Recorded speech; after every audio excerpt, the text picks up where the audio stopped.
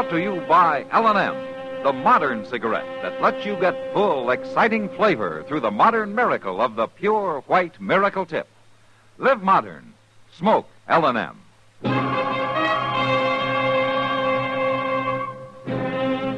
Around Dodge City and in the territory on West, there's just one way to handle the killers and the spoilers, and that's with a U.S. Marshal and the smell of Gunsmoke.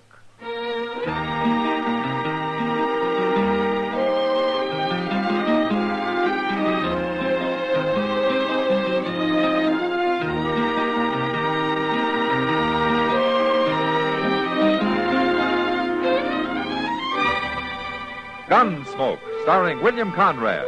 The transcribed story of the violence that moved west with young America. And the story of a man who moved with it. I'm that man. Matt Dillon, United States Marshal. The first man they look for and the last they want to meet. It's a chancy job, and it makes a man watchful. And a little lonely.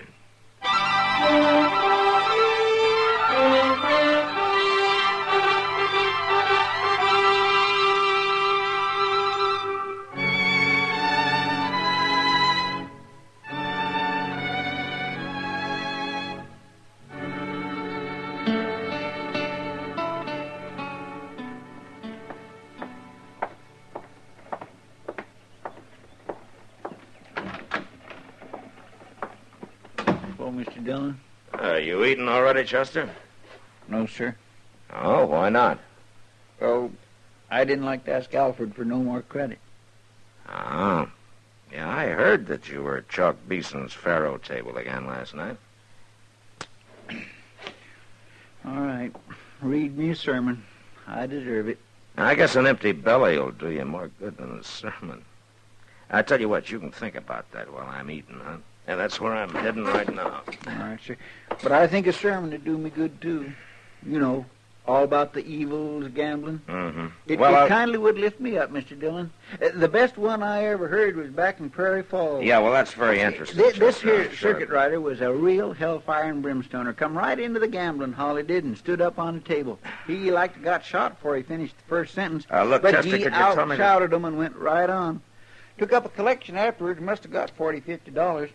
But there was only one trouble. Yeah, what was it, Chester? Well, nothing much, really. Only the money was in chips. See, he could cash 'em or play 'em. He played 'em, and he won. That kindly soured everybody on the sermon. Yeah. Well, I'm going to go eat now, Chester. I'll be back. There's more to the story than... Hello. Are you the marshal here? Yeah, that's right. Do you want to see me? If you're not too busy. No, come in. This is Chester Proudfoot. Hello. How do you do? My name is Ascom, Marshal. Clint Ascom. I'm a gambler. Well, I kind of figured that. But you're not from around here. I'd say maybe you work the Mississippi riverboats, huh? That's pretty close. The Ohio. Ah. Well, you're a long way from water here. Thanks to the Santa Fe Railroad. But that's only a temporary necessity. I have a matter to settle. Oh, well, how can I help you? I'm looking for a man. I've traced him to this vicinity. Uh-huh. Now, you know his name? That's all I know. His name is Cass. Jameson Cass. Old Jim Cass? Well, I never figured him to get mixed up with gambling and such. You Chester, do know him. Yeah. Well, maybe you can direct me to him, then. Well, he has a place out in the country. Those aren't very explicit directions, Marshal. No, they're not. But they're all I'll get. Well, I'd like to know what your business with him is. It's a personal matter. Oh, sure, but what? You told me what I wanted to know, Marshal. He's here. I'll find him without your help. Ask him. Why do you want to kill Jim Cass? What makes you think I'd do? A man eaten up by hate gets a look in his eyes. I've seen it too often.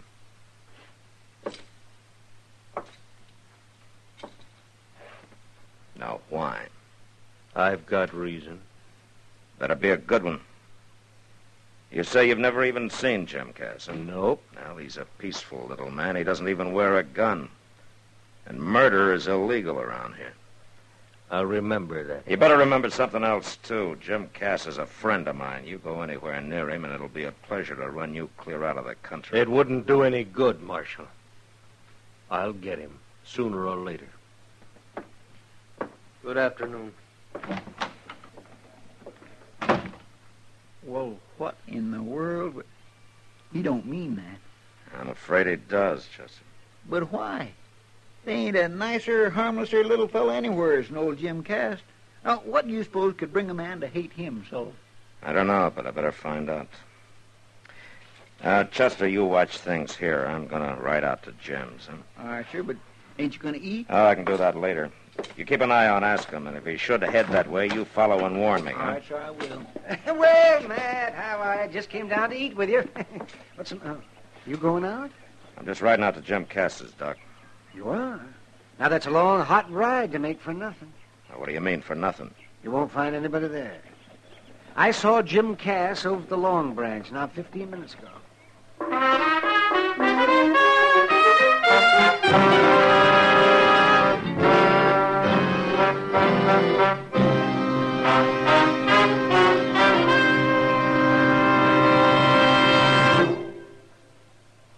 Free yourself of old-fashioned ideas. Why don't you live modern? Live modern. Live modern. Free up. Freshen up your taste.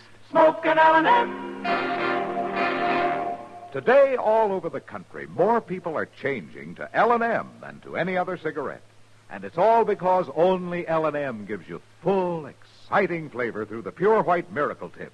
L&M draws easier, tastes richer, smokes cleaner. So free up, freshen up your taste, live modern, change to L&M. Make today your big red letter day and start to live the modern way. Live modern. Smoke an L&M. It's America's fastest growing cigarette.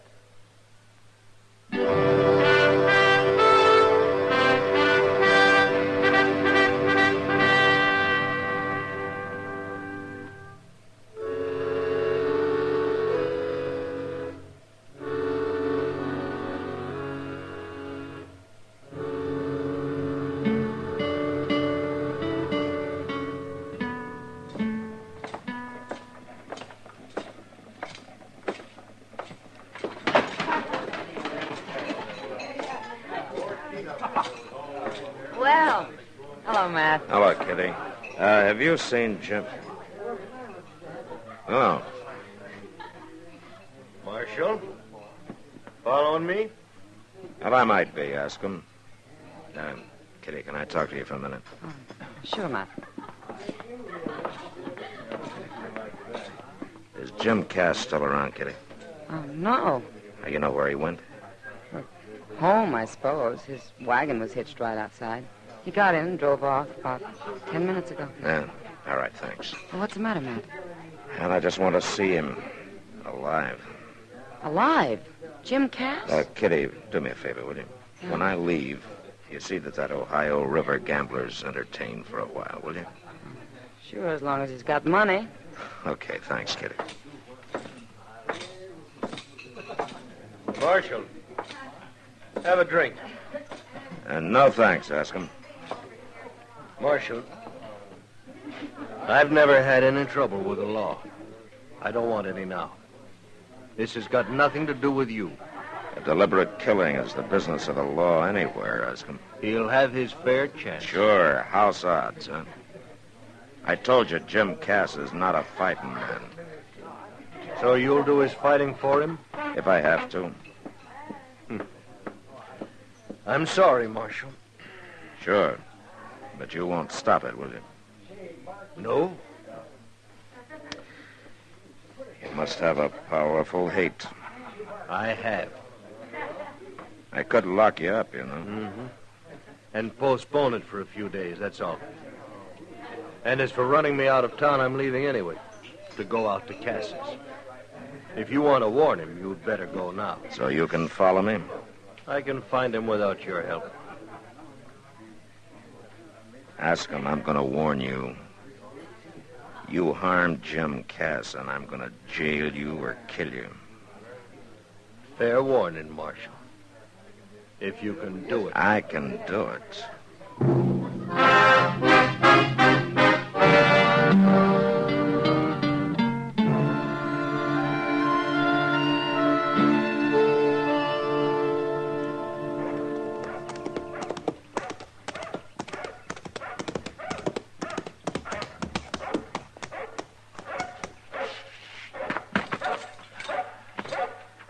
Hello? Anybody home? Hey, Tom! Hush up out there now. Hush up. Stop it. Who is it? It's me, Jim. Matt Dillon. Oh, Matt. Good to see you. What brings you out here? Can I come in? Well, sure. I'll set the coffee to boil. It won't take a minute. Hey, some scorcher, ain't it? Yeah, it sure is. Yes, sir. Gonna be a late winter. Must be something important to bring you way out here on a day like this. It is, Jim. Something about me, Matt?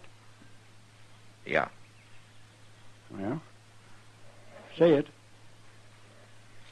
You know a man named Ascom? Clint Ascom? Ask him. Nope. A gambler, slick, young, dark-haired. Oh, no, not likely. From Ohio, riverboats. No. I was back east, Pennsylvania, a couple of years ago. You remember that? Yeah, I remember. I met some people, but I don't remember no gamblers. Not no ask 'em. Jim, is there any reason why a man you've never even seen before would want to kill you? Kill me? Yeah, that's right. This fella, ask him. He's here gunning for me? He probably followed me out here. Says he's got good reason. Well, it seemed to me like you ought to know about it if there was a reason like that.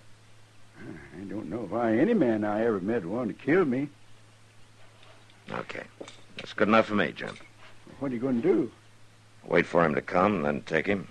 Well, seems like I ought to help. No, you just sit tight. Well, at least I'd like to ask him why. Gee, reckon that could be him? Yeah, maybe. I'll take a look. No, it's Chester. Hey, Tom, shut up out there now. Stop it. Tom. Yeah. Oh, howdy, Chester. Hi there, Jim. Nice dog. Say, Mr. Dillon, Yeah, Chester. ask him followed you out like you thought. But as soon as he spotted the place, he turned off. I come in to tell you like you said. Yeah. That's my mistake. Now we've lost him. He's out there somewhere waiting for us to leave. Well, what'll we do? Jim, maybe you better ride into town with us, huh? And let a gunman scare me off my place? Something no Kiowa or Comanche was ever able to do? All right, Jim.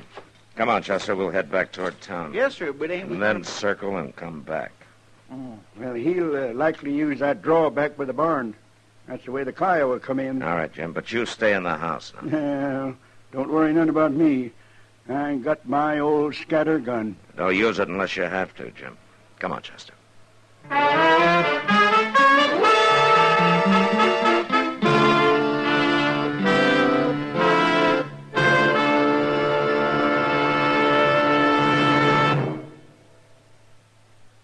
Free yourself of old-fashioned ideas. Why don't you live modern? Live modern.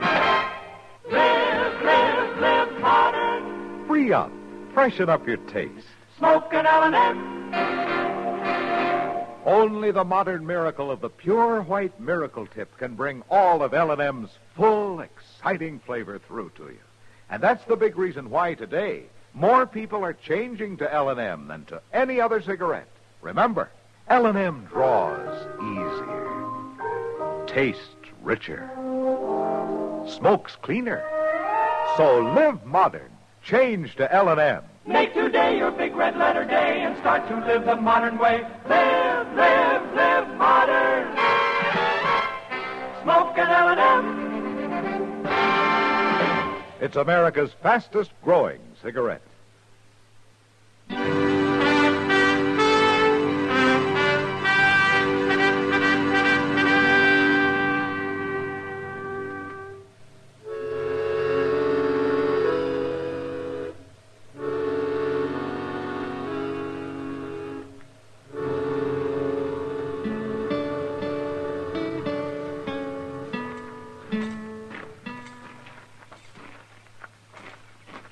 see anybody, Mr. Dillon? No, not yet. Now, wait a minute. There he is.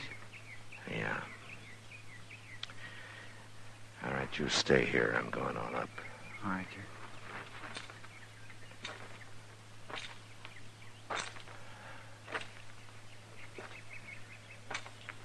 All right, hold it, Askham. What? You're covered. Don't make a move.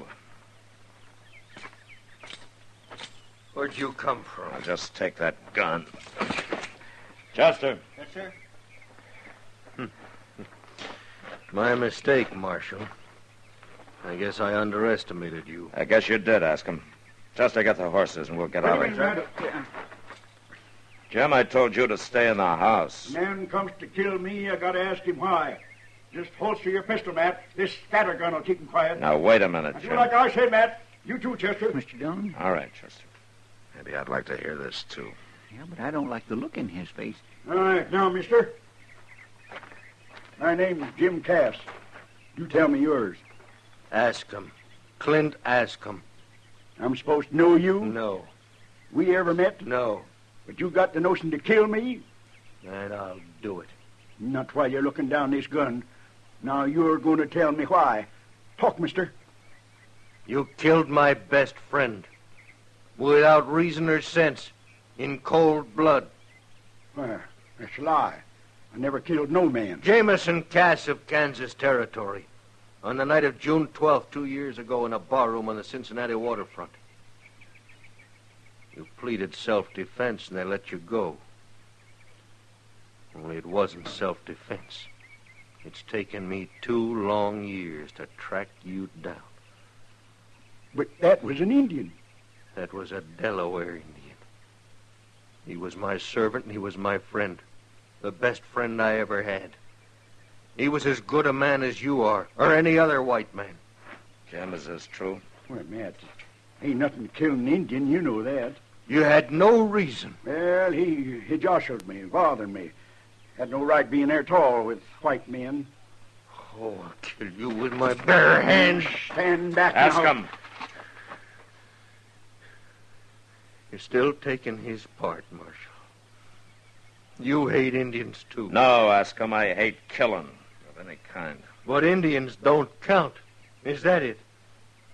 If it'd been my friend, I'd probably feel like you do. Eh?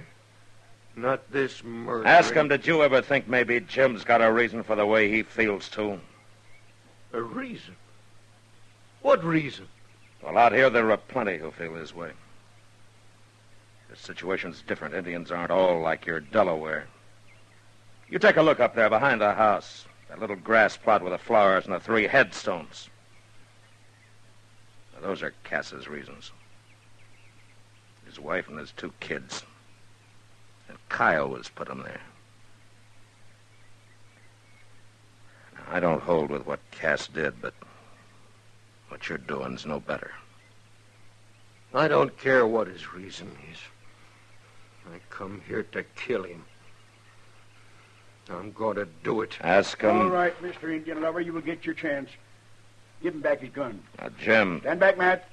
This is between him and me. You stay out of it. Give him the gun, Chester. No, Chester. Jim, can't you see that I you're see making... he ain't going to be satisfied short of blood. Well, now I ain't either. Now, wait a minute, Stand Jim. back, Matt. I'd hate to have to blast you. Use your head, Jim. Man comes to kill me. It's him or me. Mr. Dillon, that's a shotgun. Stay back, I told you. Put it down, Jim. Matt, I won't be stopped. Mr. Dillon, look out!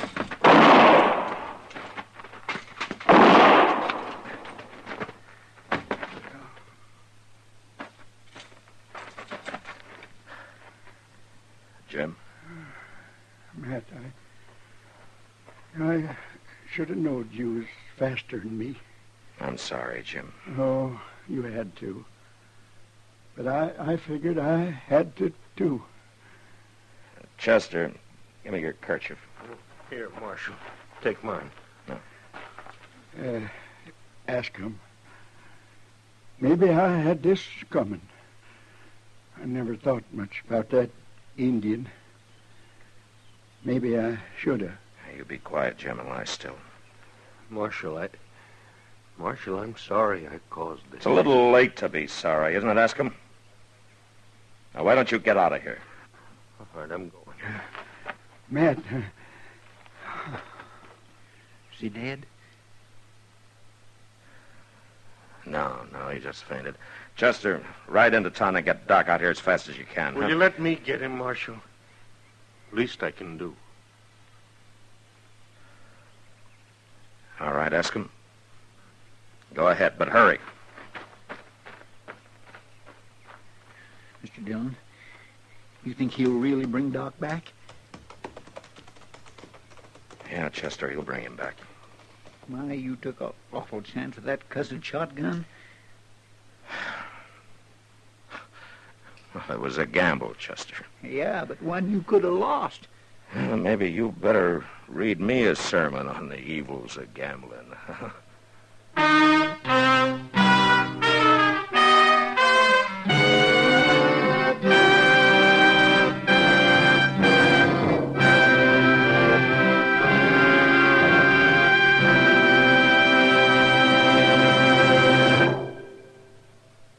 In a moment, our star, William Conrad. When your child raises his hand in the classroom, does the teacher have time to answer his questions? How many questions go unanswered in your schools because teachers in crowded classrooms just don't have the time to get around to each child? This is only one of the serious situations that's going to be faced again and again this year in schools all over the nation. Every child deserves the best possible educational facilities. Though a good deal has been done since the post-war years, increased enrollments for this term threaten to wipe out all gains. Our schools are packed by the largest enrollment in history. There will be critical shortages in schoolrooms, staff personnel, and transportation unless you do something about it. Join and work with your local civic group and school board now. Through the PTA and other groups, you can take action to improve the schools in your own community and help find more qualified teachers who are so desperately needed. Don't waste time. Your child's education is at stake. Don't leave it up to the next fellow because you're the person who can help improve our schools. This has been a public service message by CBS Radio. And now, William Conrad. You know, the frontier's so its share of needless killings. But next week, Dodge City watches the most useless of all. Because of a bullet fired 2 months earlier, 3 men die. And that was the West. Gunsmoke. Produced and directed by Norman MacDonald, stars William Conrad as Matt Dillon, U.S. Marshal. The script was specially written for Gunsmoke by John Dunkel, with editorial supervision by John Meston. The music was composed and conducted by Rex Corey. Sound patterns by Tom Hanley and Bill James. Featured in the cast were Lawrence Dobkin and Ralph Moody. Harley Bear is Chester, Howard McNear is Doc, and Georgia Ellis is Kitty. Join us again next week for another specially transcribed story on Gunsmoke.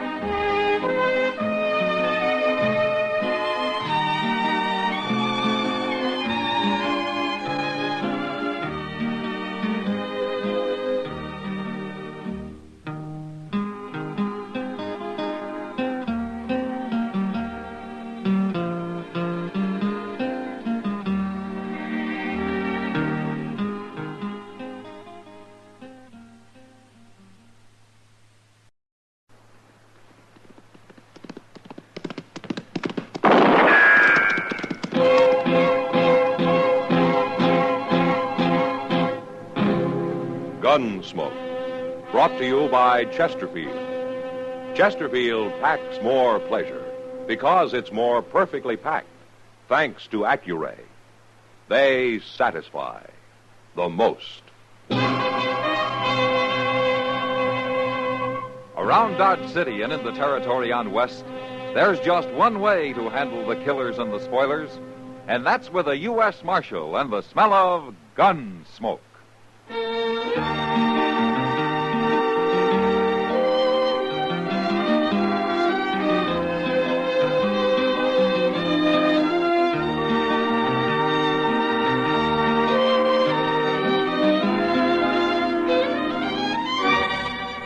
Gunsmoke, starring William Conrad.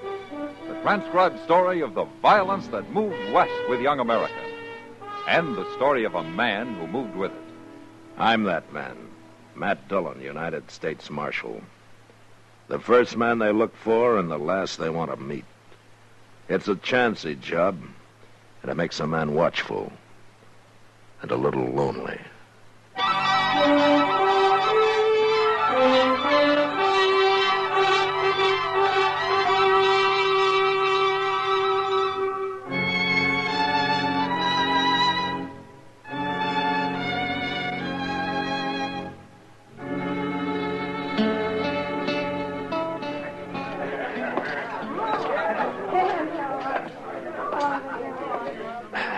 Evening, Matt. Hello, Kitty. You look a little blue. Oh, it's cold outside. Well, you sit down. Yeah. I'll have Sam fix you up a coffee grub. That'll warm you. Why do you think I came in? Well, you sure know the way to compliment a lady. Maybe I ought to just... What do you think you're doing? Matt, look. He's been spoiling for trouble ever since he came in here. I asked It's you a Murdoch, question, huh? mister. Do you know him? Yeah. Well, answer. Nothing. You don't need the whole bar. What'd you say? I got as much right here as you. Is that so? Matt, he's got a knife. Wait a minute. Murdoch!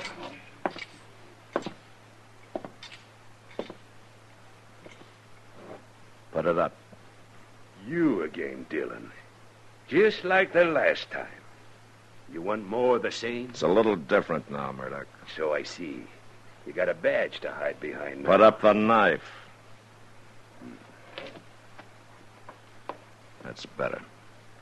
This man's crazy, Marshal. I didn't do a thing to him. I didn't mean to jostle him. It's all right, son. It's over now. Go on about your business. Yes, sir, Marshal. Yes, sir. Yeah. What kind of a bone picker is that for the high plains? Times have changed, Murdoch. Nothing but settlers and dudes, bone pickers and trackmen, cow wranglers and bluecoats, and lawmen. There's something you better understand, Murdoch. Hmm? When Dodge was full of you buffalo hunters, you could throw your weight around. Well, not anymore. I ain't changed, Dillon. Just stay out of trouble. I'll do as I want. He always did. What are you doing in Dodge anyway? There haven't been any buffalo around here for years. Well, maybe I came to see you, Dillon. And I thought you probably figured me for dead. Oh, no. I heard about you and your badge. Maybe it's just as well for both of us I'm wearing it. I don't fear no man. And least of all, you. All right. Just let me give you a little warning. If you're thinking of going south for buffalo into Indian territory, I wouldn't. I do a lot of things you wouldn't. This is orders from Washington. They don't want any more trouble with the Indians. The territory is closed to hunters. They got cavalry patrols along the line. I go where I aim to go. And I don't fear no cavalry. And I got orders to stop anyone. Have you now? You just remember what I said.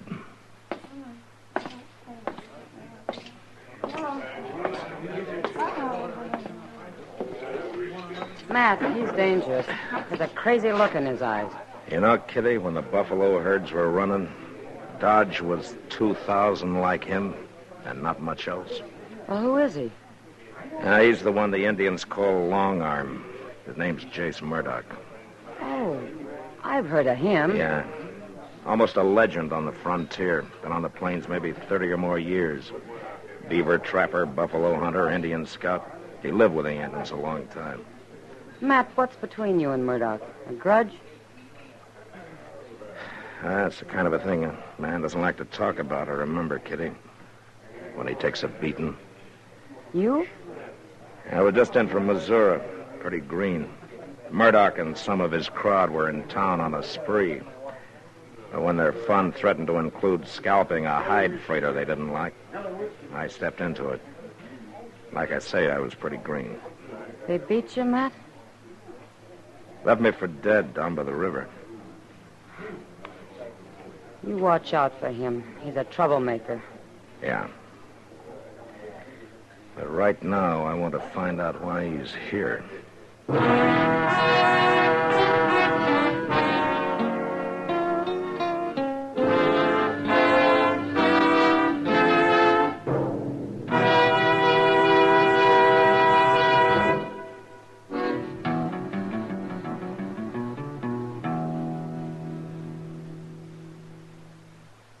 Introducing one of the country's best-known jazz musicians and arrangers, Mr. Bobby Haggart. How about whistling along with him?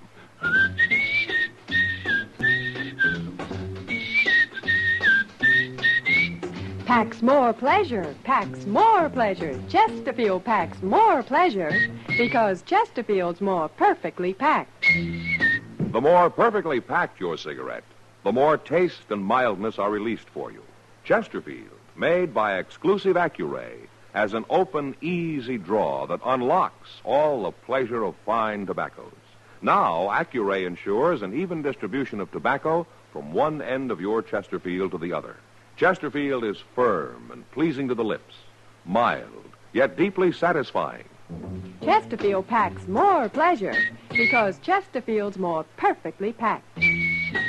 To the touch, to the taste, Chesterfield packs more pleasure because it's more perfectly packed. By Chesterfield, mild, yet they satisfy the most.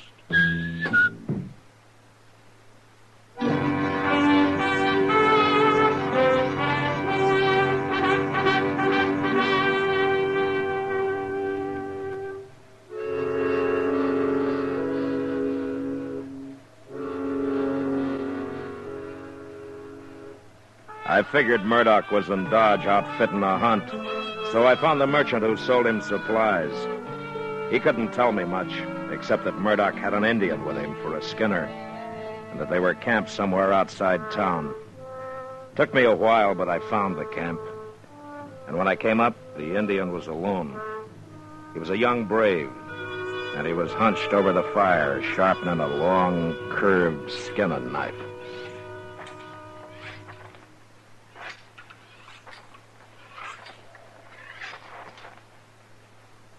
It's all right. Go on.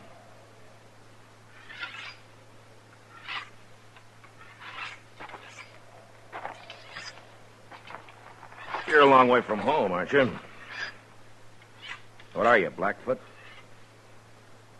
How do you know that? The scars on your wrists, the cut arms. Your people do that in mourning some close relative's death, don't they? No. Who are those for? Father, brother, mother? All right. My name's Matt Dillon. I'm a U.S. Marshal. How are you called? Oh, what does Murdoch call you? When he is not angry, Injun. And when he is? Dog eater. Ah. And he knows his Indian insults. What do your people call you? It means golden calf. Now, you're a breed, aren't you? I'm an Indian.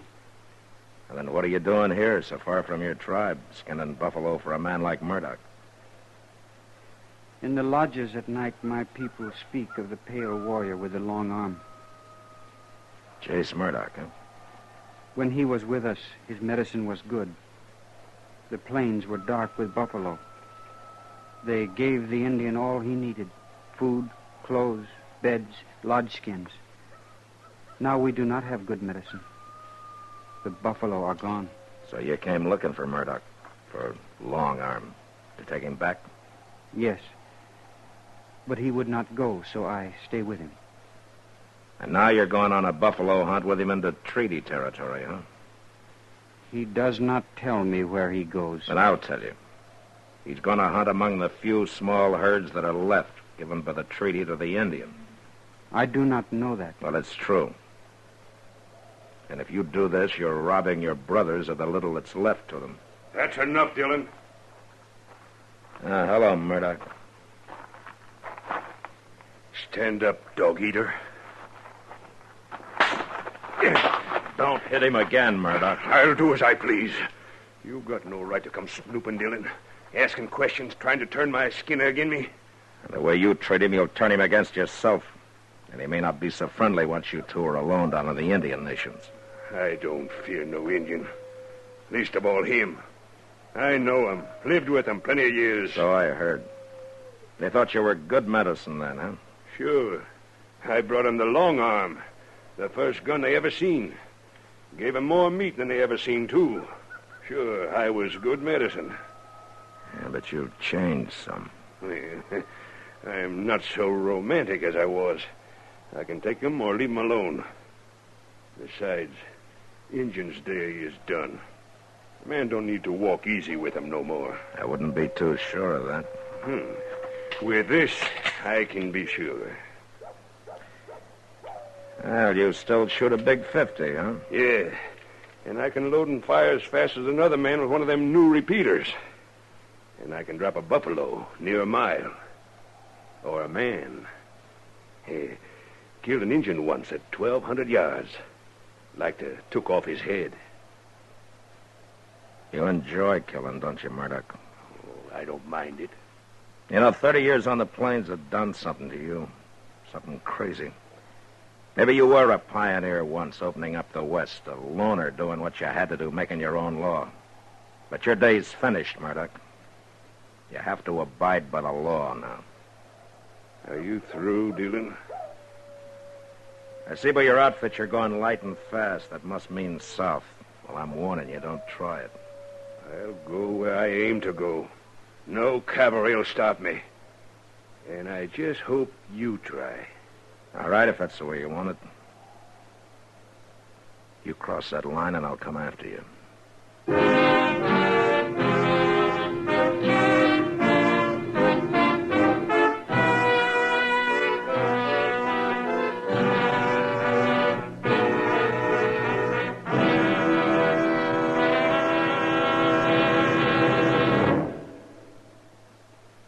Say, where are you listening to Gunsmoke?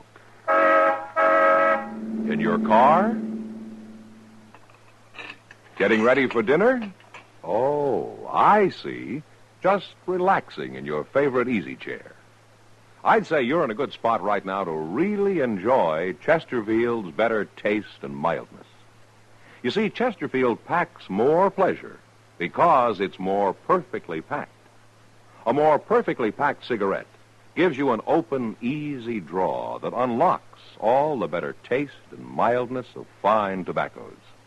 And Chesterfield, made by exclusive Accuray, is more perfectly packed, with an even distribution of tobacco from one end of your Chesterfield to the other. Firm and pleasing to the lips, mild, yet deeply satisfying. Remember, to the touch, to the taste. Chesterfield packs more pleasure because Chesterfield's more perfectly packed. By Chesterfield. Mild, yet they satisfy the most.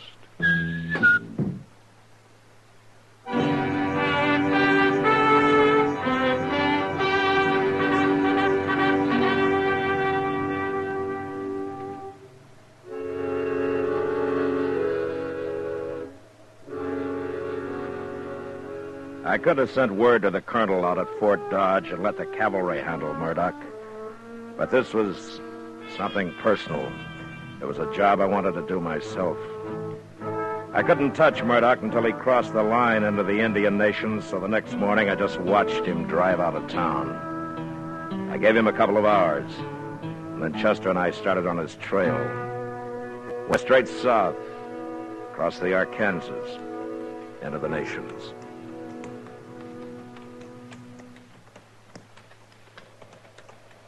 I don't know, Mr. Dillon. It seems almost too easy. His wagon tracks in the snow going straight as a board as far as you can see over the next rise. Yeah, I know, Chester. But we better keep our eyes open. We should be getting close to him now. Well, I guess ain't nothing to worry about as long as we can see his tracks up ahead. Now, maybe not. But we'll come up on that rise easy. Just might be waiting for us on the other side. Well, I don't know. The way he ain't bothering to cover his trail, it seems like he ain't expecting us to follow him. Maybe he didn't believe you. Don't count on it. No, I swear this ain't the time of year for traveling, is it? Good time for buffalo hunting, though. Coats will be prime. And if I was... Mr. Dillon!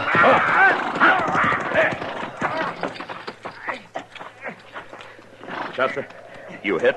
No, sir, he didn't get me. He got my horse, but I'm pinned down. All right, I'll get you out. Mr. Dillon, look out. He's still shooting. All right, just stay flat behind the horse. Now, you pull your leg out when I lift up on the saddle, huh? Yes, sir, I will. There. Now, stay low. Mr. Dillon, where'd that shot come from? Well, I'm not sure, but Yeah. From over in that rim of rock there. You must have circled around. Yeah, we rode right into a trap. How's your leg? Well, it ain't broke, I don't think. But it hurts some, all right. Oh, I'm afraid I ain't going to be much use to you, Mr. Dillon. Now, don't worry about it, Chester. But what are we going to do? We can't just lay here in the snow. We'll freeze. That's probably what Murdoch's thinking. He sure planned it neat. Got us pinned out here in the open. No cover anywheres near. Mr. Dillon, my rifle's under the horse. Maybe we can... No, it wouldn't do any good anyway, Chester. It's too far. Only his buffalo gun has this range. Yes, sir. I got it. Where is it? No, he shot your horse, Mr. Dillon. There was no need for that. Yeah. He's showing us how great a hunter he is, Chester. What are we going to do without horses? We'll worry about that later. Right now, there's one thing we can do. Get up to those rocks and rush him. But how? Well, his Big 50's a single shot. He's got to reload between shots. He's doing it mighty fast. Yeah, but while he is, I could be moving. Oh, Mr. Dillon, you wouldn't never make it. Why, that's 500 yards or more. You got any other ideas, Chester? No, sir, I ain't. Oh, darn this leg. It's all right, Chester. This isn't your fight anyway. Well, I think I'll draw a shot and see just how fast he can reload. No, Mr. Dillon. 1, 2. You're taking awful 3, chance standing up like that, 4, Mr. Dillon. 5. No. Gracious. All right. Now we know. 5 seconds. That ain't very long. Well, it'll have to be long enough. Oh, Chester? Yes, sir. Good luck, Mr. Dillon. Yeah. Same to you, Chester. Hey, Murdoch! 1, 2, 3, 4, 5.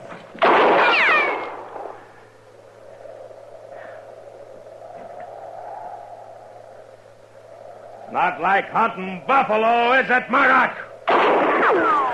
1, 2, 3, 4, 5.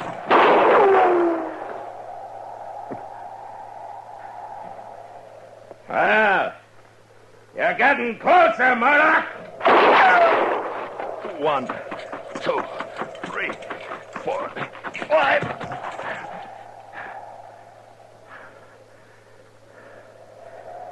Oh, maybe he's caught on. Hey, Murdoch! You couldn't be out of ammunition, could you?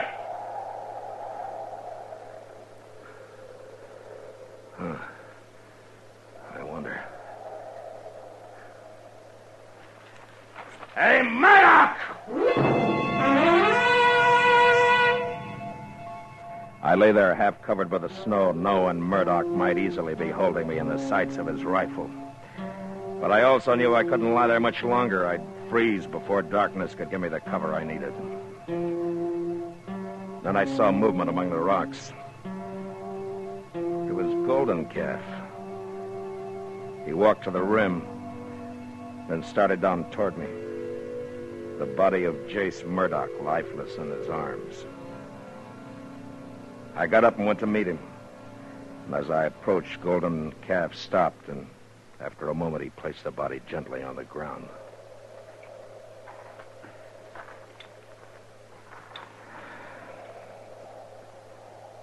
Why did you do it, Golden Calf? I know now you spoke the truth. His medicine was not good. Not anymore. Is that the only reason you killed him? Here? Now? All right, thanks, anyway. I'm going to have to take you back. But nobody will convict you for saving the life of a U.S. Marshal. Well, we're going to have to bury him. Yes. Here, wait a minute. Let me see your wrist. That's a new gash. Was Murdoch a relative of yours? He was my father. I am Golden Calf, the son of Long Arm. Oh. Well, all right, Golden Calf. Let's get started.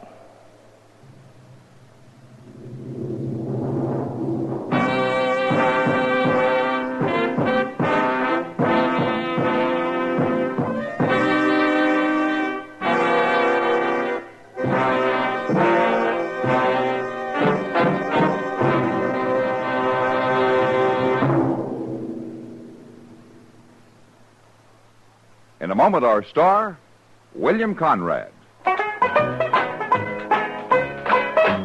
Chesterfield packs more pleasure because Chesterfield's more perfectly packed. Chesterfield, made by exclusive Accuray, packs more pleasure because it's more perfectly packed. Unlocks all the pleasure of fine tobaccos.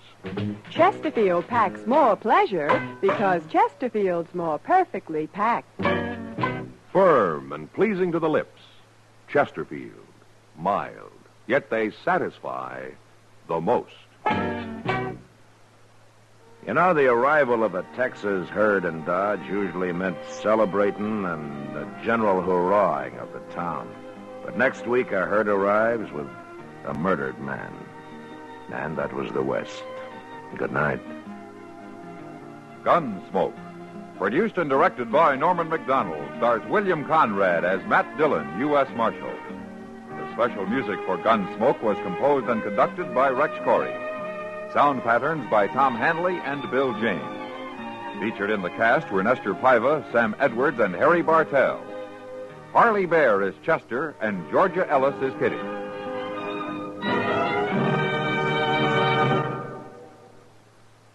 Smokers, this is it. L&M filters. So good to your taste, so quick on the draw. Make today your big red letter day, your L&M red letter day. Superior taste and filter, it's the miracle tip.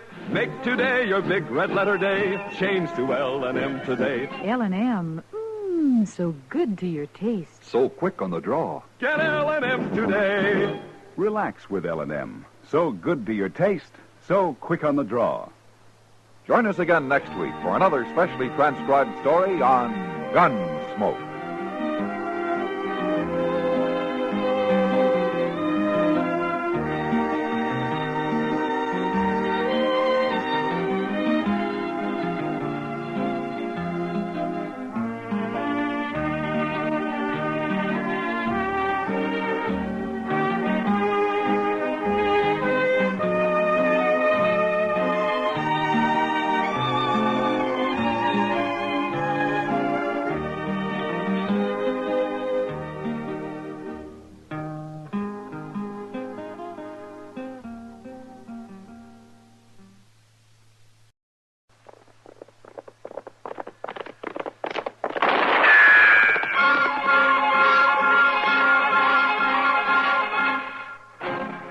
Around Dodge City and in the territory on West, there's just one way to handle the killers and the spoilers, and that's with a U.S. Marshal and the smell of Gunsmoke.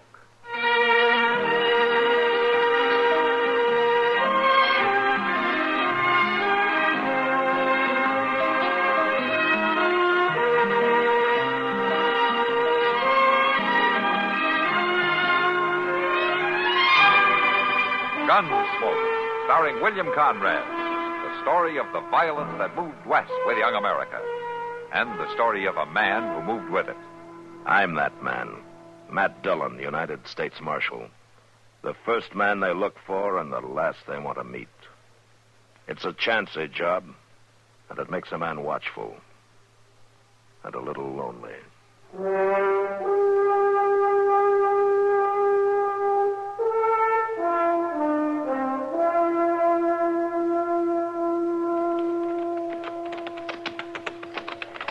Mr. Dillon, couldn't we stop a little while? Well, if we're going to get to Dodge before dark, we got to keep moving, Chester. Yeah, but I swear I'm about to bust. Oh, what did you expect after the way you ate dinner? You know, I just couldn't help it. Every time I eat with the cavalry, I make a fool of myself. The ration them fellers draws nowadays is really something, ain't Hey, it? Chester. Look over there in that drawer. Why, it's an Indian, ain't it? Is he dead or what? Well, let's go see.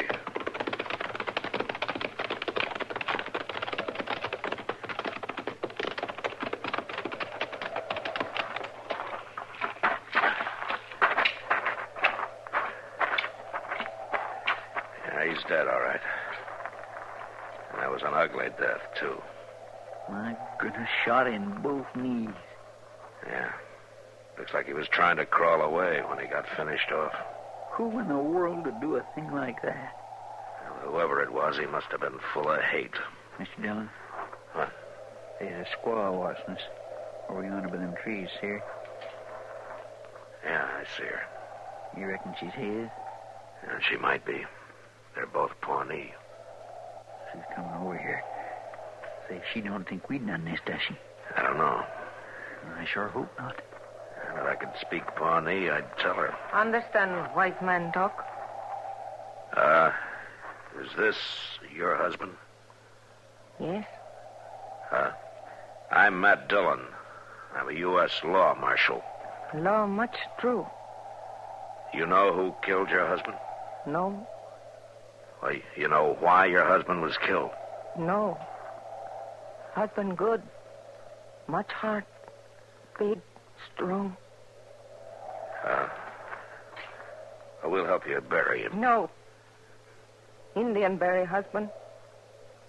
Oh. All right, we'll go. Come on, Chester. It just don't seem right leaving her there all by herself, Mr. Dillon. That's the way she wants it, Chester. Well, let's get on back to Dodge.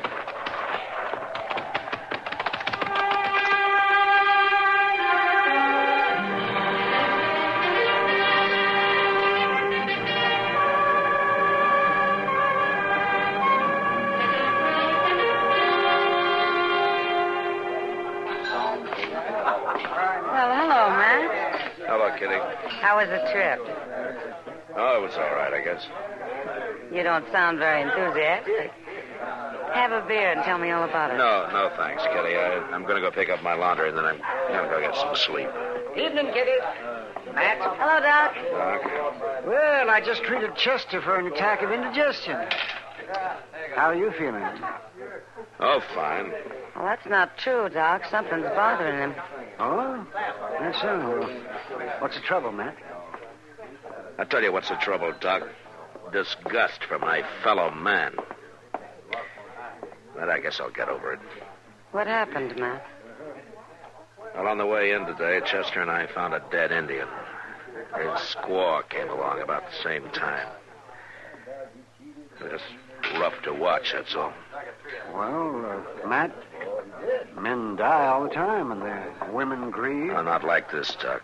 He was killed a piece at a time. Somebody had shot him in both knees so he'd crawl.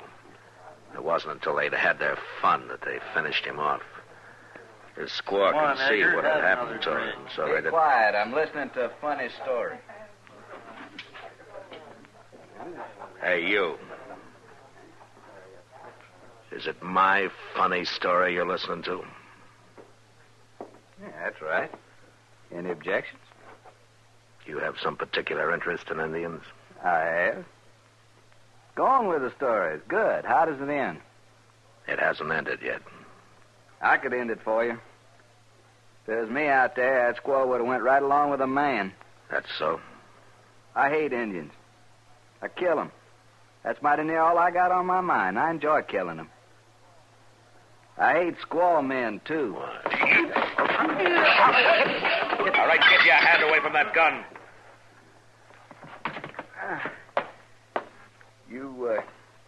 You wearing some kind of badge there under that vest? That's right. I'm a U.S. Marshal. And you figure that gives you a right to tell me who I can hate? No. That's your business. But what you do about it is mine. Well, I'm going to go on killing Indians is what I'm going to do about it, Marshal. Like I've been doing for 16 years. And you've got a lot to answer for, mister. That's a long time. It seems like no more than yesterday. I come back from hunting one time. I found my wagon burnt. My wife with a pretty back stuck full of arrows. My baby son carried off. They was Pawnees. And Marshal, your little badge ain't gonna change that. That's between me and the Indians. I'm gonna kill them till the day I die. Edgar. Leave me alone. What a terrible thing. What Matt saw was terrible too, Kitty. Yeah. 16 years of that kind of hate's long enough, isn't it, Doc? Much too long. Mr. Dillon? Yeah. Mr. Dillon, that squaw's here. Huh? Here in Dodge? Yes, sir. She come over to the office. She wants to talk to you. Oh, where is she now? Well, there was another Indian with her. They're waiting out near the edge of town. All right, let's go.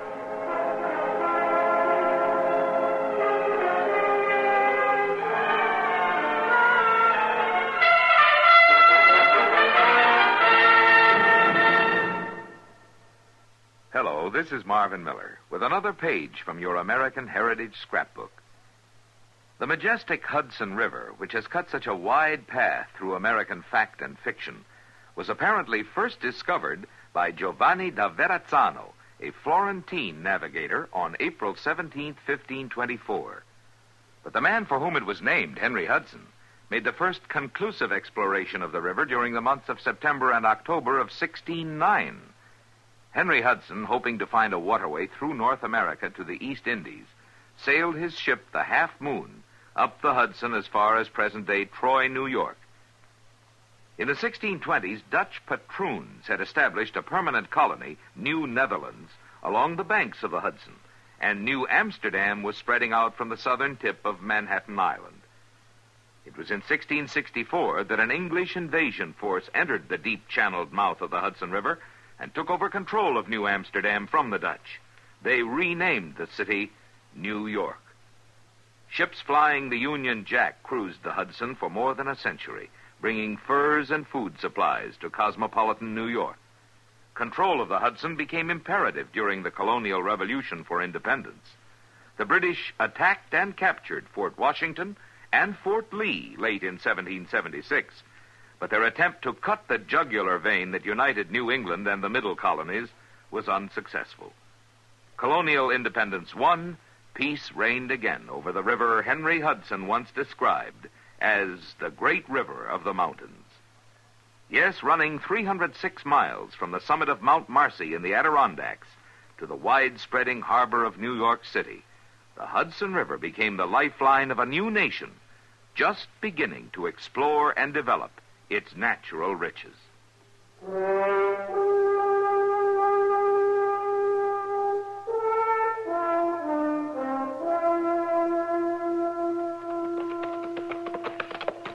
I don't see him, Chester. No, me neither.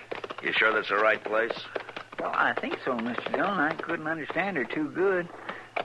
Maybe they changed their mind and left. Now, that's not very likely. Must have had something pretty important to say to come all the way into town like that. They sure must have. Oh, there she is. Moving out into the clearing. Yeah, but she's alone now. Where's that other? Well, we'll probably find out. Mr. Dillon, we better be careful. I don't like this. You want to wait here? No, I'm coming.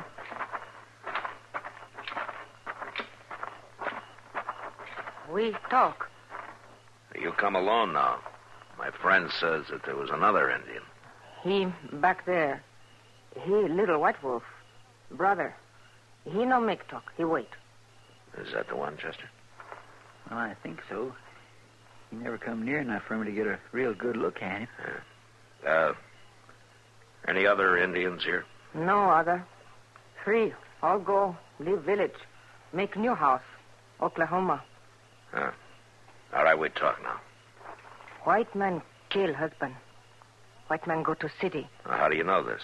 Brother, he gone. See one, only white man. Then go find husband dead. Brother track white man. Go to city. Who is the white man? He wear black hat, spotted shirt. He ride black horse. Well, I seen him. Wait a minute, Chester. There are many men like that in the city. You got to say more than that.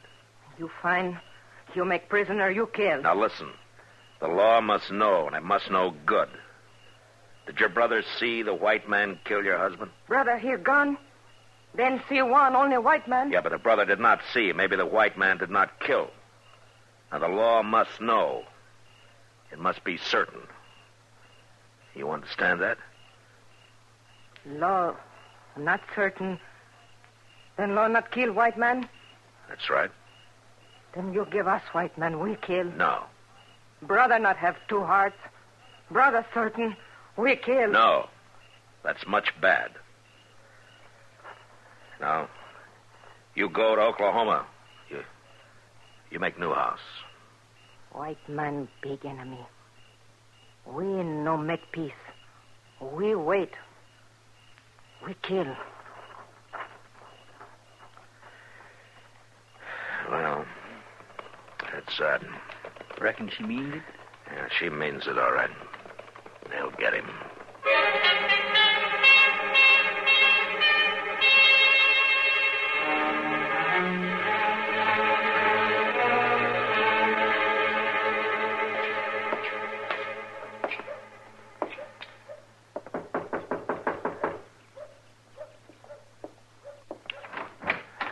Eggert, I want to talk to you. Come on in. I tried to find you last night. I ain't been hiding much. Yeah, I know. It was late when I got back to town. Nobody knew where you were staying. I went out to talk to some Indians. You seem mighty fond of Indians. I'm fond of the law, Eggert. Now tell me, did you kill that Pawnee? I killed lots of Pawnees in the last 16 years. That's not what I'm asking you. Did you kill that one yesterday? Supposing I did, what would you do about him? I'd hang you. For killing an Indian? Might as well hang a man for squashing worms. That day's past, Eggert. Now, the Indians think you killed him, and so do I. I reckon you'll have to prove it, Marshal. Yeah, there's an Indian who can identify you. The squaw's brother, so you do it. That ain't exactly true. No? No, because if it was, you'd have me in jail right now. You ain't got no proof. Well, the Indian heard your last shot, and he saw you ride off. He tracked you here to Dodge. Don't put no rope around my neck. Not legally, no. But the Indians know that you did it. And I don't want to have to hang those Indians. And what do you mean by that? I'll tell you what I mean by that. They're waiting for you, Eggert. They're what? That's right. So you stay in this town. You set one foot outside of Dodge City, and those two Pawnees will kill you. Don't be sure of that, Marshal. Don't be sure of it at all.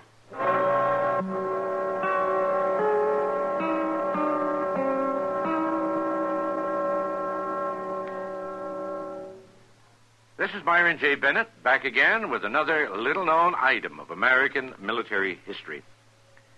When you're up there in the wild blue yonder, either shooting or getting shot at, there's not much time for making famous remarks. Perhaps that's why there aren't too many on record for the Air Force, although our youngest branch of the armed forces got a big piece of the action in our recent wars. It started out on August the 1st, 1907, with only one officer and two enlisted men, and didn't get its first airplane until a year later. Under the Signal Corps, aces made history in the dogfights of World War I. But it wasn't until General William Billy Mitchell got himself court-martialed for backing up his statement that nothing can stop the attack of aircraft except other aircraft that the air arm really got going.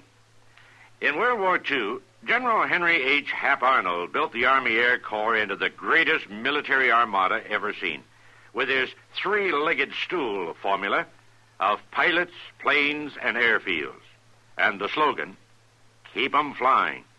And in the Cold War that's been going on ever since, the now independent Air Force, with its ever-ready Strategic Air Command, carries the biggest stick we've got behind its soft-spoken motto, "Peace is our profession."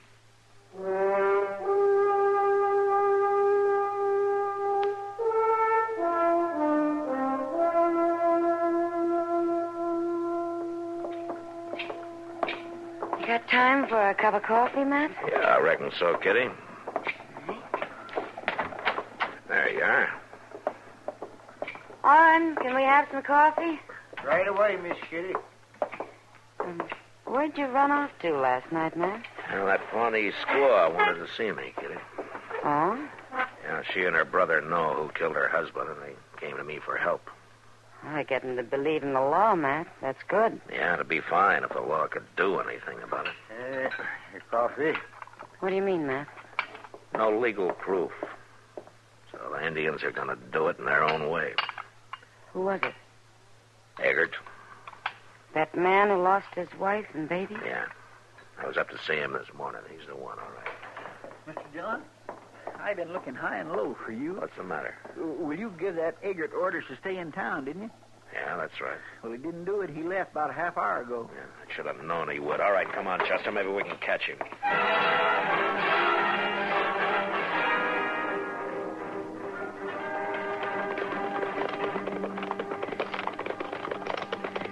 Seems like we ought to have caught up with him, but now, Mr. Dillon. Yeah.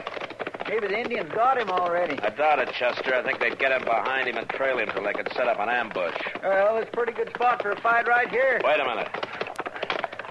There's the squaw over there in those trees. And she's riding up that little gun. Yeah, come on. She's turning. Oh, she jumped off. I'll get her. You catch the horse. Yes, sir.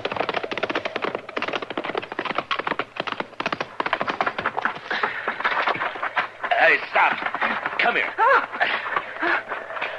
Now, where's your brother? Come on, talk. Where's Little White Wolf? You see white man who killed your husband? Mr. Dillon? Yeah, over here, Chester. I got her horse. What'd she say? Nothing. Nothing? No, not a word. Look. Brother killed white man, he break the law. Now, the law will punish him. You understand that? Now, where is your brother? All right, come on. That's where I don't understand, Mr. Dillon. I do, Chester. She waited on the trail as a decoy and deliberately led us away to give her brother time. Right now, that Indian and Eggert are stalking each other somewhere in that bush. See, that was a rifle. White man, big enemy. We kill now. Little White Wolf avenge husband. Where'd it come from, Chester? Could you tell? Well, from that bluff yonder, it sounded like. All right, let's get over there. Maybe we still have time to stop him.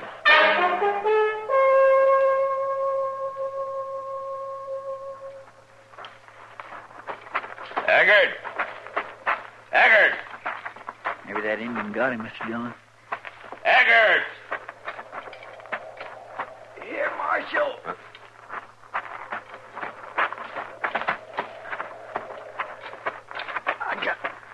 I got me another Pawnee. But he got me too. Where is he, Eggert? Right in them rocks.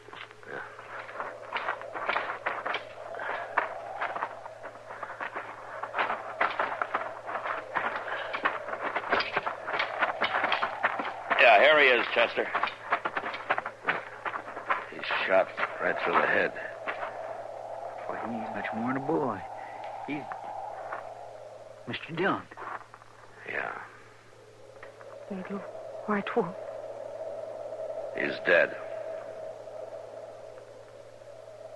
Little White Wolf wasn't your brother. Not your true brother, was he? No. True brother. Die baby. Chief, give mother white baby. Call him Little White Wolf. He grow up fine Indian. He good brother. White man die? Yeah, he'll die very soon.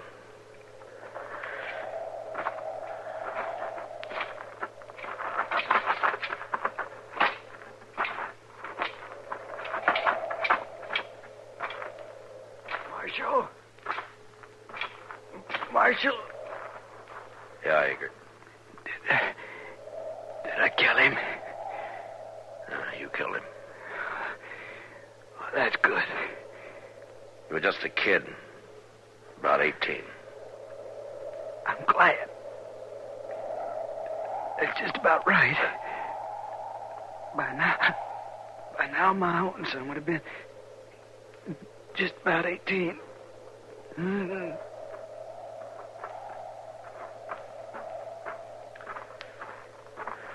Mr. Dillon, did you tell him? No, Chester, I didn't tell him. Well, at least we can bury him together.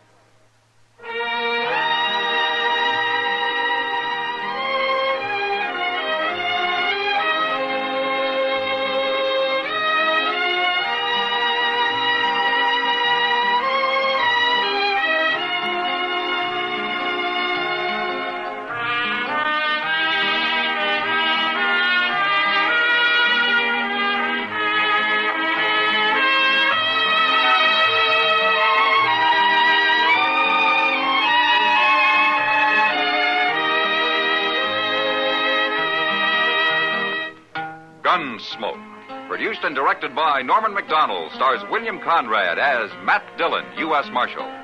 The script was specially written for Gunsmoke by Les Crutchfield, with editorial supervision by John Meston. The music was composed and conducted by Rex Corey.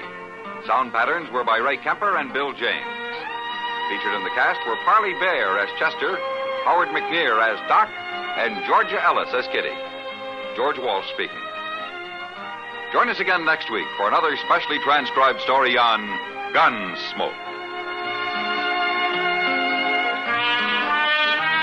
This is the United States Armed Forces Radio and Television Service.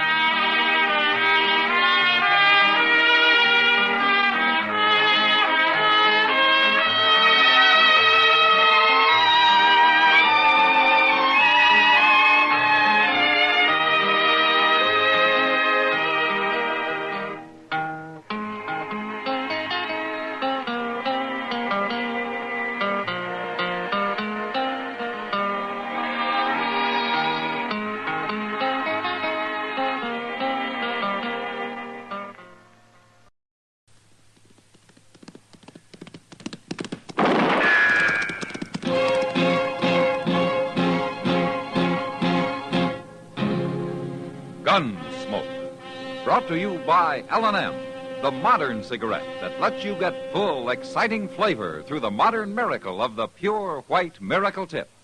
Live modern. Smoke L&M.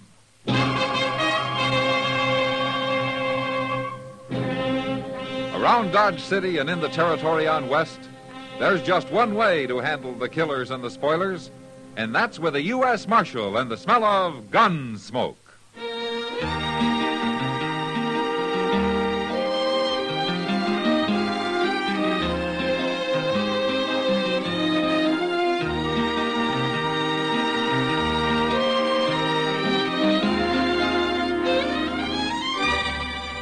Gunsmoke, starring William Conrad. The transcribed story of the violence that moved west with young America. And the story of a man who moved with it. I'm that man. Matt Dillon, United States Marshal. The first man they look for and the last they want to meet. It's a chancy job, and it makes a man watchful.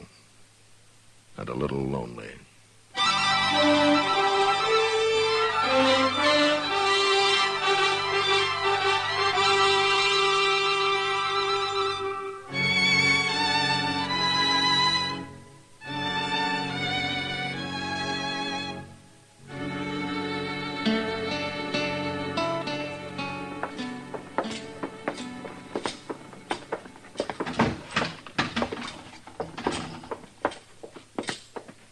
Matt. Chester. Hello, Kitty. Oh, Miss Kitty. I'm looking for your partner, Kitty. Oh, Sam? Mm-hmm. He's in back breaking out a shipment of whiskey we just got. Sit down. He'll be here in a few minutes. Okay. Sam in trouble, Matt? Oh, no, Kitty. I just wanted some information from him. It's nothing important. Well, that's good. Who are those two men? I don't know. They're strangers to me. That one wearing the gun, I'd like to keep a stranger. Where is the owner of this place? He don't look like he's going to make nobody happy. Hey. Excuse me. Let Sam take care of him, Kitty. Well, it's my job, too. Go get the owner, miss. We want to talk to him. I'm one of the owners. You? What is it you want? Well, we can't do business with no woman, Breeze. And what's wrong with doing business with a woman, mister? Well, it ain't fitting, that's all. Well, what's going on, Kitty?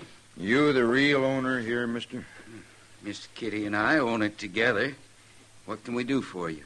My name's Tom Breese. This here is Red Temple. I'm Sam Noonan. They say this saloon's worth about $15,000. Is that right?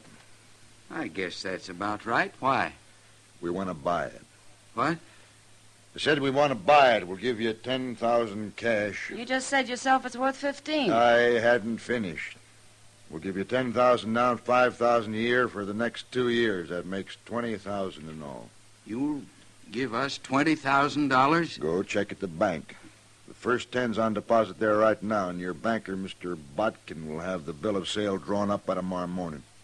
You're awful sure of yourself, aren't you, Breeze? Now, Kitty, all they want to do is give us $20,000. Where are you men from, anyway? Abilene, we come in on the Santa Fe this morning, and our money is good. This is kind of sudden, but $20,000? Well, what do we want to sell for, Sam? This is a good business. Sam knows a good deal, miss. You trust him. Sure, if it's legitimate, why not? Well, I don't know. Look, why don't you two talk it over, and we'll come back in the morning and settle everything. We'll talk it over, all right. Sam can't sell without me. Oh. Well, you listen to him now. He knows what he's doing. We'll see you in the morning. Come on, Temple. He's right, Kitty. We'd be crazy not to sell at that price. I'll sleep on it, Sam. Sure, you do that. But come on out back for a minute. I want to show you that new whiskey we ordered. All right.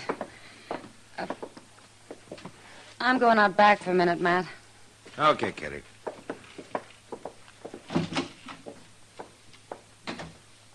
Well, I'll be doggone.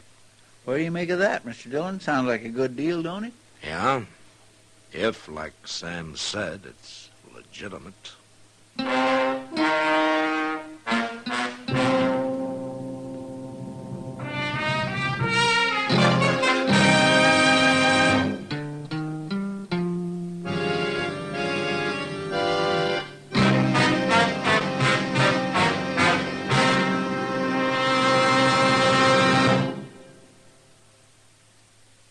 Why don't you live modern?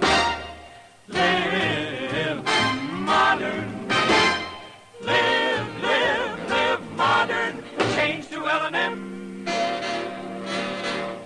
Only with L&M can you enjoy the full, exciting flavor of today's finest tobaccos through the modern miracle of the L&M Miracle Tip.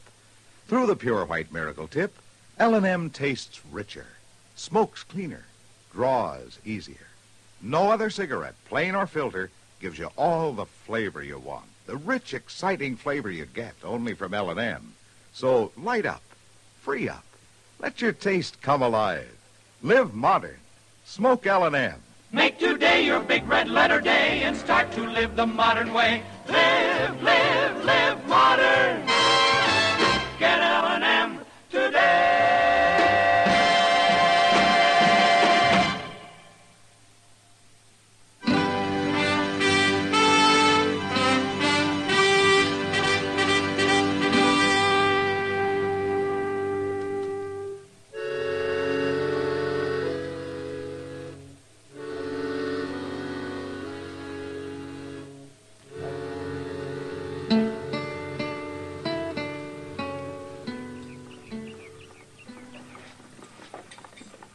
I just ate and I'm still hungry. But it's a nice morning, though, ain't it, Mr. Dillon? Yeah, nice enough to get Kitty out bright and early. What? Oh. Say, she looks mighty pretty, don't she? Mm-hmm. Good morning, gentlemen. Good morning, Miss Kitty. Well, are you in business or out, Kitty? In. I told them this morning I'm not selling. Oh? Well, how's Sam feel about it? Sam's hardly speaking to me. How bad? Oh, what decided you? I honestly don't know, Matt. Maybe I just don't like those two. And I don't like their big hurry, either. They insist the deal has to be settled by Wednesday, day after tomorrow, no later. So I told them I needed more time, that's all. But they can't wait, so I made a definite no. Well, it's your right, Kitty. It sure is. Well, drop around later, huh? Okay. So long, Miss Kitty. Bye. Well, that's that. Yeah. Hey, look, Mr. Dillon. What? Them two fellas. You think they're fixing to follow her? It won't do 'em any good. When Kitty makes up her mind, she doesn't often change it. Marshal Dillon. Hello, Priest. Temple. How'd you know our names? I've heard. Oh, through Kitty Russell, no doubt. Do you want to see me? You say you're a good friend of Kitty's. Yeah, that's right. She tell you about turning down our offer? She mentioned it, yeah. She's making a mistake, Marshal. Well, I think it's up to her what she does, don't you? Oh, sure. Maybe you could kind of change your mind. What? By Wednesday. There's $1,000 in it for you. Better take it, Marshal. I had, huh? Tell me something, Temple. Is that more or less than he's paying you? Huh? Hey, now, look Easy, Temple. What do you say, Marshal? I don't know what your game is, Brees, but if I find out and I don't happen to like it, you're going to be in trouble. Both of you. Come on, Temple. Yeah. We'll meet again, Marshal. Anytime.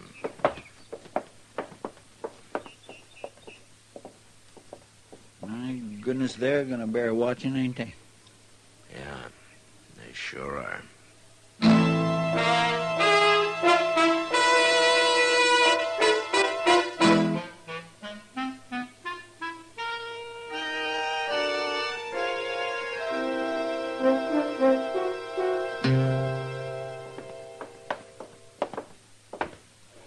Well, this is number 9. Go ahead, Temple. Knock.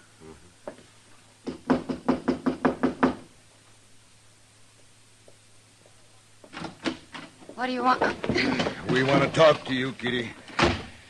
In private. Now, look here. Just be quiet. What do you think you're doing busting into my room Shut like up, this? else you'll get hurt. Oh, so that's it. I should have known you were nothing but a hired gun when I first saw you, Hey, Temple. you quiet. Let go of me! Hit me, I'll show you. Oh, Temple, now hold it. Leave her alone. She slapped me. I said leave her alone. See you later, Kitty. Kitty, you listen to me. I'm going to make it real short. Then you're through now. Get out of here. We're going to buy the Long Branch, Kitty. And we're going to buy it before Wednesday. No, you're not. Okay, Kitty. You were right about Red Temple. He is a gunman. So? You're going to have him shoot me? No. Your partner, Sam Noonan. You wouldn't dare. But if you go to the marshal or anybody else about it, he'll shoot you, too. It'd be a pleasure. No. Look. You can't do anything to Sam. We'll kill him, that's all. Think it over, Kitty. Think it over hard.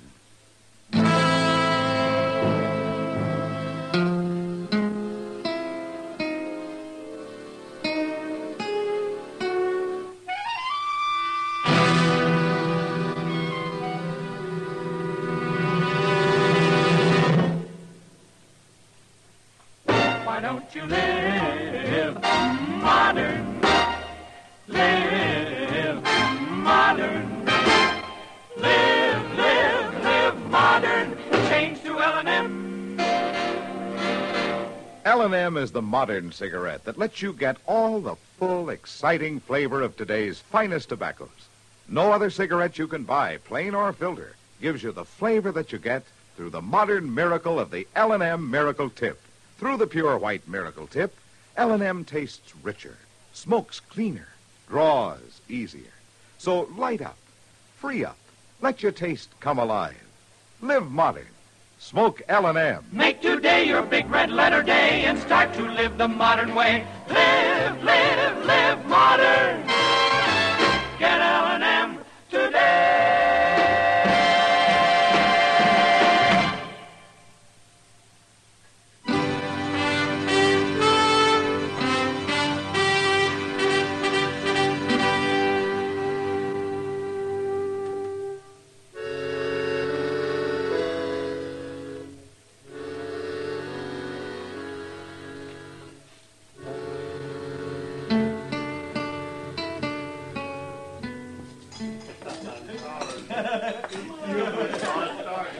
Evening, Marshal. Hello, Sam. Well, did you hear the news? Oh, what news? Kitty. She's changed her mind. We're going to sell the Long Branch after all. You are? Here, ask her. You tell him, Kitty. Well, about selling? It's true, Matt. Why should I turn down all that easy money? I was just being stubborn, I guess. Well, you had to think it over some, Kitty. I understand that now. But at least it's your decision. Nobody pushed you into doing it. No. Come by tomorrow afternoon, Marshal. Drinks will be on the house. Tomorrow? Well, after we get through signing the papers at the bank. Going to have a little celebration. I'll see you then. Okay, Sam. Kitty? How come you changed your mind? You really want to know? Well, if you want to tell me. I did it for a friend, Matt. I did it for Sam.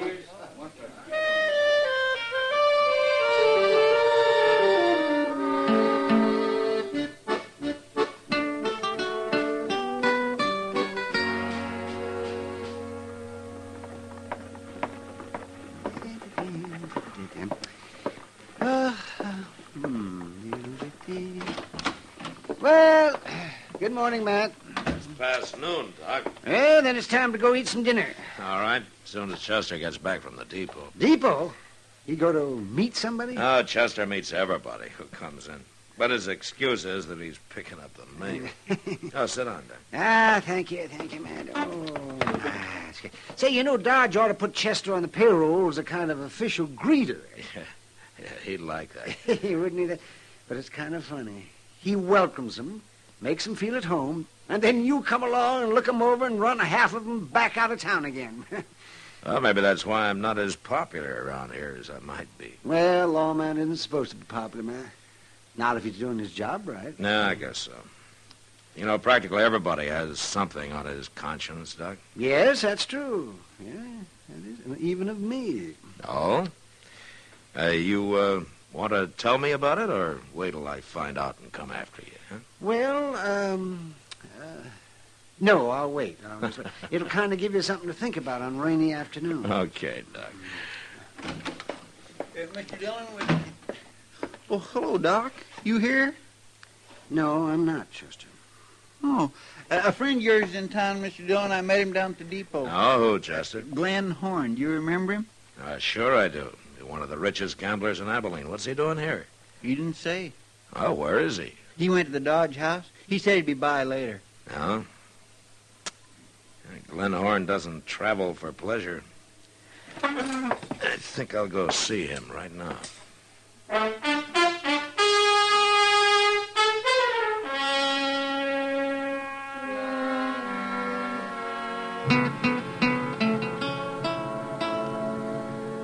Well, Glenn, the whole thing begins to make sense, doesn't it? Yes, it sure does, but I don't like being taken for a fool, Matt.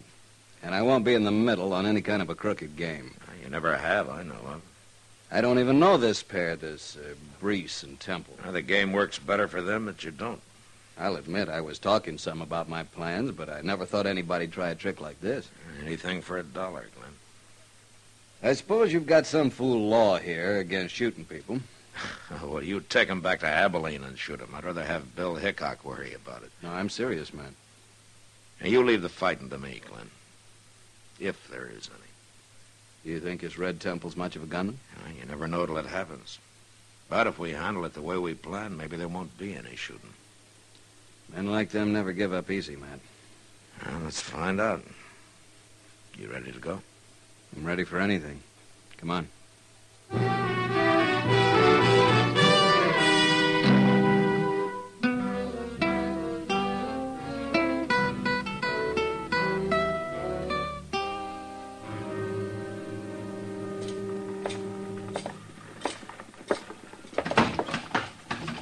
Hey, Marshal, come over to the bar. Have a drink.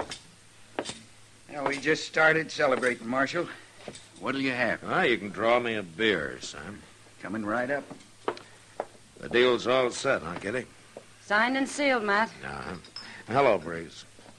Temple. Marshal. Sam and Kitty have 10,000 cash in the bank, Marshal, and I've got the bill of sale.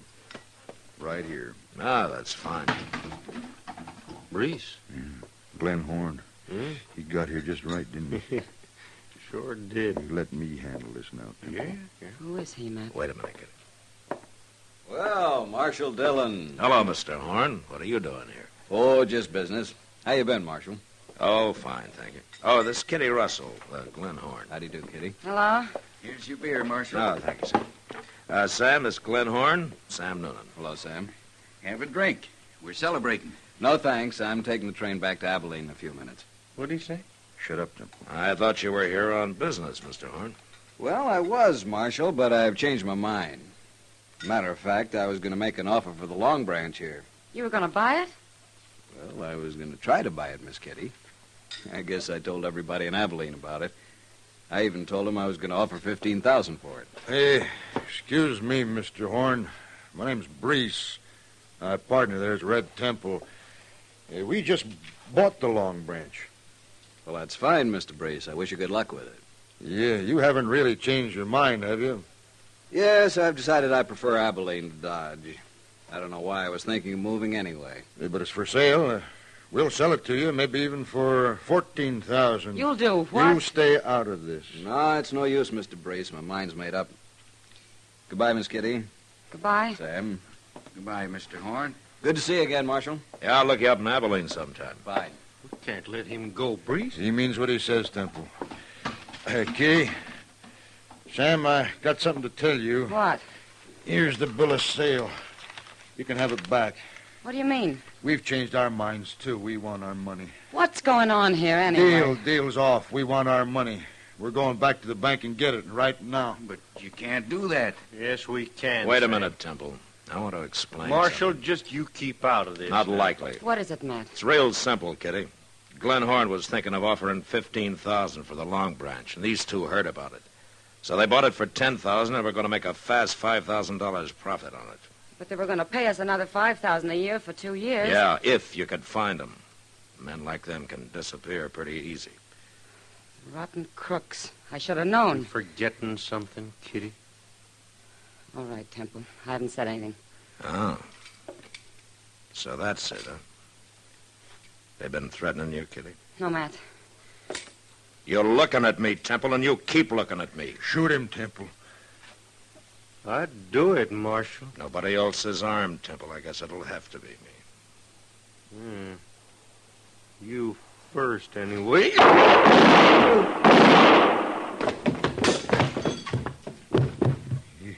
You killed him.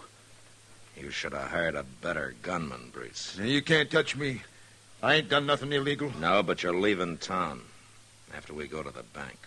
What? You want your money back, don't you? Kitty, you and Sam come along, too. Glenn Horn is waiting there with $15,000 if you still want to sell. No. No, that ain't fair. Brees, you're lucky to get out of this alive. Now, you keep quiet. You too? You still want to sell? But I ain't even going to the bank, Marshal.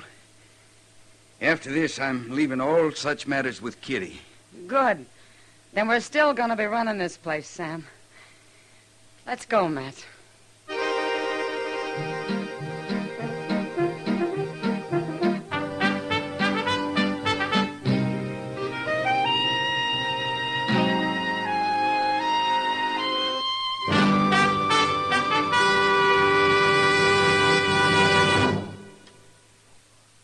In a moment, our star, William Conrad. How can we make America a better place to live? First, we must keep our own homes in good condition. That goes without saying. Secondly, we must clean up slums. Slums hurt everyone, not only those who live in them. If there's a slum near you, it lowers the value of your house. If there's a slum anywhere, it breeds delinquency and crime, which you pay for in higher taxes. What can you do? Well, some slums are beyond repair and should be torn down, but some can be rehabilitated. Right now, local groups may be at work in your town seeking adequate housing for all our people. Find them. Join them. Write to Action. Action is the American Council to Improve Our Neighborhoods. It's a new national nonprofit organization designed to give you the information you need to protect the housing health of your community. Send for Action's free booklet. Write today to Action, Box 20, Radio City Station, New York 20, New York. This has been a CBS Radio public service announcement. And now, William Conrad. You know, on the frontier, most men, even the gunfighters, wore only one gun. Because they felt if you couldn't get the job done with 5 bullets, you shouldn't get in arguments to begin with. And that was the West. Gunsmoke. Produced and directed by Norman MacDonald, stars William Conrad as Matt Dillon, U.S. Marshal. Our story was specially written for Gunsmoke by John Meston, with music composed and conducted by Rex Corey. Sound patterns by Tom Hanley and Bill James. Featured in the cast were John Daner, Lawrence Dobkin, Vic Perrin, and Harry Bartell. Harley Bear is Chester, Howard McNear is Doc, and Georgia Ellis is Kitty. Join us again next week for another specially transcribed story as Matt Dillon, U.S. Marshal, fights to bring law and order out of the wild violence of the West in Gunsmoke.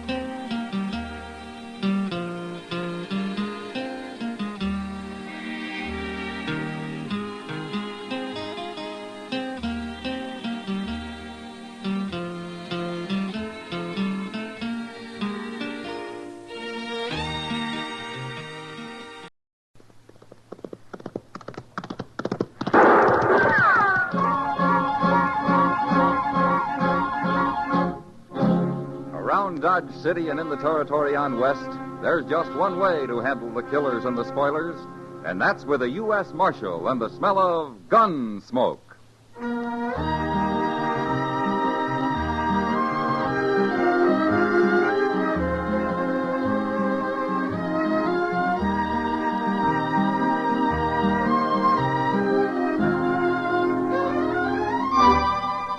Gunsmoke, starring William Conrad.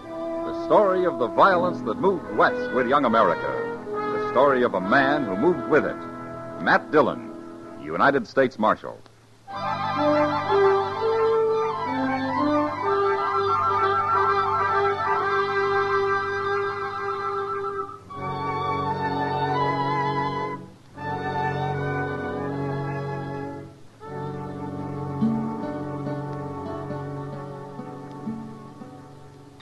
Barkeep! Barkeep, get down here. His name's Sam, mister. That's so. What's your name? Neil Butler. Ain't you pretty young to be drinking so much hard liquor, Neil? I'm 19, but I've been around Dodge longer than you have. Kind of sassy for a kid, ain't you? Man enough to ride for Fate Ender. Fate Ender? You never heard of him? Maybe I have. Anybody that's ever been near a longhorn steer has heard of Fate Ender. Sure. He's a hard man to work for, though. How's that? Well, he eats one meal a day and don't drink or smoke. So he has a big advantage over the likes of me and you. Mm-hmm. Does he pay regular? You looking for a job, mister? It ain't mister, it's Lee Shin. Okay, Shin. And I'm looking for a drink, not a job. Sam! Hey, Sam! Yeah, about enough, Neil. You ain't my nursemaid. I'm buying a drink for me and Lee Shin here. I've been yelling for one long enough. Sometimes I'm hard of hearing. You know, I've seen barkeeps with their heads all busted open. Shin, huh? And where would you have seen that, Shin? Texas, maybe. Well, you ain't in Texas now. Lay off of him, Sam. He's new around here. Fetch them drinks. I just don't believe I will. Now, looky here. You don't pull much weight around here, do you, Neil? He's had enough, Shin, and don't you egg him on. He can take care of himself. Of course I can. Sam, you give me a drink or by heaven I'll blow a hole in you. Now, take it easy, kid. You don't think I will, huh? Well, you better not try. I'll try. All right, you hold it, mister. Watch him, Marshal. I ain't made a move. No, but you was about to. It'd have been too bad for you if I had, Bart. Never mind that. Throw some water on Neil there, Chester. Right, Mr. Dillon. You got any water, Sam? What kind of place you think I run? Well, give me some beer, then. You paying for it? Mr. Dillon? Forget it, Chester. The kid's coming to anyway. You're a stranger in Dodge, mister. Supposing I am. Don't start any trouble, that's all. I ain't done a thing. I just been standing here. It's that mean-tempered barkeep started it. You want me to break a bottle over your head, Shin? See? Blast you, Sam. What'd you hit me with, anyway? The usual. If you try that again, I'll hit you twice. You sure sobered me some. Sobered you, did he? What were you doing drunk in the first place? Now, Mr. Render... Shut up, Neil. I can tell what's been going on here, and I don't like it. It's all right now, Mr. Render. You, going to arrest him, Marshal? No, I got nothing to arrest him for, Fate. Drunkenness? He won't cause any more trouble. You're trying to protect him, huh? Well, it ain't going to work. He's sober now. Look at him. Sure, he's all right, Fate. I just had a little argument with him. Wasn't nothing. I'm not blaming you, Sam, but a man has to learn to hold his liquor, or not drink at all. It's a lot easier not to drink at all. The way you do, Fate. Maybe. But I remember the time I felt I'd come to the estate of man when I'd learned to drink 1 1/2 quarts of whiskey daily. That's a lot of whiskey. But I quit. 15 years ago, I quit. You ain't had a drop since?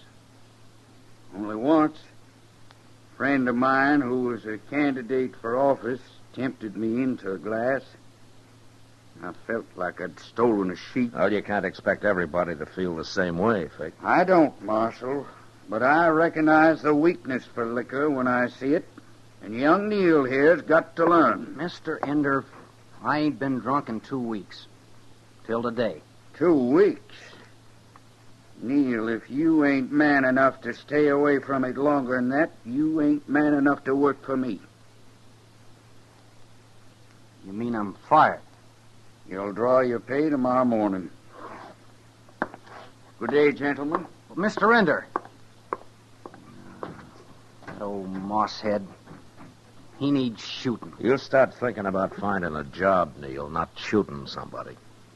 Maybe I'm tired of working. Say, where'd that fella Shin go? It's plumb disappeared. Never mind about him. Look, Neil, they're looking for some help over at the OK Stables. Maybe it'd keep you in feed till you find something else, huh? Thanks, Marshal. But I got some thinking to do first.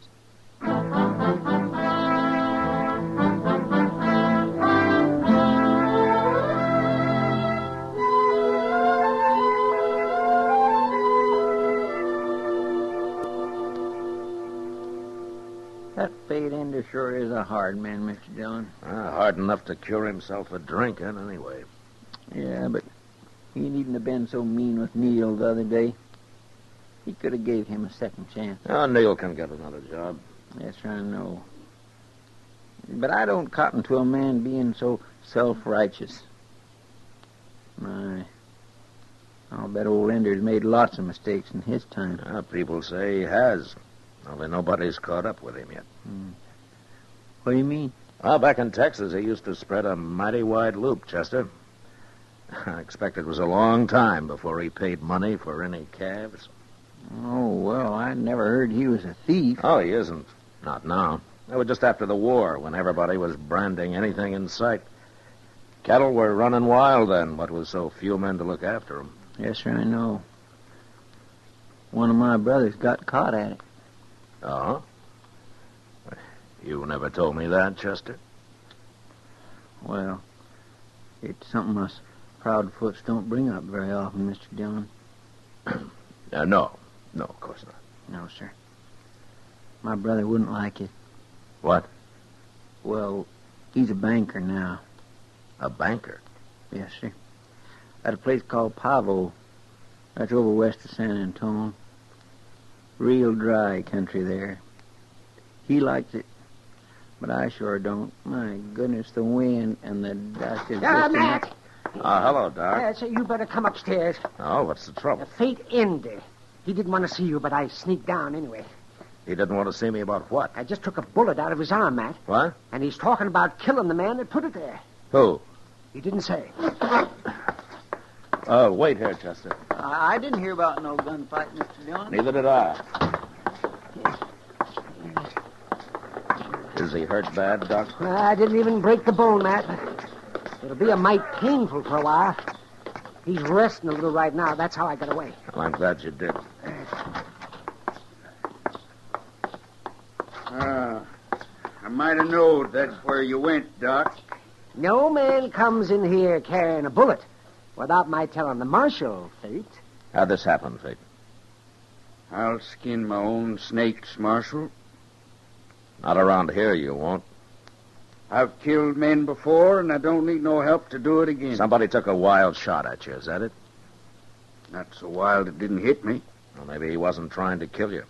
He didn't get close enough for any such trick shooting. Little coward. Oh. You think it was Neil, huh? Of course it was. And I'll kill him. I'll kill him sure, Marshal. Why do you think it was Neil, Fate? I know it was. Tried to kill me while I was crossing the Arkansas on my way into town. But he was a quarter mile off, behind a bluff. Just too bad for him he didn't hit my gun arm. Now, wait a minute. If he was behind the bluff, how do you know who it was? You're just complicating things, Marshal. I heard he threatened to kill me the other day when I fired him. All right, Fate. I'll find him, and if we can prove he did it, he'll go to jail. He won't go to jail if I find him first, Marshal. You won't stop me. I've lived too long to be killed by some hot-headed kid. You got a right to protect yourself, Fate. But murder's a hanging offense these days. And if you don't want to see me hung, you better move fast, Marshal.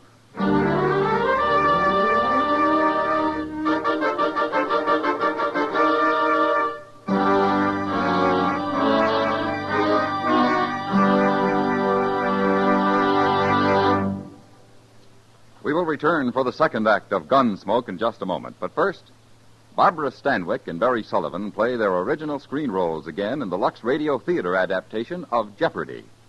It's the story of a wife who encounters a killer during her frantic race to save her husband from death. Remember, Jeopardy! On the Lux Radio Theater Monday night over most of these same stations. On the same evening, hear Victor Mature in The Girl in Car 32 on Suspense. Mature plays a cop who, chasing a jewel thief, finds love along the way. Hear Suspense, also Monday night at the Star's Address. Now the second act of Gunsmoke.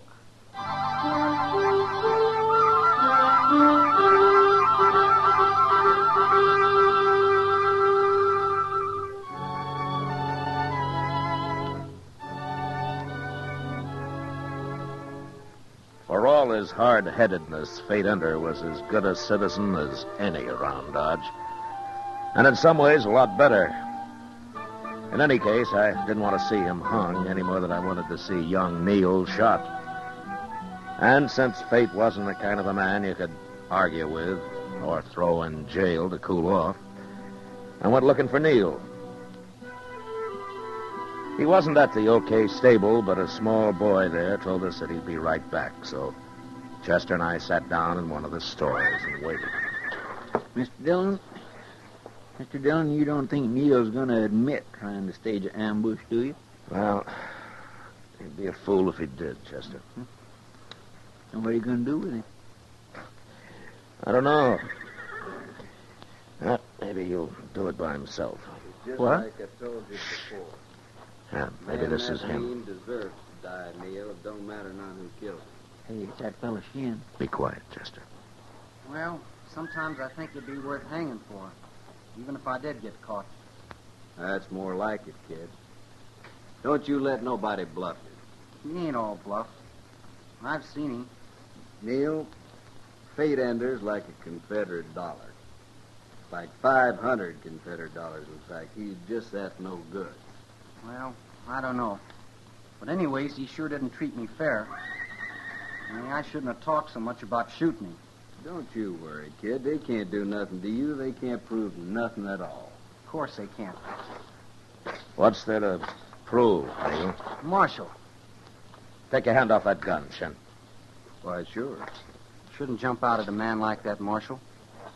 Well, my being here wouldn't bother most men. What do you mean? I take it you've heard about Fate Ender getting shot. I heard. And he's saying I did it, too. Well? Don't tell him nothing, kid. You don't need no alibi. Suppose you stay out of this, Shin. Well, why should I? I'm the only friend Neil's got around Neil here. can talk for himself. Everybody's got a rope on the kid. It ain't That's fair. enough out of you. He's just trying to help me, Marshal. But he don't need to. I can prove I wasn't anywhere near there. Oh? Well, how do you know where it happened, Neil? A friend of mine met him on the way into town. Ender told him all about it, and he come straight off and told me. Ender says it was at noon, Marshal. You want to know where I was at noon? Yeah, where? At the Texas Trail, talking to Kitty. I'm going back there right now and get her to prove it before Ender finds me and tries to kill me. Now, wait a minute, Neil. Let him go. It won't do any good, kid. Of course it will. Darn fool, kid. Shin.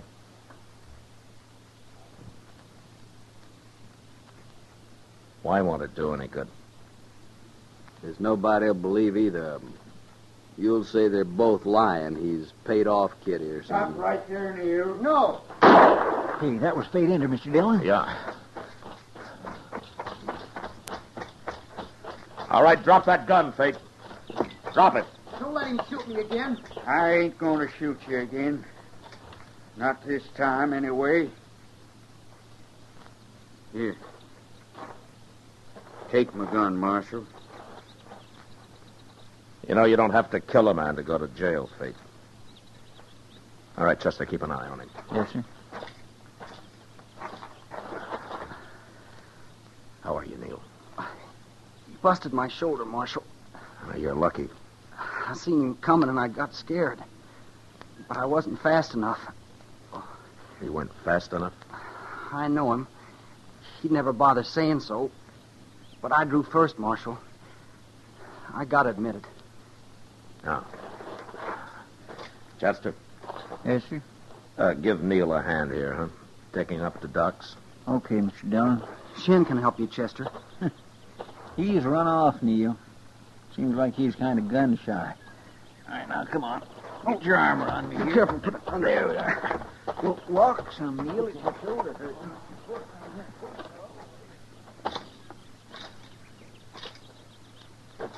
Tell me something, Fate. How come you didn't finish him off while you had the chance? Well, I would have. The first shot hadn't crippled him. I ain't no murderer, Marshal. But you'll kill him when he gets well. Is that it? I'll kill him. Of course I will.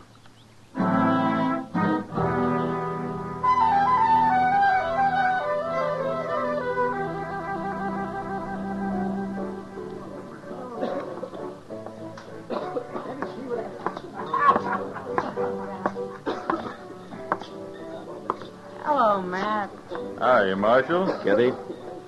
Sam. I can tell you're not going to make any money off him today, Sam. Have a drink on the house, Marshal. No. Kitty's right, Sam. I didn't come here for pleasure. I heard about Fate Ender being shot. Is that what it is, Matt? Yeah. Kitty, young Neil claims that he was in here at noon talking to you. Yeah, he was, Matt. Funny thing is, he was talking about Fate most of the time. Sam was here, too. He heard him. Yeah, sure did. If what he was saying is true, Fate's about the sharpest dealer I ever heard of. Oh? What do you mean, Sam? Oh, it's just a story about Fate when he was still in Texas. Go on. You tell him, Kitty. Tell him. Well, seems Fate owed a man $500 when the war broke out. But he told him he'd keep it for him so he'd have something when he got out of the army. That was during the Confederacy, of course. So when the fellow came back to collect his money, Fate shoved a whole barrel of it at him and told him to help himself. Ain't that something, Marshal? Fate claimed the debt had been made in Confederate money, so that's what he paid off with. Pretty foxy of him, don't you think, Matt? 500 no good Confederate dollars. Kitty, did Neil say where he'd heard this story? Oh, that new friend of his, Shin. He told him. Why? Hey, it's a good story, Kitty. It's a real good story.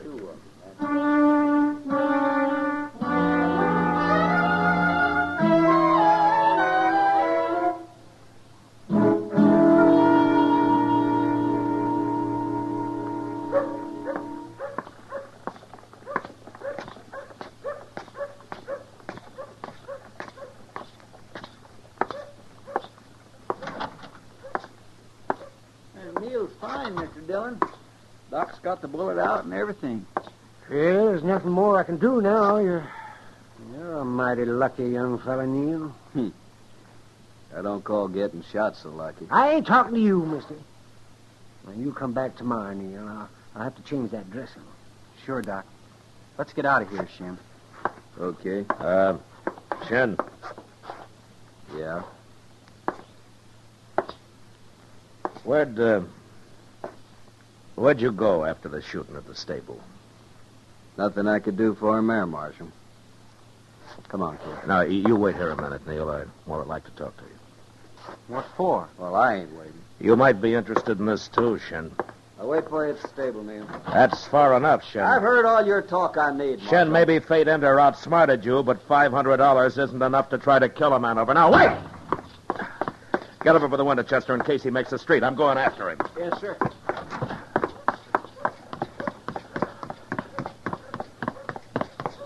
Look at him, Mr. Dillon. Right there. What? I got him.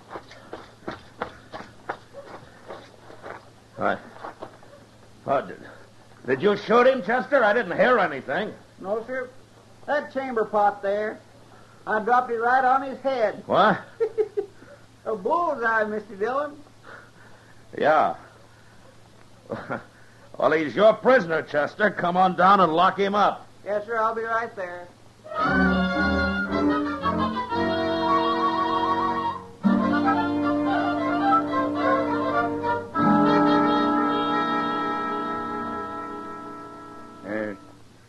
Neil? Yes, sir. Marshal here told me the whole story. Looks like we both made a mistake, Mr. Ender. Shin wasn't much of a friend, was he?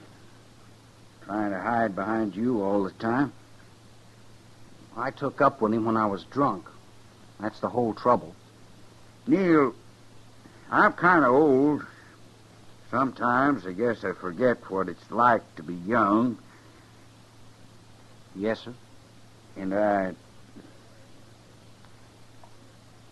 Well, That's all right, Mr. Ender. No, it ain't all right. Maybe what he's trying to tell you, Neil, is that he went and paid Doc for fixing you up. He did? And Doc says it'll only be a couple of weeks before you can ride again. Couple of weeks is too long for a little wound like that. I won't have no namby-pambies riding for me.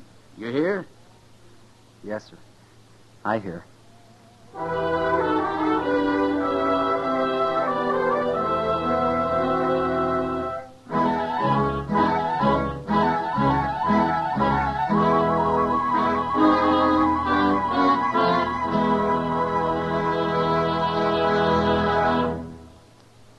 Gunsmoke, under the direction of Norman MacDonald, stars William Conrad as Matt Dillon, U.S. Marshal.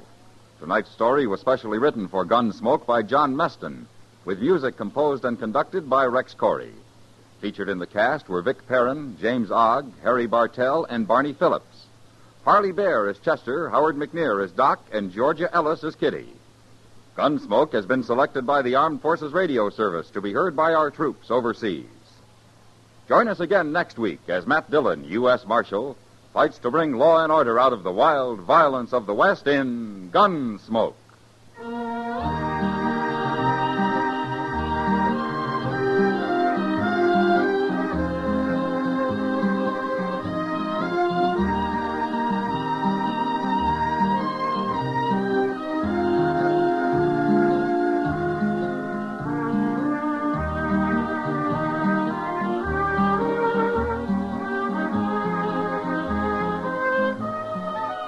Kids love him, grown-ups love him. Now, who could be so universally admired? Why, no one else but that singing cowboy, Gene Autry. Tomorrow night, Gene Autry invites all his friends to visit him at Melody Ranch for a half hour of songs and stories about the Old West. You don't need any road maps to get to Melody Ranch. Just turn on your radio and tune in the Gene Autry Show, Sunday nights over most of these same CBS radio stations. George Walsh speaking. Stay tuned now for Gangbusters, which follows in a few minutes over most of these same stations. For Mystery Mixed with Merriment, join Mr. and Mrs. North Tuesday evenings on the CBS Radio Network.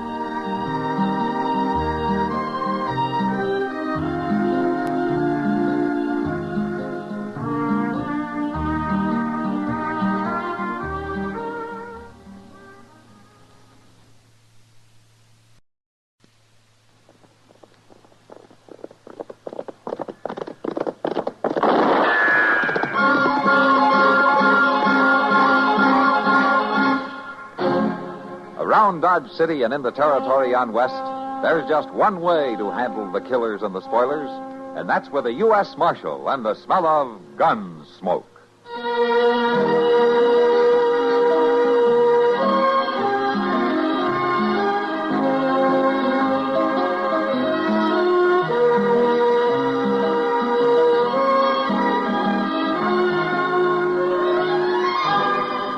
Gunsmoke, starring William Conrad, the story of the violence that moved west with young America, and the story of a man who moved with it. I'm that man, Matt Dillon, United States Marshal. The first man they look for and the last they want to meet. It's a chancy job, and it makes a man watchful and a little lonely.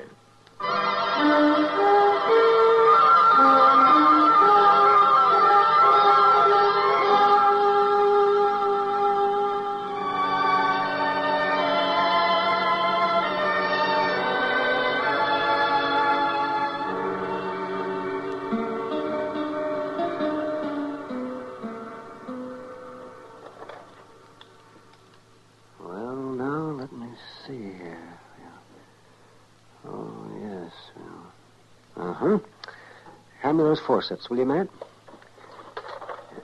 Is this what you mean, Doc? Yes, that's right now. We'll just... Yeah. Well, at least we got the bullet out. What do you think, Doc? Well, I'm not the good Lord, Matt. Maybe and maybe not. Any, chance of me talking to her now? No, not for half an hour or so. Until the chloroform wears off. Just think of it. 60 miles on horseback with a bullet in it. I tell you, Indians have got more endurance than any race alive. Yeah, but Sochi's only half Indian, Doc. And that's what worries me. She couldn't give you any description at all, huh? Now, Matt, you know that all white men look alike to an Indian. She said she'd know him if she saw him, though. And she kept saying it until she passed out. Yeah, I'll bet she'd know him. He shot her husband down right in front of her and then tried to kill her when she ran. Well, there can't be too many white men in the Choctaw Basin this time of year. Well, whoever did it, you get him, Matt. Little slip of a girl. Pretty as a fawn. 60 miles and bleeding all the way. Mr. Dillon? Yeah, what is it, Chester? We got an answer to that telegraph, Mr. Dillon. No? The garrison commander at Fort Cougar Pass says only 3 men have gone into the basin from the west since the thaws. 3, huh? Does he know any of them? Well, he didn't say so. More than likely they're trappers shortcutting down from the hills.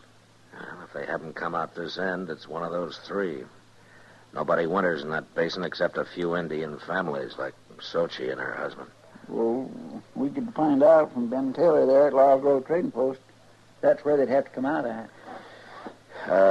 Doc, I'll be at the jail if she comes to. All right, man. Doc, Miss Kitty's out in the other room. She wants to know maybe can she help. She sure as the dickens can. You send her in, Chester. All right. Come on, Chester. I'll go out with you. How is she, Matt? Oh, I don't know, Kitty. Doc had to put her under chloroform to take the bullet out. She's very weak. It's Sochi, isn't it? The half-breed girl who married Walking Deer last spring? Yeah, that's the girl. Yeah, I remember seeing her around Dodge. She's a lovely little thing. Just beautiful. I guess maybe that's what caused it, Kitty. What do you mean, Matt? What happened? Well, all I know is what she managed to tell Doc when she stumbled into his office. Seems that some white man rode into their winter camp up in the Choctaw Basin and asked her and her husband for something to eat. When they gave it to him, he hauled out a gun and killed Walking Deer and then fired a shot at her when she ran for a horse. Matt, she got away. Hanging's too good for whoever did that. Maybe, but it'd do in a pinch. Matt, was she able to describe him? Not so far, but she's sure she'll know him if she sees him again. Then you make sure she does see him, Matt. I was kind of planning to. Oh, look, Kitty, I think Doc could use some help in there. Huh? Oh, yeah. I figured he could. That's why I came over. I'll see you later, Matt. Yeah. It could be any one of them 3 men, Mr. Dillon. Uh-huh. Pretty hard to tell which one to bring in. Well, there's one way to tell, Chester. How's that?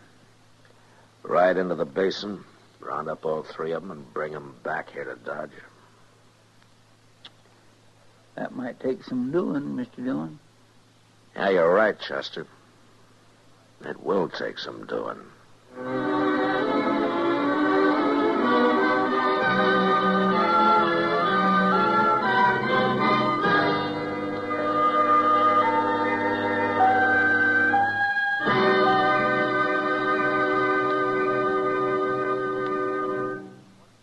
How would you like to improve your position in your unit?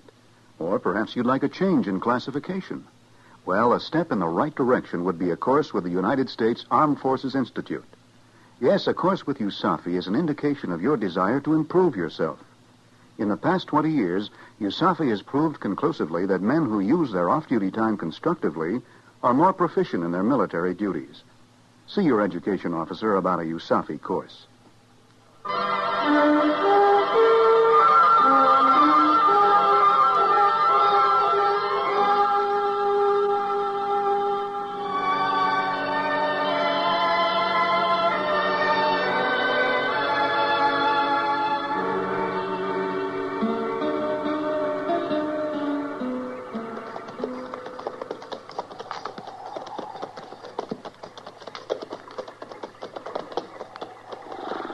Let's water the horses here, Chester. We may have to leave the creek pretty soon to take a look up some of those ravines. All right, sir, Mr. Dillon. Oh. By jing, it's just going to come to one of 2 things sooner or later. Either that saddle's going to have to change to fit me, or I'm going to have to change to fit it. Take a look at yourself from the rear sometime. Well, now, that ain't too easy to do. Well, I guess you'll have to take my word for it. The saddle's not changing any. That's about what I figured. Here, now, horse, quit sucking wind in there when you drink. We've got a lot of ground to cover. No, not too much more, maybe. The basin's not over 12 or 14 miles across. Yeah, but they might have rode right on through, Mr. John. One or two of them, anyway. Now, Ben Taylor says no. He might have missed seeing them. Yeah, well, Ben knows when a rabbit passes his place. Yeah, he sure enough seen Sochi come riding out hell-bent for leather. Chester. The horses. Maybe we're in luck, Mr. John. Yeah, I think we are.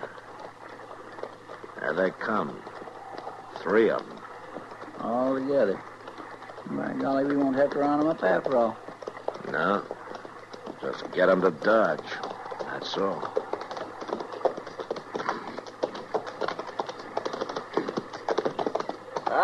Howdy, gents.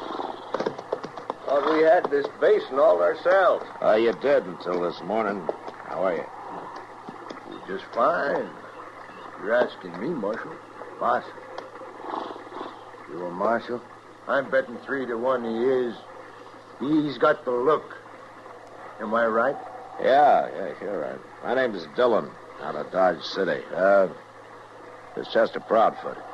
How you doing? They call me Beggar, Marshal. Beggar?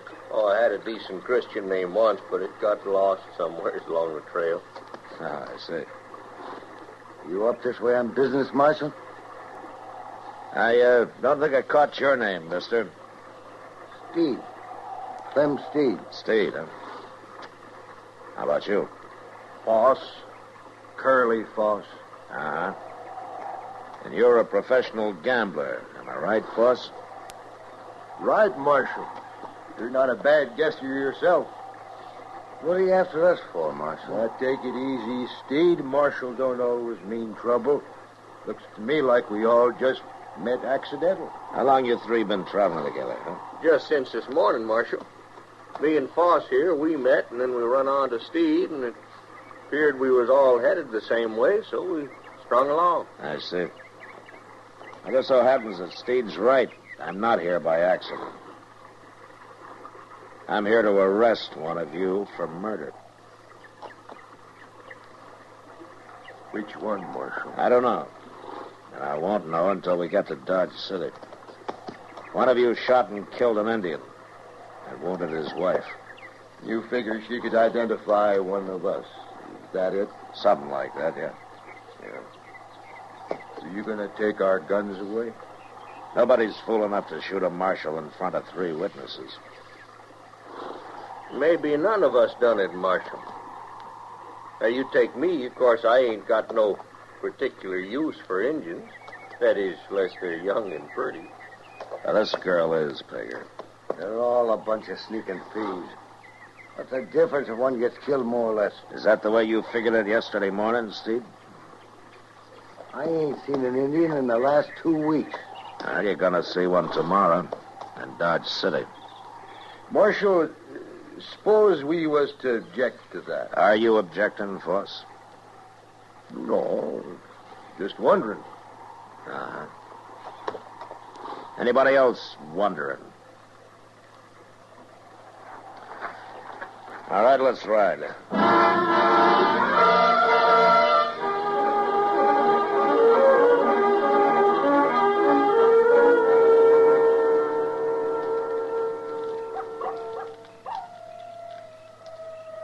How's the coffee coming, Chester? Oh, I reckon it's boiled about long enough, Mr. Dillon. Give it another half minute, though, just to make sure. Coffee's no good if it ain't strong. Well, then, by golly, it must be strong, Steed. Because it smells good. It smells mighty good to me. Oh, Pegger, I make the best coffee in Dodge City, bar none. Yeah. Anything tastes better on the trail. Them beans and bacon we just had, if I was to get them served up to me in a restaurant, maybe in Frisco or St. Louis, I'd just pitch them out on the floor. Come to eat them here by the fire. They tasted pretty good. Well, no, I like beans and bacon in a restaurant, as far as that goes. Chester, you just like to eat. It doesn't make much difference what. Well, now, there's some things ain't fit to eat. And one of 'em's Indian grub. No dog would eat the stuff they do. He didn't eat their food, Steve. He just asked for it to get them off their guard. Who asked for it? Now, look here, Marshal. I ain't even seen no Indian. I didn't say you had. Well, anyway, good food and good drink now. Man can't ask for much more than that in life. Oh, I don't know. The river boats is where you find the best. I used to run a faro bank on the Delta Queen between New Orleans and Memphis. Mr. Dillon, you notice them coyotes is shut up? Yeah. There's an animal of some kind prowling off there in the brush. I've been listening to it. Only one or two animals would cause coyotes to shut up. Hey, what the devil's that? It's a cougar. That's what it is, a dang cougar. I'll fix that. Hey, you're wasting bullets, Steve. You can't see anything out there in the dark. Rifle's what you got to use on a cougar. You just let me get one good look. Pegger, drop that rifle. Well, sure, Marshal. Drop it. All I did was stumble. That's all. You don't think I went to shoot that close to you, did you? From now on, there'll be no more shooting unless I give the word. That includes you, Steve. I hate cougars. I'll kill them on sight. Feel the same way about Indians, do you? You saying I'm a murderer? I'm saying one of you is. It ain't me. Now, we'll see when we get to Dodge City.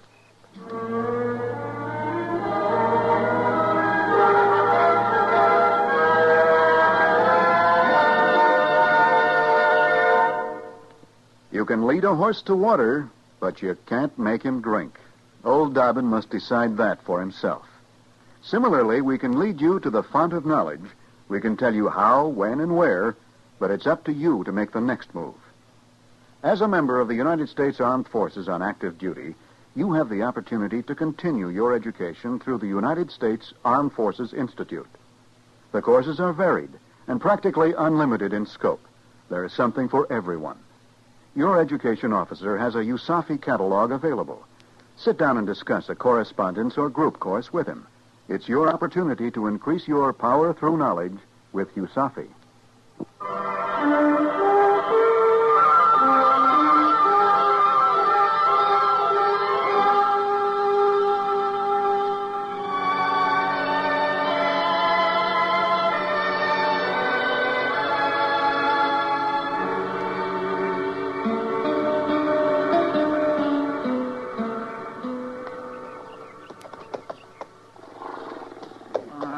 Come on, gosh darn you. Let that wind out of your belly so I can pull up this cinch. You ain't fooling me one bit. Why don't you get rid of that horse, Chester? It's a half-hour job to get a saddle on him. Yeah, but once it's on, he's a mighty fine mount, Mr. Dillon. Just as steady as a rocking chair. Come on, breathe, you wall-eyed bag of bones. What about the rest of you? You ready to move out? Anytime you are, Marshal. Let's get started. I want to get into town and get this over with. It's only about a 3-hour easy ride from here, Steve. What are you getting so spooky about, Steve? I ain't spooky. What reason I got to be spooky, Force? I wouldn't know nothing about this myself. Only thing I'm sure of is my own conscience. It's just as clean as a newborn baby. I never killed no Indian, not my whole natural-born life. Nor done a lick of work either, Pegger, I'll lay odds. Now, for a professional gambler to talk about a lick of work... All right, Chester. All right, let's ride.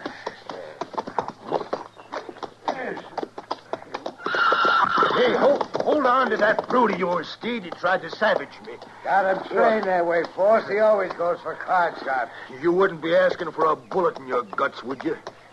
Anytime you think you're fast enough. All right, hold it, both of you. It's all right, Marshal. Steed's just mouthy. We'll see about that. The Marshal won't always be around. Well, he's around right now, gents. I suggest you better take it easy. Steed, I told you to keep that animal away. His horse bolted on him. Or else he's trying to get away. Steed, you and Pegger stick close together and ride easy. Keep that rifle on him, Chester. Yes, sir. All right, now you two just sit there easy like, and we won't have no...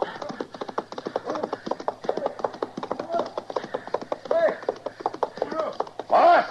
Pull him in! I can't. One bridle rein broke. He's got the bit.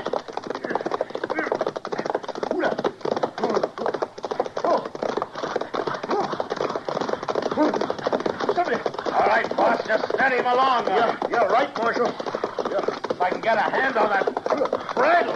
All right. Easy, boy. Easy, boy. Easy now. Easy. All right. Easy.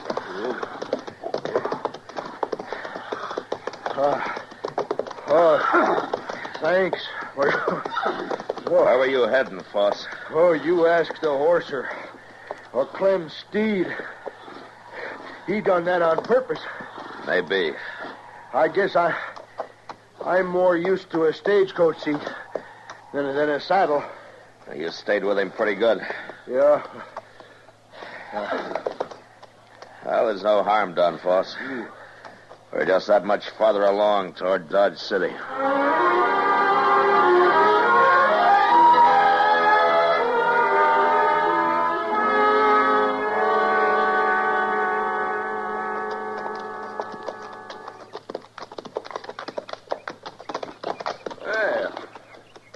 There's that famous Boot Hill, huh? Yeah, that's it. I reckon you put a few men there yourself, Marshal. A few, yeah. That's Dodge City off by the river. 20-minute ride, looks like. It's about that. Down there, one of them shacks, there's an Indian girl waiting for us. Waiting to help you plant one of us there on that hill. All on account of some savage. And you see a white man hung just for that. Murder's murder, Steve. There's some that'd disagree with you, Marshal. They can disagree if they want to, Foss, but they still don't have the right to kill. Now, Marshal, that's not the way I figure it. Hey, Put your hands, Marshal. Get him up. Now, the rest of you. You're thinking of dealing in to help him. Just don't. It ain't my fight. Nor mine. All right. And you know, Marshal, I just hate to miss getting another look at that little Indian filly. Prettiest I ever saw. You admit killing her husband, Pegger? And shooting her? I wouldn't have hurt her if she didn't run. She just lost her head when she seen me kill him. All right, Pegger, you're under arrest. What? That's kind of funny, seeing as how you're under my... Stay back there, Marshal. I'll blast you Give short. me that gun. All right, if that's the way you want it. You...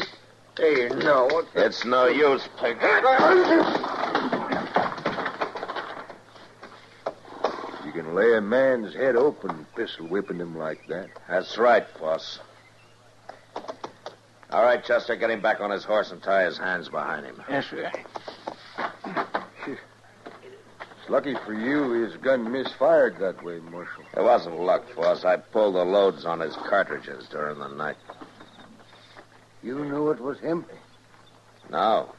Chester and I pulled the loads out of all three of your guns. And you deliberately turned your back on us here, hoping that one of us would jump you and give herself away. It was the only chance I had of tagging the killer. But what about the Indian girl? She could have told you. She died 20 minutes before Chester and I rode out of Dodge.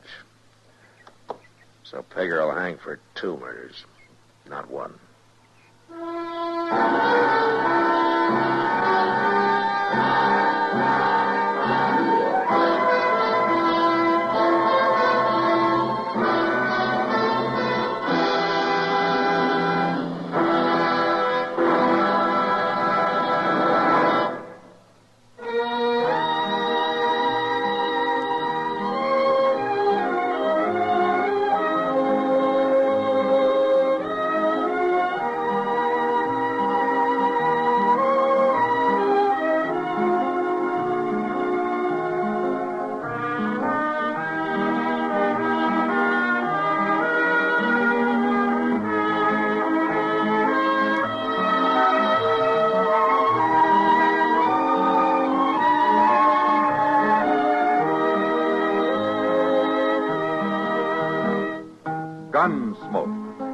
produced and directed by Norman McDonald.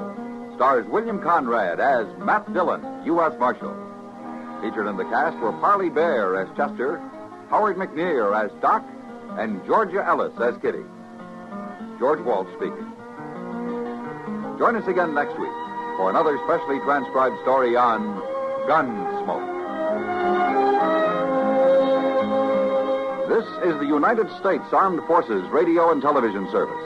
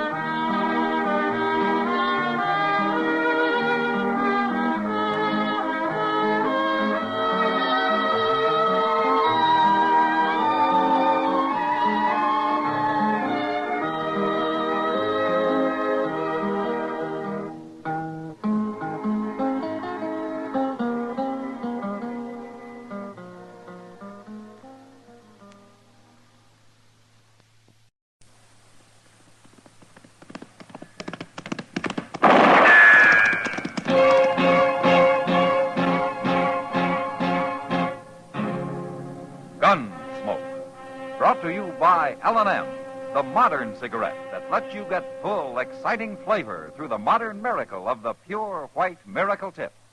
Live modern. Smoke L&M.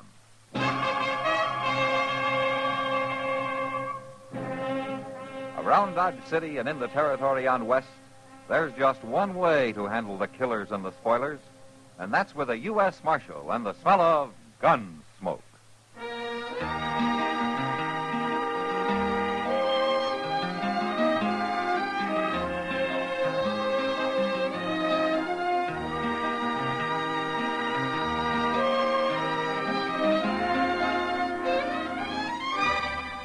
Gunsmoke, starring William Conrad. The story of the violence that moved west with young America. And the story of a man who moved with it. I'm that man. Matt Dillon, United States Marshal. The first man they look for and the last they want to meet. It's a chancy job, and it makes a man watchful. And a little lonely.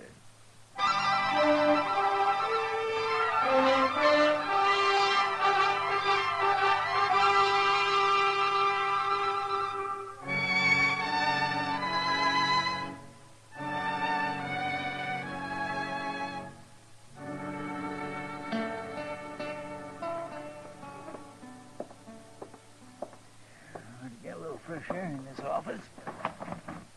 Uh-oh. Uh-oh. What's the matter, Chester? Oh, my gracious, you got trouble, Mr. Dillon. Leastwise, you're going to have. That's usually a pretty safe prediction. That red-haired Blanchette girl, the one married that no-good Slim Adele. Cherry Odell? She come in here? She sure is, with her eyes a-snapping and her curls a-flying. Why, she's madder and prettier right now than she's ever been, Mr. Dillon. Huh? Oh, she must have been real insulted. Look out, here she comes. What is it? Marshal Dillon. Morning, Cherry. What kind of a town are you running, Marshal? When a decent married woman can't walk down the street without... Without being insulted? Why don't you sit down, Cherry? I don't want to sit down. All right. Now, which one of the boys do you want to have me hang this time? Matt, I didn't come here to be laughed at. No, you want somebody thrown in jail, somebody that made the mistake of paying you a normal human compliment. I'm a married woman, and I'll thank the men in this town to respect me as one. Cherry Slim's been gone for nearly 2 years now. A lot of people don't think he's ever coming back. Oh, he'll come back all right. Don't you worry none about that. And when he does, these grinning loafers are going to be mighty sorry that they talked out of turn. Like me, ma'am? Oh, you've got a nerve coming here. I reckon I'm the cause of this young lady being all riled up, Marshal. See, I told her I was aiming to marry her. That's what I meant. A complete stranger, right on the street. In broad daylight, if you please. Well, now, Cherry, I doubt if anybody would call that an insult. Oh, you think it's funny, don't you? All three of you. But maybe if you was me, you wouldn't think so. If you'd waited a year and 8 months, not knowing, just hearing stories, lies about your man. Now, Cherry. Oh, I don't know why I come here. I don't know why I even thought. Cherry, wait. My.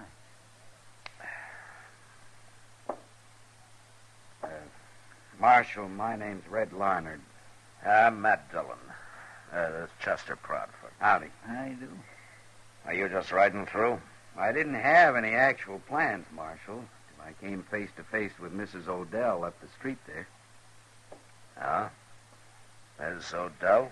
Oh, I knew who she was before I even spoke to her. I ought to. I've been carrying her picture with me for 3 weeks now. Here. Where'd you get this? From her husband. After he was dead. Dead? Oh, my goodness. That's what I came to Dodge for, to let her know he was dead. I see. Tell me something. Slim Odell, how did he die? Well, it was Injuns, renegades up in the Platte River country about a month back. You sure of that? I was there. Me and him was partners on a trap line. He almost got me, too. Uh-huh. Chester? Yes, sir. Hand me that bulletin there back of the desk, will you? Yes, sir. Here you are, Mr. Dillon. I got word of Slim's death, too, Red. The sheriff's bulletin came about 3 weeks ago. I looked in the post office here. There wasn't any bulletin up. Yeah, I know. I haven't said anything about it, not even to Cherry. Slim Odell was shot to death trying to hold up the North Platte Broken Arrow stagecoach. His partner got away. No name, no description. Marshal... That's why I kept the news to myself. I figured his partner might head for Dodge and try to get Slim's wife to alibi him some way. Now, just a minute, You Marshal. keep your hands right where they are, Red. You're under arrest for attempted robbery and for the murder of 2 stage line guards. Take his gun, Chester.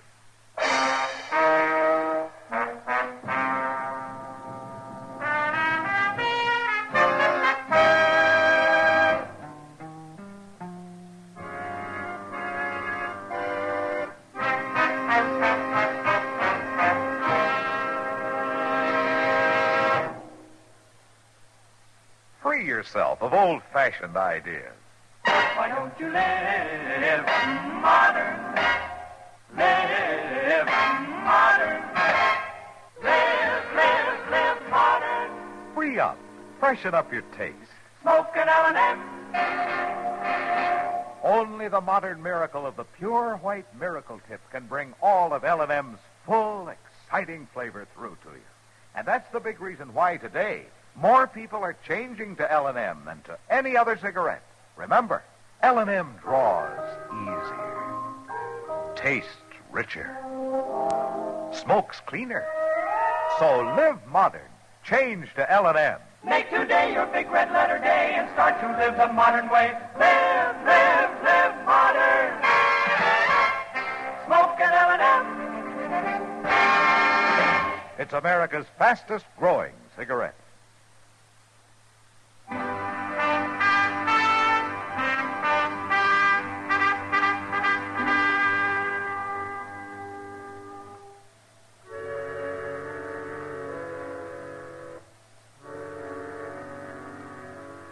Red Larnard was a pretty nervy customer, walking into my office and telling me a lot of lies about Slim Odell being killed by Indians. The strangest thing of all about it was that I was sure he knew I wouldn't believe him.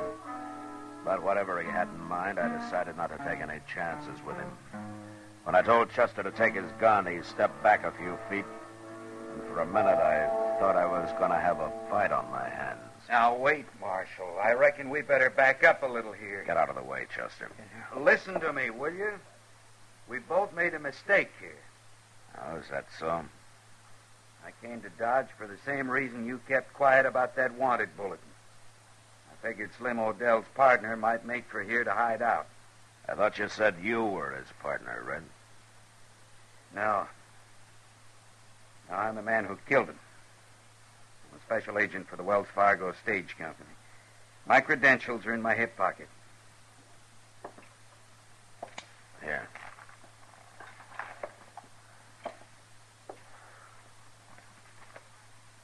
Uh-huh. Yeah, I guess these could be legitimate enough. Marshal, this is Odell's hometown. It's just possible you were friends and you might cover for him. I wasn't sure whose side you'd be on. Well, I'm not on his side, Red. He left here just one jump ahead of arrest. Sit down. Thanks. You were there when Slim and his partner tried to hold up that stage. Yeah. We were bringing through a load of bullion. Two men had jumped one of our stages the week before, so the company took the regular driver off and put an extra guard in his place. I was riding inside, just the three of us. I see. But Odell and his partner outsmarted us, Marshal. They just came riding out of the brush, one on each side, shot the two guards in the back without saying a word. I dropped Odell. The other man got away. Get a look at him? Just barely. About average height and build. Yeah. Well, he could be 1,000 miles away from here, Red. Maybe. But we got nothing else to go on. Truth is, Marshal, I reckon I'd have come here on my own after seeing that girl's picture. Cherry Odell? Mm-hmm. And I thought maybe you were just using her to get to her husband's partner. Tell me, she's still in love with Odell? Maybe. And maybe she just thinks she is. Cherry's a born rebel. I always figured she married Slim, mostly to spite her family. They were only together about 2 months. He tried homesteading until he found that there was work to it. Then he left town with Yancey Kleiber. Kleiber? He's the partner you're looking for. At least I heard 4 or 5 months ago they were still together. I've been watching for him since I got that bulletin, but he hasn't showed yet. Marshal, I'm a plain man, and I don't know much about women, but I meant just what I told that girl. I'm going to marry her. You shot her husband, Red. That's not going to help. What do you figure she'll do when she hears? Well, knowing her, she'll try to kill you.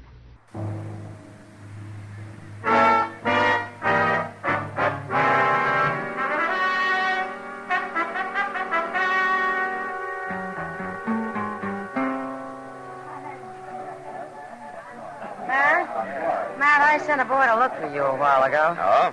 Yeah, I guess he's still over at the jail waiting for you. What's the trouble? Well, I'm not sure, but... Matt, do you know somebody by the name of Larnard? Red Larnard? Yeah, he just hit town this afternoon. He's here on business. Oh. Why? What about him? Well, Jerry Adele was in here looking for him. In here? Yeah, looking for this Red Larnard, and that's all she'd say, Matt. She was acting half wild. She had a run-in with Red earlier this afternoon. Well, doggone, if the Long Branch ain't getting to be the most law-abiding place in Dodge. At least that's where the law abides most of the time. The law abides most of the time. How are you, Doc? Very funny. Oh, Kitty, you're looking pretty in a young filly in a field of buttercups. Oh, thank you. You just watch this old goat, Kitty. The only thing he really thinks is pretty is a bad case of jaundice or a family down with a croup. Oh, now, Matt, I'll allow you to buy me a drink for that. Just may do that, Doc. Mr. Dillon. Mr. Dillon? Yeah, what is it, Chester? You better come quick, and you too, Doctor. Why? What's the matter? It's that fellow Red Larnard. They just found him laying back of the livery stable. He's been shot in the back.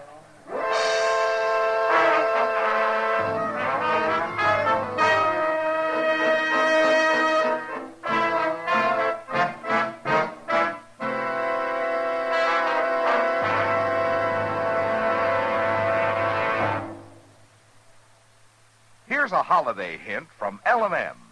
This year, why don't you live modern and give modern?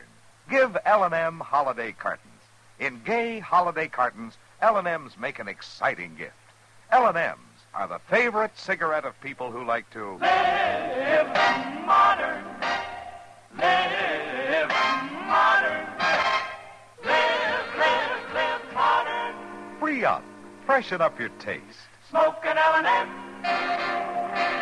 Live modern. Smoke modern. Change to L&M. Enjoy full, exciting flavor through the Miracle Tip.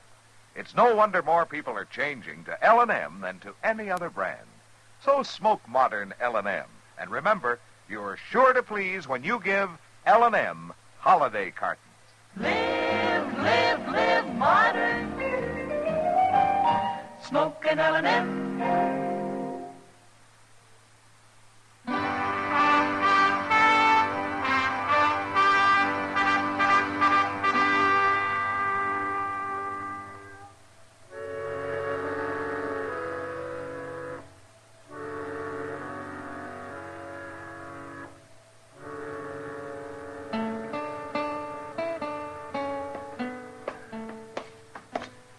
Easy now.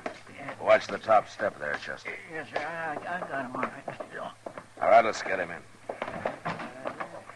That's it. Stretch him out over here on the table, man. Yeah, all right, Doc. All right, easy, Chester. Yes, sir.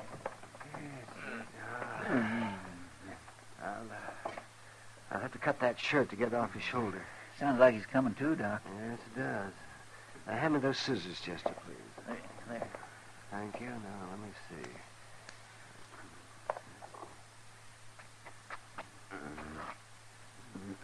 Oh, now take it easy. Take it easy now, son. Let's have a look at you. What do you think, Doc? Well, Matt, if it'd been a couple of inches lower, a little to the right, I'd have had myself a coroner's fee. As it is, though, I guess he'll probably live. Well, don't sound so disappointed. Hand me those forceps, will you, please, Chester? These things? That's right. Here. Thank you. Can you hear me, Red? Yeah. Yeah, I hear you. Now, there's no use fooling you, son. This is going to hurt a little bit. But we've got to get that bullet out. Go ahead. Get it over with. Wait a minute, Doc. Be all right if I ask him a couple of questions first. Sure, Matt, you go ahead. A few minutes won't hurt anything. I've got the bleeding stopped. Red, you feel like talking? I felt more like it. It won't do any good anyhow, Marshal. What do you mean? I went over the stable, get my horse. I was aiming to ride out to Cherry's place. I felt the bullet hit me, and that's all. You didn't see who it was? Huh? No. No, they were behind me. I didn't see anybody at all, Marshal. That's a fact. Don't you believe me? I got no reason not to, Red. If you claim that's what happened, then that's the way it is. That's all I know about it, Marshal. All right, Red. Good luck. Thanks. Go ahead, Doc. Chester. Yes, Brace yourself now, young fella. Once we get that bullet out, you'll feel... Chester, go saddle a couple of horses, will you? We'll ride out to the Cherries.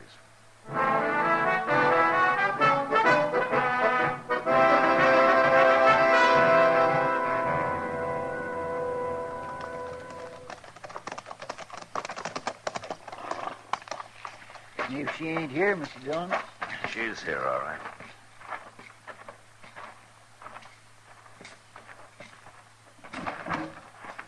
Who is it? Who's out there? Matt Dillon, Cherry. Chester's with me. What do you want? Oh, a cup of coffee, maybe. Have a talk with you. No, Matt. You can't come in. Oh, why not? Because I'm here alone. It's late. It just wouldn't be right. You come back tomorrow when it's daylight. Well, I think it's all right, Cherry, since this is more or less official. What do you mean? I hear you were in town earlier tonight looking for Red Leonard. What of it? Why did you find him? No, I didn't find him. What did you want with him, Cherry? That's my business. Well, it might be mine, too, in a way. You know who he is? He's a brute that thinks all he has to do is grin at a girl and he's got her. Oh? And along with it, he's a sneaking, cowardly killer. He is, huh? Red Larnard shot my husband in the back. Didn't even give him a chance. And then Red made up the story that Slim was trying to rob a stagecoach. Made it up, huh? Why did he shoot Slim in the first place, Cherry? Red was trying to hold him up. Slim and Yancey. Slim had $20,000 in gold dust that he took from the diggings at Grady Fork, that he'd worked hard for. Marshal, that's where he's been for the last year. Slim O'Dell working? Sure he was working. All them stories about him was lies. Cherry, Slim hasn't been panning gold for the last year. He's been rustling cattle, holding up banks. He and Yancey Kleiber together. No. I've tried often enough to tell you he was no good, but you wouldn't believe it. Or at least you wouldn't admit it. Actually, I think you knew. I think you knew it a week after you married him. That's not true. Slim was killed during an attempted hold-up of the stagecoach between North Platte and Broken Arrow. He was shot by a Wells Fargo agent. And not in the back. Yes, he was. 2 men were shot in the back, all right, the 2 guards. Cherry, Red Larned is a special agent for Wells Fargo. I don't believe Well, it. it's true. And I got the sheriff's bulletin on the robbery. Now, you've known me for a long time, Cherry. Have you ever known me to lie to you? No. All right. Now, Yancey Kleiber told you that wild story, didn't he? No. He's here somewhere, isn't he, Cherry? No, he's not. You're wrong, Marshal. You know what he did, don't you? He shot Red Larned a half hour ago in town. He shot him in the back, the same as those guards. Oh, no, Matt, no. Has he come back yet? Is he there in the house? No, he's not in the house. He's there at the corner of the porch. You dirty little... You got him in the shoulder, Mr. Dillon. Yeah. Go see to him, Chester. Yes, sir. Oh, Matt, I believed him, and I was willing to hide him out. It's all right, Cherry. And then for him to sneak into town and kill Red Larned. I said he shot Red, Cherry. I didn't say he killed him. Red's alive? Well, he was lying in Doc's office when we left. Then he's going to be all right? Yeah, I'm sure he is. Maybe I should go see him. Yeah, maybe he should. Do you think he'll be all right? Well, I don't know why not. Oh, Cherry, when you see him, you might explain to him that it wasn't you that shot him. He thinks that? Oh, he mustn't think that. He just mustn't. Where's she going, Mr. Dillon? How to saddle a horse, I imagine, Chester, to ride into town. My gracious, I just won't never understand women, I guess. Chester, you're not alone.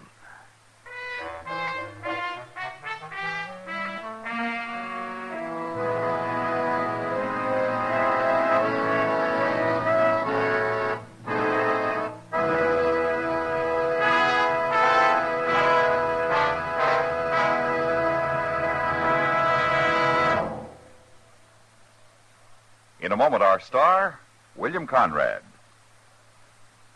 There's a place for you in the Ground Observer Corps. The Air Defense Command wants to know what's going on in the air over our country at every hour of the day and night. Radar stretches out to investigate in every direction, but people are needed too. Alert people who will man the spotting posts that spread out east, west, north, and south in a great network of vigilance on city rooftops, in suburban yards, on hilltops far out in the country. Your fellow citizens are manning these posts now, night and day, 24 hours out of every 24. Even if you have only a few hours a week to give, you'll be a welcome member of the team. To join the Ground Observer Corps, all you have to do is call your local civil defense office and ask when and where you can be most useful. Don't waste those sharp eyes and keen ears of yours when, with a brief training period, you can take the place that's waiting for you in Operation Skywatch. Reach for the phone first chance you get and call Civil Defense to volunteer. This has been a public service message from CBS Radio. And now, William Conrad. You know, Christmas on the frontier usually meant just a little more hurrah than usual. And it was far from a time of goodwill toward men. But next week, well, a touch of real Christmas comes to Dodge. And that was the West. Gunsmoke. Produced and directed by Norman McDonald, stars William Conrad as Matt Dillon, U.S. Marshal. The story was specially written for Gunsmoke by Les Crutchfield, with editorial supervision by John Meston. The music was composed and conducted by Rex Corey. Sound patterns by Tom Hanley and Bill James. Featured in the cast were Sammy Hill, Vic Perrin, and Bill Lawley. Harley Bear is Chester, Howard McNear is Doc, and Georgia Ellis is Kitty. Join us again next week for another story on Gunsmoke.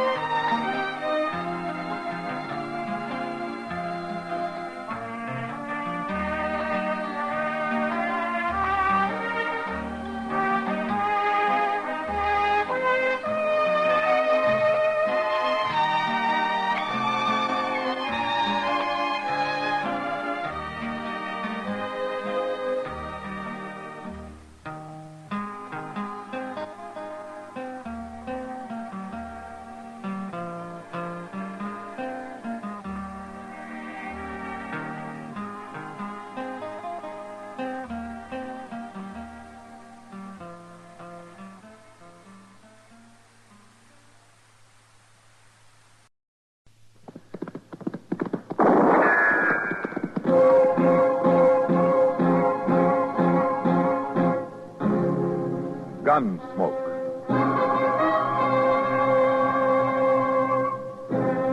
Around Dodge City and in the territory on West, there's just one way to handle the killers and the spoilers, and that's with a U.S. Marshal and the smell of gun smoke.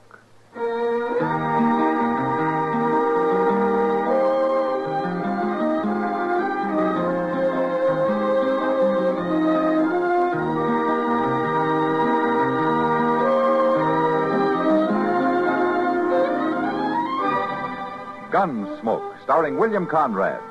The story of the violence that moved west with young America. And the story of a man who moved with it. I'm that man. Matt Dillon, United States Marshal. The first man they look for and the last they want to meet. It's a chancy job, and it makes a man watchful. And a little lonely.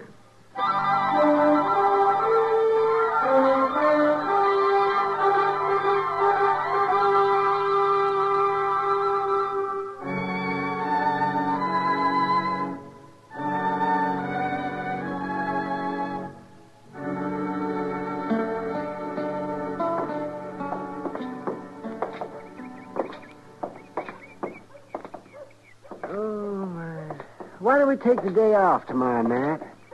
See if we can shoot us a deer. Oh, that's not a bad idea, Doc. Looks like we might get a light snow tonight. Make it easier to track them. You couldn't track a three-legged buffalo in a box, can you? Oh, is that so? Let me ask you, who tracked that antelope we shot just before Christmas? It wasn't an antelope, it was a deer. Yeah, well, that's not the And point. you didn't track it. Chester did. You want to stop in the office for a while? Darn right I do. Matt, I recollect that antelope just like it was yesterday. Deer, Doc. Morning, Chester. Oh, dear. That fella's back there waiting to see you, Mr. Dillon. Oh, Morning, Marshal. hello, Burke. I thought you were back in Washington. I was. Come in on a train last night. Got a job for you, Marshal. Is that so? Yeah, there goes our hunting. What's he saying? You know Doc, don't you, Burke? Yeah, we've met. Yeah, sure, Matt. I've been warning him for years about that blasted temper. You just mind your own business. Hey, look at him right now. You see veins swelling up in his neck, face getting red as a beet. So help me talk at him, Doc. Keep on like that, Bert Krager. One of these days I'll make a coroner's fee off of you. You mark my words now. Well, I didn't come here to listen to the half-baked opinions of some broken-down old quack. Now, wait a minute. You just... Both of you, wait a minute. Doc, you quit trying to drum up business. What's the job, Burke? These papers ought to explain it pretty well. Oh, let me see them. That's what I've been doing back in Washington. And I don't mind telling you, it gives me a lot of satisfaction when I finally got 'em to issue them papers. Court ordered a United States Marshal in Dodge City, Kansas for service of eviction notice. Yeah, look at the second one, Marshal. It took me pretty near 3 years to get justice done. Eviction order from Federal Lands Commission, Washington, D.C. to one Sloat Carson. Yep, finally getting them off my Guilty of illegal homesteading a portion of the Krager Ranch located in Section 246 Township. I see. Are you sure that this is justice, Burke?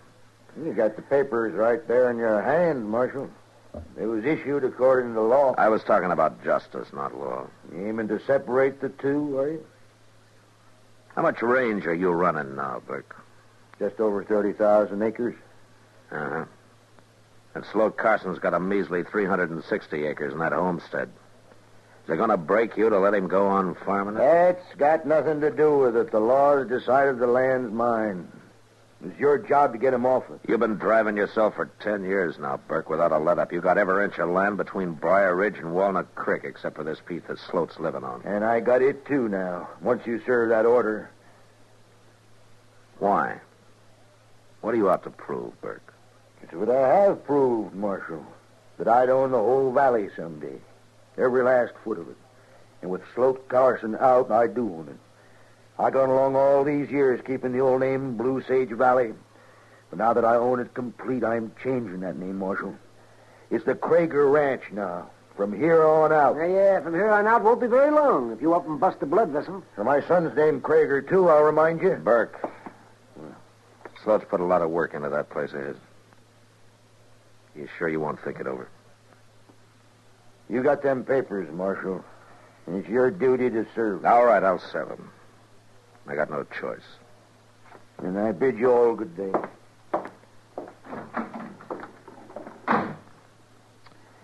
There is a downright mean man, Mr. Dillon. Yeah. Well, if he doesn't change his ways, he's going to be a dead one. You may be right, Doc. But not for the reason you think. Hmm?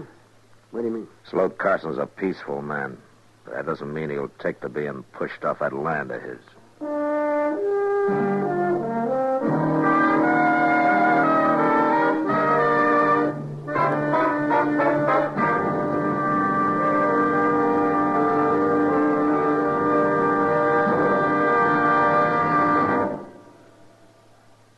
Hello, this is Marvin Miller with another page from your American Heritage scrapbook. It was a portrait of the French hero Lafayette, painted in 1825, that marked the zenith of the artistic career of Samuel Finley Breeze Morse. Yes, the first dots and dashes ever wrought by Morse were blended in oil on a piece of canvas. But lack of funds forced him to abandon his art studies in London, and he accepted America's first professorship of fine arts at the University of New York City. While at the university, he lived in the Tower Garret, and it was there that he experimented with wires and batteries, hoping for an inventive success that would free him financially so he could contribute to the arts of America. Even while conducting his electrical experiments, Morse tried to make his art a paying proposition, but without success. In 1837, he put aside his brushes and constructed the first working model of his telegraph. Symbolically, he used one of his wooden canvas stretchers in the process. His promising career as an artist was sacrificed. Yet he performed perhaps a greater service to mankind in another way. Samuel Morse became one of the world's great inventors.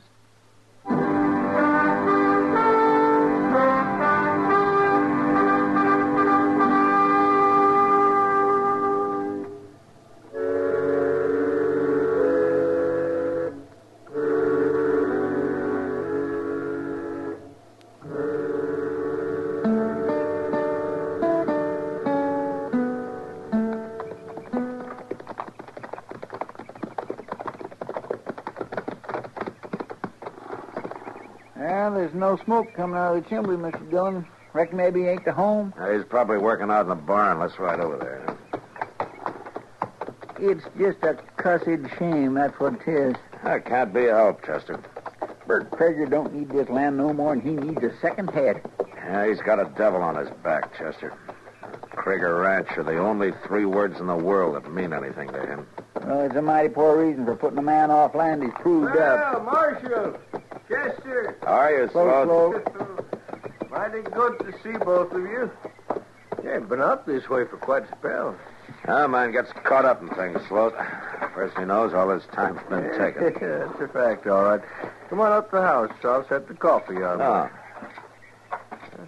How you making out? Oh, tolerable. Crop wasn't too bad last year. Good. Next year, though. The next year's going to be my best one yet. No? That there North 80, you know, I had to let it lay fallow the last 2 years for lack of time. And by golly, I got in there last fall, plowed the whole darn thing before the snows hit. Slow, So I had to work 18 hours a day to do it.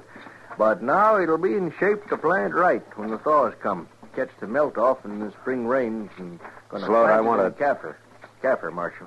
That's the best feed crop in the world. It's been too dang much for seed, maybe, but in the long run, that'll pay out. Here, Marshal, you're all mighty serious for some cause or other. Well, there's reason for it, Sloat. This isn't just a neighborly call I'm making. Bert Krager just got back from Washington yesterday. That's so. I guess you know what he was doing. Oh, same thing he's been trying to do for 3-4 years now. Steal my land away from me. Yeah. Well, he's finally done it. What? I got an eviction notice with me and an order from the Land Commission to serve it on you. I don't believe. You're joking, Marshal? I wish I was, Sloat. I'm sorry. Well, nobody can grab a man's farm away from him. After he's put his sweat and blood, his whole heart into it. The order gives him a right of prior occupancy. But he never run a head of stock on this ground when I filed on it. There's nothing I can do about it, Sloat. Don't them fellers back there even care about my side of it? Don't they even want to hear my story? And according to the order, they notified you by mail. Oh, I got some kind of papers through the post. I couldn't tell what they was all about. I just figured it was some more of Bert Krager shenanigans, some kind of bluff. It wasn't bluff, Sloat. Mr. Jones? And them papers said come to a hearing in Washington. Now, where'd I get the money to go to Washington? I don't know, Sloat, but the court's decided. Mr. Dillon, here comes old Krager's son. What? Crowdy Krager coming here? Now, you just take it easy, Sloat. Morning, gentlemen. How are you, Crowdy? Ain't you Kragers done enough? What'd you come here for? Maybe I come to undo some of it, Mr. Carson, if it ain't too late. I'm aiming to undo it myself, Crowdy. I'm figuring to use a gun. Now, wait a minute, Sloat. I ain't a man that hunts trouble, Marshal. You know that. You know it as well as anybody. But I ain't letting 4 years of my life get took from me without putting up a fight. Killing Bert Krager won't change a legal decision, Sloat. What did you mean, Crowdy? If it ain't too late. You served that eviction notice yet, Marshal? No, not yet. The law say you got to do it today instead of tomorrow, maybe? No. And I'd like to talk to you, Mr. Carson. Why? I may be able to tell you something that'll save your farm for you. I'll listen to you, Crowdy, but I won't promise nothing. You don't have to. Marshal, I think it'd be better if you wasn't a party to this. Why are you doing this, Crowdy? What's your reason? If you'd lived around my pa your whole life, you wouldn't have to ask. Mr. Carson, could we walk into the barn? All right. You excuse us, Mark. Well, looks like there won't be any bloodshed after all, Mr. Jones. I don't know, Chester. I wouldn't count on it.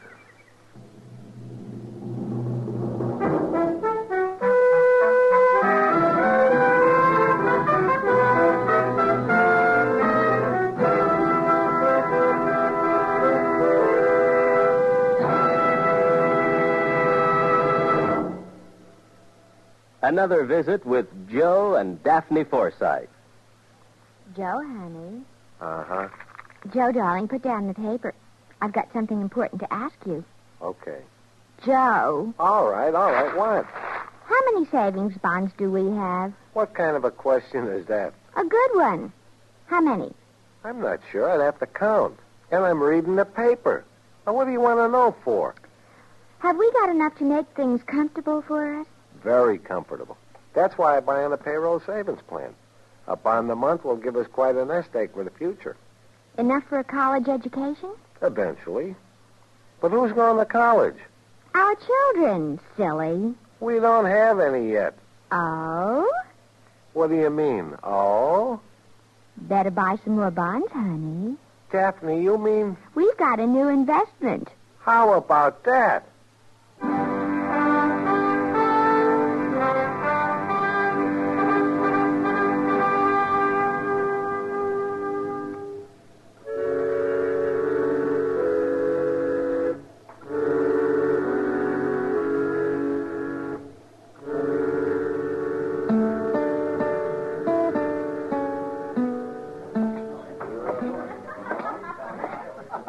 Evening, Doc.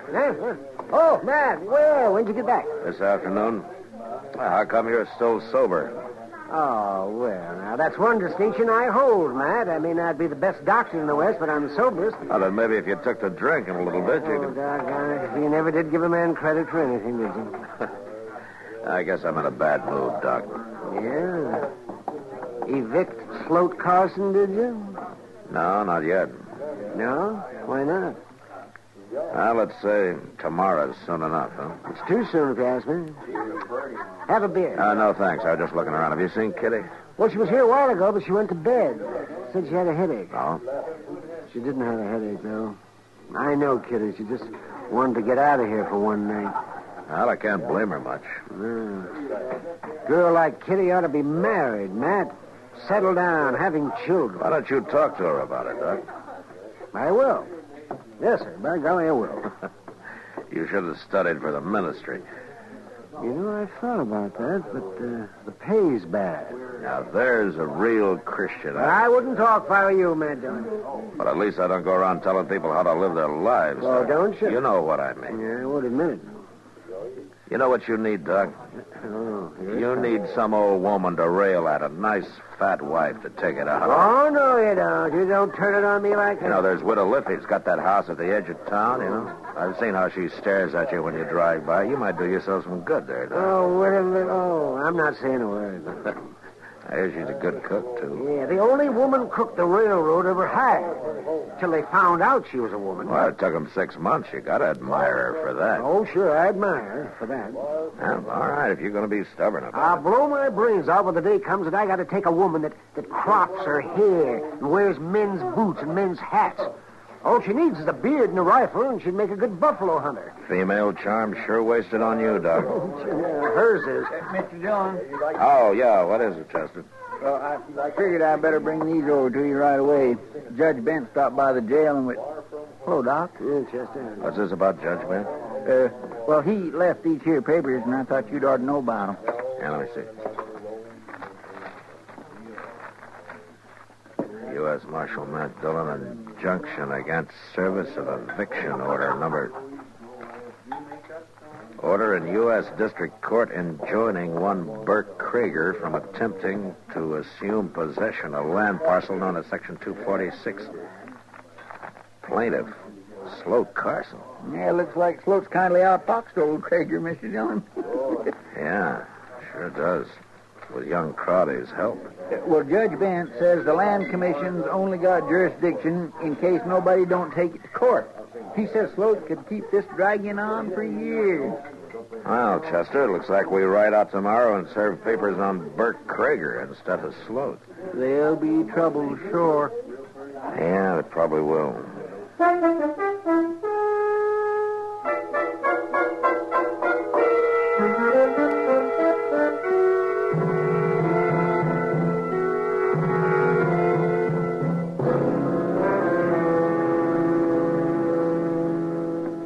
Come in, Marshal.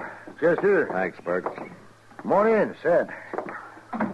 Maybe I can rustle up a pot of coffee. No, don't bother. We're not going to be here long. Well, I'll take a minute. There. serve them papers on Sloat Carson, did you? No. What? Why not? As a matter of fact, Burke, we're here to serve some papers on you. What the thunderation you talking about? Judge Bent issued this late yesterday afternoon. You better take a look at it here. What's that old fool doing poking his nose into my business? What's this? It's pretty clear if you read it. I don't have to read it. I know what it is. The only blasted way in the world Carson could have beat me, and he stumbled onto it. In case you're interested, Judge Bent handed down a ruling at the same time to prevent me from serving the eviction notice. Then I'll run him off. I'll take a gun to him. I wouldn't advise that you try that, Burke. Marshal? Chester? Good morning. How are you, Crowley? What's the trouble, Pa? Trouble? 10 years, that's the trouble. For 10 years I've fought for this valley, foot by foot. And when I get it right in my hand, the last square inch of it, the Krager Ranch, this fool Sloat Carson blunders onto the one way of blocking me. He didn't blunder onto it. I told him about it. You what? I told him about that loophole in the Land Commission's order. You mentioned it one time, you remember? Are you sneaking young whelp? Here now, you know what Doc said about you getting mad. I'll have the hide off your back. I'll beat you till you scream to have a bullet put in your head. Burke. Stand back, Marshal. Put down that horse. I'll cut the daylights out of you. You heard me, Burke. You yellow cur. Pump out. Mr. Krieger.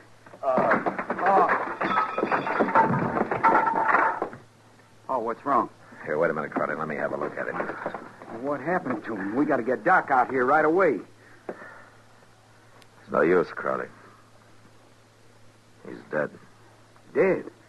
Doc said it was going to happen like that if he didn't stop losing his temper. But he can't be dead. I didn't mean for this to happen. It wasn't your fault, Crowley. You were trying to do the right thing. It was your father who was doing wrong. I can't even claim that excuse, Marshal. I didn't care what happened to Sloat Carson. I was just trying to hit back at Pa for all the years he bullied me. I don't guess he was easy to live with. But I didn't aim to do this. I just didn't.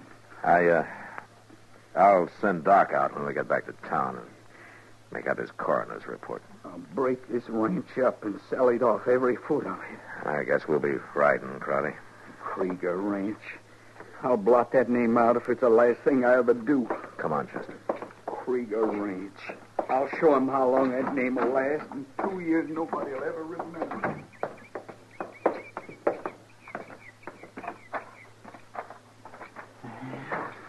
A man sure don't live long after he's dead. Well, I guess that depends on how a man lived his life, Chester.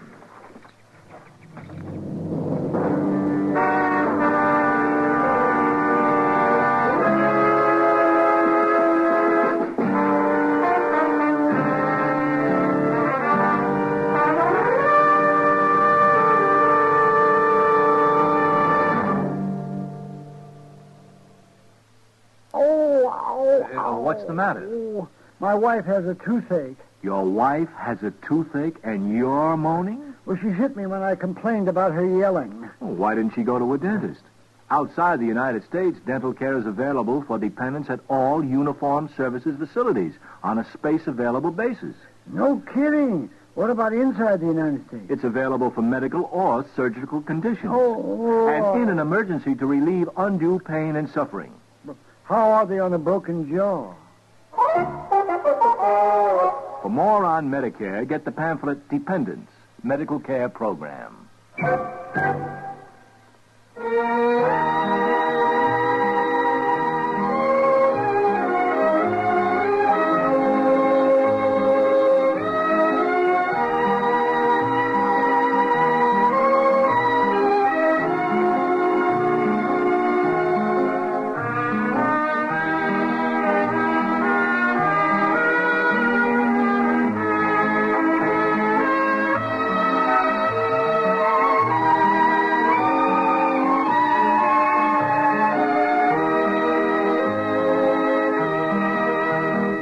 Gunsmoke. Produced and directed by Norman McDonald, stars William Conrad as Matt Dillon, U.S. Marshal.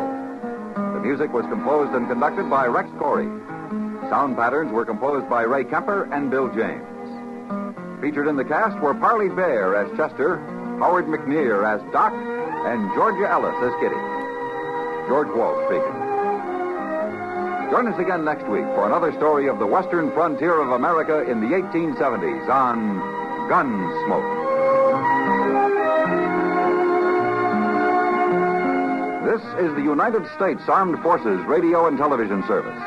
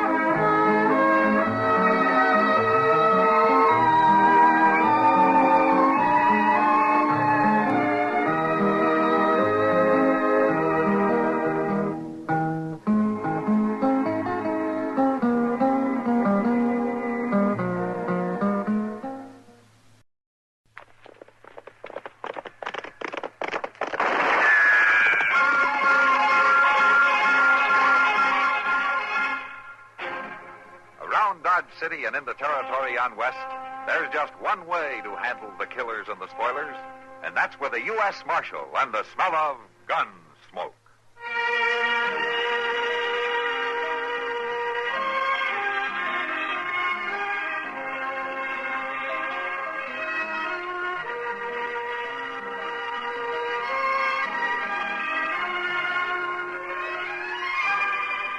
Gunsmoke, starring William Conrad. The story of the violence that moved west with young America. And the story of a man who moved with it. I'm that man. Matt Dillon, United States Marshal. The first man they look for and the last they want to meet. It's a chancy job, and it makes a man watchful and a little lonely.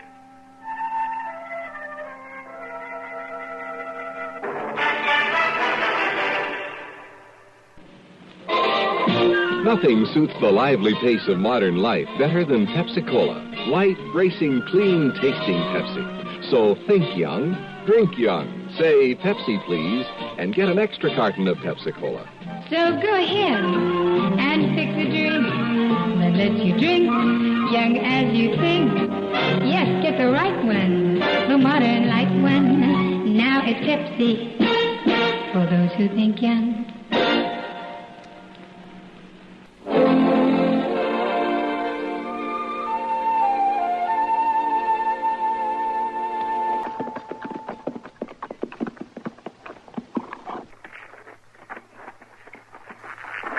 I should go stable a horse, Mr. Jones? Yeah, you might as well, Chester. Well, I'll come in and get the stove going first. I sure could use a cup of coffee when I get back. Okay. Hold it, Mr. Dillon. Well, are you going to shoot me or not? Matt Dillon, if I was as jumpy as you are, I'd sleep with the door locked. Even if it was a marshal's office. Matt, you're some guy. How are you, Nate? You ain't grown an inch. Well, I'm a whole lot smarter, though. Oh, I ain't so sure of that. I could have put a bullet in you easy just now. Yeah. Chester, this is Nate Tatum, an old friend of mine. Hi, Chester. You had me kindly worried there for a minute. Yeah, I got bad habits, all right. Well, Nate, what are you doing in Dodge? I'm heading for California, Matt. Just stopped in to say hello. Still a U.S. Marshal, aren't you? A U.S. Marshal? Yeah, Oklahoma Territory, Chester, for the last 4 years. Forevermore, my gracious. No, not anymore, though. I quit. Quit? What for? Scared, I guess. Scared? You? Well, maybe that ain't the word, but I began to get the feeling my number was coming up, and I still have it. No. It's a real strong feeling. I don't like it. You must have made a lot of enemies back in Oklahoma. What lawman doesn't?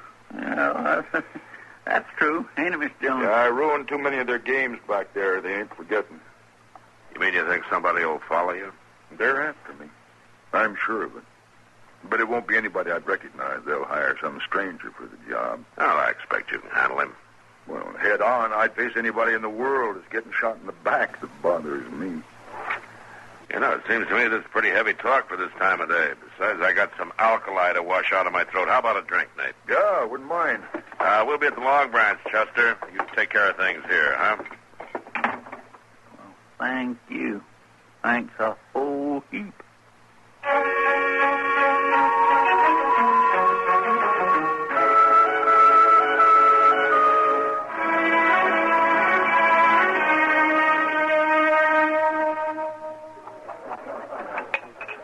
I sure envy you, Nate.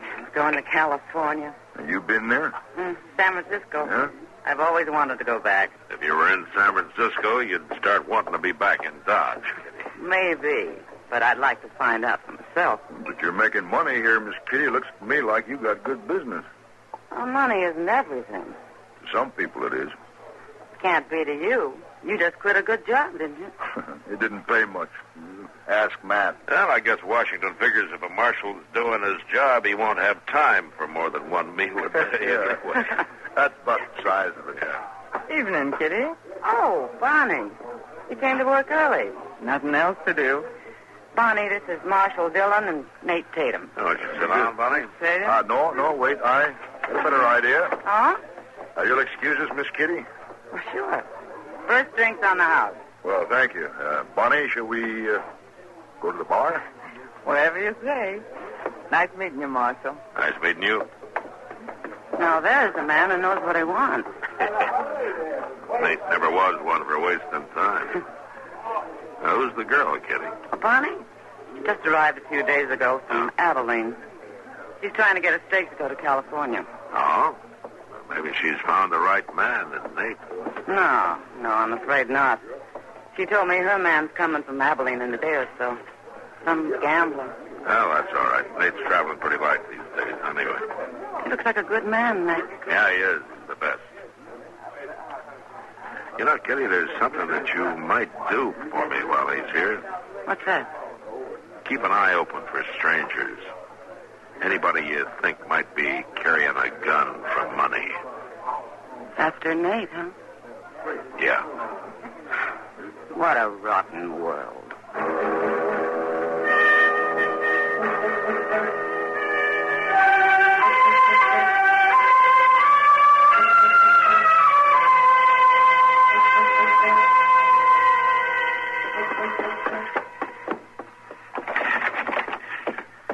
Miss Dillon? Miss Dillon? What? Oh, what is it, Chester? You dressed? Oh, what's the trouble? There's been a shooting. What? I didn't hear anything. Neither did I. It was way down at the end of Front Street. I was having a nightcap for Lady Gay, and somebody stuck his head in and hollered something about a shooting. Gunfight? I don't know. All he said was this man had been shot. Come for you right away. Miss Dillon? Yeah? The man that was shot... What about him? It was Nate Tatum.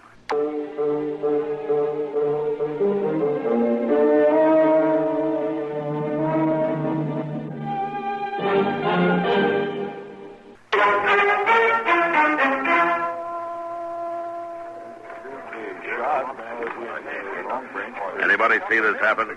No, I didn't see it. He was shot in the back, Mr. Dillon. Just like he said he'd be. Yeah. You know, that alley over there would be a good place to ambush a man from.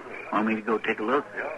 No, there's no use, Chester. Whoever did it wouldn't be around now. Mr. Dillon, there's somebody still up over there at the rooming house. Yeah. I'm going to go over there and ask a few questions, Chester. Get a couple of these men to help you carry Nate up to the docks, huh? Yes, I will.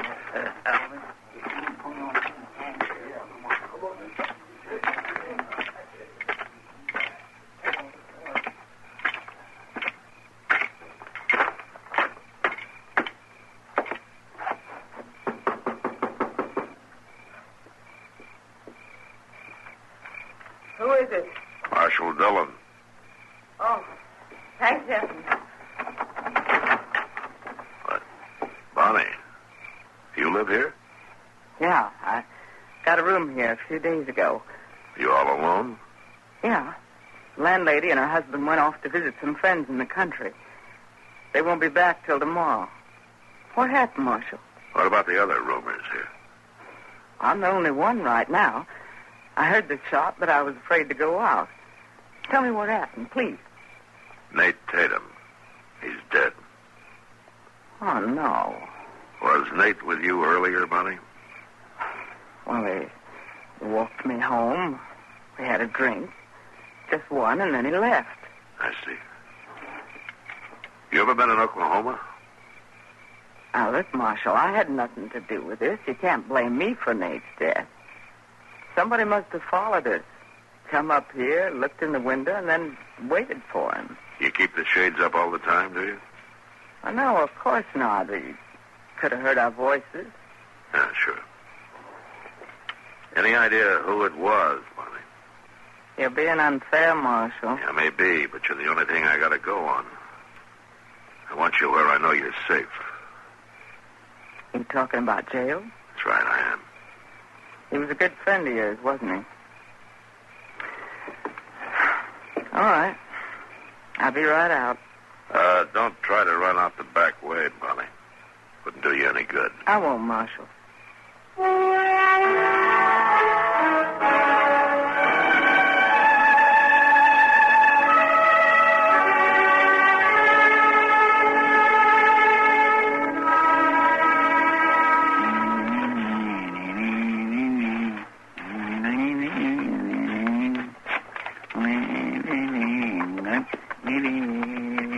Morning. Oh, morning. What can I do for you?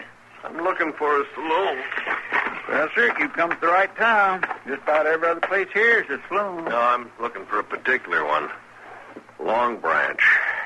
Oh? A girl I know is going to get a job there. Bonnie Van Diemen. Bonnie? Well, Bonnie ain't at the Long Branch, mister. She run into a little dab of trouble last night. Trouble? What happened? You better ask Marshal Dillon about that. He's right inside the office. Where is Bonnie? She all right? Oh, she's fine. She didn't mind spending the night in jail at all. In jail? You sure took your time telling me my girl's in jail. Well, I didn't have to tell you at all. Are you Marshal Dillon? Yeah, that's right. Well, I want to know what you got Bonnie Van Diemen in jail for. Well, a man got murdered here last night, mister. My name is Miles Cody. All right, Cody. Well, Marshal, what has this man's death got to do with Bonnie? Why are you holding her? Well, I've been thinking about that myself. I got nothing on Bonnie, and she hasn't been able to tell me a thing. Chester. Yes, sir. Bring Bonnie out here, will you? All right, sir. You, the gambler Bonnie's been expecting from Abilene? Right. It sure is a mighty poor way to arrive in town. Here she is, Miss Dillon. Miles, Hello, Bonnie. you got here. Yeah. Not soon enough, the way it looks. What's this all about, anyway? Man got killed in the street where I live. Shot in the back. But you didn't have nothing to do with it. Of course I didn't. Well, you've got no right holding her, Marshal. I'm not holding her. She can leave any time. I don't understand any of this. Nate Tatum, the man that was killed, was a good friend of the Marshal's. Marshal was pretty upset. He had to do something about it, and, well, I was the most available, I guess, so he locked me up. We had a talk about it earlier this morning. Oh. Well, I got a little short-tempered there, Marshal. Guess I understand now. No hard feelings. No hard feelings, really. Well, I sure wish you luck. That's a bad thing, shooting a man in the back. Yeah, but I'll get him. Sooner or later. I'll get him.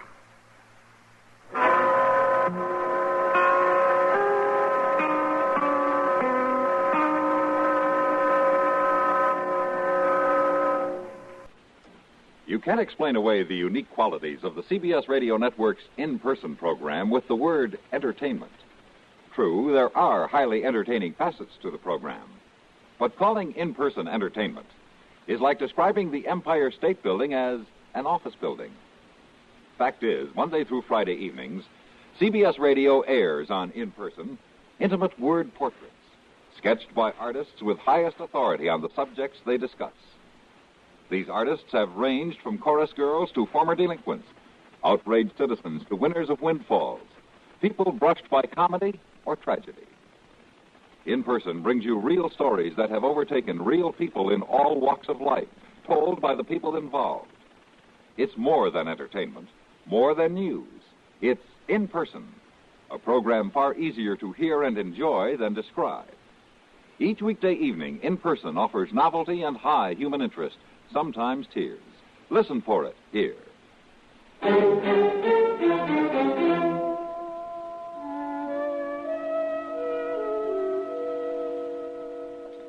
Bonnie, Marshall just came in.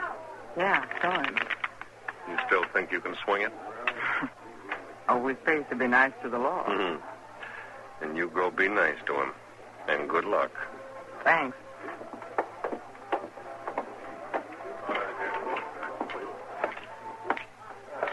Oh, evening, Marshal. Bonnie? I want to talk to you. Oh? Well, it's more like I've got something to ask you. All right, go ahead. Miles and I are trying to get to California, and we're pretty broke right now. We need a stake. You're working, and Miles has his job dealing faro. Sure, but I want to get out of here. I want to get to California. Now. What's that got to do with me? Well, Miles is a good dealer, Marshal. He could be a whole lot better if he didn't watch him so close. Wouldn't take him more than a week. Going real easy so there'd be no trouble. Sorry, Bonnie. No crooked gambling. I could make it worth your while. I can't be bought, Bonnie. Not any way at all. Well, if you change your mind, you know where to find me. Yeah.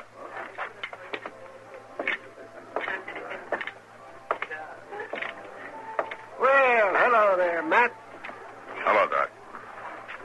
Where's Kitty? Oh, let's see. Oh, she's in the office talking to a whiskey drummer. Sit down, sit down. You look tired. Yeah, I am. Are you still looking for Nate Tatum's murderer? It's a real waste of time, Doc. Well, it just isn't a whole lot you can do about it, is it? I'll get him, Doc, if I have to go back to Oklahoma Territory and start from there. Oh, you can't do that. And then you get a job here. But somehow it doesn't interest me very much, Doc. I want the man who killed Nate. And I don't care how many days or months or years it takes to find him. John? Here's a telegraph for you. Oh?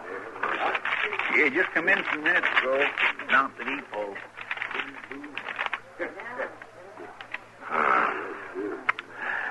Well, it looks like Washington came through with something for once. What do you mean, man? I sent him a telegram about Nate, and the War Department's offering $500 for his murderer. $500? That's a heap of money. Say that's right. He was a U.S. Marshal, wasn't he? Yeah. Chester, first thing tomorrow morning, take this over to the printers and get some posters made up, will you? Yes, I sure will. You know, this $500 reward just might smoke out our killer.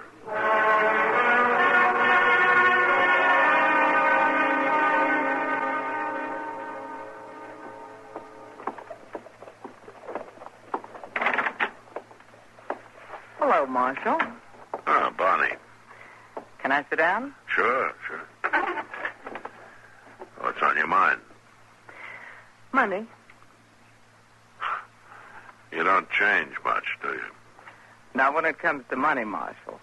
And right now, money can buy my way to California. Tell me something. Why is California so important to you? It's been a dream of mine ever since I was a kid. And now I'm going. You're going to send me. Oh? Is that so? $500, a lot of money. That's what you're offering for Nate's killer, aren't you? Oh, the government is. Go on. That's all. I knew I had a reason for jailing you. I didn't tell you many lies, Marshal. I just didn't tell you all I know. Yeah, but for $500 you will, huh? Well, a woman like me hears a lot of things, gets to know a lot. I can lead you straight to the murderer. Then let's go. The money first. You don't expect me to have that much money right here, do you? You want the murderer, don't you? If you can really produce him, yeah. If I can't, you don't pay me.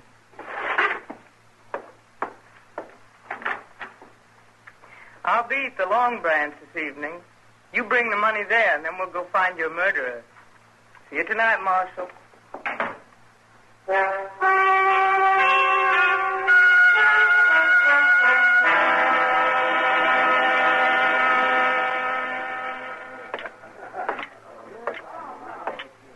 evening, Marshal. Bonnie, Did you get the money? I got it.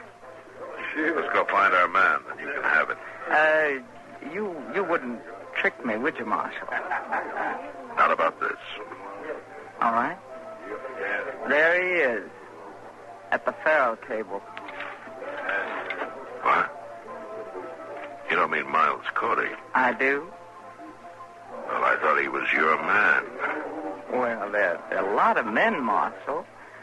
But I don't get a chance at $500 very often. The way you feel about people, you should get a lot of chances. Now, Marshal. All right, tell me about Cody.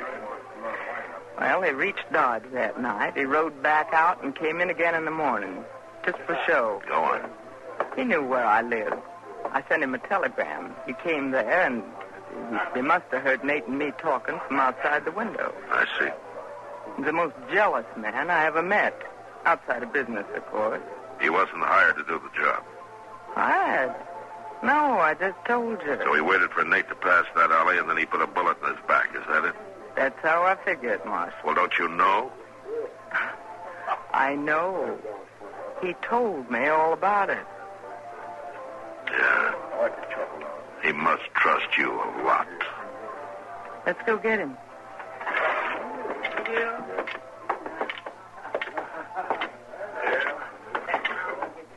Well, Marshal, been thinking over our proposition, Bonnie's and mine? About running a crooked game? Yeah. No, that isn't it, Cody. Oh, and what is it? Bonnie, what'd you tell him? Did you kill Nate Tatum, Cody? What? I ask you if you killed Nate Tatum. So you sold me out, Bonnie. I saw them reward posters today. You sold me out. Well, there's your confession, Marshal. I'll take your gun, Cody. All right. You can go ahead and take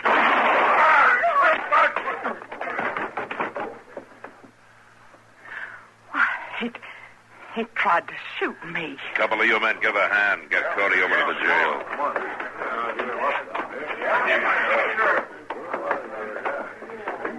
Why, he tried to kill me, Marshal. That dirty dog. Maybe you'd feel better about it if you came to his hanging. I don't need any lectures from you. Where's that money? Money? Here's your money. Thanks. Now, aren't you going to count it? Why, I trust people, Marshal. Don't you? I feel sorry for you, Bonnie. Sorry for me? Why, I'm headed for California, Marshal. But you're going to hate it, Bonnie. Even you. You're going to hate every minute of it.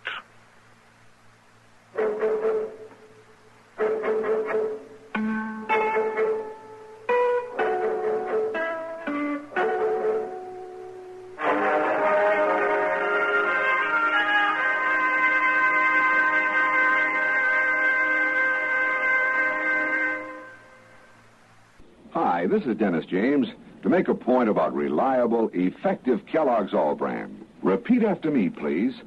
What do you want when you need brand? What do you want when you need brand? Reliability.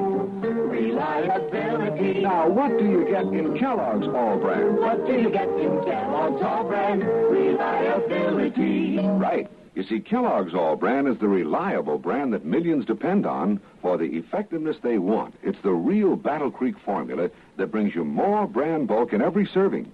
More of the vital brand bulk that helps you keep regular. Kellogg's All Brand is also low in calories and mighty pleasant tasting. You can trust Kellogg's for that. The crisp toasted shreds have the kind of good bran muffin flavor that most folks are partial to. So next time you're shopping, get Kellogg's All Bran, and you'll get reliability. That's what you get in Kellogg's All Bran, reliability.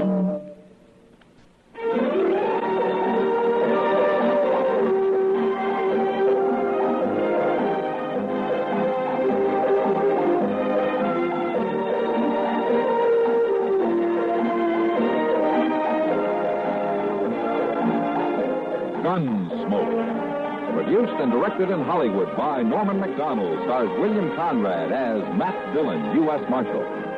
The story was specially written for Gunsmoke by John Meston and adapted for radio by Norman Macdonald. Featured in the cast were Lawrence Dobkin, Virginia Christine, and John Daner. Harley Bear is Chester, Howard McNear is Doc, and Georgia Ellis is Kitty. This is George Walsh inviting you to join us again next week when CBS Radio presents another story on Gunsmoke. Have a happy habit. Monday through Friday, Bing Crosby and Rosemary Clooney on the CBS Radio Network.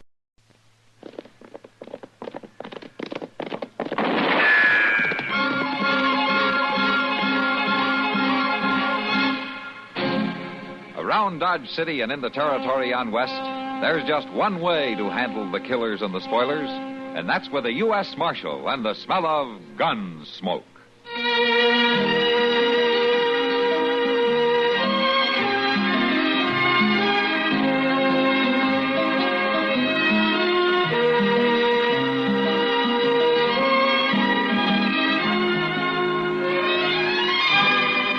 Gunsmoke, starring William Conrad. The story of the violence that moved west with young America. And the story of a man who moved with it. I'm that man. Matt Dillon, United States Marshal. The first man they look for and the last they want to meet. It's a chancy job, and it makes a man watchful. And a little lonely.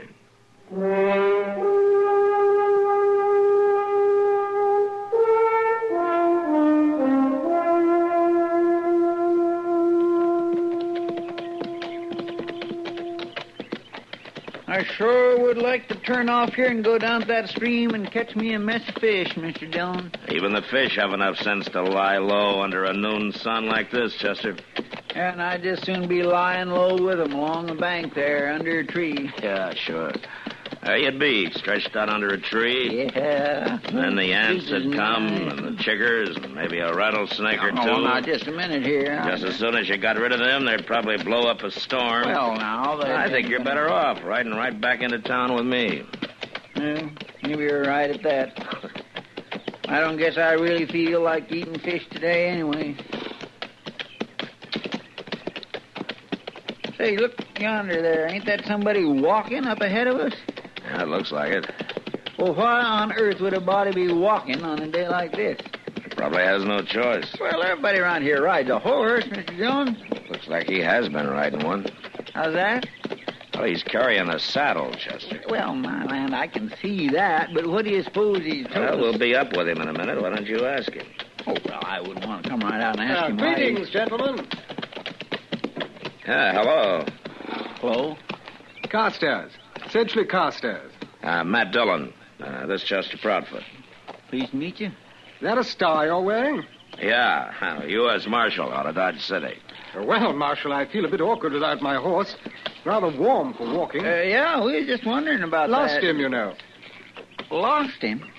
In this open country? Chester, let the man talk. Well, yes, sir, but... Yeah, I lost him in a card game. Poker. Oh. Not very good at poker. You bet your horse? All I had at the moment.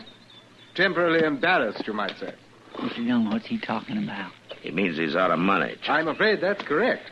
But you didn't lose your saddle, huh? Oh, I didn't wager my saddle, sir, no. That's the only one I've found to give me any comfort in your American style of riding. I feel I must keep it. That's a good idea in case you got another horse. Oh, I mean to win him back. That's one reason I'm heading for Dodge City. Who'd you lose your horse to? A chap named Pete Knudsen. We came up together driving cattle from Texas. But he gradually won everything I had, and last night he won my horse. So, now I'm afoot. Pete Knudsen's a mean man in a poker game. He's a mean man out of one, too. If he weren't so mean, I might not be so determined to win back my horse, Marshal. I see. Well, at least we can give you a lift into town. You climb up behind me. You take his saddle, Chester. Yes, Mr. Dillon. There you go. Very sporting of you. Perhaps I can repay you sometime. Just don't try too hard to repay Pete Knudsen. It's somewhat an affair of honor, you know. You'd be better off just to think of it as a poker game and leave honor out of it.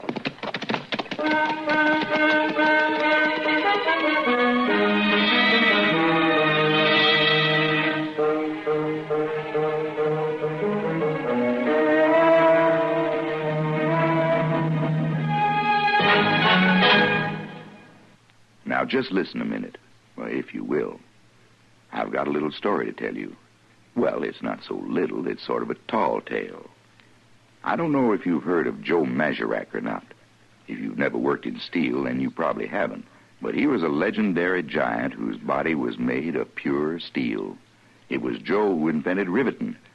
Joe would stand there shaping rivets out of the hot steel with his thumb and fingers, and while the rivets were taking shape, he'd punch holes in the girders or plates with his little fingers. Then he'd plug the rivets into the holes and pound them over with his knuckles. Worked so good that they invented riveting machines to take his place on jobs he couldn't get to. Joe was a busy man, you bet. But in between jobs, he couldn't just stand around doing nothing, so he'd stockpile cannonballs, making them out of white hot steel the way little children make snowballs, by rolling them in their hands. For entertainment, Joe used to have what he'd call a taffy pull, only he'd use steel instead of candy. And as he stretched it out, his fingers would be shaping it. When he finished each long tug, he'd break it off and lay down another length of rail to cool. Guess half the rails of the B&O were made by Joe at his taffy pulls. Yes, Joe Mazurak was the spirit of the steel industry, the spirit of those men who worked and sweat before the open hearths of the Alleghenies, who laughed and bragged about the strength of their giant while they turned out the finest steel in the world. Some of that steel was Joe Mazurak himself, to hear them tell it. It seems that during the year of the big layoff, when the steel mills couldn't get metal to process, why, Joe, he melted himself down in the flames of hearth number 7 so as America could maintain its steel supply. Yes, old Joe was quite a legend, wasn't he? Say, isn't it nice being citizens of a country where you can laugh and talk about things free as a breeze, and write and read and worship, too? Yes, sir. Maybe you don't think about it much, but you should.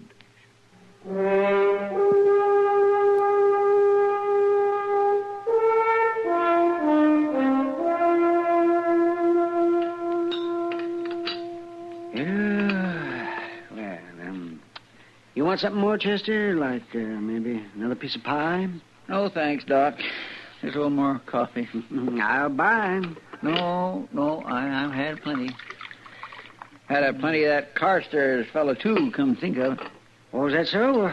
What's the matter with him? Well, now, Doc, what kind of a man would have a name like Sedgley Carstairs? Anyway, I don't trust him at all. Oh, now, a man can't help his name, Chester. Chances are in England, a name like Sedgley Carstairs is every bit as common as Chester Proudfoot is over here. Oh, Proudfoot. Maybe so, but I tell you, Doc, he talks so fancy, it's just plain silly. Oh, he's not trying to talk fancy, Chester. That's just the way Britishers talk. He was born in England, wasn't he? Well, what's he doing over here, then? Why didn't he stay at home where folks could understand him? Oh, no, I expect he's here for about the same reason the rest of us are. What reason? To make a living. Oh, now, Doc, I don't believe nobody who talks like he does knows how to make a living. These ways, he sure don't know how to keep a horse. See, you know, I've run into a couple of these fellas before. They're what they call second sons. Second son? What's that? Well, it's the second son born into a British family. You see? Usually a wealthy family. Well, sometimes even a titled family. You mean lords and dukes and queens and all such as that? Could be. Well, say, then, this Carstairs fellow might be rich, huh? You can't be sure. In England, it's the first sons who get everything. Doc, you mean them lords and dukes and stuff don't give their second boys nothing? Sometimes not, unless maybe they send them something a couple times a year to keep them from hanging around the estate, raising a fuss. You mean they bribe their boys to stay away? It's been done. Sometimes those second sons turn out to be kind of ornery once they find out that they're not going to get their share of the family loot. Oh, it's a dirty trick. You can't rightly blame them for that. Say, Doc, you reckon this Carstairs feller's getting paid to stay away? Can't tell, Chester. Well, something to think about, though.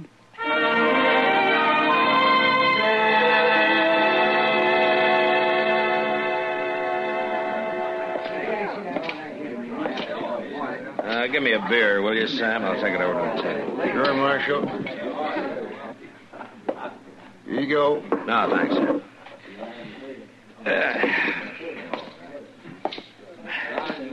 Oh, evening, Kitty. Hello, Matt. Sit down. Thank you. What, are you going to talk to me, or are you just going to look around the room? What? Oh, I'm sorry, Kitty. I was just looking for somebody. He's over there at the far table. You can't see him too well with all the crowd standing around. Yeah. Now, how'd you figure I'd be interested in Carstairs? Well, everybody's interested in him. I hear he's the willingest poker player to hit Dodge since the Santa Fe Railroad gangs. And the willingest loser. He doesn't seem to care who he loses it to. So he keeps on playing. I wonder where he gets his money. Well, they say all he has to do is walk into the bank and he comes out with all the money he wants. It could be gossip, you know. Yeah. He was down to betting his horse a few days ago. You worried about him, Matt? No, not exactly worried, Kitty. He's a likable fella. I just hate to see him losing all his money. I wonder why he's doing it. He wants to learn to play good enough poker so that he can sit in on another game with Beat Knudsen. He wants to win his horse back. Well, you can't blame him for that. But if Knudsen hears about the money, there'll be a lot more involved than our horse. No, gentlemen, no. The game's breaking up. Yeah, looks like it. Opens tomorrow. Then I'll be only too glad. Hi, hello, Marshal. Miss Kitty. Hello, Sedge. Sedge. Mighty pleasant chaps in here, Marshal. Oh, why shouldn't they be pleasant? I understand you're supporting them. I am losing a good deal of money, that's true. But I'm learning, Marshal. I'm learning.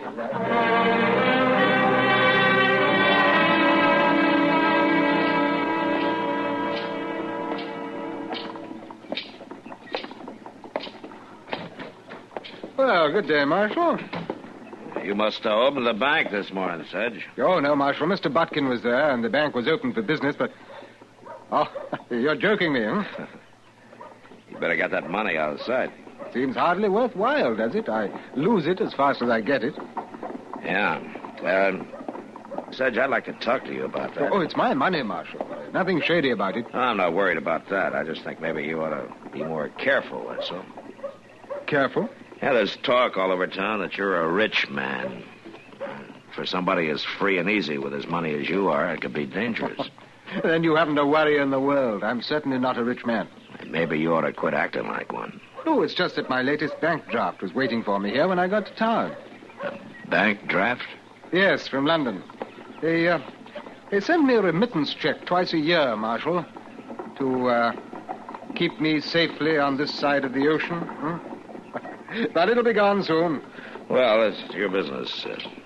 Just make sure that you don't lose more than your money. Thank you for your interest, Marshal.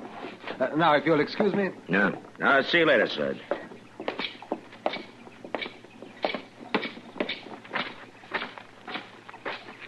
Mr. Dillon? Huh? Yeah, what is it, Chester? Mr. Dillon, Beat Newton and his crowd just got in from Abilene. They went right into Dodge House. How many of them? Well, there's 4 of them altogether. It's a funny thing, though. Oh, what's that? They tied up 5 horses. One without a saddle, huh? Yes, sir, that's the way it was. Beat's really rubbing it in, isn't he? Oh, well, shucks, Mr. Dillon. If Sedge didn't have no better sense than to lose his horse in the first place... I just hope he wins it back, Chester. For his sake. And I also hope he rides it right out of town.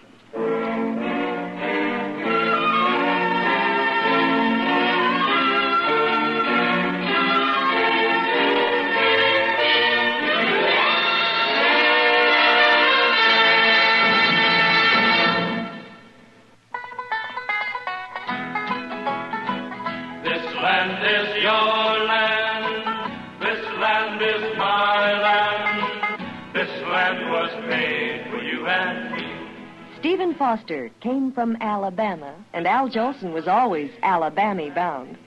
Even though there was no particular validity to these claims, there was a definite sincerity behind them. For Bama has a sense of charm and hospitality unlike any other state.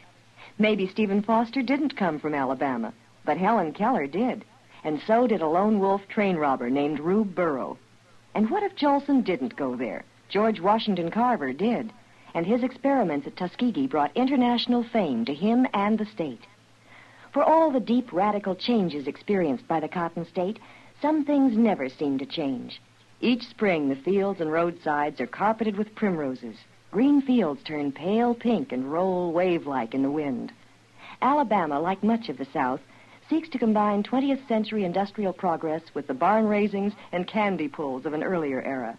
And what is more, Alabama succeeds.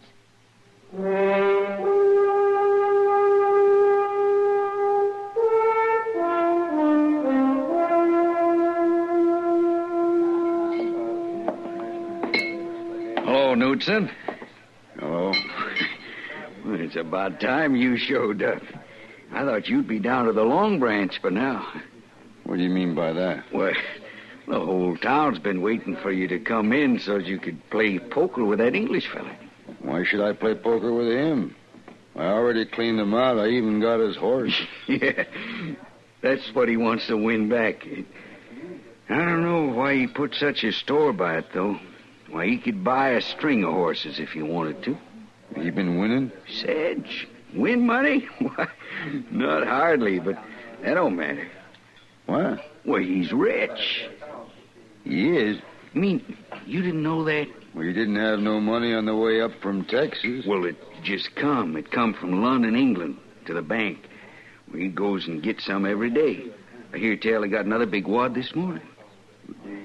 You know what you're talking about. Well, anybody'll tell you. Well, maybe I will just mosey down there and play a little poker after all.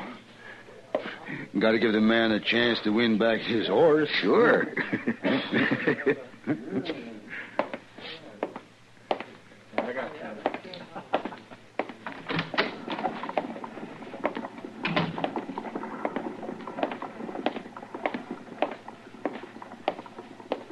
Hey, Knudsen.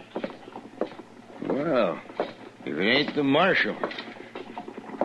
You heading for the Long Branch? I didn't know I had to report to you. You don't. But there are a lot of stories been going around town, Knudsen. I just don't want any trouble. You got a law against playing poker? Well, there ought to be, the way you play it. Well, Marshal, I just want to give the man a chance to win his horse back, that's all. Now, listen, Knudsen, I've told Sedge that if he's smart, he'll just try to win that horse and then quit.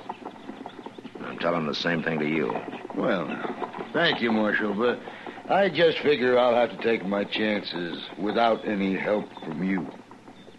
Just don't start anything, Knudsen. No. Of course not, Marshal.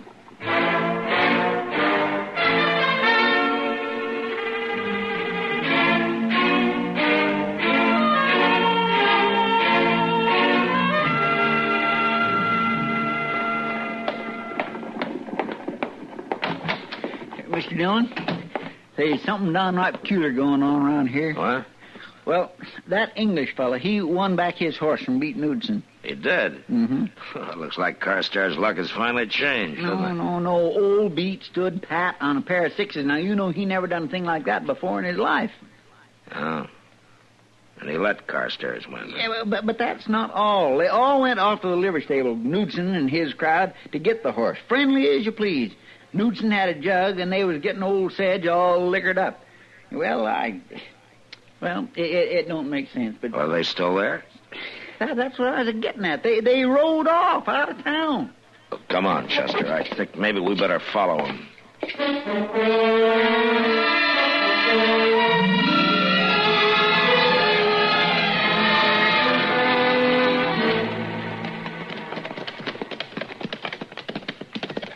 You reckon they took the road to Hayes City? Now they headed off this way towards some cover. Come on.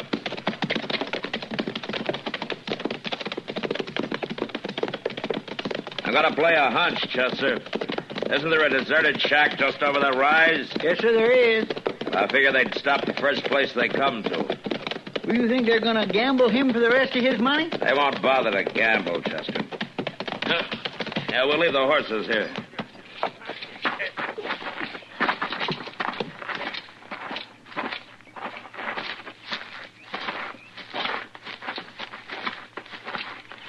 Yeah, there it is.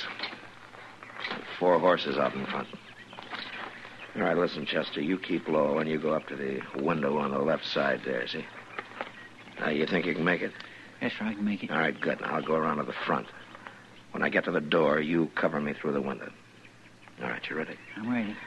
Come on, then.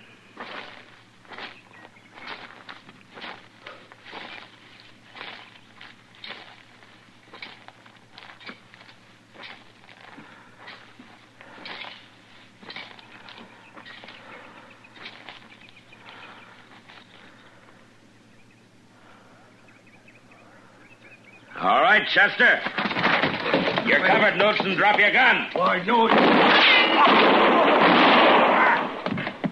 Either of you two want to argue? Not me, Marshal. All right, climb through the window and get their guns, Chester. Yes, sir. Now stand them up against the wall. Yes, sir, I will. All right, step lively. You move along, both of you. Come on.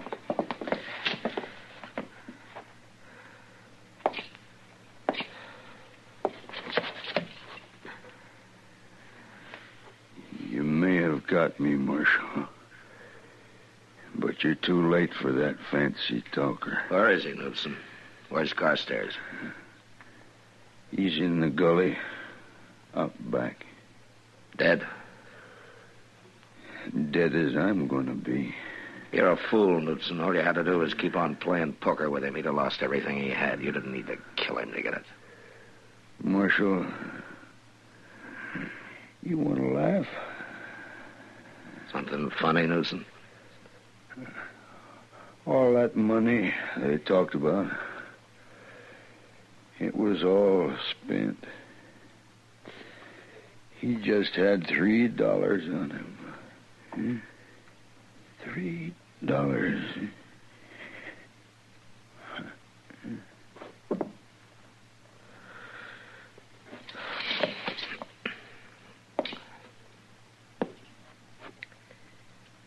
Mr. Dillon? You know, Chester, a man's life should be worth more than $3. A lot more.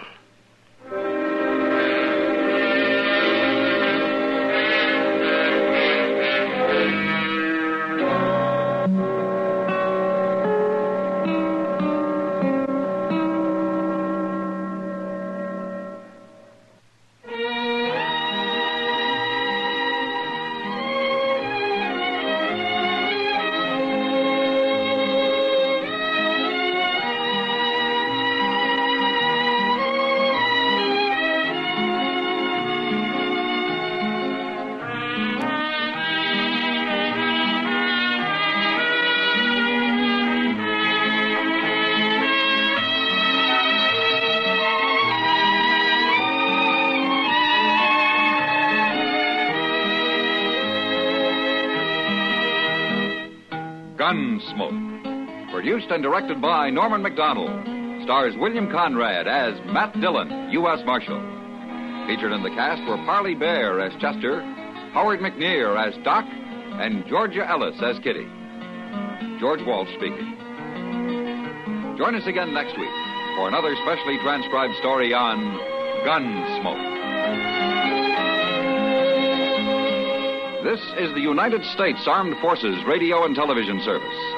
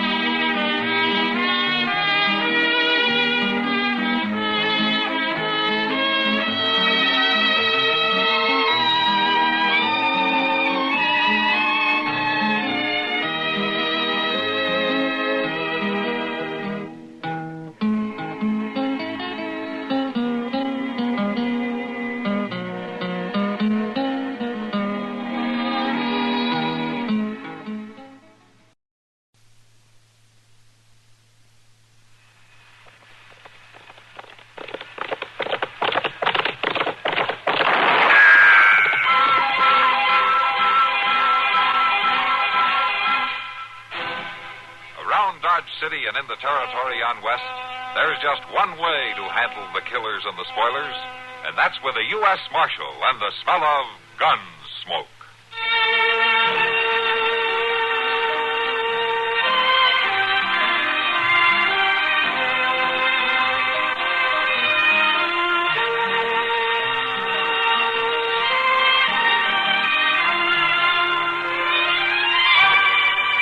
Gunsmoke, starring William Conrad, the story of the violence that moved west with young America, and the story of a man who moved with it.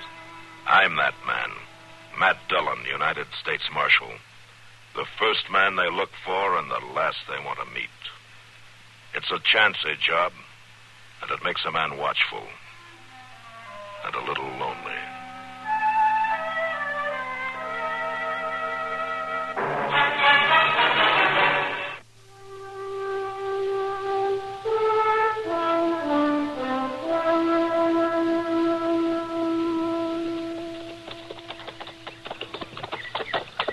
Mr. Dillon? Yeah, what, Chester?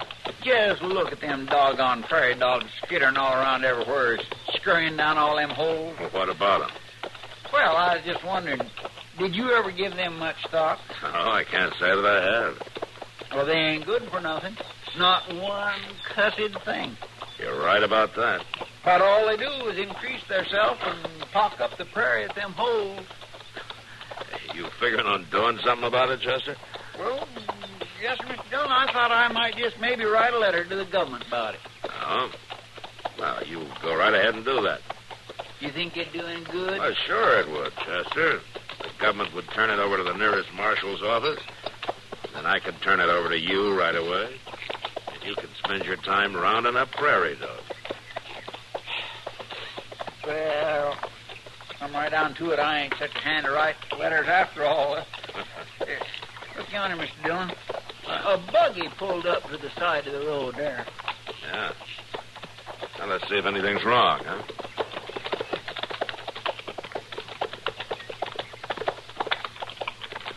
Well, what in the world would a lady be doing way out here all by herself? Now, let's see. You need any help, ma'am? It's that rear wheel. It just seemed to give way. We'll have a look. In Wichita, they said this was a sound buggy. You come all the way from Wichita? Alone? Without no man? Well, I hope to meet him in Dodge City. Well, but it just ain't safe for a woman to go driving all over Kingdom Come without no man.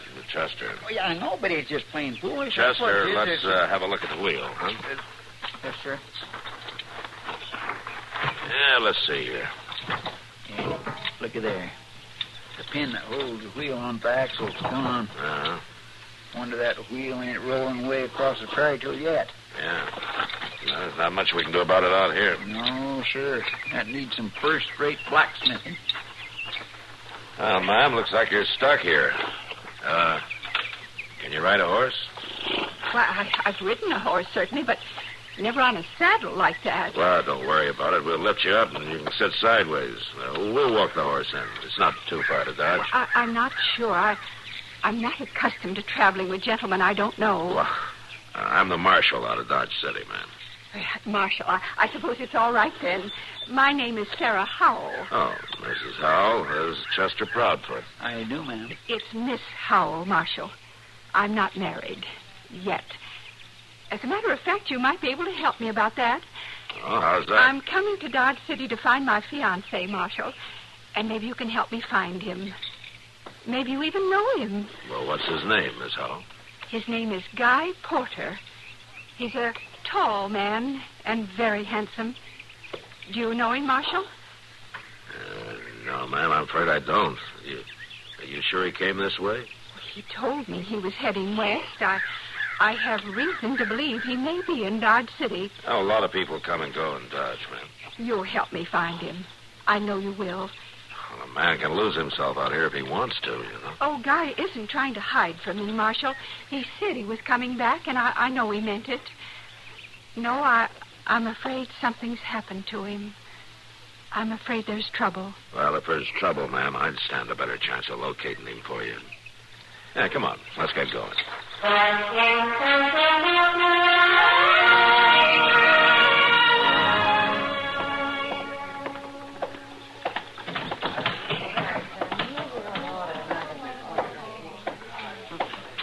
there, Chester.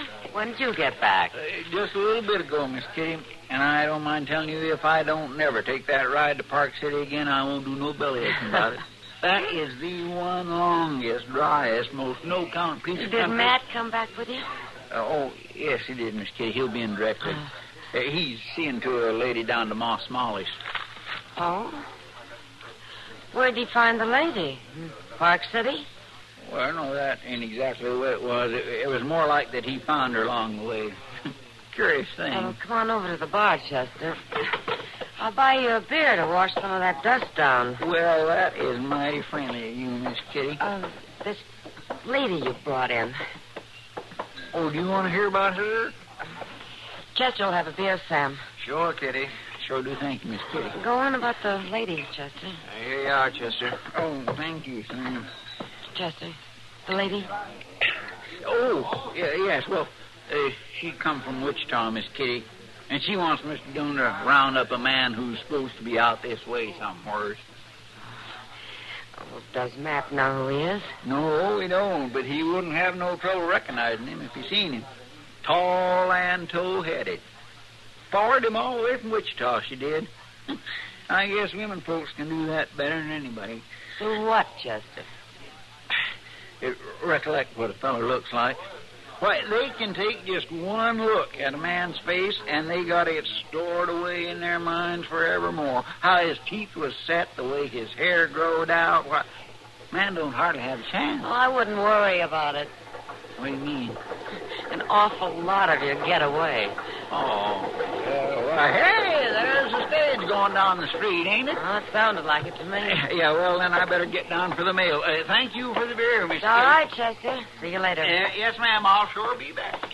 Sam, I'll be upstairs for a while. All right, Kitty. Kitty. Huh? Can I see you a minute? Oh, sure, Rance. What's on your mind? Well, that woman Chester was talking about. He say what her name was? No, Rance, he didn't. Why? Well, I just thought I might know her. I got kinfolk in Wichita. They was talking about a cousin coming out here. Oh, well, I can tell you where she's staying. You could go down there and find out about it. That'd help, all right. Matt took her to Moss Smalley's, the boarding house in the south end of town. Thanks, Kitty. I'll go down there right off.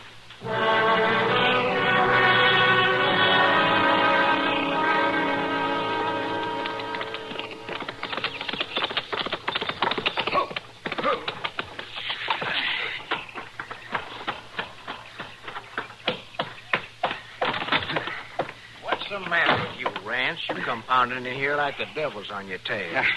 You better start worrying about that a little bit, Joe. What do you mean? You talked me into saying you could stay on here with me mighty nice. Claiming nobody saw you get away with that Wichita money. Well, that's right. Nobody did. Well, you should have looked back over the other shoulder. There's a woman asking all over town after you. What? She's giving your description to the marshal, right down to that pretty white hair. And he's looking for you, too. Now, you just got to get out of here, Joe. Now, just a minute, Rance. You sure you know what you're talking about? I know, all right. This woman's from Wichita. She's staying at a town boarding house, and she's asking about you. Now, I don't want no trouble with the law. Quit your bawling, Rance. There ain't gonna be no trouble. But if she spots... She ain't gonna spot me. You gonna move on? No. She is. Tonight. How do you know? I'm gonna fix it, that's how. You know where this boarding house is? Yeah, well, sure. All right. You show me after dark. But now, you ain't gonna You do nothing... want her to show me to the marshal? Well, no. Well, then leave it to me.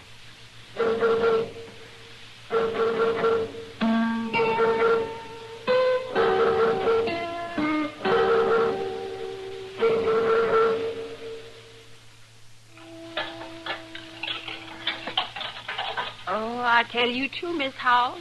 'Tain't often one of my lodgers takes it in mind to help out with the chores. No, I'd sooner not have idle hands, Mrs. Smalley. I am grateful to you. Would you care to come set a spell in the parlor when we finish up? Oh, that's kind of you, but I think I'll just take a little stroll. You're going out walking. Whatever for? Guy, Mr. Porter and I, we used to stroll. We used to take lovely strolls in the summer evenings. Perhaps I might even run into him. Stranger things have happened, haven't they, Mrs. Smalley? Well, it ain't likely. But there's always a chance in this life, Mrs. Smalley. Always a chance.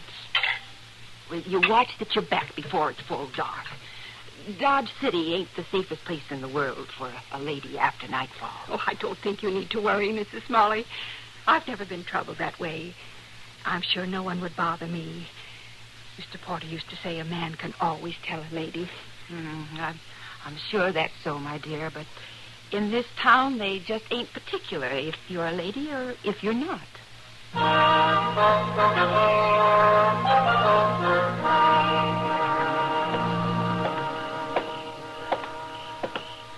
Rance, here, come over here. Did you find out who she is? You know where her room is? I know who she is, all right, Joe. Her name's Howell. Come on, then. Let's go. Now, wait a minute. She ain't there. Ain't there? You listen to me, Rance. It won't do you no good to try to trick me away from doing this. Now, that ain't it. I swear it ain't. She went out for a walk. That's what they told me. Out for a walk? Well, why would... Wait a minute. What's the matter? Quiet. It must be her walking alone. Now, don't you do nothing, Joe. Don't you? You be quiet.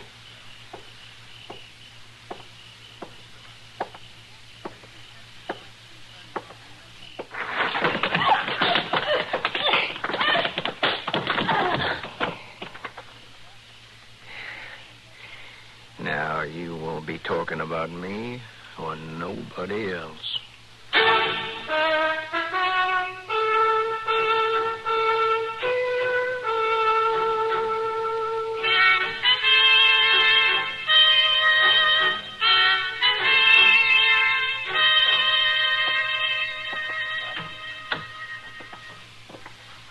Hello, Matt. I was going to send somebody for you. Yeah, I just heard Doc. How is she? Well, man, I don't know. There must be something about this town. I'm continually being called in to take care of somebody who ought to be dead, but isn't. Not quite. Does she have a chance? Well, any doctor in his right mind would say no. She shouldn't be alive, but she is. I don't know. She just may stay that way. Any idea who did it to her? I didn't have time to ask. Could I see her? Oh, no, I wouldn't recommend it. Would it hurt her? Well, no, I guess it won't hurt her, but it won't do you any good. She's delirious, Matt. She just keeps moaning and calling for somebody named Guy. She's not able to tell you anything. Well, I guess that's the way they wanted it.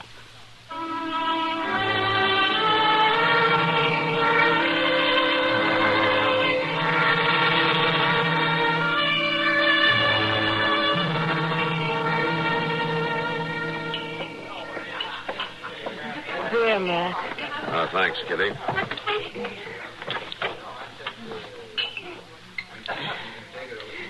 Well, it's hard to figure why anybody would do such an awful thing.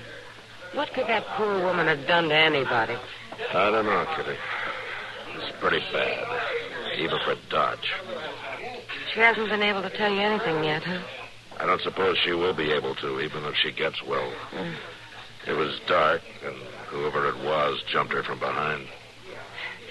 Dodge seems a strange place for a lone, middle-aged woman like her to come to, doesn't it, Matt? Especially when she said she came to find the man she was engaged to. You think he could have done it? I'm not even sure there is such a man, Kitty. Well, Rance Matson couldn't have been the one. He's much too young. Rance Matson? You know, that young farmer lives out of town away. Oh, yeah, I know who he is. Well, what's he got to do with this? Oh, maybe nothing, but He was in here earlier asking about the woman who came from Wichita. Thought she might be one of his kinfolk. Oh, what do you want to know? Her name, where she was staying. Matt, do you think... I don't know, Kitty. But I'm sure going to find out.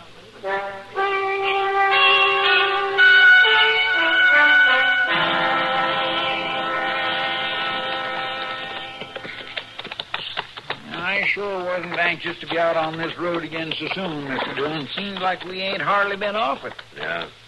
We could have stopped off at the Matson place yesterday just as easy on our way back from Park City. And it might have saved some trouble if we had, Chester. Yeah, come on, let's turn in here. There's Ranch standing out in front there. Yeah. Hudson, I want to talk to you. Why, he's running, Mr. Dillon. Dad, where you are? Don't shoot again. Don't shoot. Next time I'll be aiming for you.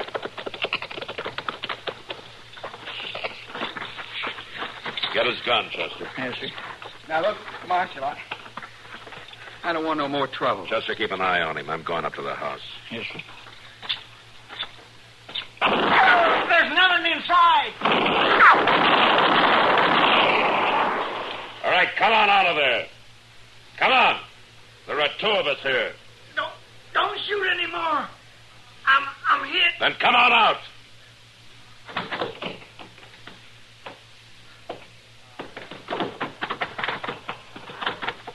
All right, Chester, let's try to patch him up. I want him to last long enough to answer a few questions.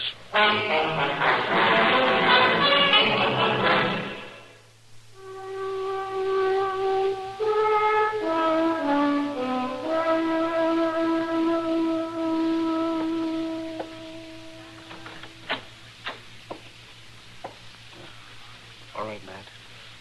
Come in. But be as gentle about it as you can. She hardly has any strength left. Okay, Doc.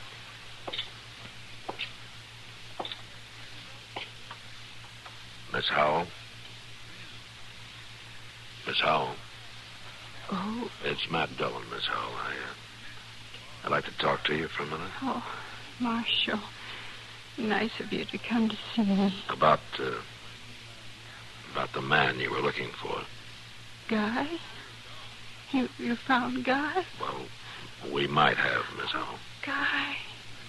I knew I'd find him. Now, you said that he was a tall man? Tall, Marshal. Straight as a young tree. And yellow-headed. He has light-colored hair, all right. And it shines in the sun.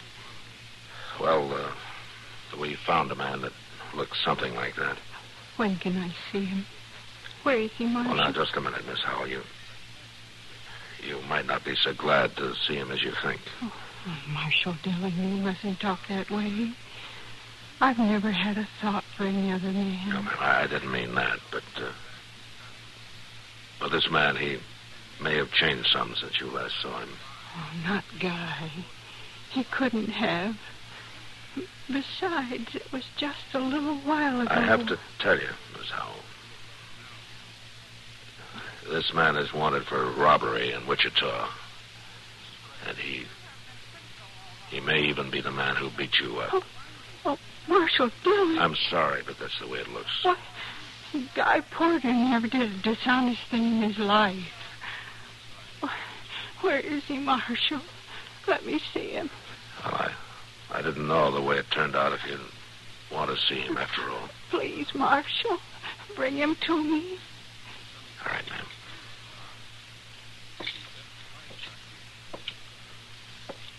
She wants to see him, Doc. All right, ma'am.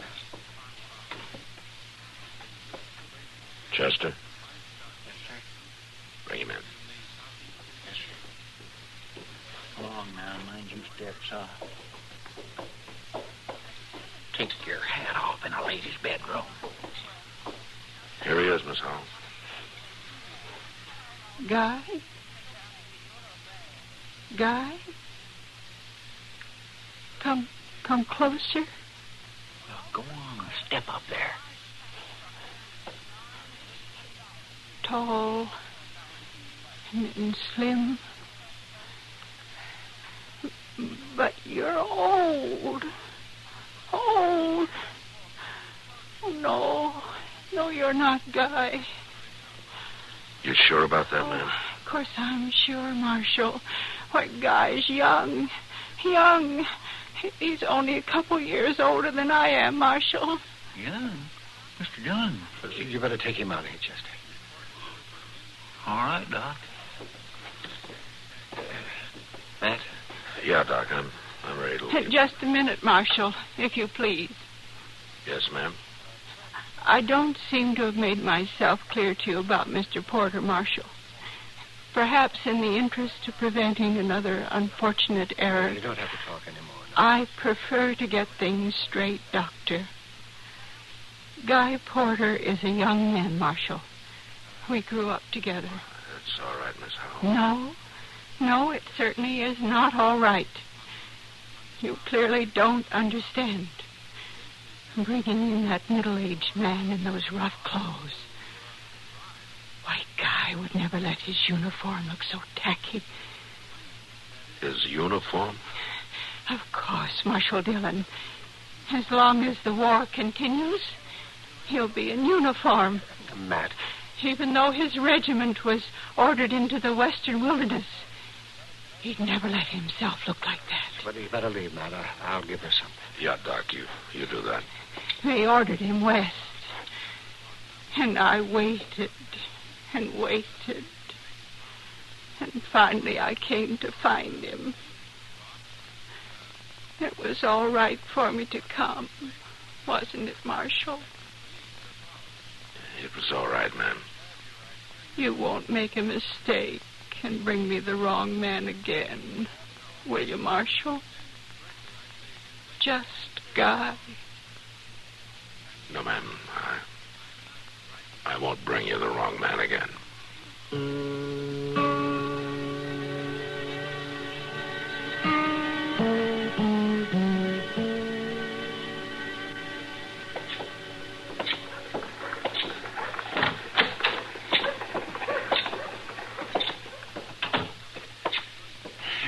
By jing, I tell you for sure, Mr. Dillon, I'm glad they sent a deputy to take that outlaw back to Wichita on the stage. I sure wasn't hankering to ride that road again so soon. Yeah. He was an awful mean one, beating up a lady like that. Is Miss Howell going to be all right, Mr. Dillon? I guess she'll get over the beating, Chester. But Doc doesn't think her mind will ever be any better. How could she go on like that all these years, thinking that fellow was coming back to her? I don't know. Yeah, memory can do funny things. Yeah, but Doc says she was carrying around a telegraph the War Department sent her years ago, telling her this Guy Porter had been killed. Yeah, I know. But she didn't want to believe it. No, she didn't. And I guess she never will.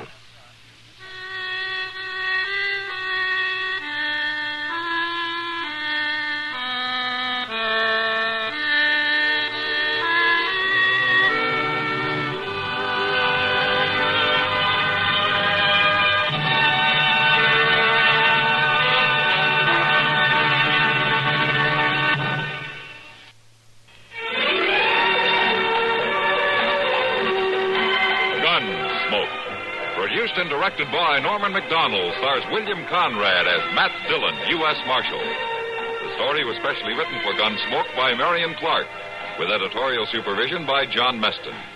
Featured in the cast were Vic Perrin, Clark Gordon, and Ann Morrison. Harley Bear is Chester, Howard McNear is Doc, and Georgia Ellis is Kitty. This is George Walsh inviting you to join us again next week for another story on Gunsmoke.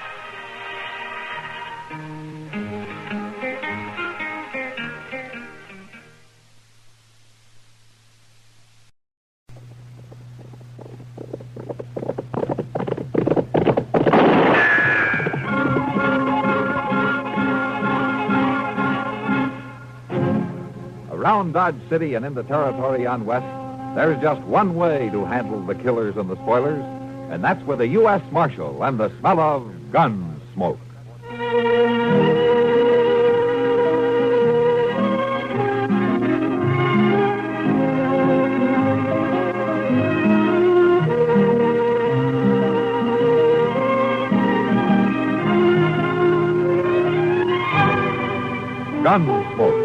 starring William Conrad. The story of the violence that moved west with young America, and the story of a man who moved with it.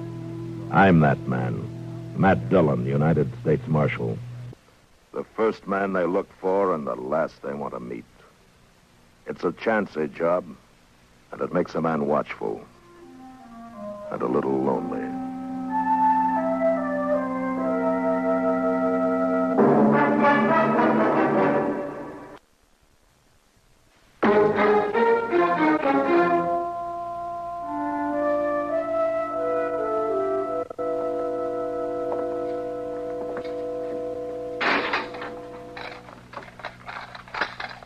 All right, Tom, he's all yours.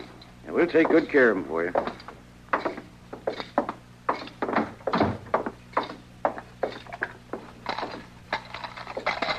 My gracious, Mr. Dillon, look at that clutch of keys. He sure does use a lot more than we do back home. Yeah. Well, they always did things up fancy in Wichita. Isn't that right, Tom? Yeah, there are a lot of people who wouldn't agree with him. Hey, can I buy you two a drink? Well, say now, that's mighty nice. No, thanks, Tom. Not right now. I got half the trail dust from here to Dodge on me. What I need is a bath and some sleep. I'm heading for the hotel. Sure, Matt. I'll catch up with you before you head back. Come to think of it, I guess I could stand and take a bath, too. Come to think of it, you could. I'll see you at the trial tomorrow. Yeah, good night, Good night, Tom. Mr. Bagley. Well, I guess you're right about going to the hotel, Mr. Dillon. I sure will be proud to get these boots off. Yeah, it's been a long ride. Seems to me like they'd ought to pay extra for it, too. For what? Well, for doing all that traveling harnessed to a prisoner, you sure don't get a chance to enjoy the countryside much. There isn't much countryside around here to enjoy. Well, that's true, but even so, Mr. Dillon... You, want to talk to me? I believe so, sir. I believe so. If I'm not mistaken, you're the marshal from Dodge City. You're not mistaken. Matt Dillon, what can I do for you? I'm pleased to hear you offer your services, Marshal. I keep writing the folks back home, and some Yankees are gentlemen, but I swear I don't think they believe it. Look, mister, you're keeping me from a hot bath. You've got something on your mind. You speak it out, huh? My name's Clayton Morley. At your service. Well, Mr. Dillon, ain't that the... I thought you'd recognize the name. I just brought a man named Reed Morley in from Dodge. Are you related? He's my brother, Marshal, my younger brother. Oh? Well, he's in bad trouble. I'm bound to agree with that. I left him at the jail, Morley, if you want to see him. Oh, I'm not wanting to see him, Marshal, not tonight. I want you to get him released for me. The boy's being held for murder.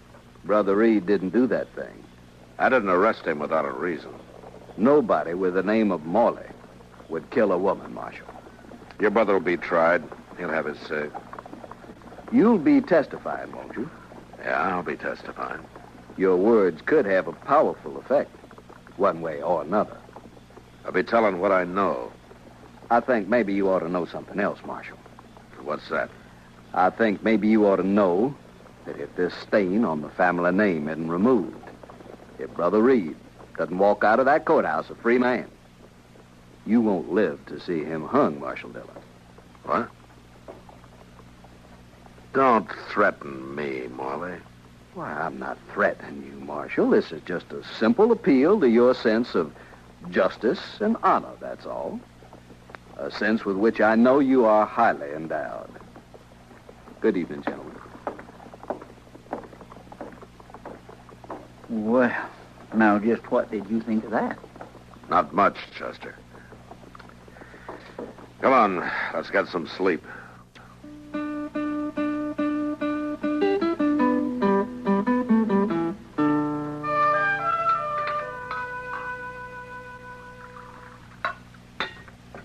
You know, Mr. Dillon, that place we're staying at ain't one bit better than the Dodge house. Not much to choose from, I guess.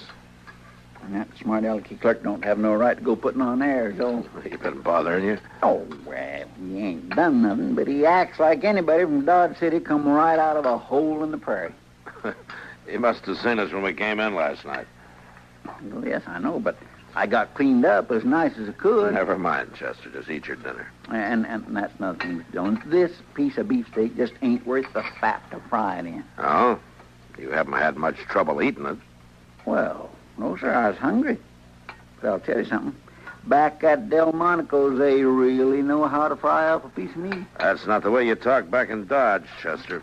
Yes, sir, and I've been thinking about that, Mr. Dillon. I'm sorry to hear that. I guess it must be all this traveling around the country that we do. Up to Larned, over to Hays City, all the way here to Wichita. Now, what about it? Well, it just kind of teaches a fella about things in the world. Makes him really appreciate a place like Dodge City. Oh, eat up, Chester, and let's get out of here, huh? I trust you gentlemen are enjoying your dinner. Well, if we was, we ain't now. You, got something else on your mind, Morley? Why, no, Marshal, nothing new. Just my continued interest in your health and welfare. Well, don't worry about it. I'm just hoping that you'll worry about it, Marshal. I told you not to get in my way. Well, now, I wouldn't want to. This is just a friendly reminder, Marshal, that I'm still in town, that I'll be here until after the trial is over tomorrow. You listen to me, Morley. I'll be listening tomorrow at the trial. And I just know that judge is going to set Brother Reed free. I feel it in my bones. He'll set him free if he thinks he's innocent, Morley. That's the only way. Oh, I know that, Marshal. I know it, just like I know that Brother Reed couldn't have done that terrible thing.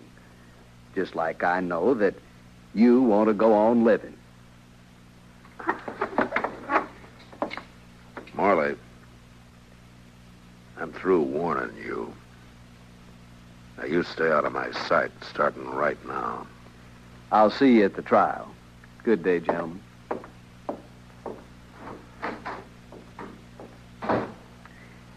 I swear he's acting clear crazy about all this. It ain't your fault if that boy gets himself hung. No, it isn't, Chester, but Morley thinks it is. That's enough for him. Well, it don't have to be enough for you, Mr. Dillon. And I hope you're right, Chester.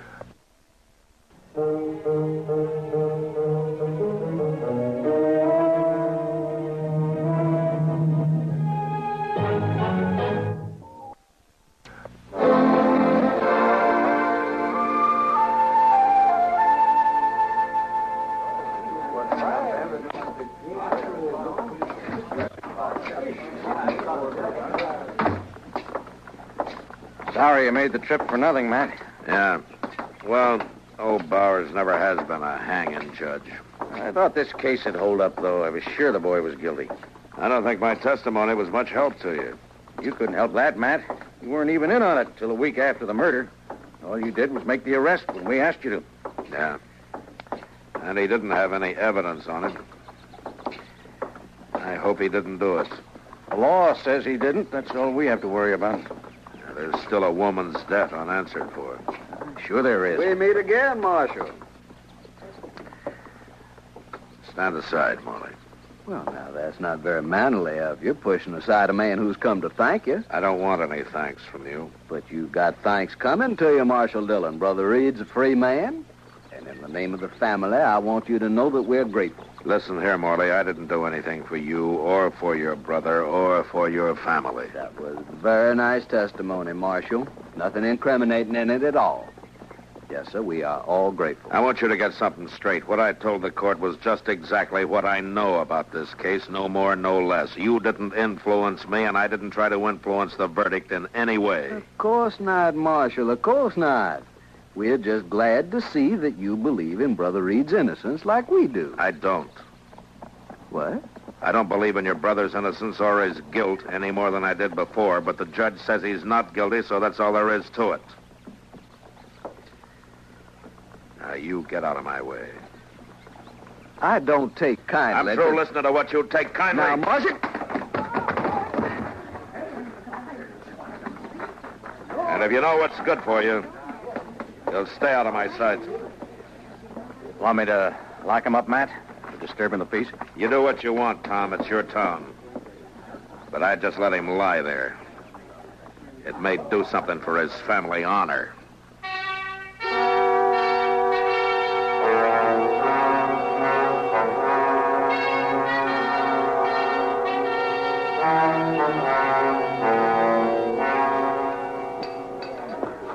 I guess you're right, Sam. Better order some more glasses. I swear, it seems I just got some now. Well, customers ain't very gentle with him, Kitty. That's a fact. Customers aren't too gentle with anything around here. Oh, hello, Matt. Hello, Kitty. Sam. Hello, Marshal. You want to take your poison standing up or sitting down? Well, I think I'll sit down, Kitty. Yeah, pour a couple of beers, will you, Sam? Sure thing. How was the trip to Wichita, Marshal? Oh, not too bad, Sam. A little dusty is all. Here you are. Thanks, Sam. You want to carry him to the table, Matt? Sure, Kitty.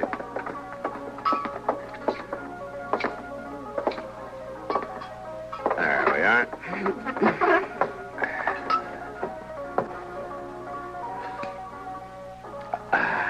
That's good. You look tired, Matt. Well, I spent the day helping Joe Hatch break a string of cow ponies. Those horses are bigger than I am. And younger, too. Yeah, they sure are. Well, anything been going on around here, Kitty? No, been pretty quiet, Matt. That's good. I'd like an empty jail tonight. Well, there is one thing that I've been kind of wondering about. No? What's that? What's that Reed Morley? The boy I took to Wichita? Yeah, he's back. You know, I'd have bet my last dollar that he wouldn't want to come back here. You didn't? What do you mean? His brother, that Clayt. Do you know him? Yeah, we've run into each other. Well, Clayt's insisting that Reed come back here to live. How do you know all this, Kitty? Well, the boy spends most of his time in here drinking, Matt. He says Clayt's making him stay in Dodge. Does he say why? Well, Reed says he has to stay here until folks stop talking about the killing and that woman, till everybody's convinced of his innocence. For the family honor, huh? Yeah, how did you know? Oh, I heard about it somewhere. Well, Kitty, we better enjoy the quiet around here while we can. What do you mean, Matt?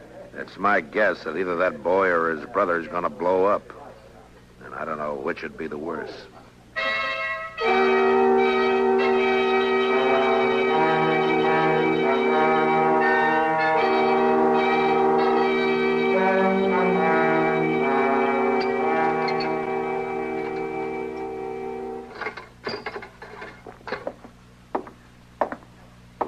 Here you are, Mr. Dillon.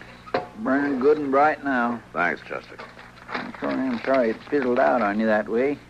I could have swore I put coral oil in it just yesterday. No, that's all right, Chester. No, sir, it ain't all right at all. Fella ought to do the job he's being paid for, to my way of thinking. Mm-hmm. Of course, there's some jobs that's got just too many little details in them for a man to keep up with proper and all. Like sleeping out, reading up, making coffee and fetching mail, all that stuff sometimes just gets to be too much for Chester, sure. But what are you muttering about? I was just saying, Mr. Dillon, that there's an awful lot for a body to do around here, keeping up the office and all. Oh? You think there's too much work to do you?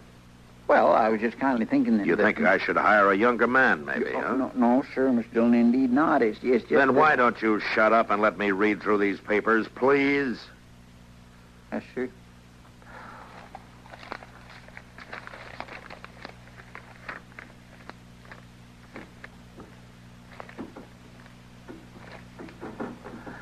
Chester, quit that rattling. Will you settle down someplace? It ain't me, Mr. Dillon. I am not doing nothing at all. All right, Chester. I guess it was the wind. No, sir, Mr. Dillon, that ain't the wind. There's somebody working the door that way. We'll see who it is. Yes, sir. Yeah. Oh. My land, Mr. Dillon, somebody laying there. Look. What? Yeah. He's hurt bad. Here, help me get him in, Chester. Yes, sir, I will. Easy. Easy now. Hey, we'll put him down on the cot here. Well, Mr. Dillon, it's Reed Morley. What do you suppose? I don't know, Chester. From the looks of him, he's not going to be able to tell us for a while either. Now go get Doc.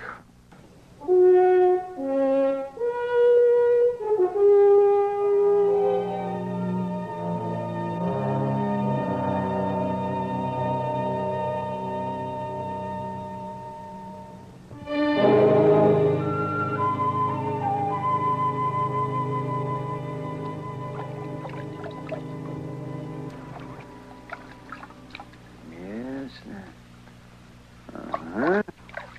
That's better. I tell you, Matt, that's about as bad a beating as a man can take. Yeah. Is he going to be all right, Doc?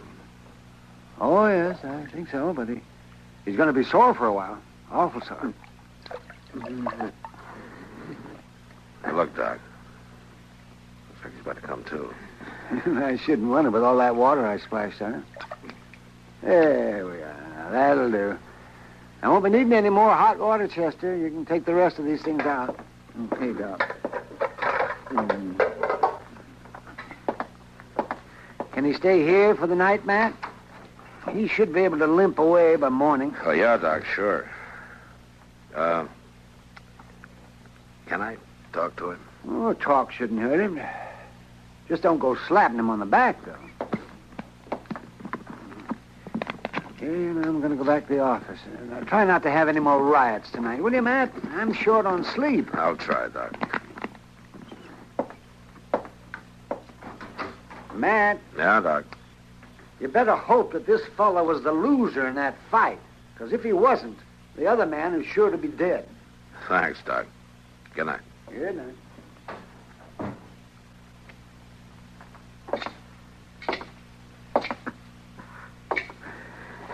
Reed? You better lock that door. You're all right, Reed. Just settle down. You'll be after me. No? Who'll be after you? You gotta protect me, Marshal. Now, come on, speak up. Who's after you? Clayton. Clayton? Your brother? He's gonna kill me. You gotta stop it, Marshal. Well, what happened? He beat me.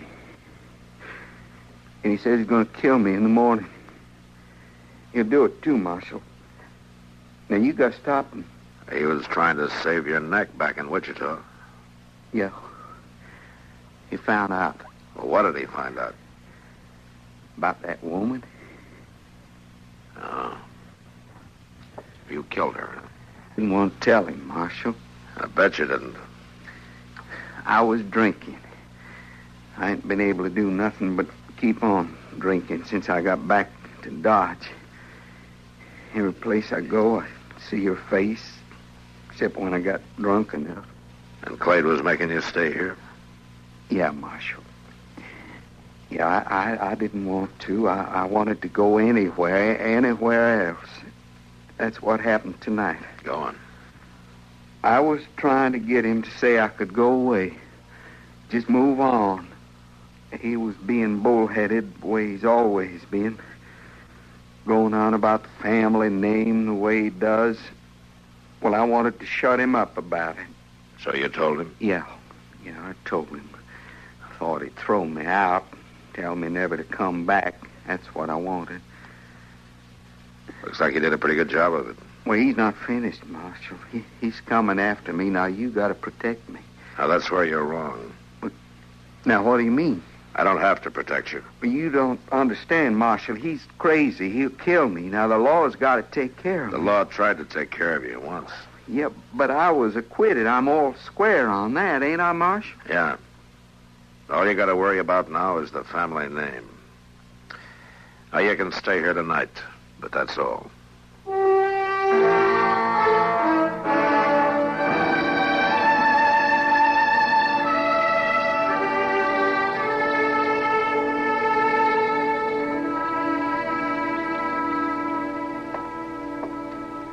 Morning, Mr. Dillon. Morning, Chester. I land that Reed Morley back there sure sleeping like he was dead. He ain't showing no signs of moving at all. He's sleeping off a bad beating. Oh, say, did you mean to leave that cell door open that way? Yeah, I meant it. He isn't a prisoner, Chester. I can't think of it. I guess he ain't at that. Funny thing, ain't it, Mr. Dillon? Now, what's so funny? Well, the law can't touch a man again after it's tried him, even if he does turn out to be guilty of sin. The law's stood up for a long time, Chester. I guess it knows what it's doing. Well, it still don't make no sense to me. Oh, you been needing me for a little bit, Mr. Dillon? No, Chester. You can go ahead and eat. All right, sure. Ain't you coming? No, not yet. Well, all right, I won't. Oh, say, you want me to close the door into the back? No, never mind, Chester. I'll do it. All right.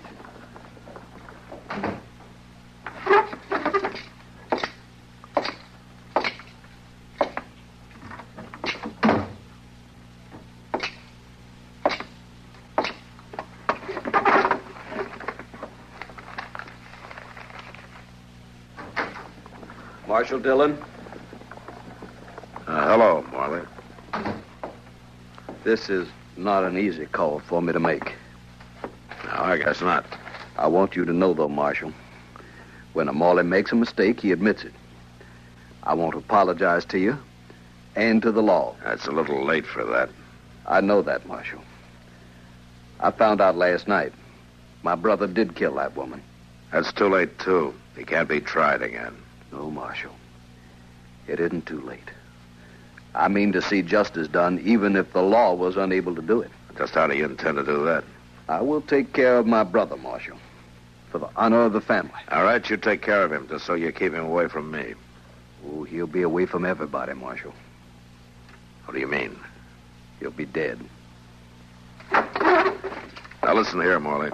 I don't blame you for wanting to skin him alive. I don't blame you for beating him the way you did. I got no mind to protect him, but I can't stand still for a killing. You better understand that. Did you just mention a beating? How did you know about that? I saw him. He's here, isn't he? He came to you for help. I should have known. Yeah, Clay, he's here. Didn't expect you to hide a killer, Marshal. Stay out of there, Clay. I'm not hiding it. Not anymore, you're not. Clay, no. No.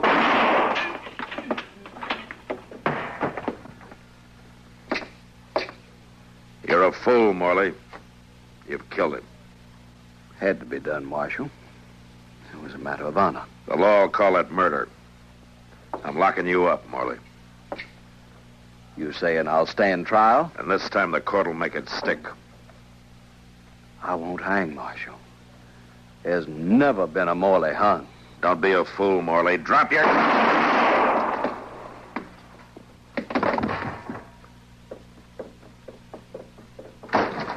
Mr. Dillon? Mr. Dillon, I heard them shots. I would... My gracious, are you all right? Yeah, I'm all right. They both dead? Yeah. It's like he was saying. A Morley is never hung. It's a matter of family honor.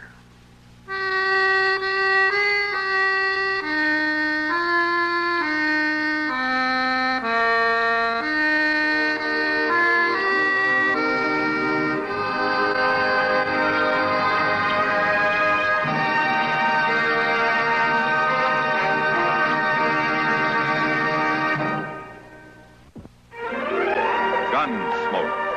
Produced and directed in Hollywood by Norman Macdonald, stars William Conrad as Matt Dillon, U.S. Marshal. The story was specially written for Gunsmoke by Marion Clark, with editorial supervision by John Meston. Featured in the cast were Harry Bartell, Vic Perrin, and Jack Moyles.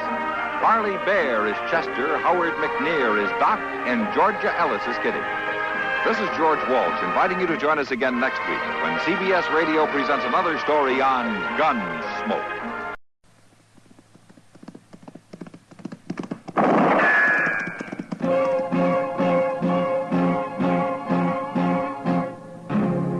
Gunsmoke, brought to you by Chesterfield.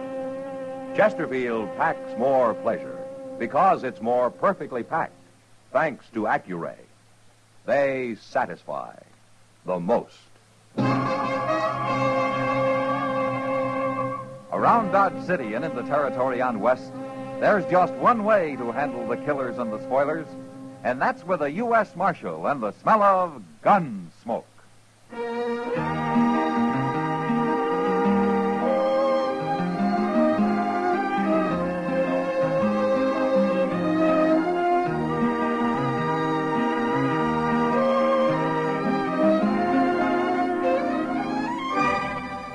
Gunsmoke, starring William Conrad. The transcribed story of the violence that moved west with young America. And the story of a man who moved with it. I'm that man, Matt Dillon, United States Marshal. The first man they look for and the last they want to meet. It's a chancy job, and it makes a man watchful and a little lonely.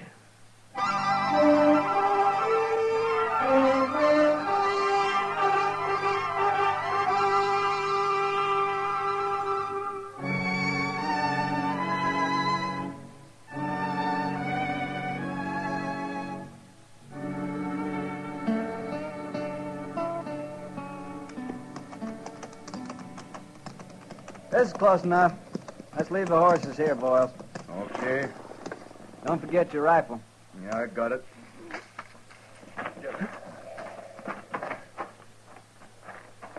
That's him over by the corral. Looks like he's alone, all right. He's alone. Who else could stand being around them stinking sheep? Must be something awful wrong with a man like that, Joe. There is. We're going to set it right. Watch him now. I don't see he's wearing a gun. Probably got one hid out nearby.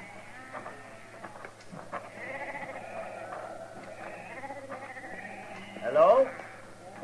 Your name Gideon Seek? It is? These your sheep? Yeah. You got anybody helping you? I always work alone. I notice you ain't wearing a gun, Seek. I don't even own a gun. You don't? I don't believe in killing. Well, we do. Most men do. Zeke, this is cow country. You know what that means? Oh. It's my sheep. We got to make an example of you. Other people might get ideas. If we don't, pretty soon the country'd turn white with them willies. But I only have a few. Only 24 of them. There's 24 too many.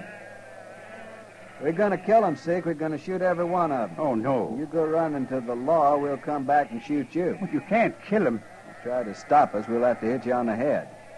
I won't do anything. He's too scared, Cal. Come on, let's get to work. Oh, please. Please, don't kill those animals. You just stand right there. Be keeping one eye on you. You start the other end, Boyles. I'll start here. Okay. But you mustn't do it. You'll have a lot of meat left if you eat sheep meat. I don't eat any kind of meat, but you mustn't kill them. Shut up. Let's get it done, Boyles. I'm ready. Go ahead, Dan. Stand back, Zeke. You know,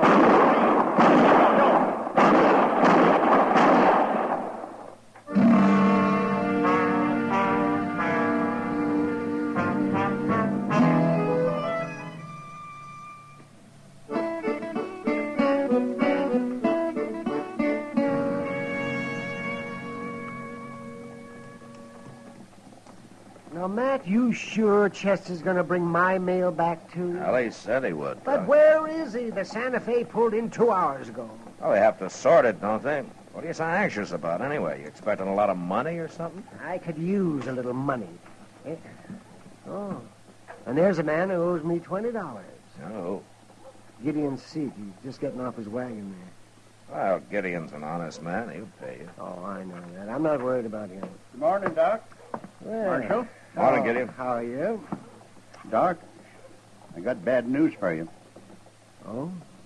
I'd meant to bring in some sheep today, and I was going to pay you when I sold them. Oh, well, I can wait, Gideon. Well, I'm afraid it'll be a long time now, Doc. Oh, that's all right. Something happened, Gideon? I lost my sheep, Marshal. You lost them? I'm going to get some more as soon as I can, and I'll pay you, Doc. Now, you know I'll pay you. Oh, of course I do. Well, goodbye. So long, Gideon. Oh. He's a strange one. Yeah, he is. But how could a man lose all his sheep, man? I don't know, Doc. But I got to ride out that way in a couple of days. I'll stop by and have a look.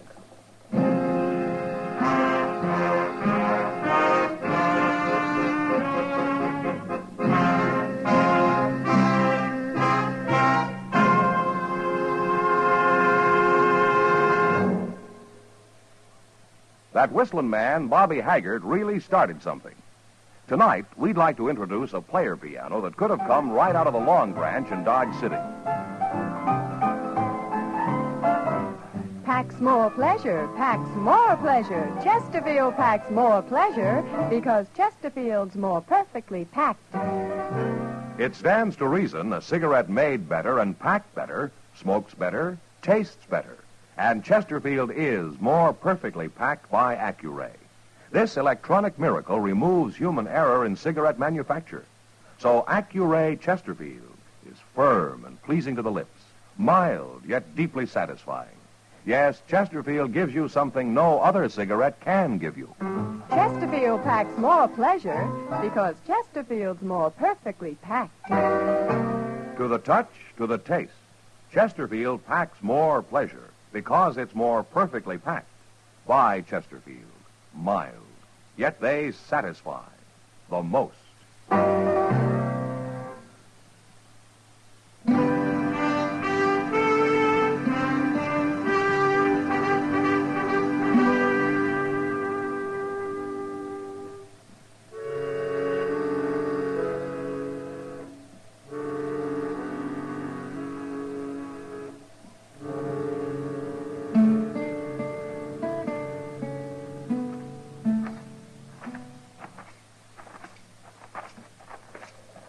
Well, I don't see old Gideon nowhere's around, Mr. Jones. He's probably in the shed, Chester. What's that big pile of dirt he's got out there?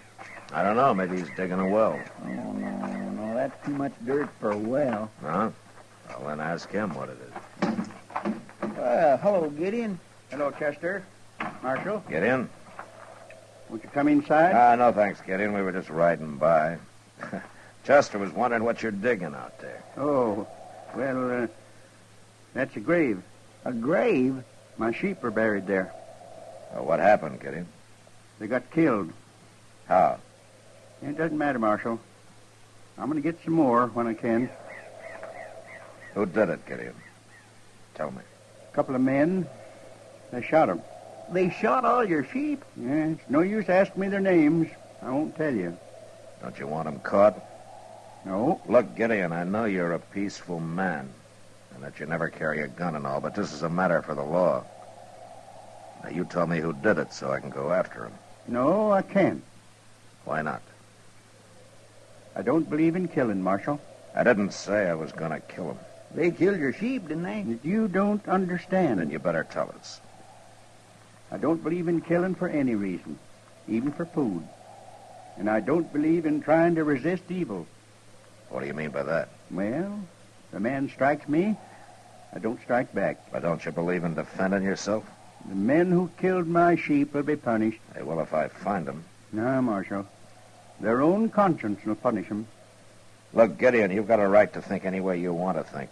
But so have I. And I'm a lawman. I'm sorry, Marshal, but I can't help you. Those men aren't through with you yet. You get more sheep on here, and they'll be back, and the next time they probably won't stop just with a sheep. I'll win in the end, Marshal. You're awful stubborn, aren't you? No more than you are. All right, Gideon. It's your funeral. Come on, Chester.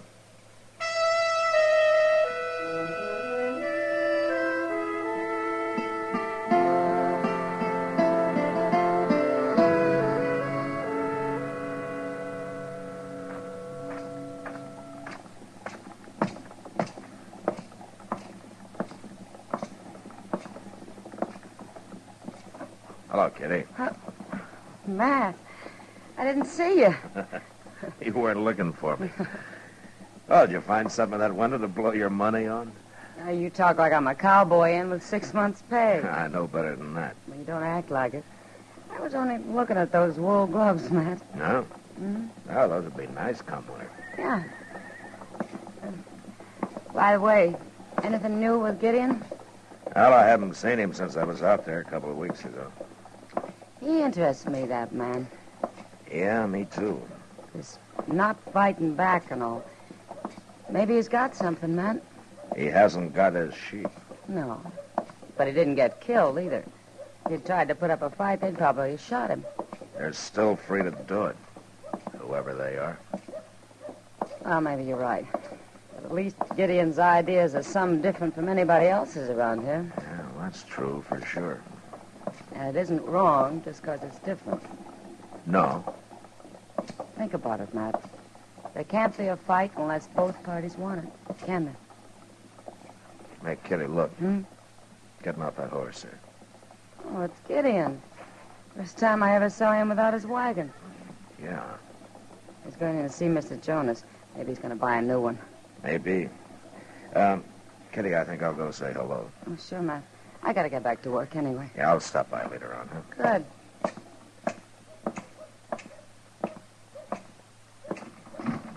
It's asking a lot of you to trust me, Mr. Jonas. Things going the way they are. There ain't many men I trust, Gideon, but you're one of them.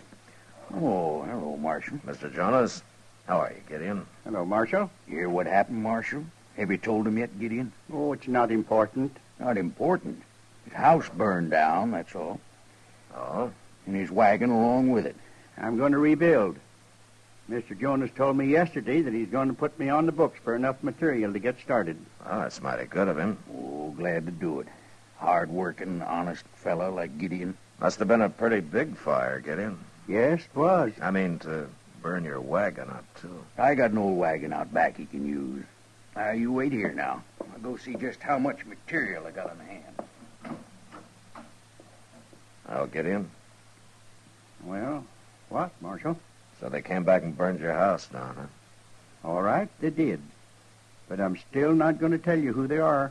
They must want you out pretty bad, Gideon. But I'm staying. They'll kill you next. It's no use arguing, Marshal. Hell, it beats me. I don't know what to do. Well, just don't do anything, Marshal. Like you, huh? They can't win. They're doing pretty well so far, Gideon. Now, I can't beat it out of you, but I sure hate to stand by and watch a man let himself be destroyed. I guess we'll never understand each other, Marshal. No, I guess not.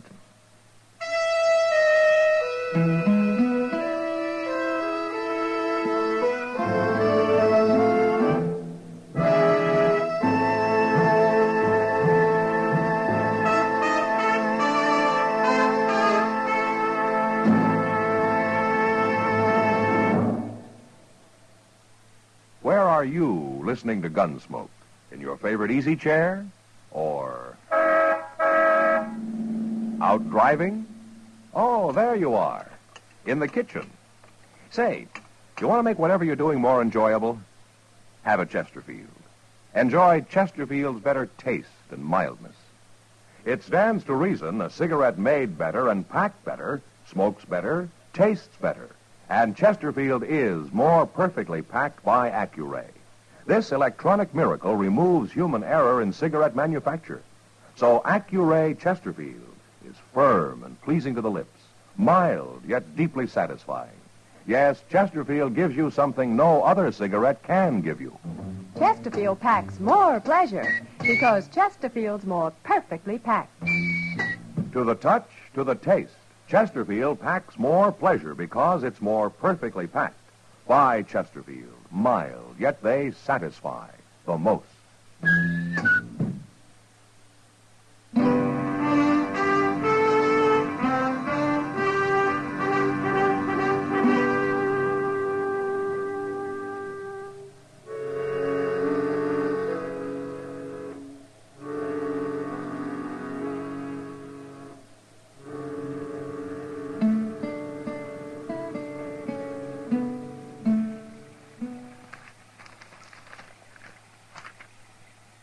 Signed, Matt Dillon.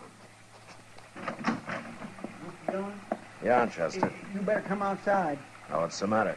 Well, there's a wagon out there and Gideon Seek's in it. He must be hurt bad. What?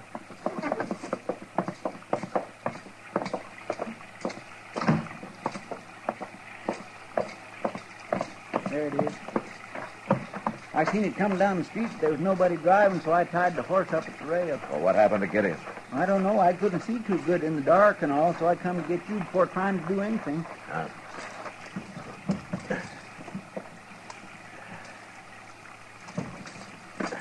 He's been shot, Chester. He's still alive? Yeah, but we better get him up to Doc's. Come on, give me a hand here. Yes, sir. All right. Do you think we can ride out and find where it happened? Maybe track him down? What, at night in the rain? Well, maybe now he'll tell us who done it. I doubt it, even if he lives. He sure does make it hard for the law, doesn't he? Yeah, he sure does.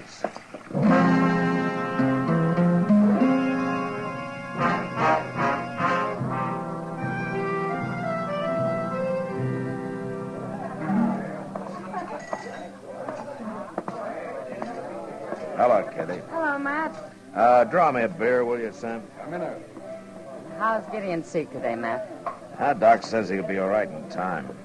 But he still won't talk? Oh, he talks all right. I just don't understand him, that's all. Well, I guess you're just going to have to let him have his way, Matt. Here's your beer, Marshal. Oh, thanks, Sam. Bartender, bring me another bottle, will you? Oh, another bottle. He sure needs that. Yeah, he's pretty drunk, isn't he? He ought to be. Sam says he's been here since morning. It doesn't look like he's going to make any trouble, though. I'm not so sure. He's been drinking like he's awful mad at something. Kitty? Huh? Who's that who just came in? I don't know. I knew I'd find you, Boyle. You had to come here and get drunk, didn't You just leave me alone, Phil. What'd you run off for? What's the matter with you? I told you what's the matter, now leave me alone. You ain't quitting now. I'm through, I told you. I mean it. I can't stand it no more. I start something, I finish it, and I told you this morning I heard it ain't finished yet. I don't even like to be around you, Kel. You make me ashamed of myself. You listen. My horse is down the street. I'm a time next to yours, and then I'm coming back here for you. And you're going with me if I have to carry it. What do you suppose that's all about, Matt? I don't know. But I think I'll find out. Yeah. Excuse me, Kitty.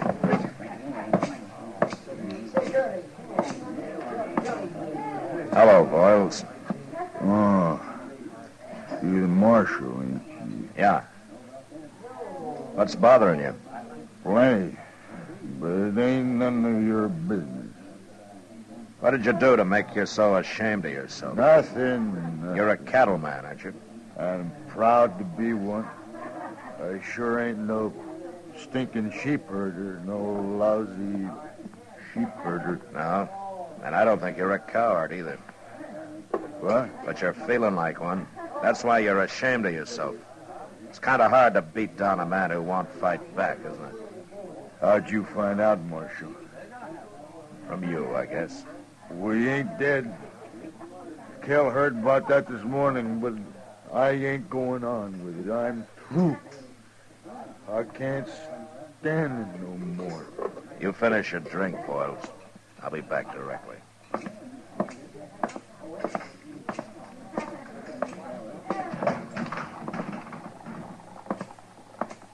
Well, where are you going, Mr. Dillon? Wait right here, Chester. I may need you. Yes, sir.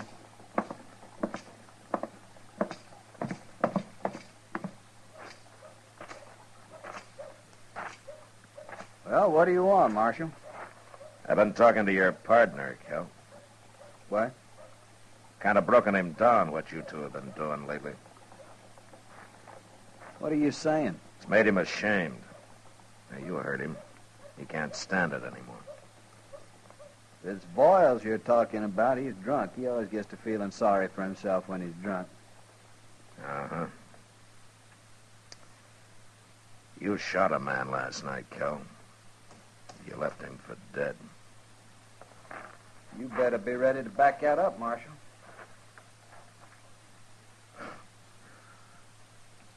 I'm ready. All right, you can have Boyles. He won't fight. But you ain't taking me. You think I'm going to let you ride out of here? Enough talk, Marshal.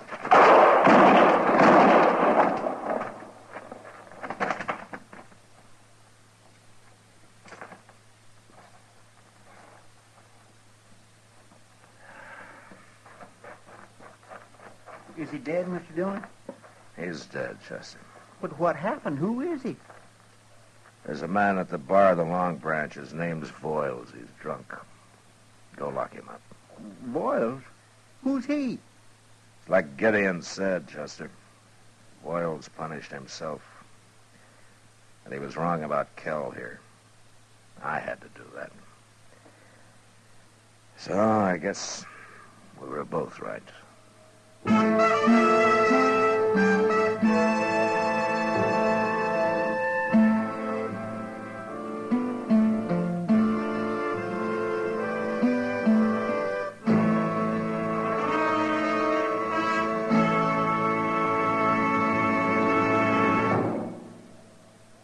In a moment, our star, William Conrad. Chesterfield packs more pleasure because Chesterfield's more perfectly packed. A cigarette made better and packed better, smokes better, tastes better. And Chesterfield is more perfectly packed by Accuray. This electronic miracle removes human error in cigarette manufacture. So Accuray Chesterfield is firm and pleasing to the lips. Chesterfield, mild, yet they satisfy the most.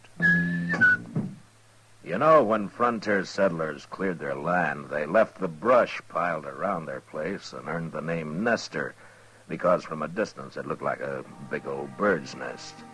Well, next week, a nester causes trouble when he won't leave his land. And that was the West. Good night. Gunsmoke. Produced and directed by Norman MacDonald, stars William Conrad as Matt Dillon, U.S. Marshal. Our story was specially written for Gunsmoke by John Meston, with music composed and conducted by Rex Corey. Sound patterns by Tom Hanley and Bill James. Featured in the cast were Ralph Moody, John Daner, Harry Bartell, and Jack Moyles. Harley Bear is Chester, Howard McNear is Doc, and Georgia Ellis is Kitty.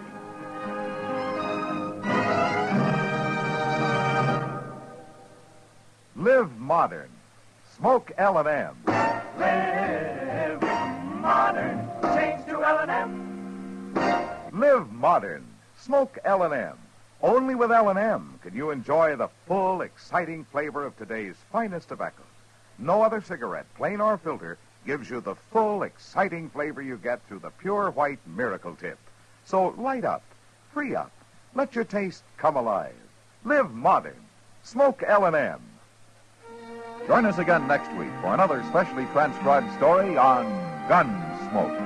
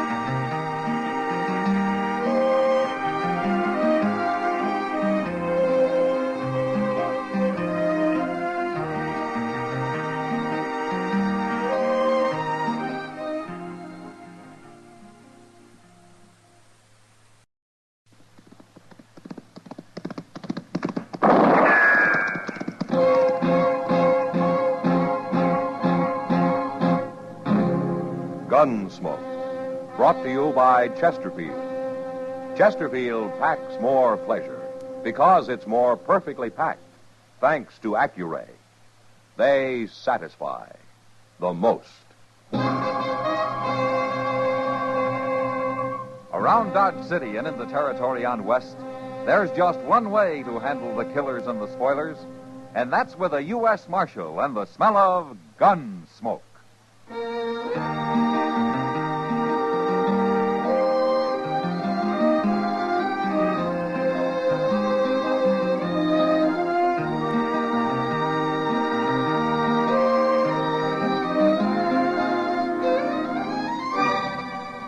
Gunsmoke, starring William Conrad. The transcribed story of the violence that moved west with young America.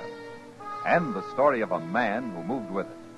I'm that man, Matt Dillon, United States Marshal. The first man they look for and the last they want to meet. It's a chancy job, and it makes a man watchful and a little lonely.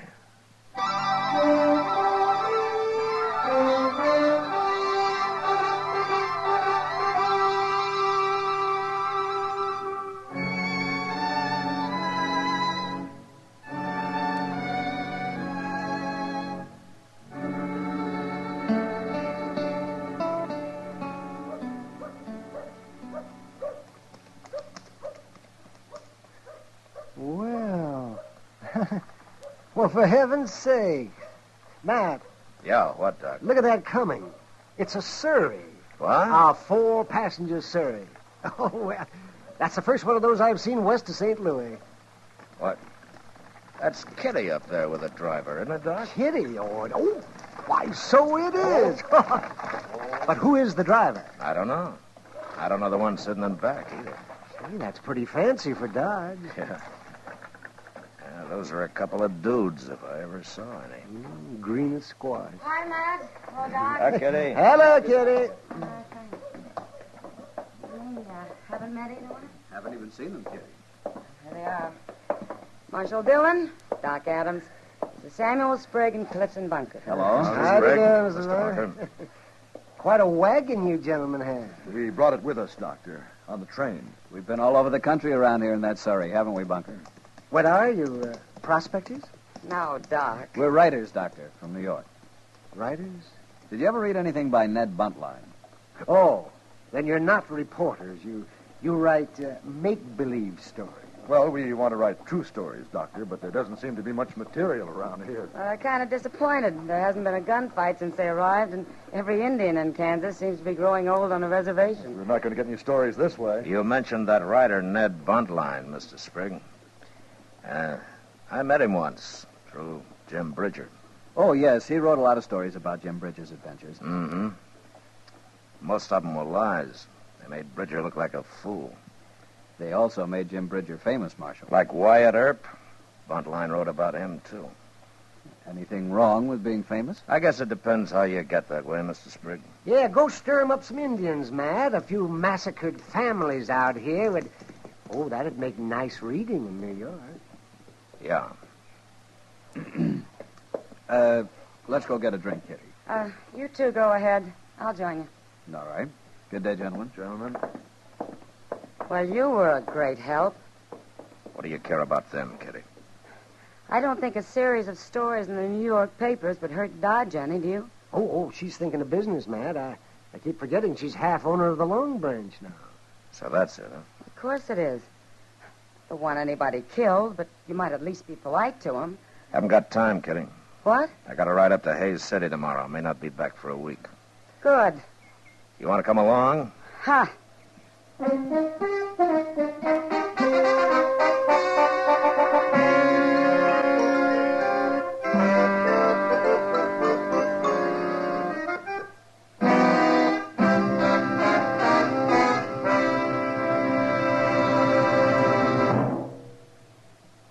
Introducing one of the country's best-known jazz musicians and arrangers, Mr. Bobby Haggart. How about whistling along with him?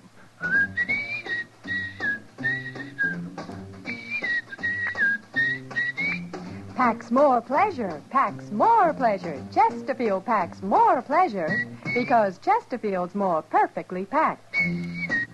It stands to reason a cigarette made better and packed better, smokes better, tastes better. And Chesterfield is more perfectly packed by Accuray.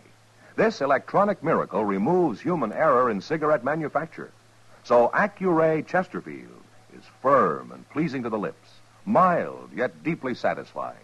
Yes, Chesterfield gives you something no other cigarette can give you. Chesterfield packs more pleasure because Chesterfield's more perfectly packed.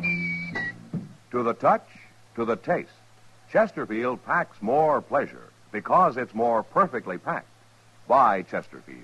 Mild, yet they satisfy the most.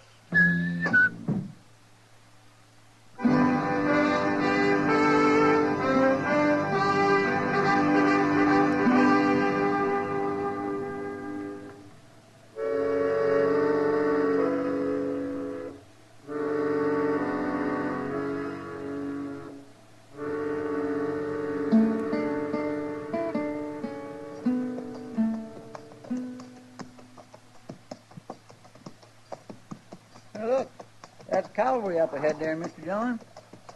Yeah. Pretty sloppy looking, ain't they? Half of them ain't even setting their saddles straight. Uh-huh. Yeah, not that I blame them none. Riding them terrible McClellan I saddles. think they've been hit, Chester. They must have had a fight. Hey, by golly, I think you're right. Let's pull up. Some of them boys is wounded. And look there. A couple of them's tied across their saddles. They're dead. I think I know that lieutenant, Chester. Yeah, it's Lieutenant Bain. What in the world do you suppose has happened? Company! Company! Up!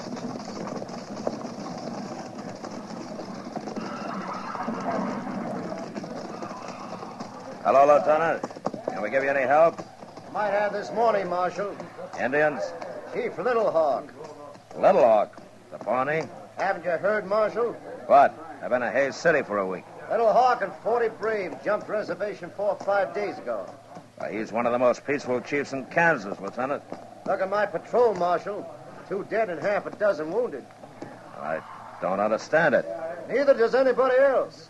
They wiped out a family over on Walnut Creek yesterday, and he hit us this morning. You're the only cavalry in the field? Yeah. Funny thing. We picked up Little Hawk's trail right here, Marshal. Right out of that grove of trees. Oh? It's a Pawnee burying ground. Guess they stopped there to make medicine or something. Well, see you at the dance, Marshal. Yeah, Lieutenant. I'm sorry it happened. Yeah, so am I. Company! Company! Forward! Forward!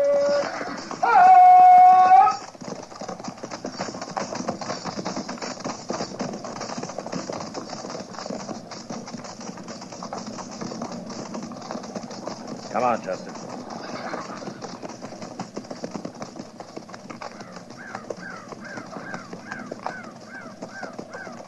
Them poor devils, they really got it, didn't they? Well, they're not far from Fort Dodge now. Where are we going? To look at this Pawnee graveyard? Not exactly a graveyard, Chester. Well, what is it then? You'll see.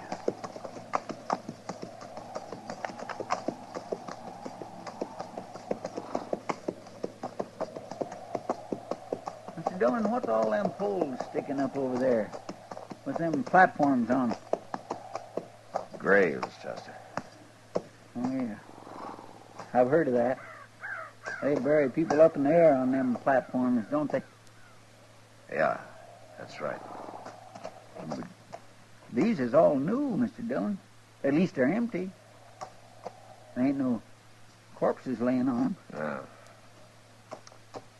Little Hawk must have come by here to pick up his dead and take him with him. What for? I don't know. They must have been in an awful hurry. Look at that platform over there. Uh-huh. It's half tore down. Yeah, I noticed it. The rest of them ain't. No. I declare, I don't feel right here, Mr. Dillon. Neither do I, Chester. All right, come on, let's go.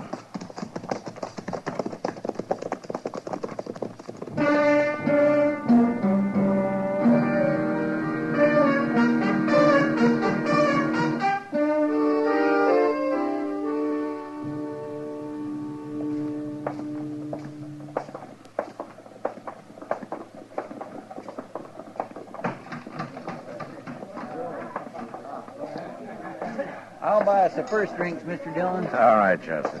I swear my throat's solid alkali. Yeah, so's mine. Matt? No, it's Kitty. Yeah, she wants you, Mr. Dillon. I'll join you at the bar, Chester. All right, sir.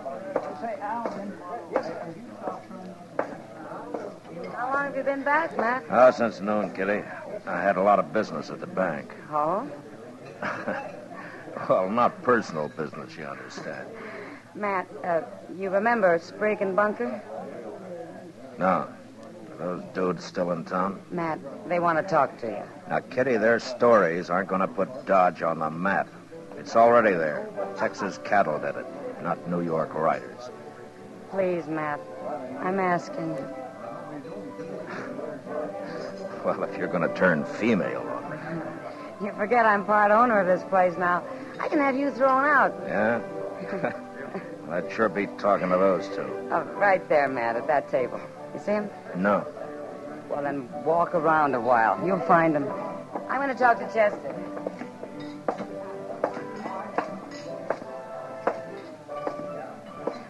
Good evening, gentlemen. Marshal Dillon. Sit down, Marshal. Sit down. All right. Marshal, we've got a proposition to make you. Oh? You tell him, Sprigg.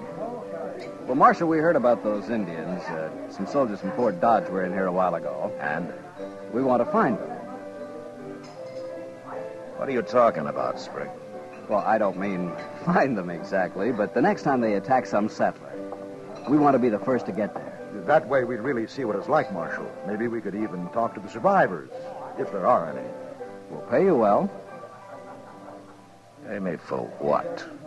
For guiding us, for taking us there. What do you say, Marshal? You want me to guide a couple of vultures like you? That's uncalled for, Marshal. Why don't you go back to New York, huh? They got plenty of corpses there. And they're a whole lot prettier than anything the Indians might leave for you. Now, look here, Marshal. Just no getting along with him at all, Sprigg. Well, you certainly didn't talk to them very long, Matt. Is that my drink, Chester? No, sir, it ain't. No, it ain't. It ain't. It's yours now. Pour yourself another one. I'll buy it. Well, thank you. I don't mind if I do. Oh, Mr. Dillon, look at this little dido Miss Kitty's been showing me. Huh? Well, they had it hung up behind the bar there. See, it's all carved out of bone. Here, let me see that, Chester. Interesting, isn't it, Matt? Where'd this come from, Kitty? Well, it's an Indian totem of some kind. Sprigg and Bunker brought it in. Sprigg and Bunker? But they were just lending it to us to hang behind the bar. Now what? I'll go with him, Chester. Well, I'll go. Where did your men get this totem? We've had enough of you for tonight, Marshal. Well, I want to know where you got this totem, Sprigg. You're choking me. Then tell me. We got it from a soldier. A soldier? What soldier? A private from Fort Dodge.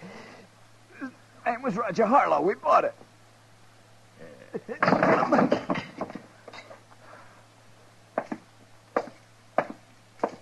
What is it, Mr. Dillon?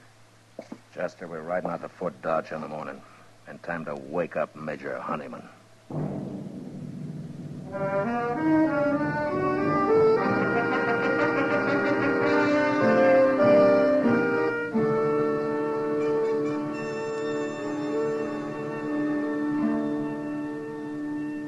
All right, Marshal. B Company moved out yesterday.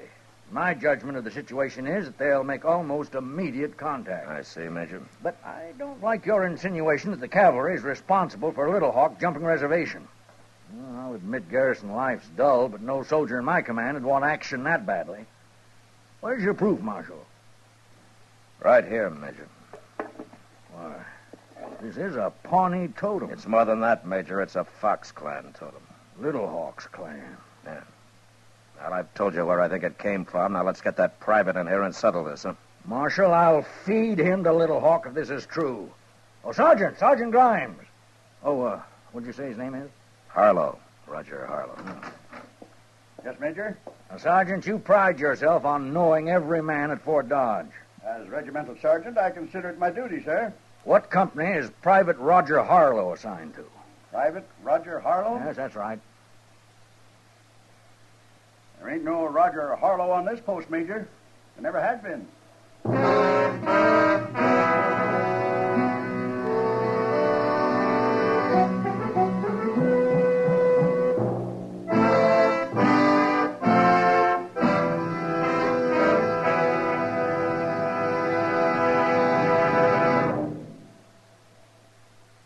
Where are you listening to Gunsmoke? In your kitchen? Getting ready for Sunday supper? Maybe in your living room, relaxing? Or out driving? Say, be sure and watch the road. But remember, there's pleasure ahead when you smoke Chesterfield. when you satisfy yourself with Chesterfield's better taste and mildness. It stands to reason. A cigarette made better and packed better smokes better, tastes better. And Chesterfield is more perfectly packed by Accuray. This electronic miracle removes human error in cigarette manufacture. So Accuray Chesterfield is firm and pleasing to the lips, mild, yet deeply satisfying. Yes, Chesterfield gives you something no other cigarette can give you. Chesterfield packs more pleasure because Chesterfield's more perfectly packed. To the touch, to the taste, Chesterfield packs more pleasure because it's more perfectly packed. By Chesterfield, mild, yet they satisfy the most.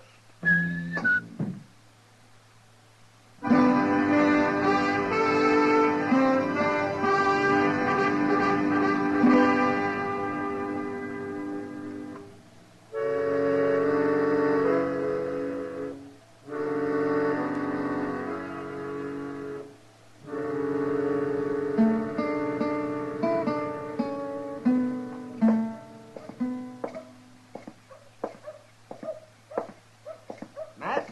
Huh? Hello, Matt. Morning, Doc. Hey, good morning. Did you find Sprigg and Bunker last night, Matt? No. We finally learned at the stable they drove out of Dodge in that Surrey yesterday morning. You going after them? Yeah, as soon as Chester comes with our horses. What do you think they're up to now, Matt? I wish I knew, Doc. They ought to be hung. Hey, Doc. Huh? Look over there. Coming into the plaza. Oh, yeah, well, you won't have to ride after them now. No. Them and their fancy Surrey. Yep, Matt, where you going?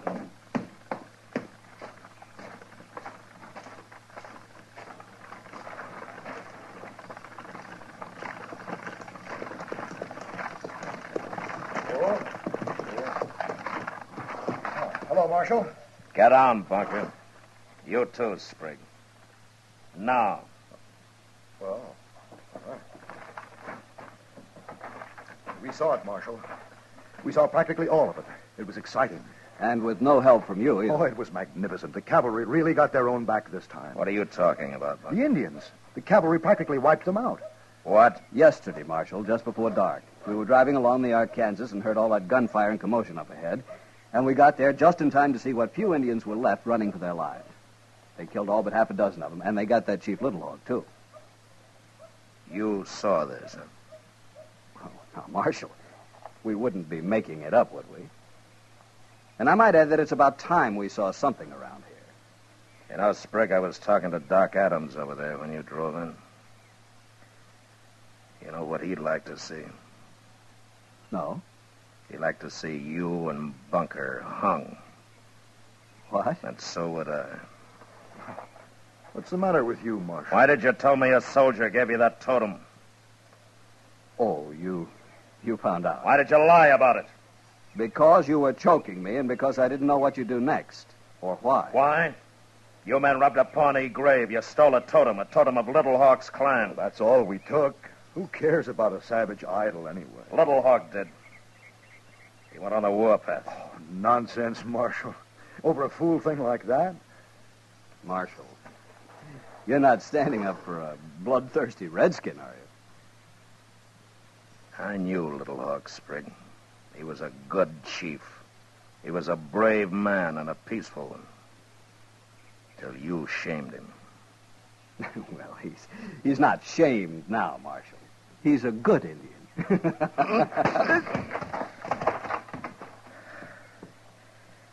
Now, you get out, both of you. You get out today. Enough men have died because of you. And you go back to New York. And when you get there, you write a story about a marshal who'd have liked nothing better than handing you over to Little Hawk. If he were still alive.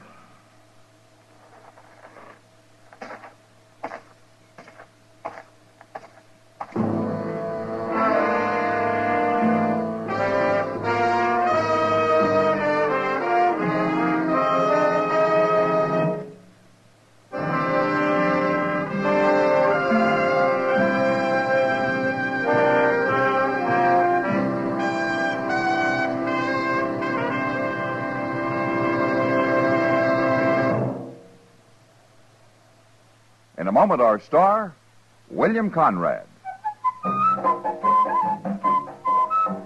Chesterfield packs more pleasure because Chesterfield's more perfectly packed. A cigarette made better and packed better, smokes better, tastes better. And Chesterfield is more perfectly packed by Accuray. This electronic miracle removes human error in cigarette manufacture. So Accuray Chesterfield is firm and pleasing to the lips. Chesterfield, mild, yet they satisfy the most.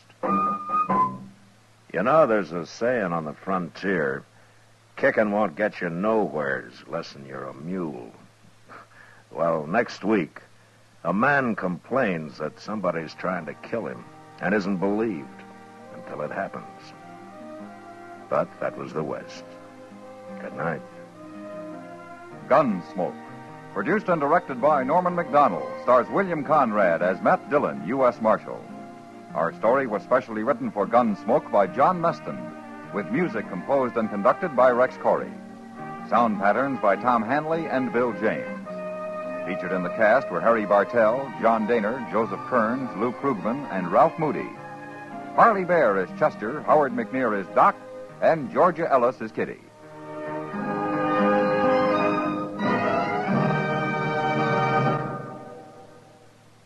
Live modern. Smoke L&M. Live modern. Change to L&M. Only with L&M can you enjoy the full, exciting flavor of today's finest tobaccos through the modern miracle of the pure white Miracle Tip. So light up, free up, let your taste come alive. Live modern. Smoke L&M. Live modern. Change to L&M.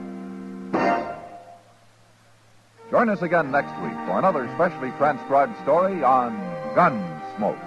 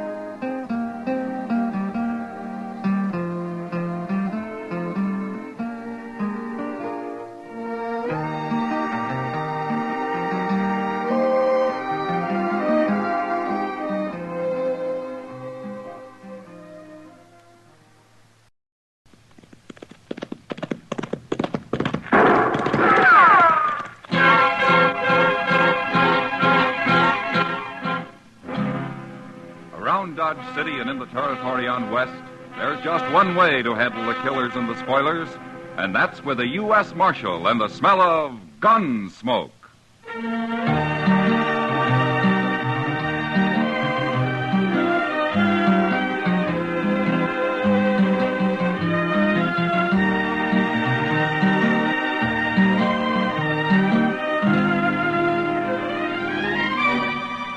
Gunsmoke, starring William Conrad. The story of the violence that moved west with young America. The story of a man who moved with it. Matt Dillon, United States Marshal.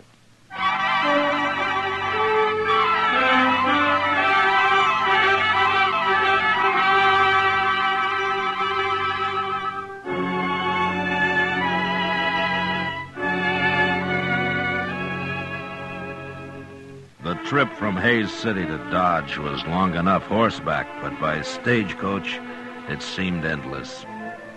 There were only 2 passengers besides me, and after the first hour on the road, we stopped talking and just sat there in silence, waiting for the ride to be over. I'd been up late the last few nights, so I braced myself into one corner of the coach and fell asleep. I vaguely remember the stage pulling to a stop and somebody shouting. But I came fully awake when the door was jerked open and a man behind a bandana stuck a shotgun in my face. Get out of the coach. Hands in front of you. Be a pleasure to blast you open.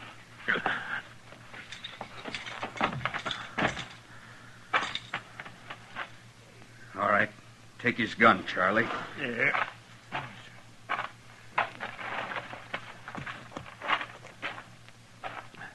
Now, stand over there with the driver.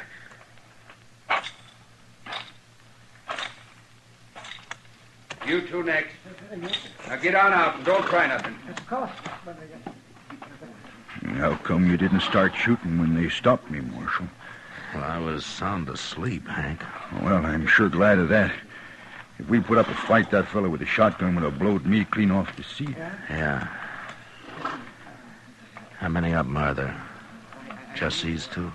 That's all I've seen. Well, there could be somebody with a rifle hiding in that clump of elder over there. Could be...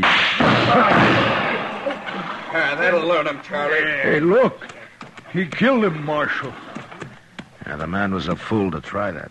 Go get the box down, Charlie. Take this one to help you. Oh, come on, you. I'll keep an eye on these two here. So, you're a marshal, huh? I am. Well, that greenhorn got himself killed. He shouldn't have tried to shoot Charlie. No, he shouldn't.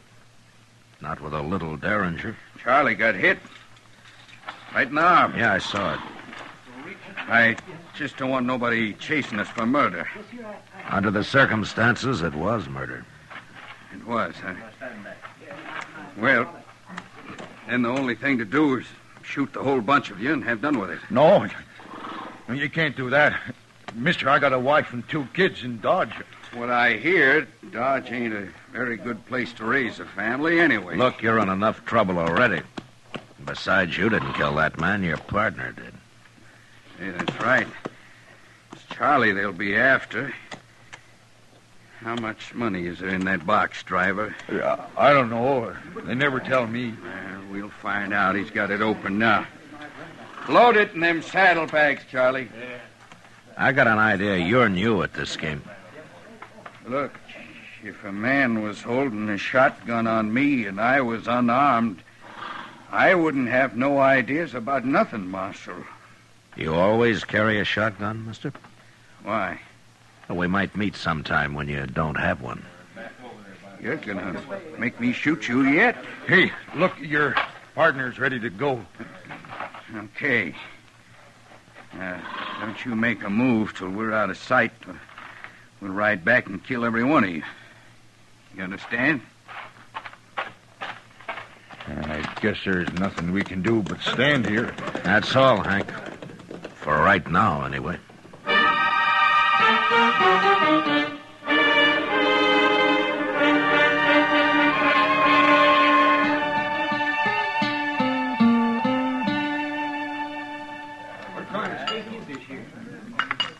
Ow! What'd you do, Kitty? Burn your mouth again? Oh, darn it, yes. What do you mean again? Well, it seems like you always do if the coffee's hot enough. Thanks for the sympathy. It's as much as you gave me about the stage hold-up the other day. All I said was I'm glad you were asleep. You're a lot safer that way. Now, being safe isn't exactly my main goal, Kitty. Yeah, I know. How much money was there, Matt? $2,000? You'd think they'd have paid a man to ride shotgun. Have you any idea who did it? No, they were both masked. I hear Wells Fargo put up a reward for him. Now, there's $1,000 for the one who killed the passenger, dead or alive. They must want him real bad. That's not good for business. People getting murdered. What about the other one? $300 for his capture. And if you recover the stolen money, Kitty, well, they'll give you half of it. If I found that money, they'd give me all of it. You'll end up in jail yet. Well, the Texas Trail isn't far from being a jail. For me, anyway. I gotta get back there pretty soon, Matt. Sure. Hey, you. Waiter. Come here and take this money or I'll throw it at you. Another gentleman in town. Kitty, I don't want to turn around. What does he look like? Well, I think it's the one with the black beard You over there. heard me, waiter. Get over here before I bust your neck. That's a one, all right. Is there anybody with him? No, he's alone. And he's leaving now. Oh, good. No, don't stare at him. I don't want him to see me. Well, he's not even looking this way. He's going out the door, Matt. All right, come on. I want to follow him. Okay.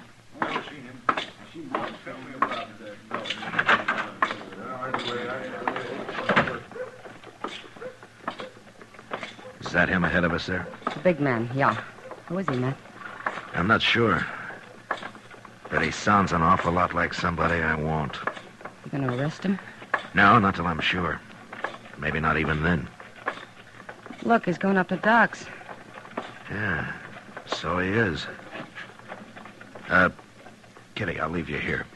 Okay. Thanks for the supper, Matt. Sure, anytime. Tomorrow? Well, I might be real busy tomorrow. I figured that. So long, Matt. Goodbye, Kitty.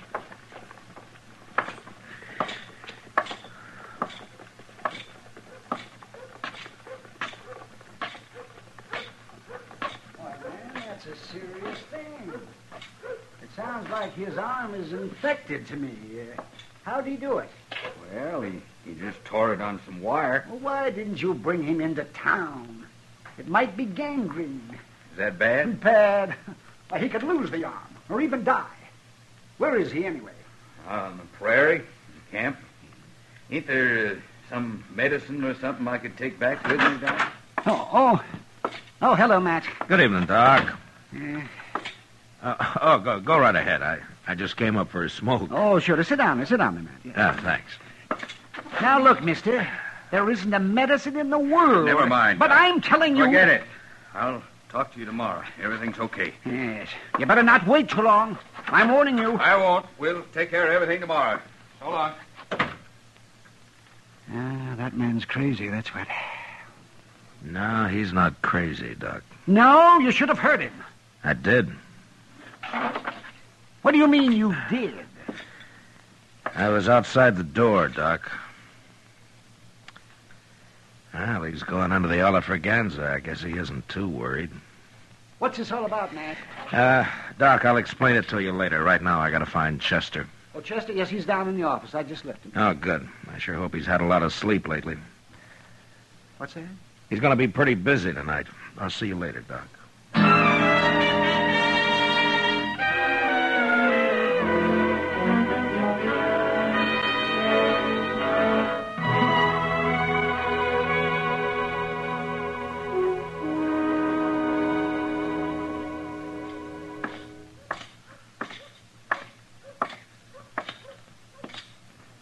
Well, did you follow him all night, Chester? Oh, Mr. Dillon, I'm about ready to drop. Everything's getting hazy. Where is he? In the restaurant there? Yes, sir, that's where he went. He gambled the entire night. I swear I don't know how he stays awake. I can't hardly keep my eyes open. Oh, rub a rouser or tobacco juice on him, Chester. That'll help. Oh, my goodness. He just come out the door. Yeah, he's seen us. Stand steady. Yes, sir.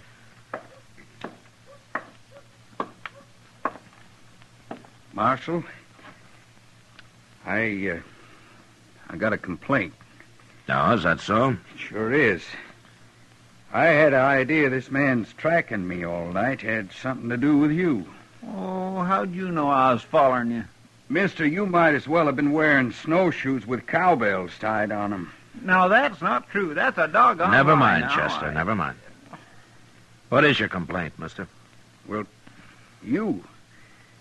Can't a decent citizen ride into Dodge and do a little gambling without being haunted by your man here? Well, that depends on how decent the citizen really is.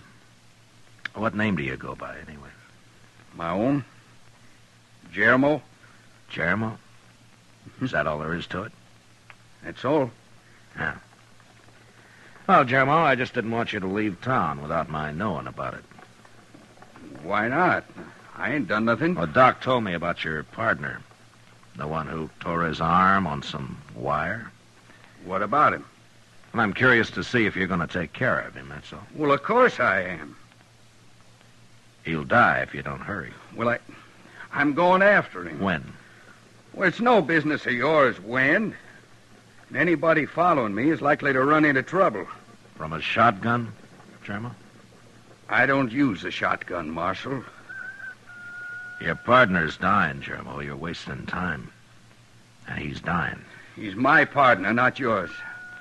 I'll take care of him. Sure, Germo. But you better hurry.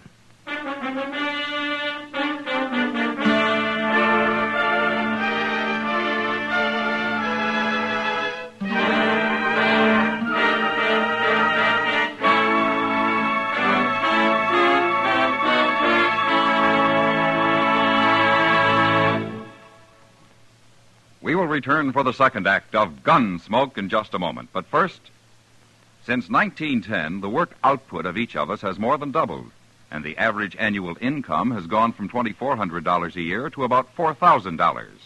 Yet about 18 hours has been cut off the average work week. These facts add up to the better we produce, the better we live. Now the second act of Gunsmoke.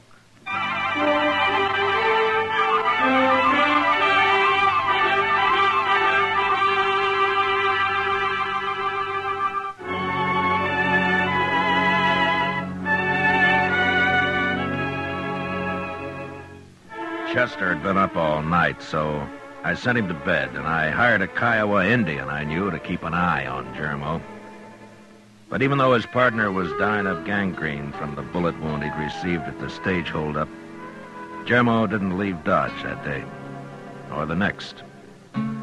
He knew I'd track him to their hideout and to the stolen money if he did, and he wasn't the kind of a man who'd risk his own neck just to save his partner's life.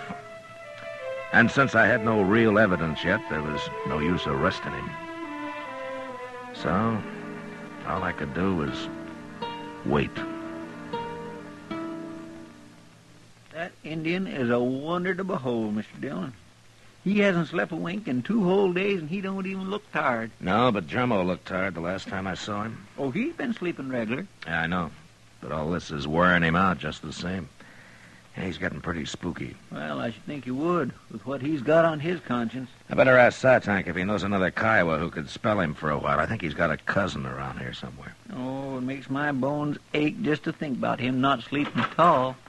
Marshal, I got something to tell you. Huh? Who are you?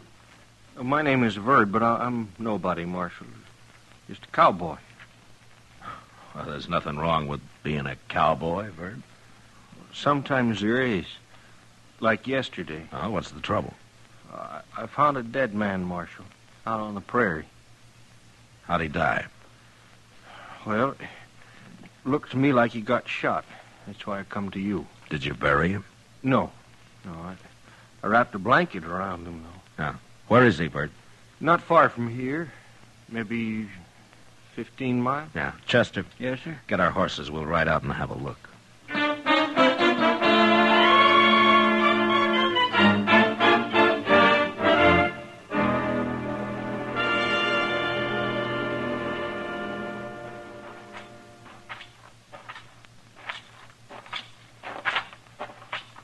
Yeah, he's still there, Marshal. Nothing's been eaten on him. He sure got himself hid out here. My, it's a wonder anybody ever found him. Verd, you want to take the blanket off of him? Sure. There. Yeah. How did you know he'd been shot? Well, his arm, it's all swole up, Marshal. And then, you see here, I noticed that bullet hole in his sleeve there. Yeah.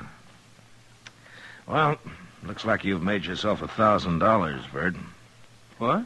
Wells Fargo offered it for this man, dead or alive. He robbed a stage a few days back. He did? Well, ain't I in luck? And there's another 1,000 for whoever finds the money he stole. It's probably buried around here somewheres, don't you think, Mr. Dillon? Hey, that reminds me, I noticed something funny over there in them anthills. Like the ground been dug up. Show us, Verd. Yeah. Sure, Marshal. Right over here, wait.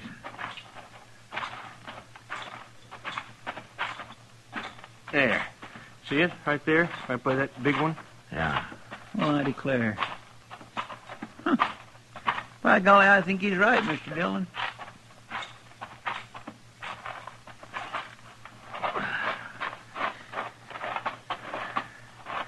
Yeah, there's something been buried here, all right. Yeah.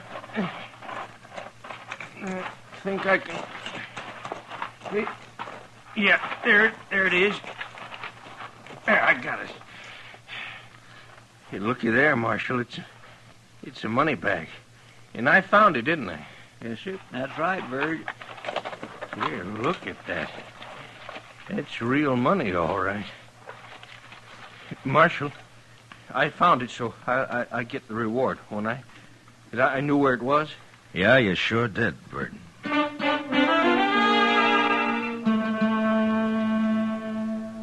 We dug up the rest of the money and then made the hole into a grave. And we buried the dead man right there.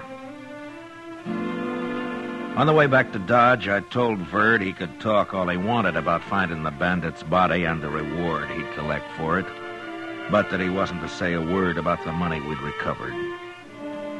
He couldn't understand why, and I didn't explain it to him, but I warned him he'd never get a penny of either reward if he didn't do as I said. Back in town, I didn't let him out of my sight for the next 2 days. I figured it'd make Germo pretty worried. And it sure did.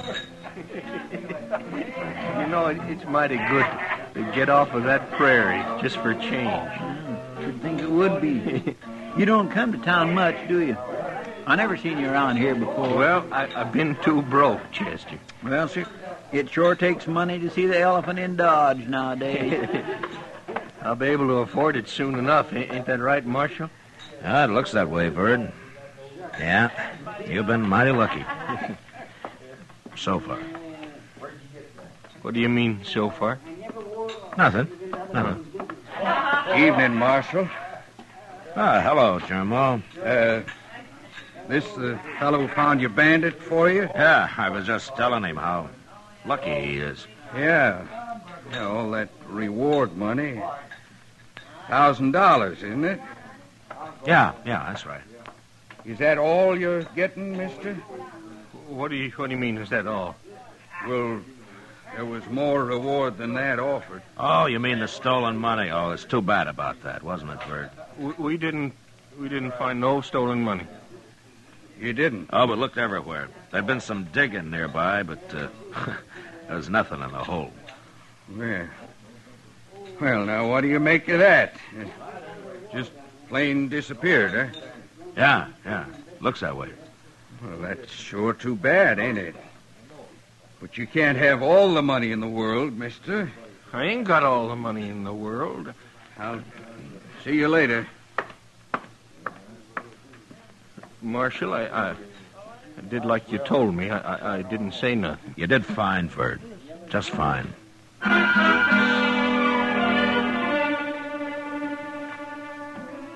When we left the saloon a little later, I noticed Germo standing in the darkness of the alley, waiting. I was pretty sure he'd follow us as we crossed the plaza and walk up Front Street. When we reached Kelly's stable, Verd wanted to go in and see if his horse had been fed, so we said goodnight and left him there. Chester and I walked on a little ways. Then we turned off the street. We went back, entered the stable from the rear. Inside, we could hear voices.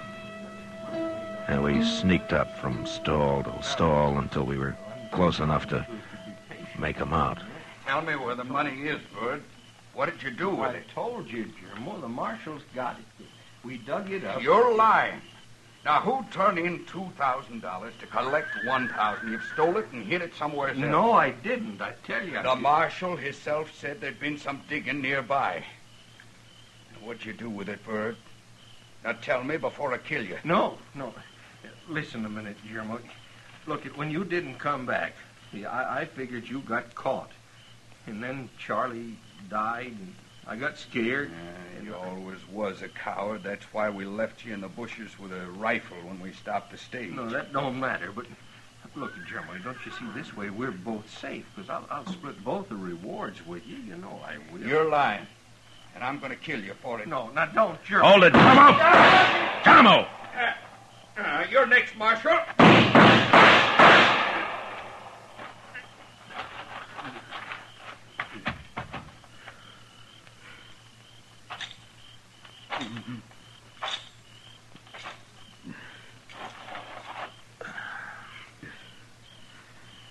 You should have had your shotgun, Germo.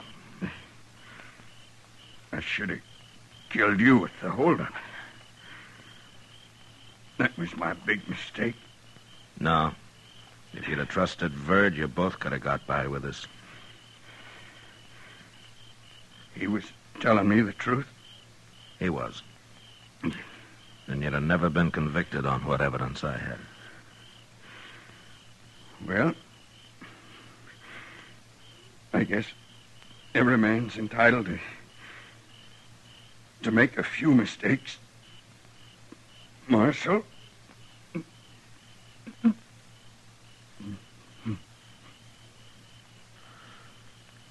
Germo?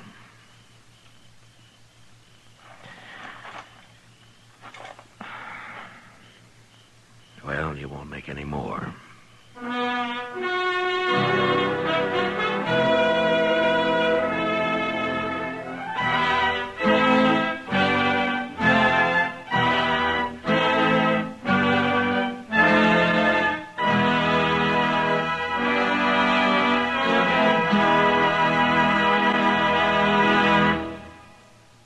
Gunsmoke, under the direction of Norman Macdonnell, stars William Conrad as Matt Dillon, U.S. Marshal.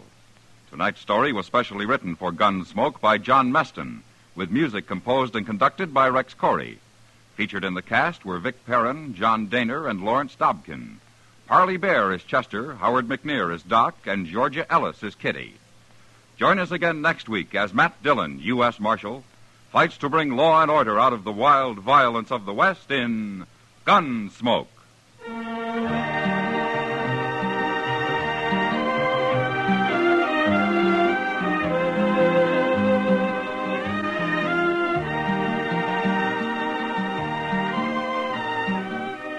This Monday night, Frank Lovejoy stars on CBS Radio's Suspense.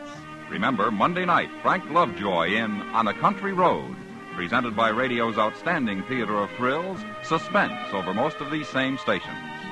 George Walsh speaking. For mystery mixed with merriment, join Mr. and Mrs. North Tuesday evenings on the CBS Radio Network.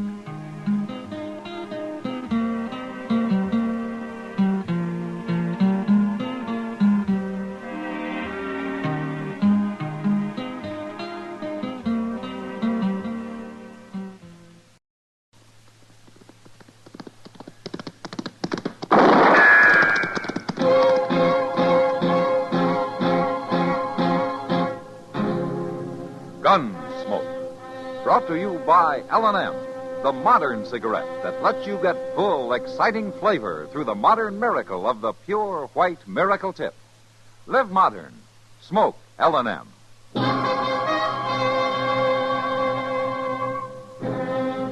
Around Dodge City and in the territory on West, there's just one way to handle the killers and the spoilers, and that's with a U.S. Marshal and the smell of gun smoke.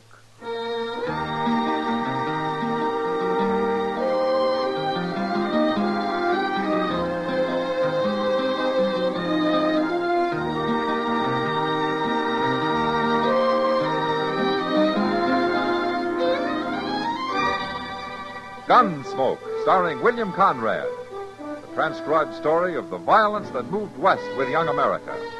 And the story of a man who moved with it. I'm that man. Matt Dillon, United States Marshal. The first man they look for and the last they want to meet.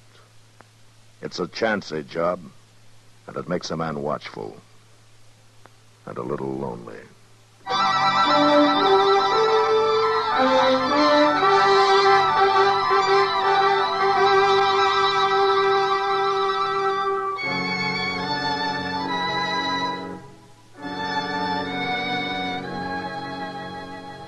Her name was Rose, and she was pretty. And that's all anybody in Dodge knew about the girl. She'd come in on the stage from the south a month before and opened a blackjack table in the Long Branch, working on a 50-50 split with the house. The game got a big play, of course. A woman gambler was a new thing in Dodge. And some of the smartest and crookedest cardmen in town started coming around to try their luck. But with Rose dealing, the house never lost. And after a 3-week run of that kind of luck, I figured it was time to look into things. Oh, doggone it, Matt. We've been sitting here for an hour and a half. How long is it going to take to catch her cheating? Doc, we're not going to catch her. We're not? Yeah, the way she handles that deck, we could sit here till doomsday and never see a thing. Well, maybe she's dealing honest. Yeah, maybe. Chester. Chester. Oh, yeah, Chester. Maybe he noticed something. You know, playing right there at the table with her. That's the last place in the world to spot a crooked game, Doc. I swear, I just don't know what you could have been thinking of, Mr. Dillon. Why, she's as nice a young lady as you'd ever care to meet. Now, how much did she let you win, Chester? $14.20. Yeah, but that ain't got nothing to do with it. I watched her every second. All right, Chester. Who was the heavy loser then? Well, that Elko Dean must have lost about $200 before he pulled out, but just by betting foolish, Mr. Dillon, why, he didn't have no more reason to do what he done. Who else? Well, the ones there now, I reckon young Slim Raddick's out about 150 as the game stands. He's been losing every night for 2 weeks, the way I hear it. Well, he gets to making calf eyes at Rose and don't pay no attention to his cards. Oh, yeah, maybe that's how she does it, Matt. She gets them so all fired up over it that they don't care if school keeps an eye. Somebody like young Raddick may be, but not the professional gamblers, Doc. You sit down for a while, Chester. I'm going over and talk to her. What you sipping on? 17 showing. Another card is 10. Hit me again. Yet it is. 6 of hearts, 23 and busted. Much obliged to you, Mr. Raddick. You doggone sure ought to be. Seems all I do. Oh, evening, Marshal. Hello, Slim. Your luck turning on you? It ain't turning, no way. It's been against me right along. Then maybe you won't mind if I interrupt the game for a while. That is, with your permission, ma'am. I'd like to talk to you. Why not? All right, gentlemen, the game is closed. If you want to step over to the bar, the drinks are on me.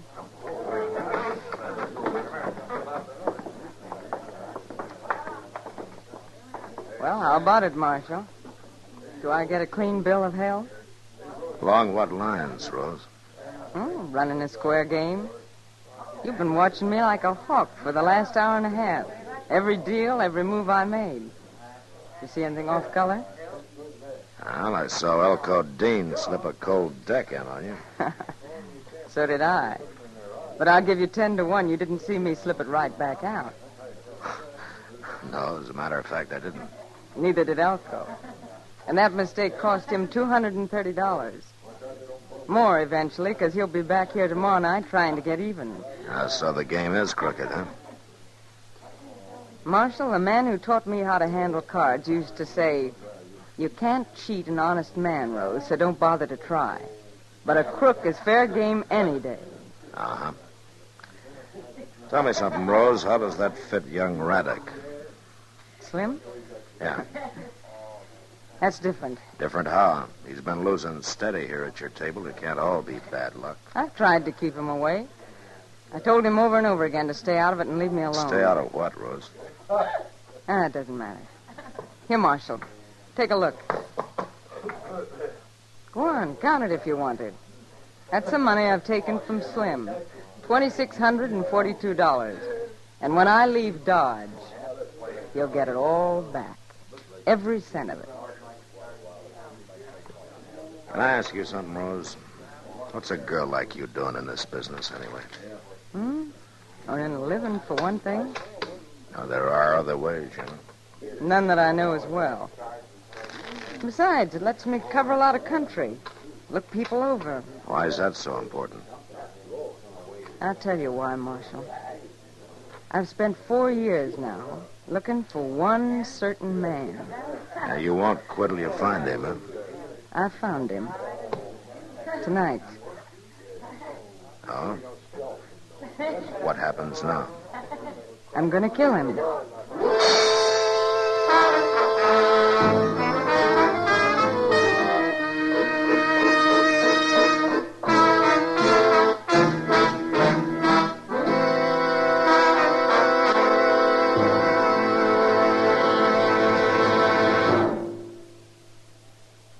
Free yourself of old-fashioned ideas.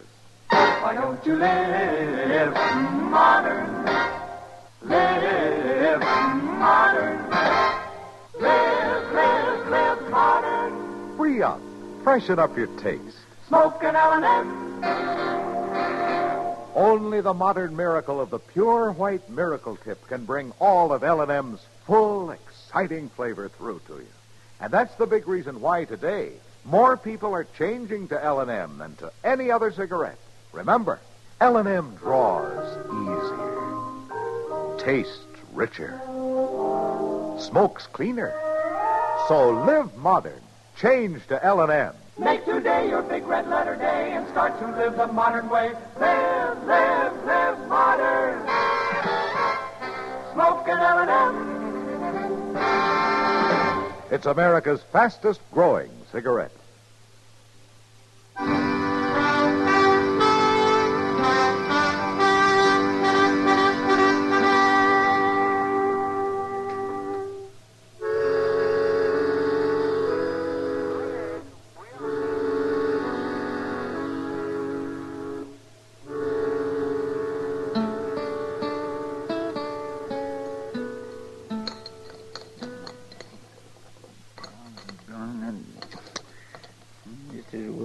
Jerky. You know something, Mr. Dillon? No, what, Chester? The doggone ham you get nowadays ain't nothing like it used to be. Oh, is that so? Well, just look at that.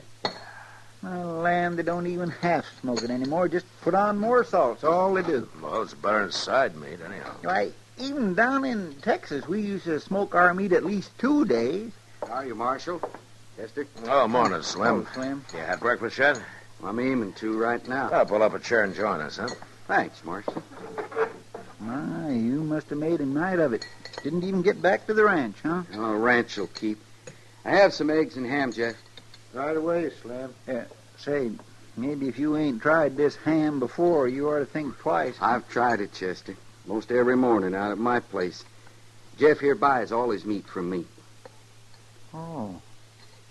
Well, it sure is a whole lot better than side meat. How's the ranch coming along, Slim? Had a good year? Best one yet. Mm-hmm. First time the place has brung me any hard cash. Feels mighty good to hear a few eagles jingling in your pocket. Might jingle some louder if you stayed clear of that blackjack table. My luck's bound to change. Not with Rose dealing. She's warned you already, I understand. Told you to keep out of the game. I guess I'm a stubborn man, Marshal. Here's some coffee while you're waiting, Slim. Oh. Slim, what are you after? Well, it's like this. Been 5 years now since I took that leased land up there on Bitter Creek. I spent 5 winters out there all alone. That ain't good for a man. I need me a wife on the place. Huh? When'd you decide that? 3 weeks ago. First time I seen Rose. Oh. How'd she feel about it? Hard to say. She got something on her mind that won't let her think of nothing else. Yeah, I know, Slim. She told me that she aims to kill a man. That's so. You wouldn't know her last name, would you? I never asked her. You know where she comes from? Nope. Any idea who the man might be? Marshal, if I did, I reckon I'd up and kill him myself, just to make Rose happy.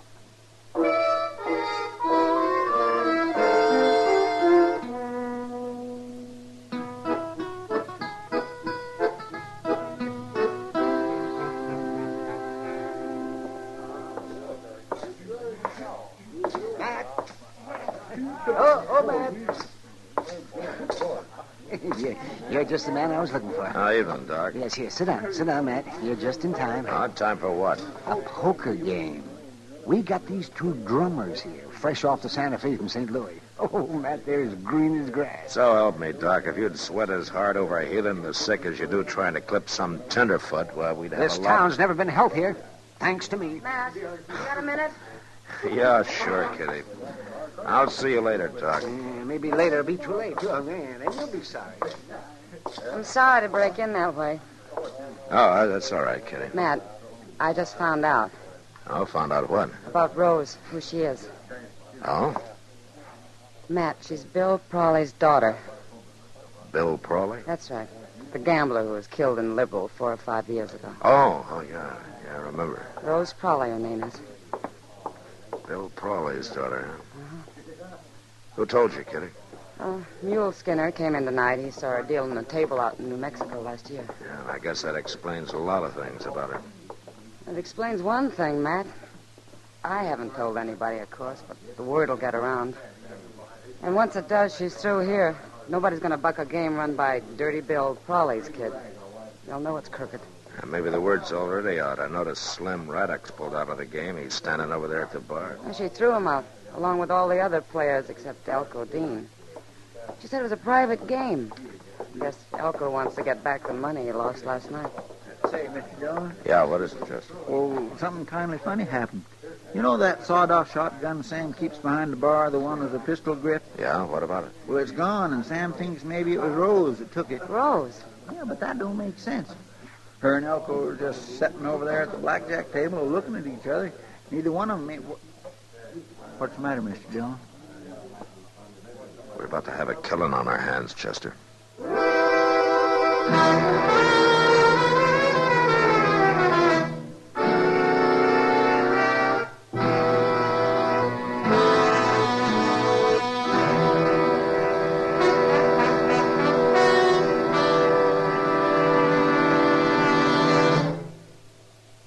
Free yourself of old-fashioned ideas.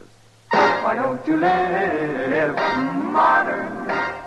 Live modern. Live modern. Free up. Freshen up your taste. Smoke an L&M. Live modern. Smoke modern. Smoke L&M. Enjoy full, exciting flavor through L&M's Pure White Miracle Tip. L&M draws easier. Tastes richer. Smokes cleaner. That's why today more people are changing to L&M than to any other cigarette. So free up. Freshen up your taste. Live modern. Change to L&M. Make today your big red letter day and start to live the modern way. Live modern. Smoke an L&M. It's America's fastest growing cigarette.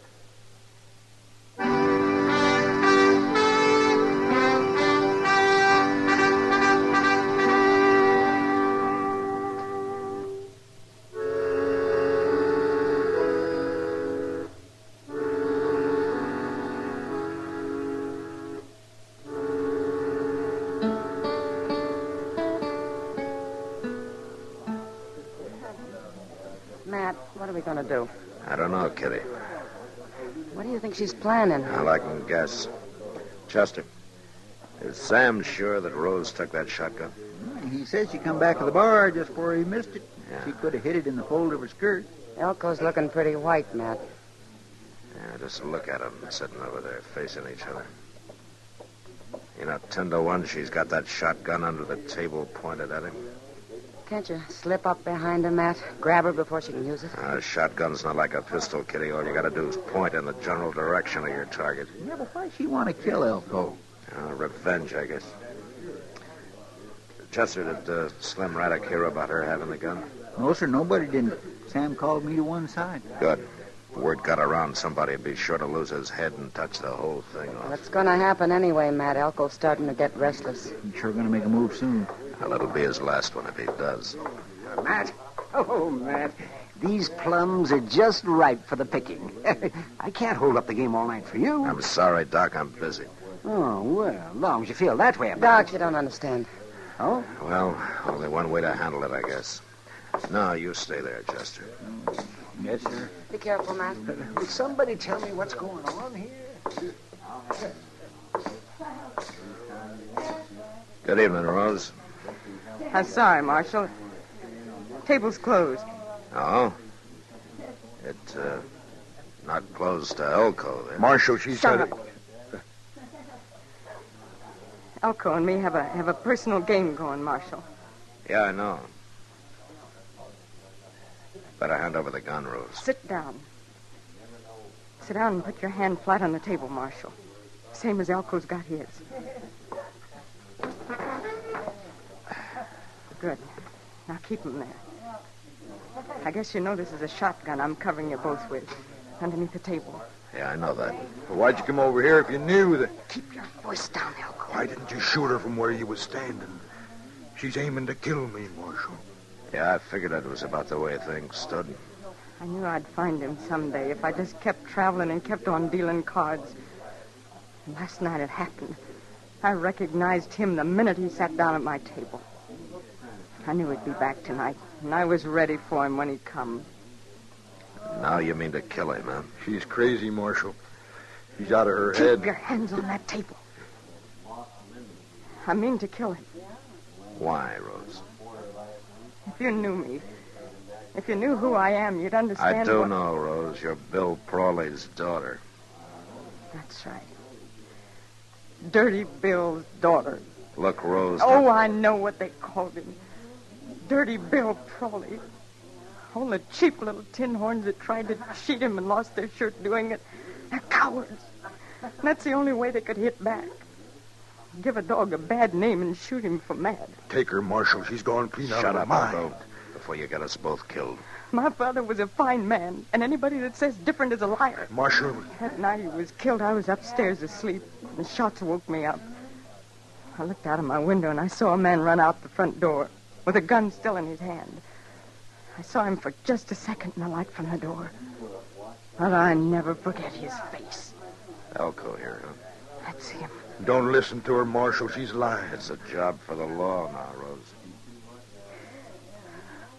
Now you walk away from this table, Marshal. Stay clear of this. I got nothing against you personally. I want your gun, Rose. Sorry. The hand's played out. No, not yet, it isn't. I got a whole card. Hey, Slim Raddick. Marshal. Yeah, Marshal? Come here a minute, will you?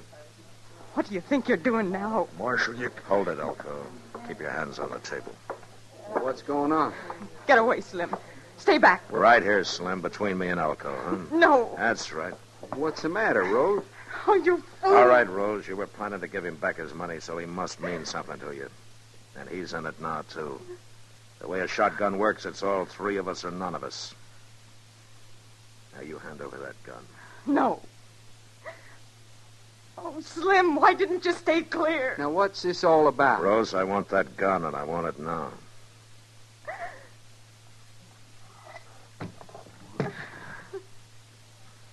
You knew I couldn't. You knew I couldn't, not with him in it. Well, I was sure hoping you couldn't. Chester. Here, put this in back of the bar, will you? Yes, Mr. Jones. It wasn't fair, Marshal. It was cheating. It wasn't fair. Sometimes you have to cheat, Rose. Get her out of here, Slim. And if you take my advice, you'll keep her out of here. Don't you worry about that. Come on, Rose. Matt, if that wasn't the doggonest thing I ever saw. Hey, Elko. What? Wait a minute. No. I said wait a minute. You're under arrest. You're not taking me in, Marshal. Look out, he's got a gun! Drop it. Drop that gun!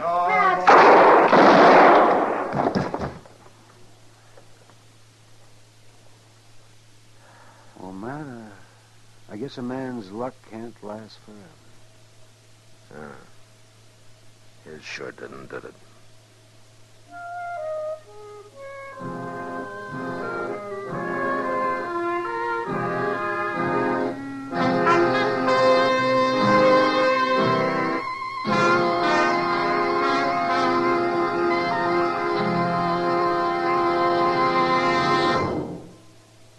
In a moment, our star, William Conrad.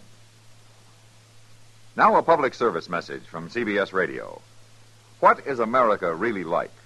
Thousands of men, women, and young people all over the world want to know the truth. There's proof of it in the flood of mail received by the volunteer group called Letters Abroad, which gets mail from people everywhere in the free world who are eager to be in correspondence with someone in the United States. They want to know all sorts of details about our everyday life.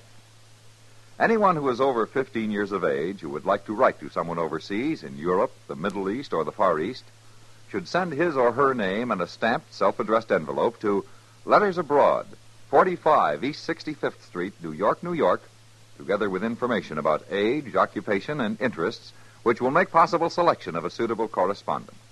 That address again is Letters Abroad, 45 East 65th Street, New York, New York. Everyone who does enter into such a correspondence is sure to find it greatly rewarding, a contribution to better understanding among peoples of the free world. And now, William Conrad. You know, when they buried a man out on the high plains, they usually wrapped him in his saddle blanket and forgot about him. But next week, a man dies and leaves a will that keeps the whole of Dodge from forgetting him. And that was the West. Gunsmoke. Produced and directed by Norman MacDonald, stars William Conrad as Matt Dillon, U.S. Marshal. The script was specially written for Gunsmoke by Les Crutchfield, with editorial supervision by John Meston. The music was composed and conducted by Rex Corey. Sound patterns by Ray Kemper and Bill James. Featured in the cast were Virginia Christine, Vic Perrin, and John Daner. Harley Bear is Chester, Howard McNear is Doc, and Georgia Ellis is Kitty. Join us again next week for another specially transcribed story on Gunsmoke.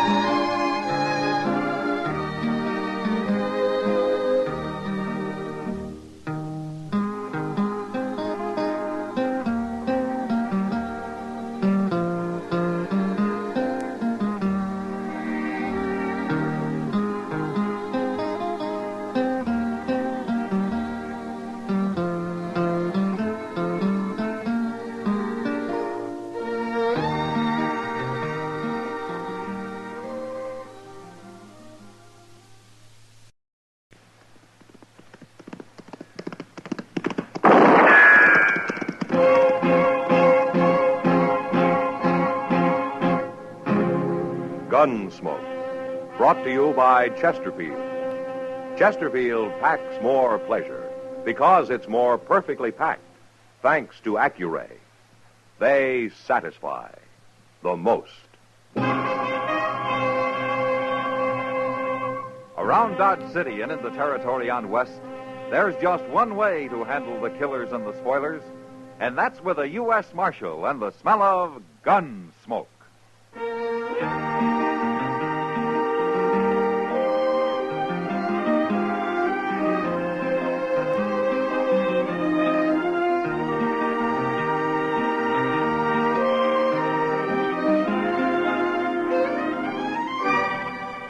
Gunsmoke, starring William Conrad. The transcribed story of the violence that moved west with young America. And the story of a man who moved with it. I'm that man, Matt Dillon, United States Marshal. The first man they look for and the last they want to meet. It's a chancy job, and it makes a man watchful and a little lonely.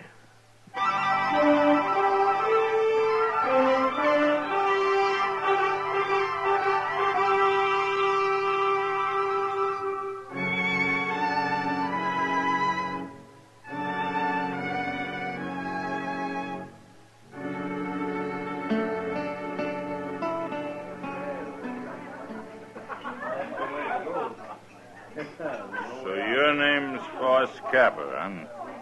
Yeah, that's right, mister. You say your name out like you got nothing to hide. Well, now you're right again. Well, I guess a man wanted to hide something. He'd be wearing a gun to help him do it. Maybe. Well, are you agreeing with me, or ain't you agreeing with me? Any way you want it, mister. Yeah, you're big, Capper, but I ain't afraid of you. There's no reason you should be. You're awful big. Man'd be a fool to go against you without a gun, wouldn't he? Well, wouldn't he? Mister, have a drink. No. Here. You have this instead. I always carry an extra gun in my belt. I don't want your gun. Well, I can't fight you letting you have a gun. You're too big. We got no cause to fight, mister. Now you take your gun back. You're afraid. You're a coward. You're a sneaking Don't coward. you push it, mister. I said you're a coward. All right, fella. You've had enough. You keep out of this. I am wearing a gun, mister. And I'll bend it across your skull in a minute. Oh. You're the marshal. Get out of here. Go on, move. Sure. Sure. Well, suppose I ought to thank you, Marshal. No need. Name is Foss Capper. You know, most men around Dodge do wear guns, Capper. I've had enough of fighting, Marshal. Oh? And where was that? By the war. Had it from Harper's Ferry all the way to Richmond. You know, a man gets tired of killing. Yeah, I know. Mr. Dillon? Yeah, what is it, Chester? Mr. Dillon, Ben Stacel's out there in the street. So? He's about to beat up one of his riders. I suppose it has to do with his sister again, huh? Yes, sir, it sure does. And Carrie's there, too. All right, let's go. Oh, I declare that poor Carrie. Mr. Dillon, she was trying to load their wagon all by herself. And this rider, Stansel's, come along, and he was helping her when Stansel himself come up and got real sore about it. Stansel doesn't deserve a sister like Carrie. She's as nice as he is, mean and ugly. There they are. Yeah. Well, say, where's that cowboy at? He's lying on the ground behind Stansel. Well, I sure didn't hear no shooting. Back to loading that stuff, Carrie. You hear me? Yes. I hear you, Ben. Well, I hope you didn't kill him, Stansel. Oh. He's all right, Marshal. I only knocked him down. Well, I'll go get some water from over there. I should have killed him. For what? Trying to help Carrie do a man's work? Carrie's my sister, Marshal. What she does ain't no business of yours. No. But you're keeping men away from her the way you do is going to lead to real trouble one of these days. My trouble, Marshal. Not if you kill somebody. You know, I guess men don't like the way you treat her. There's somebody else trying to help her. What? Now, by heaven. You just take it easy, Stansel. That man's not wearing a gun. Then he better go get one. There you are. What do you think you're doing, stranger? Well, that box seemed a little heavy for a lady to be lifting. Please, Ben. He meant no harm. You know this man? He told me his name. Jerry, you're turning into a regular doxy. I wouldn't talk like that, mister. You shut up. You're going to beat me like you did the other fella? There's been enough fighting for one day. Stansel, your wagon's loaded. So why don't you get going? All I can say to you, mister, you better get yourself a gun. Get up on the seat, Carrie. Good day, Miss Carrie. Goodbye, Mr. Capper.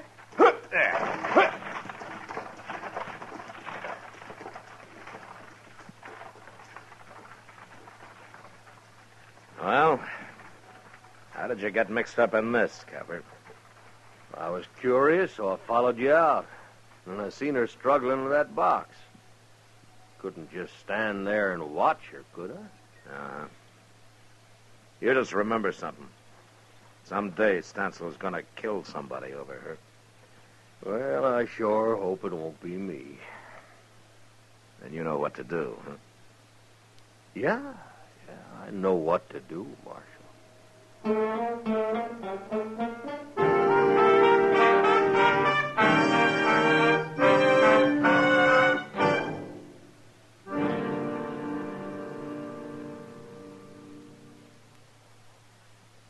You've heard Bobby Haggart whistling it on radio and television. Right now, a country-style version. Okay, partners?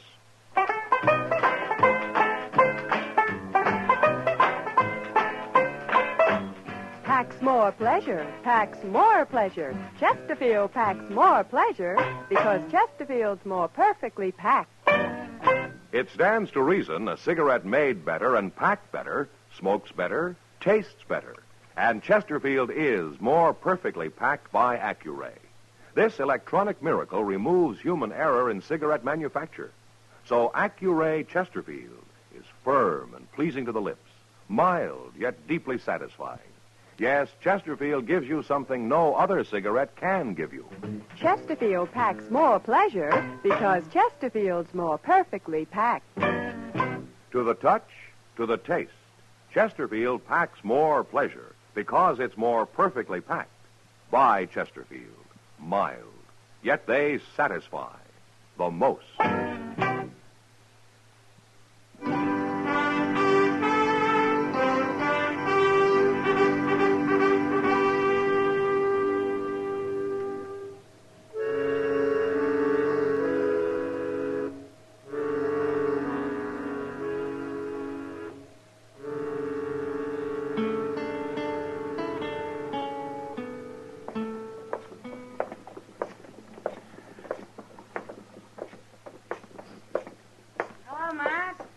Ah, Kitty. You shopping? Well, I guess a woman's always shopping, Matt. Whether she buys anything or not. I believe that. Well, now. What? That's Carrie Stansel. Huh? Oh. Well, sure. But isn't that Foss Capper driving her wagon? Well, where you been the last few weeks, Matt? He drives her wagon every time she comes to town.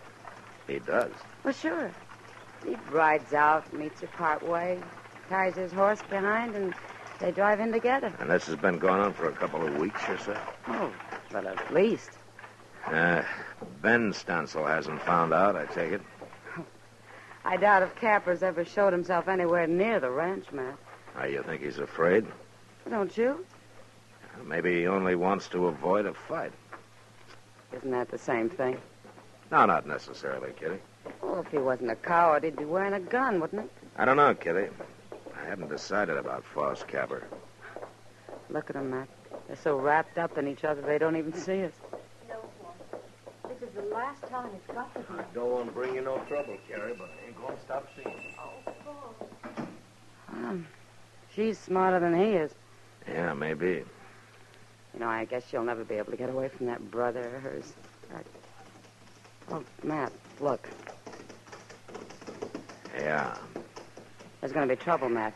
Stansel looks awful mad. Well, I don't like to interfere in family matters, but this time I guess I better. Yeah, you better hurry, too. Yeah, well.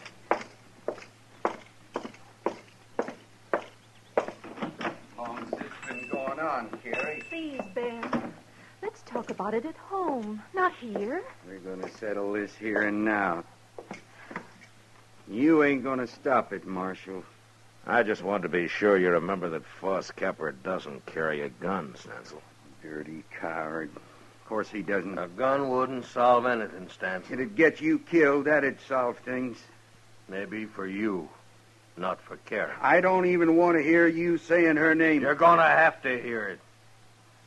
Now, it's gone on long enough, Stansel, the way you treat her. What I do with Carrie ain't no business of yours. I want Carrie to marry me. Foss, you never told Dad? Well, I've been thinking on it, Carrie. I figured to wait, but I guess there ain't time now for waiting. Oh, Boss. Carrie's worked hard for you, Stansel. And you never gave her a thing of her own. You kept everybody from her for fear of losing her. She ain't a woman to you, a sister. She's nothing but cheap labor. I'll kill you sure now. No, you won't, 'cause you'd hang for it. I'll get you, Capper, one way or the other. Carrie, Yes? you go on back to the ranch and get what things you need. I'll be waiting right here for you tomorrow noon. No, You Carrie, can't no. stop us, Stansel. You're going to be free, Carrie. You make up your mind later about marrying. But you're going to be free. Carrie. Stansel, you shut up. And don't you lay a finger on her, or I'll just beat you to death. Go on now, Carrie. All right, Boss. Noon tomorrow, Carrie. I'll be waiting. And you mind what I said, Stansel. Don't you try to stop her. I won't try to stop her. It's you I'm going to stop.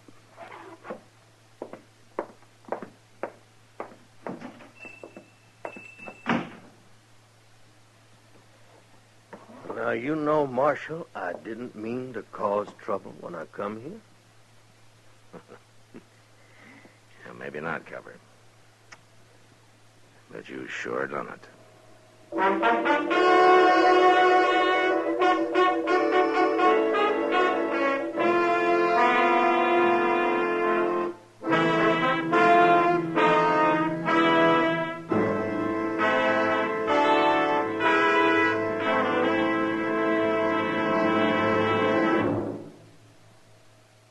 Where are you listening to Gunsmoke? In your favorite easy chair? Or out driving? Oh, there you are. In the kitchen. Say, you want to make whatever you're doing more enjoyable? Have a Chesterfield. Enjoy Chesterfield's better taste and mildness. It stands to reason a cigarette made better and packed better, smokes better, tastes better. And Chesterfield is more perfectly packed by Accuray. This electronic miracle removes human error in cigarette manufacture. So Accuray Chesterfield is firm and pleasing to the lips, mild yet deeply satisfying. Yes, Chesterfield gives you something no other cigarette can give you. Chesterfield packs more pleasure because Chesterfield's more perfectly packed. To the touch, to the taste, Chesterfield packs more pleasure because it's more perfectly packed. By Chesterfield, mild, yet they satisfy the most.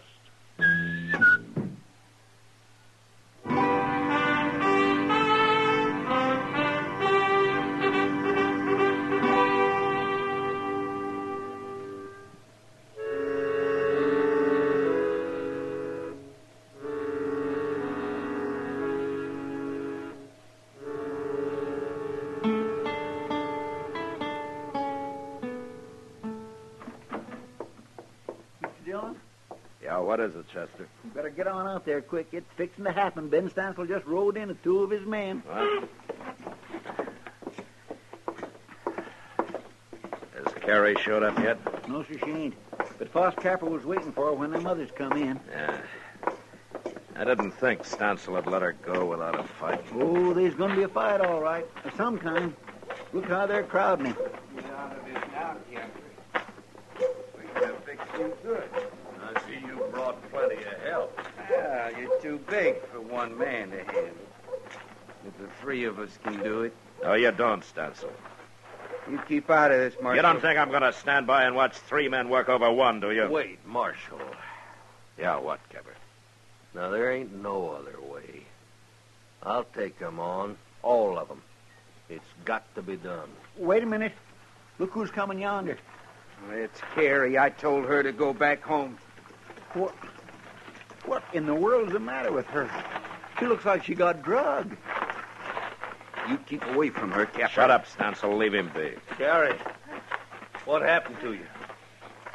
They caught up with me at the edge of town. Here, I'll help you down. I got here anyway. He couldn't stop me. Did your brother do this to you? Did he knock you around? You get back on that wagon and go home, Carrie. All right, hold it, Stancil. Let her talk. Carrie, did he do it? Yes. You sure need convincing, I told Carrie. you to shut up, Stancil. Chester. Yeah? Would you be good enough to take Carrie over to Miss Kitty's? Because I got a little business here. Be glad to. Don't you move, Stancil. You come on, please, Miss Carey. All right, boys. Let's get to work. Wait just a minute, Stancil. I've changed my mind. What? I ain't gonna fight you. Not now, not that way. We're gonna settle this for good and all. What are you talking about? Marshal Dillon, could I ask you a favor? What, Cabot? Lend me your gun. Well.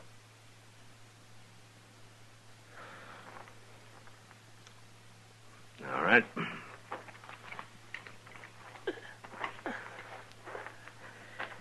All right, here it is. Thank you.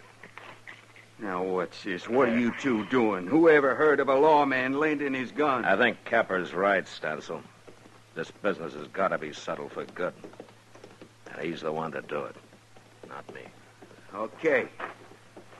And you can watch him die. You ready, boys? Now, wait a minute, Stancil. You didn't say nothing about no gunfight. What difference that make? There's something about him. I don't like the way he wears that gun.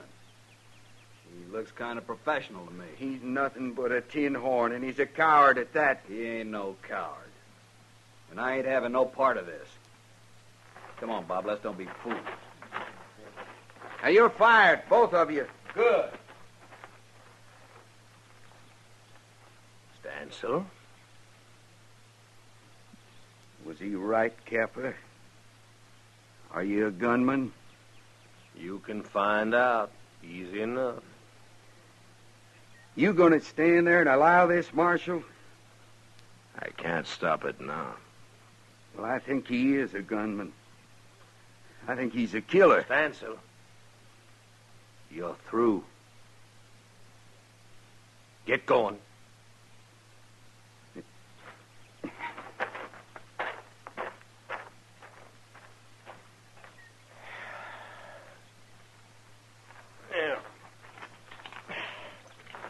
Marshal, your gun. I thank you. Sure.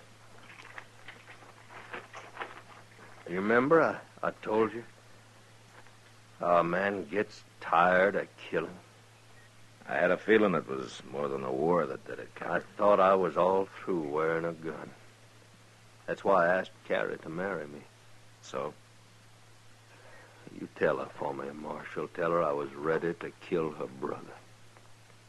I can't ask her to marry me now.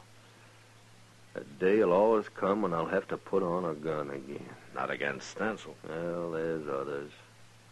A man like me's got enemies. Why don't you tell her about it yourself, Cabot? It wouldn't be fair. I'd be influencing her the wrong way just being there. Will you do it? It's too late. Huh? I'm behind you.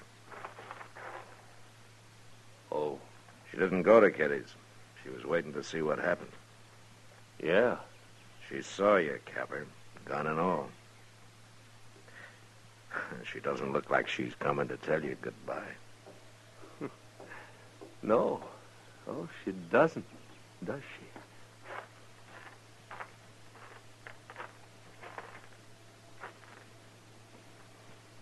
Boss?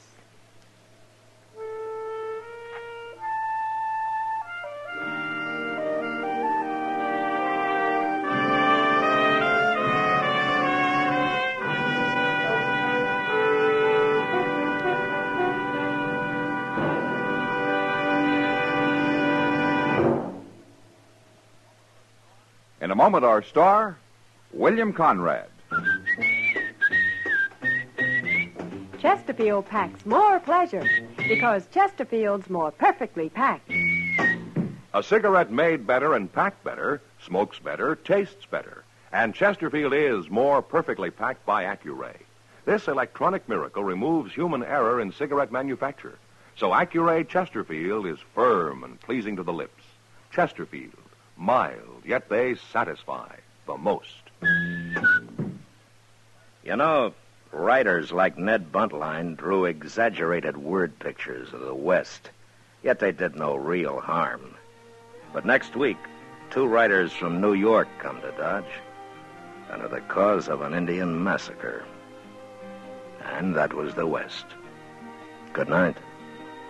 Gunsmoke, produced and directed by Norman MacDonald, stars William Conrad as Matt Dillon, U.S. Marshal.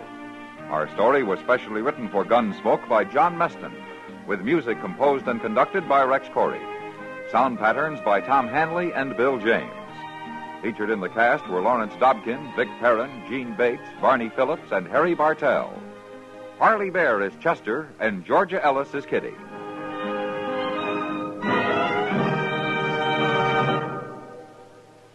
Live modern.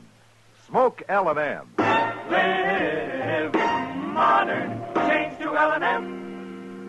Live modern. Smoke L&M. Only with L&M can you enjoy the full, exciting flavor of today's finest tobaccos. No other cigarette, plain or filter, gives you the full, exciting flavor you get through the pure white miracle tip. So light up, free up, let your taste come alive. Live modern. Smoke L&M. Join us again next week for another specially transcribed story on Gunsmoke.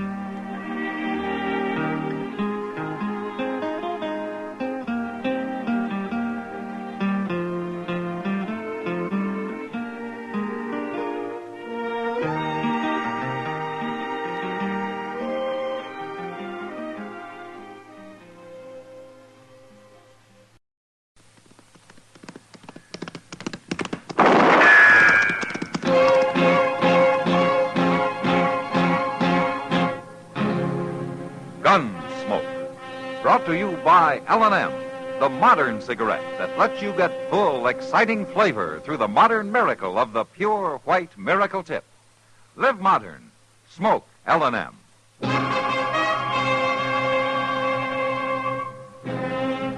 Around Dodge City and in the territory on West, there's just one way to handle the killers and the spoilers, and that's with a U.S. Marshal and the smell of Gunsmoke.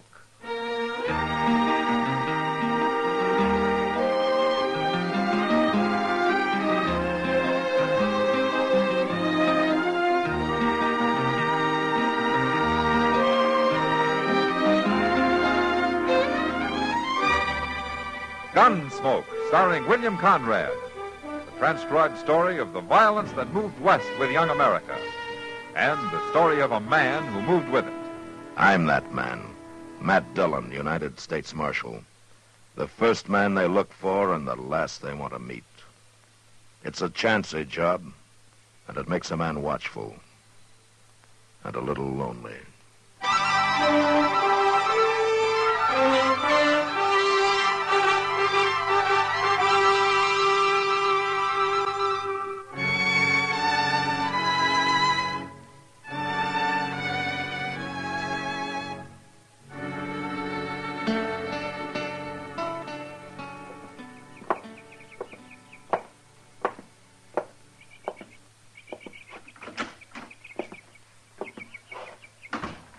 Morning, Dr. Clay. Oh, good morning, Nielsen. You wanted to see me? No, I never wanted anything less than to call you in here. You got bad news. Yeah, it's been bearing down on me for 2 days. But you've got to know, Nielsen. I'm not going to make it? Nope. Sooner or later, that bullet in you is going to kill you. Are you sure? Yes, sir, I am sure. Well, I feel good enough, Doc. You could be wrong, couldn't you? Well, I wish I was. I don't know if I'm right in telling you about it, but I treated the same kind of case at Shiloh. And the bullet kept moving, just like yours. And there was no way to stop it. How long did it last? Not as long as you have. You've been going 2 months since the fight. And how much longer I got, Doc? Well, there's no way to know. Another month, maybe longer, maybe less. I just thought you'd want to know, Nielsen. Better to know now than when it's too late to do anything about it. What are you going to tell Alice? What's there to say? Well, with her planning the wedding, there ought to be some explanation. You, want me to tell her? Just say I changed my mind and I'm heading west. Where are you going? Back to Dodge. To look up the Mailer brothers? If they've killed me, I don't see any reason to let them go on living.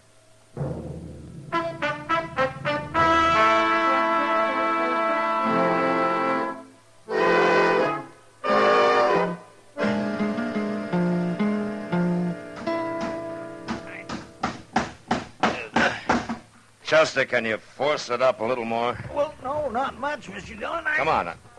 Yeah, that's better. Hold it then.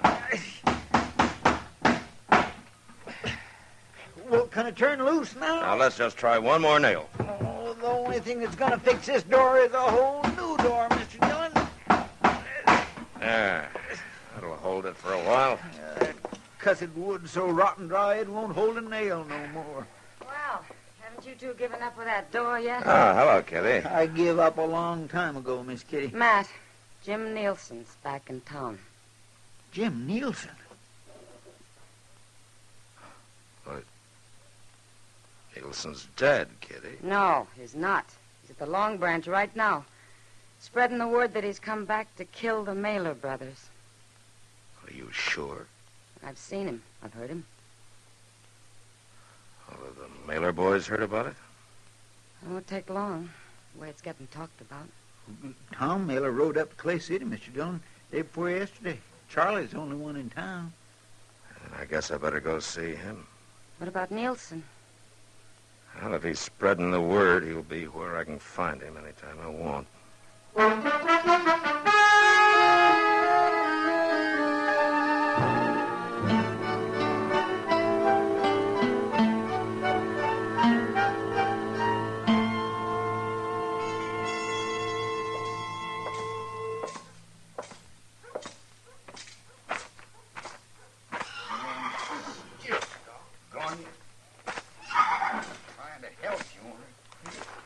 Charlie.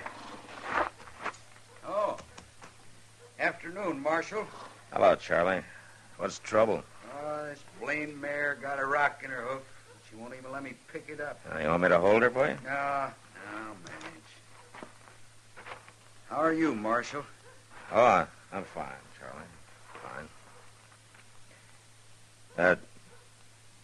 Charlie, did you know that Jim Nielsen was in town? Nielsen? Nielsen's dead, Marshal. Tom did for him.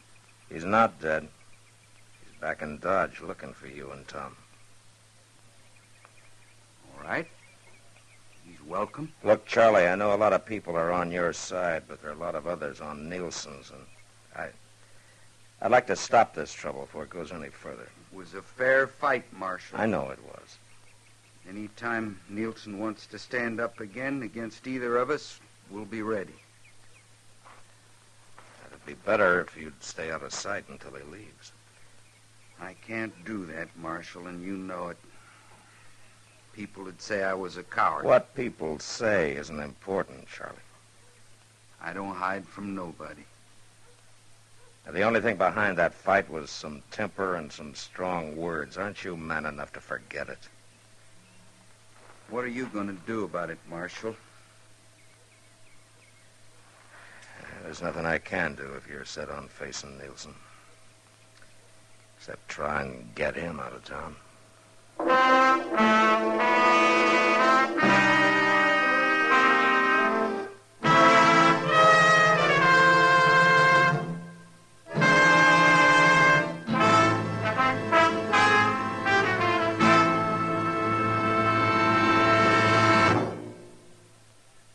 Free yourself of old-fashioned ideas. Why don't you live modern? Live modern. Live modern. Free up. Freshen up your taste. Smoke an L&M. Only the modern miracle of the pure white Miracle Tip can bring all of L&M's full, exciting flavor through to you. And that's the big reason why today more people are changing to L&M than to any other cigarette. Remember, L&M draws easier, tastes richer, smokes cleaner. So live modern.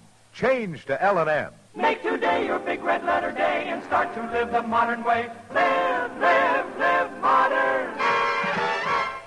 Smoke an L&M. It's America's fastest growing cigarette.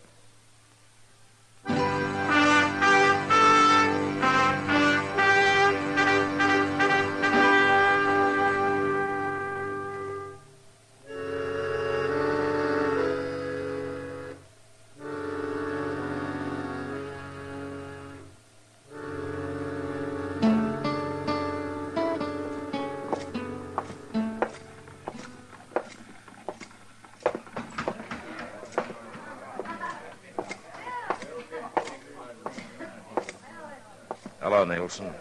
Marshal? Well, I didn't expect you'd ever get to Dodge again. Guess you thought I was dead, Marshal, along with a lot of other people. You didn't look very healthy when they took you out of here. I'm still alive, for a little while anyway. What good's it doing you to be back here? Well, everybody figured the fight was over, but I don't happen to think that way. It's a lot of trouble over nothing. You and the Mailer brothers are good men and peaceful ones. You were drinking and there were some names called. But that's sure no reason for you to come back and stir it all up again. They thought they'd kill me, Marshal, and they were proud of it. I don't think they were. Look, Jim, I'd like it if you'd go back to Abilene. I'm not going to do it, Marshal. I got nothing to go back to, nowhere. What does that mean? I'm going to die from that gunfight we had. The bullet's still in me. Oh. There's nothing to be done about it, huh? No. Nothing but try and settle the score. I don't see how you're going to be any better off trying to kill two good men, Jim. Marshal, it's a funny thing knowing you're going to die. I had too much to live for when I faced up to him the first time. I was going to get married. I owned some land. Those were the things I was thinking about. I got scared and tightened up. Man shouldn't have anything to think about in a gunfight. It was kind of hard not to. But I don't have now, Marshal. I don't have a thing to lose. Jim, you're a bad man to have in town. I won't be here long. You can count on that. Drink with me, Marshal? No. No. Not tonight, thanks. Nielsen. I hear you're looking for me and my brother. You forget it, Charlie, and get out of here. Where should I get out to, Marshal? You want me to run away, Nielsen? Hold it, Charlie!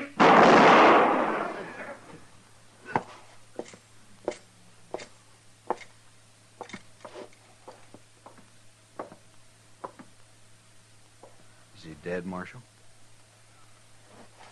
Yeah, he's dead. You satisfied now, Nielsen? It was a fair fight, just like the first one. And just as needless. Not to my way of thinking. Tell me, Marshal, when's Charlie's brother going to get back to town?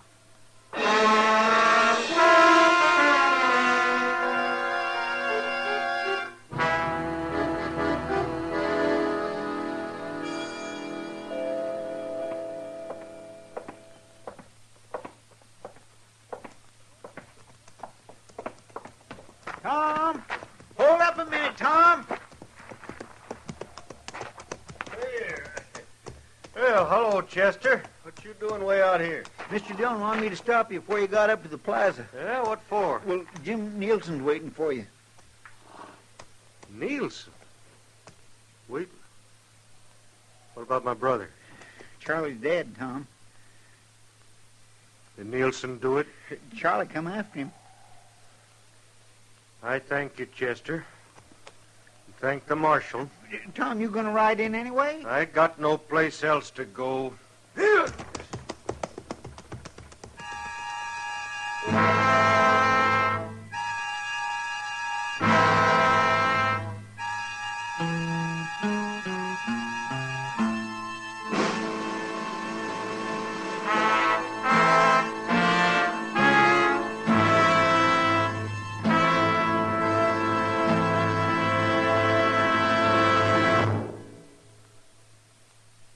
Free yourself of old-fashioned ideas.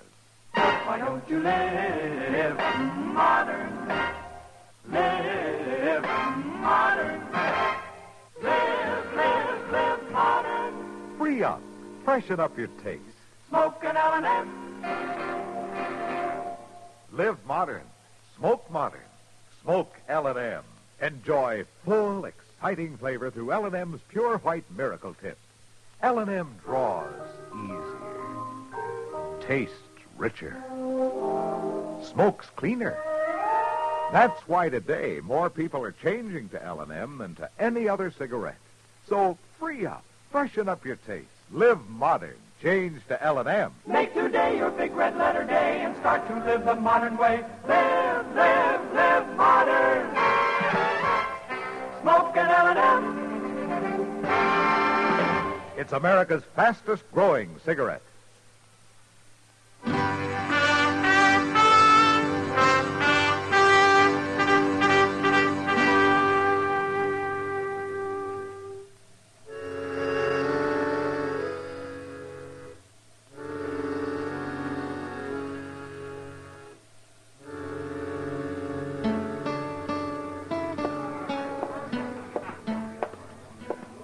Hello, Kitty. Tom, I thought you were in Clay City. I was. I did real well, too.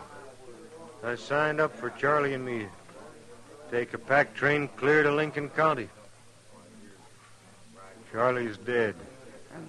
Can I get you a drink, Tom? Maybe later. I thought Nielsen was here. He left about a half hour ago. Happened to know where he went. No. Can't you get your pack train together and go, Tom? Oh, you know I can't, Kitty. What good's it gonna do you looking for Nielsen or waiting for him? It's something I got to do. If he kills you, what are you gonna be proving? My brother's dead. Killing Nielsen won't bring him back. Some men ought to be killed, sure, but not you and Nielsen. You're fine men, both of you. My brother was a good man, too. Kitty, what would you have me do? I don't know, Tom. Being the kind you are, and after what's already happened, I guess I got no right trying to tell you what to do. Now, do you know if Nielsen figured on coming back here? I don't know, Tom. I'm going to my room. I was just about to order that drink. Then you'll have to have it without me. Thank you for sitting with me, Kitty. Matt, how long have you been here? There's not a thing I can do, is there, Kitty? Not if you don't take the guns away. They'd only find more. Then you watch them kill each other, Matt. I can't do it.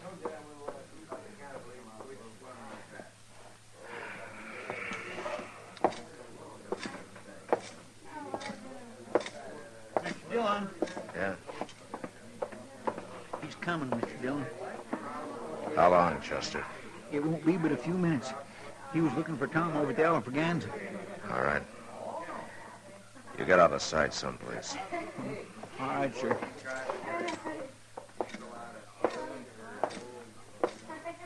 Afternoon, Marshal. Hello, Tom.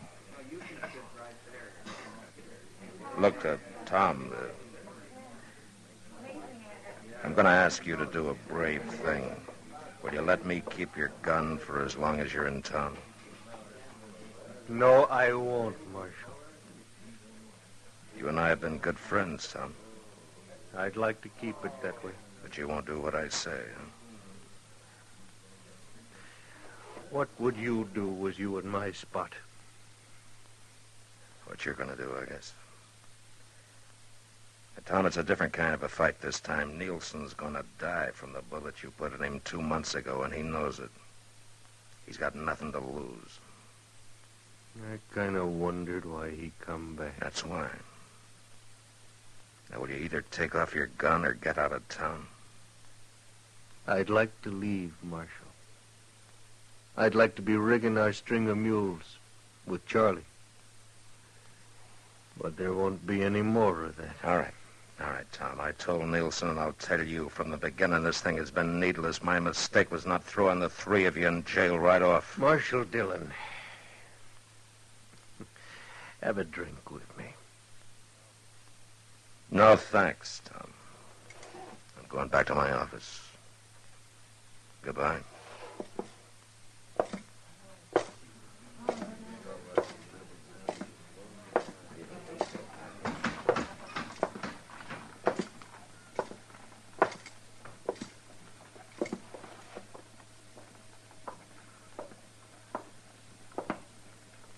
Well, Nilsson, I guess there's no reason trying to talk any sense into you either. It's gone past talking, Marshal. You aren't figuring on stopping me. There's nothing I can do.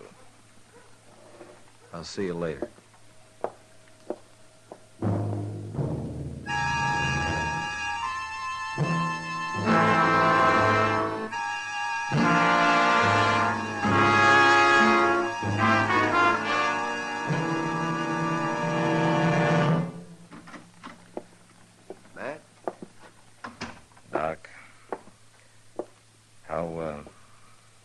Nothing I could do for him, Matt. He's dead. Oh, my goodness. Seemed like such a waste. He was a good man, both of them was. There's no reason for you to feel bad, Matt. You tried your very best to stop it. Someday there's going to be a law about carrying guns, and there's going to be fights like these that'll bring it. A man's got the right, Mr. Dillon. They're going to lose it, Chester, if this sort of thing doesn't stop. Doc, I'll have the body taken away. All right, man. I'll go with you if you want me to. Yeah, sure, Chester. I think I'm ready for that drink everybody offered me. Me too. You reckon Miss Kitty knows? By this time, I'd think so. There he is, Mr. Dillon. Yeah. Hey, Nielsen!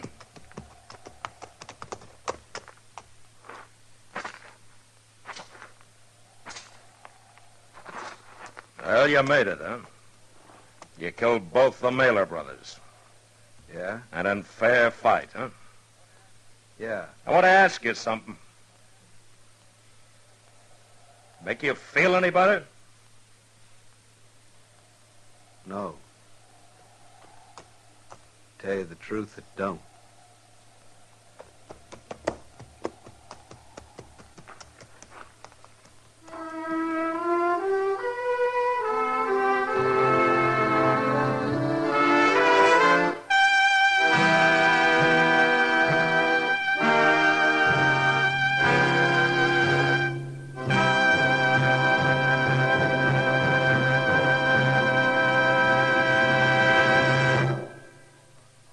In a moment, our star, William Conrad.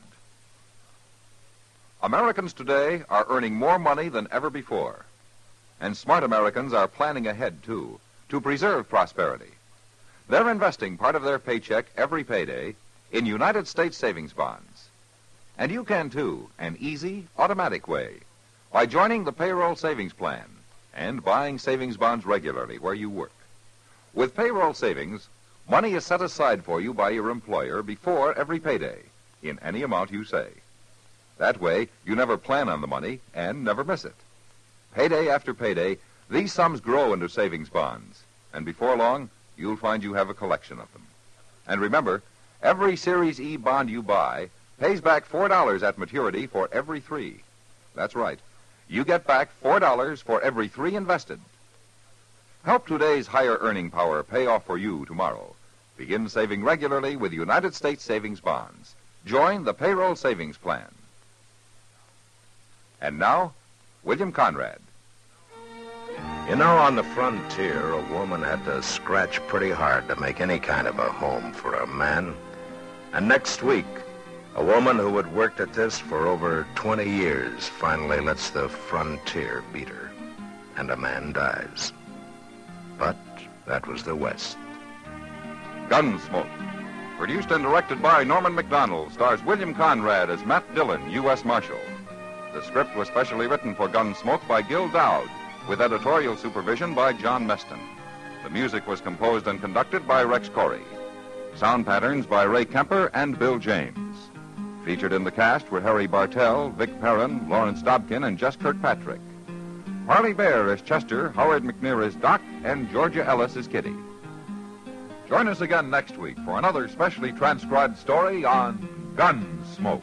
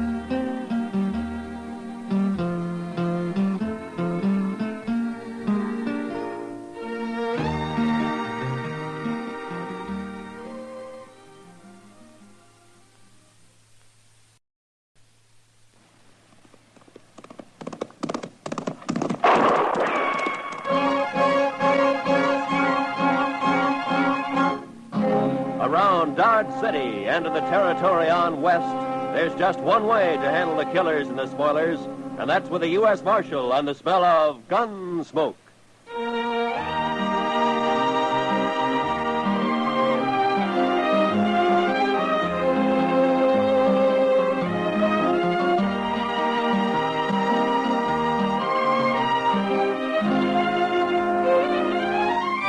Gunsmoke, starring William Conrad, the transcribed story of the violence that moved west with young America, the story of a man who moved with it, Matt Dillon, United States Marshal.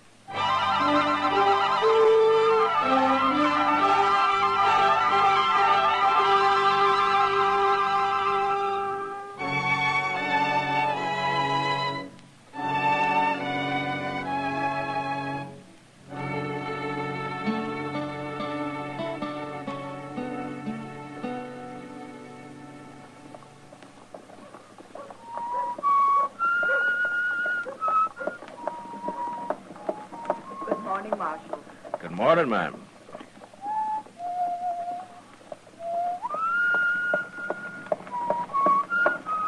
Kitty!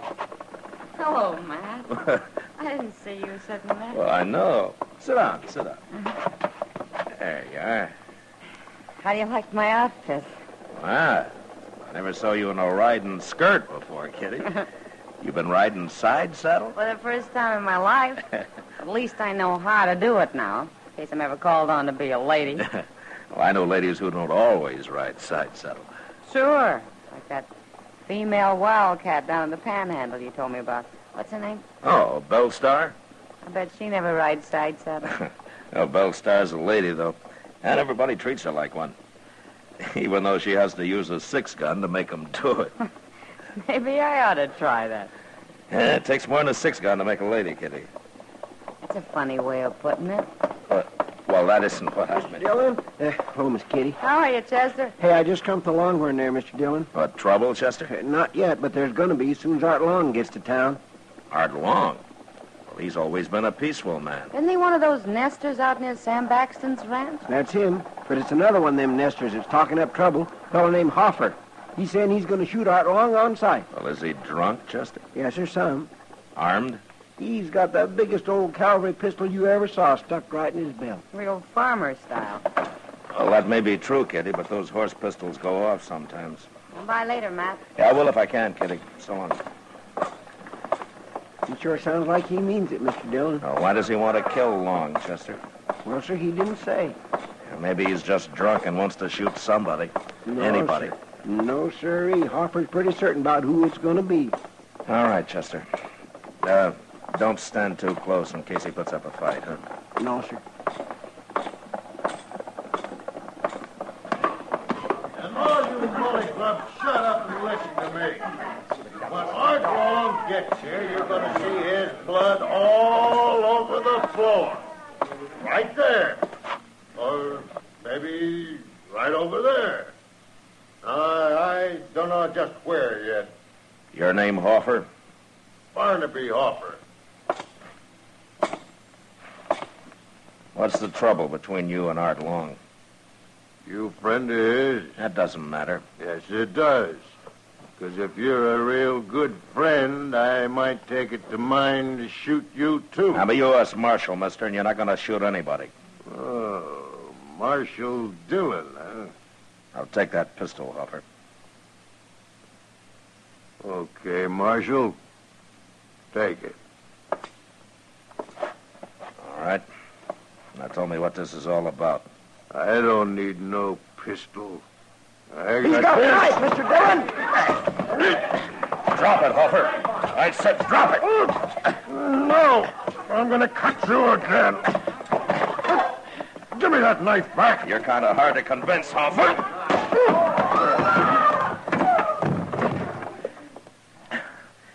Did he cut you bad, Mr. Dillon? Oh, he opened up my arm a little bit, Chester. I better go see Doc. You throw him in jail. Yes, sir, I sure will.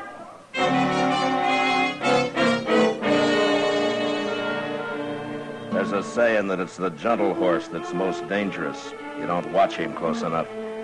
And so with Barnaby Hoffer, a farmer who hands you his old horse pistol and then snatches an 8-inch knife from the back of his belt. Well, Doc took a few stitches in my arm and told me to come back in a couple of days. And I did. And it looked pretty good by then. At least I thought so. You're going to have to watch that cut, Matt. There might be an infection in it. What are you talking about, Doc? Looks as clean as rain to me. Well, how do you know what that idiot's been using his knife on? Probably sticks hogs with it all day and uses it to clean his boots at night. Yeah, sure, but my arm bled a lot. That got it clean. That and all the turpentine you poured into it.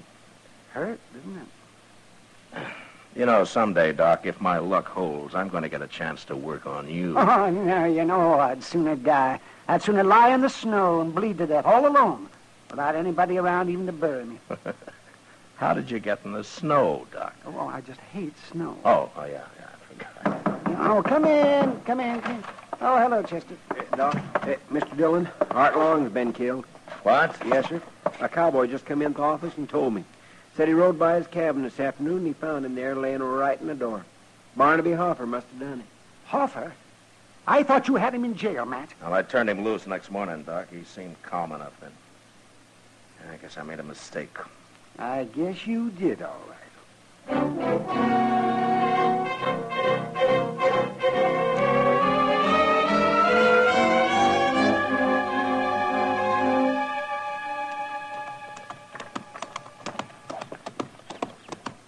Maybe we shouldn't have stopped to bury Art Long. Hoffer may be a long way from here by now. We couldn't leave him lying there, Chester. No, sir, I guess not. Poor fella. Well, there's Hoffer's cabin. Yes, sir. Hey, we've done pretty good at that. It's hardly past daylight. Looks like his door's open. Yeah, then he must be inside. He wouldn't go off and leave his door open. No. Hey, wait a minute. Look over there, Chester. Why, it's him. Oh, he looks dead. Yeah. Come on.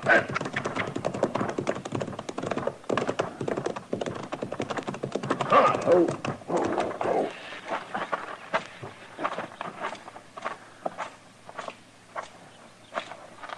He's been shot, Mr. Dillon. With a shotgun. Just like Art Long. Well, he's still breathing. Hopper? Hopper. It's Marshal Dillon, Hopper. Hey. Marshal. I'm tore all apart. Took a load of buckshot when I opened the door. Who did it, Hopper? Did you see him? Sam Baxton.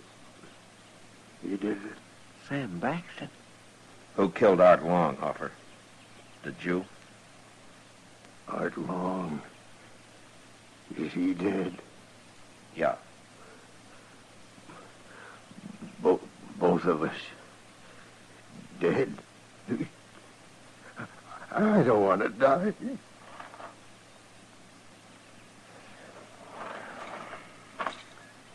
It's no wonder he lived this long. Gosh, Mr. Dillon, I just can't believe Sam Baxton done this. Why? Just because Baxton's a big rancher and pretty respectable? He's also a mean old devil. And these men are nesters. Come on, let's go find him, Chester.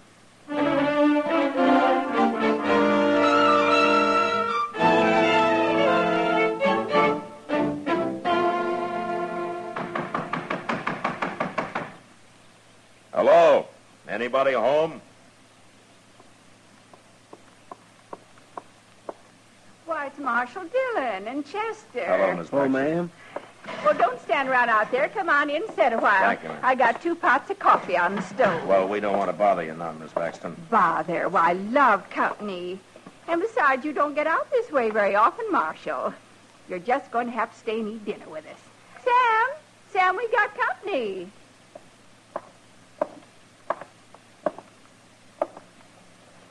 Hello, Baxton. What are you doing here, Marshal? Why, Sam, that's no way to... Shut up, woman. Please, Sam, don't talk like that. Want to get whooped instead? Well, do you? No, Sam. I asked what you're doing here, Marshal. Yeah, I heard you. Well, say it out. We're busy around here. You know Art Long and Barnaby Hoffer? I know 'em. Dirty nesters. Well, they're both dead, Baxter. Good. Oh, no. They both got killed the same way. What do I care how they got killed, as long as they're dead? I'm going to tell you anyway, Baxton. Each of them, when he came out of his cabin first thing in the morning, was killed by a man waiting outside with a shotgun. Oh, you know all that. You weren't there. Barnaby Hoffer was still alive when we got there, Baxton. Still alive? He died pretty quick, but before he did, he told me who shot him. Did he? And who was that, Marshal? You? Oh, no. No, it couldn't be. I'm sorry, ma'am, but that's what he said. I'm going to have to arrest you, Baxton. Arrest me? On the word of a dead sodbuster? Who's going to believe it? The court will decide that, but it's enough evidence to hold you on. What makes you think Hoffer wasn't lying? He knew he was going to die, and it was his last chance to get me in trouble. That's what happened. You'll get a trial, Baxton. You can defend yourself there. Right now, you're going to jail. I'm charging you with 2 murders. But Art Long was dead. He didn't tell you nothing, Marshal. He and Hoffer were killed exactly the same way, ma'am. Looks like one man killed both of them. Come on, Marshal. If we're going to jail, let's go. And you stay out here, woman. I don't want you running into Dodge all the time I'm there. All right, Sam. And don't go talking your fool head off to everybody about this either. I won't. When we get this business over with, Marshal, I'm going to give you a lot of trouble. You're going to wish you never come near me.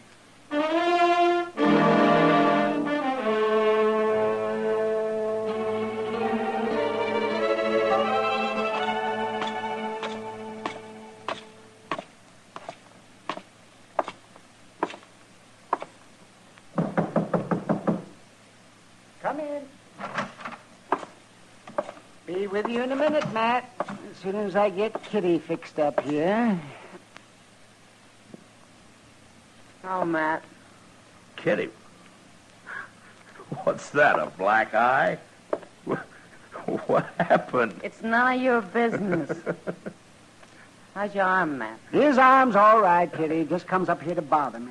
Somebody's got to keep you from sleeping all day, Doc. Oh, don't forget I'm making pretty good money off that cut of yours. Yeah, Kitty. Thanks, Doc. Matt, has Sam Baxton confessed yet? No, I've spent 2 days trying to get him to, but he won't admit a thing. Well, if he does hang, there won't be many tears shed around here. Yeah, there's Ms. Baxton, Kitty. For some reason, she really loves him. Oh, that poor woman. I've seen how he treats her. Too bad she hasn't got a son to stand up for her. Some kid about 8 feet tall. He'd be about 8 feet tall if he was Sam Baxton's. Well, that man's tall as a tree. Is he still wearing that white hat of his? Yeah, the only time he takes it off is when he sleeps, Kitty. Then he puts it over his face. Must be like sleeping under a horse blanket. No wonder he's so ornery all the time. Oh, come in. Well, come on in, friend. Fellow downstairs told me I could find the marshal up here. What can I do for you, mister? Oh, I never been in Dodge City before, Marshal. I ain't even been in Kansas very long.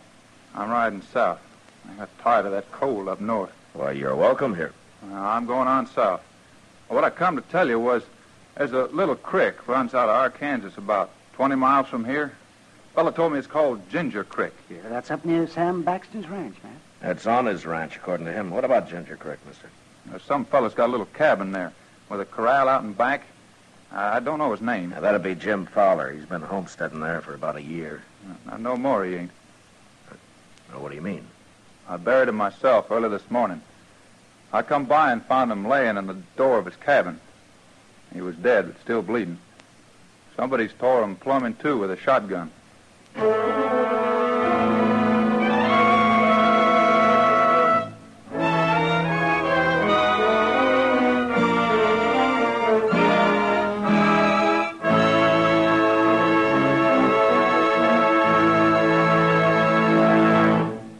We will return for the second act of Gunsmoke in just a moment. But first... Radio's outstanding theater of thrills, Suspense, launches its new summer series Tuesday nights on most of these same stations with more spine-chilling stories packed with excitement and well calculated to keep you in suspense. This Tuesday, here the Earth is made of glass, in which a man experiments with crime on a scientific basis. Suspense, now Tuesday nights at the Star's address. Don't miss it. Now, the second act of Gunsmoke.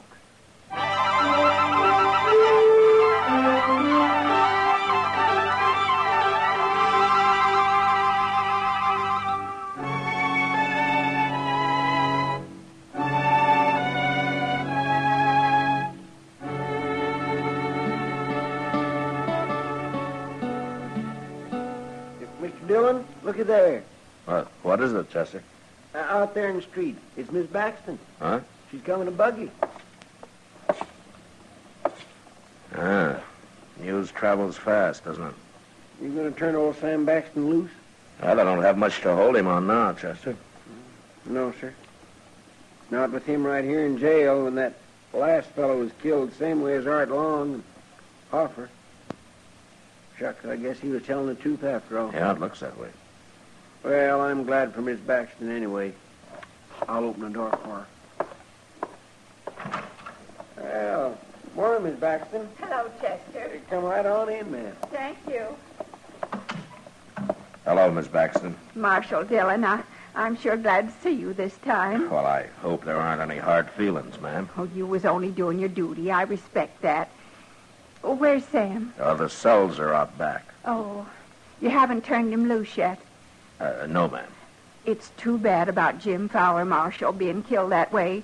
But it was just like the others, wasn't it? The same man killed all three of them. And Sam was right here in jail. Well, I was just saying to Chester, news sure travels fast. How'd you hear about it so soon? It just happened this morning. What? One of our cowboys rode by there about noon, Marshal. He come straight to the ranch and told me about it. Would you let Sam out now? I'd like to get started for home. I'm sorry, Miss Baxton, but I'm going to have to hold him for a while yet. But why, Marshal? What for? Well, Mr. Dillon, a few minutes ago you said yourself. I said that he wasn't clear of this yet, Chester. You don't listen very close, Chester. No, sir, I sure don't. Marshal, you said that whoever killed Hopper killed Art Long, since they was both shot the very same way. Well, I know I did, ma'am, but I've been thinking a lot about it, and I'm just not sure yet. Even with the same thing happening again this morning? Well, I got to admit that does make a difference, all right. I suppose if one more man got killed like that, I wouldn't have any case at all against your husband. But the way things are now, I got to hold him, ma'am. I'm sorry about it. Well, it's like I said, Marshal. You got to do your duty. Yes, ma'am. If there's anything I can do for you, Miss Baxton. Thank you, Marshal, but I'm all right. Can I see Sam before I start back? Of course, ma'am. He's right through that door. I can't stay long. Chester, you've been up on Ginger Creek since I have. Yes, sir. Isn't there another nester there not far from Jim Fowler's cabin? A couple of miles beyond, there's one. I don't know his name, though. No, that doesn't matter. Chester, go get our horses, huh? And bring a horse for Sam Baxton, too. He's going to go up there with us. I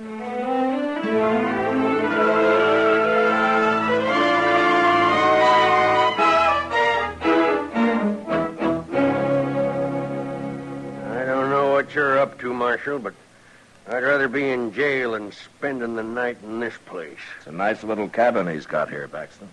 Yeah, you improved it some when you sent him into Dodge for the night. It's almost daylight, Mr. Dillon. Okay, Chester. Well, I'm going to build a fire now and let whoever's waiting outside think his victim's just got up. What makes you think he'll be there this morning, Marshal? But if he isn't, we'll stay here till he does come. Mr. Dillon, you want me to pull the door open when you're ready? I'll tell you when, Chester. And after he gets off a couple of blasts with that shotgun, we'll go out and try to take him alive. All right, Baxton, you get over there with Chester. And I'll try to get this thing started.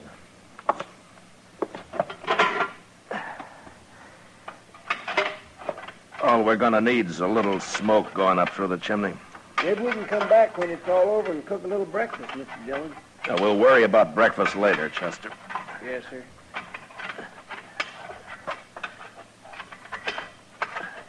Here, Paxton, you stop that. What? Wait, he's got my gun, Mr. Dillon. You're standing in my way, Chester. Move! Oh, he got outside.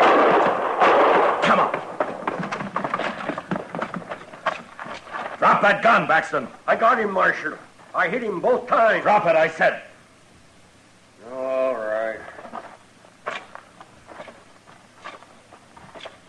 was only helping out, Marshal.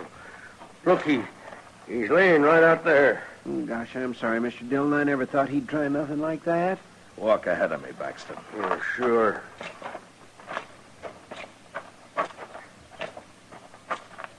Oh, Marshal, look, it's my wife. Yeah. She's dead. I didn't know who it was, Marshal. I couldn't see who it was. How'd I know she was doing this? Going around killing people. Your wife shot Jim Fowler yesterday morning. I didn't know she hated nesters that much. Well, it's kind of hard to believe, Marshal.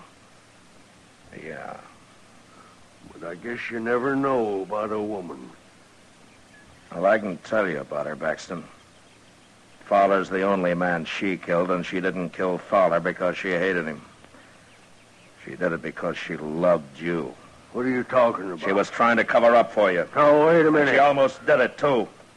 She almost kept you from hanging. So she claimed one of your cowhands saw Fowler's body when I knew he'd already been buried. I had all the evidence I needed on her right then, Baxton. And the biggest mistake you made was killing her. I didn't know it was her. You knew. But what you forgot was that she'd have confessed to killing Wong and Hoffer. Why would she? Because she loved you. Besides, she couldn't have been punished any more for killing 3 men than for killing 1. You got it all figured out, ain't you, Marshal? Yeah, everything. Everything except how she could love a man like you. But then it's like you say. You never know about a woman.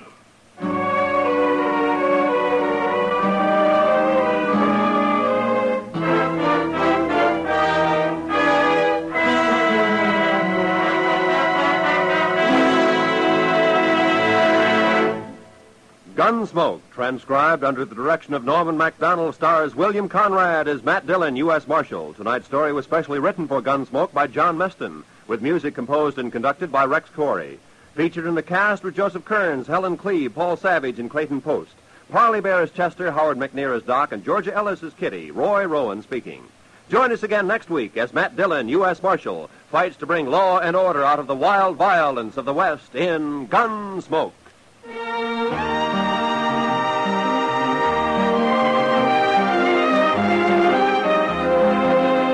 Gene Autry stops a lynching of an innocent man and tracks down the real killer on tomorrow's Gene Autry Show.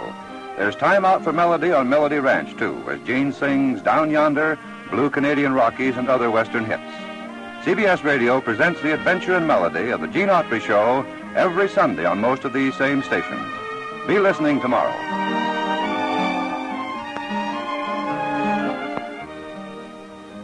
Meet William Demarest and Hope Emerson as the Cobbs, Sunday nights on the CBS Radio Network.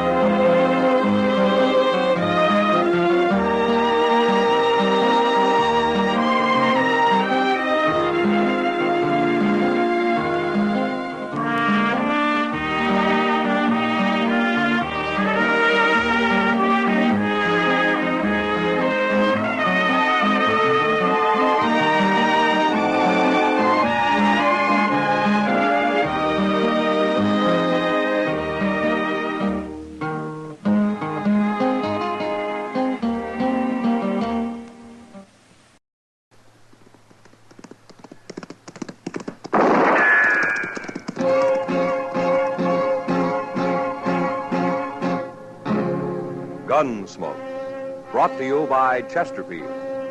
Chesterfield packs more pleasure because it's more perfectly packed, thanks to Accuray. They satisfy the most. Around Dodge City and in the territory on West, there's just one way to handle the killers and the spoilers, and that's with a U.S. Marshal and the smell of gun smoke.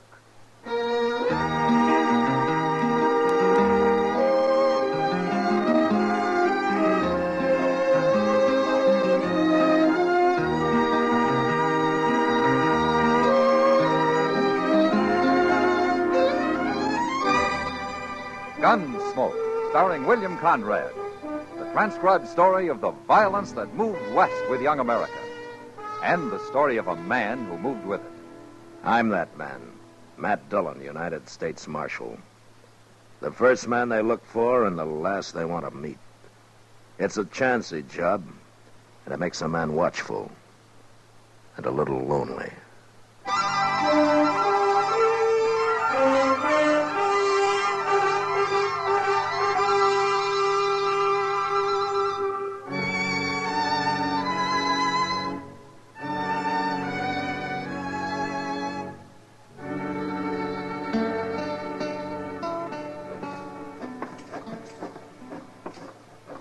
Oh, so that's Enoch Mills's new hotel. Yeah, it will be when they get it built, Chester. I never heard of a cattle rancher going into hotel business before, Mr. Dillon. Enoch Mills is a man of enterprise. Look yonder at him. He's as proud as a new father, ain't he? Well, it isn't every day a man builds a new hotel in Dodge. Hello, Marshal. Chester? Oh, Mr. Mills? That's gone up pretty fast, isn't it? Well, we got most a month before it's finished. Uh-huh. How many rooms you going to have? 15. Could have more, but this is going to be a class hotel. Not some hay tent like Jim Doby's Dodge House. I'll bet he's jealous. That Doby's had a monopoly in this town long enough. You're right about him being jealous, Chester. He's already done everything he can to keep me from building. Oh, what's he done, Edith? Tried to buy up all the good lumber in town, for one thing. Thought he'd leave me with nothing but a lot of warpy old cottonwood. But I got on to him soon enough. I'm building with the best, Marshal. All of it. Ash, hackberry. Yonder he comes now. He's scouting the enemy, I guess. Yeah. Let him scout. He'll be out of business soon enough. Looks like a town meeting we're about to have. How are you, Marshal Chester? Hello, Mr. Doby. We're coming along just fine, Doby. Of course, it's only a little bitty hotel. You'll never beat me, Enoch. You're getting too old. Old? Doby, I'll eat the goose that fattens in your grave. Not likely. Anyways, what do you know about the hotel business, Enoch? You won't last a month. Now, look, man. Dodge can use 2 hotels. There's plenty of trade here. Why don't you quit fighting each other? You're just scared of a little competition, Doby. You ain't slept a night since I started building. You got a ranch to run, Enoch.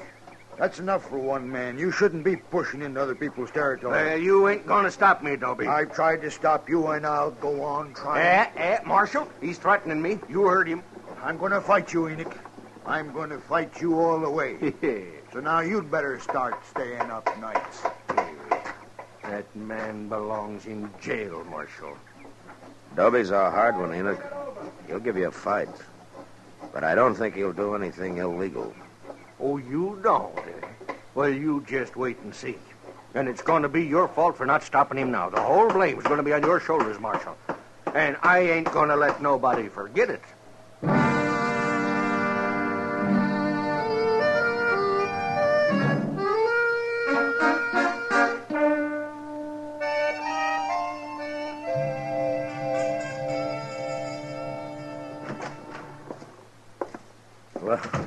Well, evening, Kitty. What are you doing here?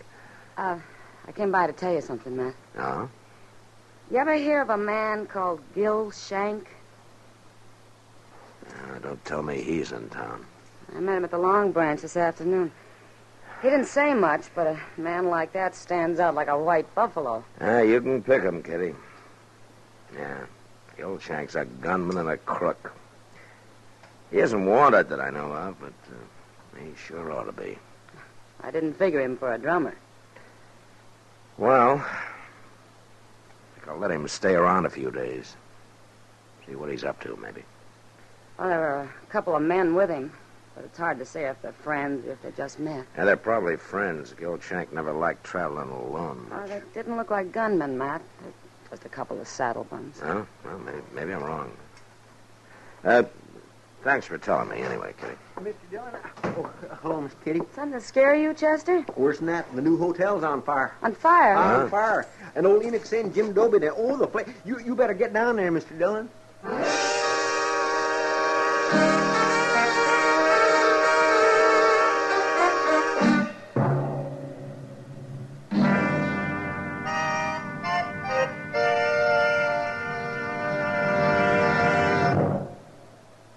Introducing one of the country's best-known jazz musicians and arrangers, Mr. Bobby Haggart.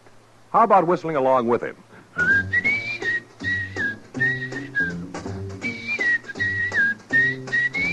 Packs more pleasure, packs more pleasure. Chesterfield packs more pleasure because Chesterfield's more perfectly packed.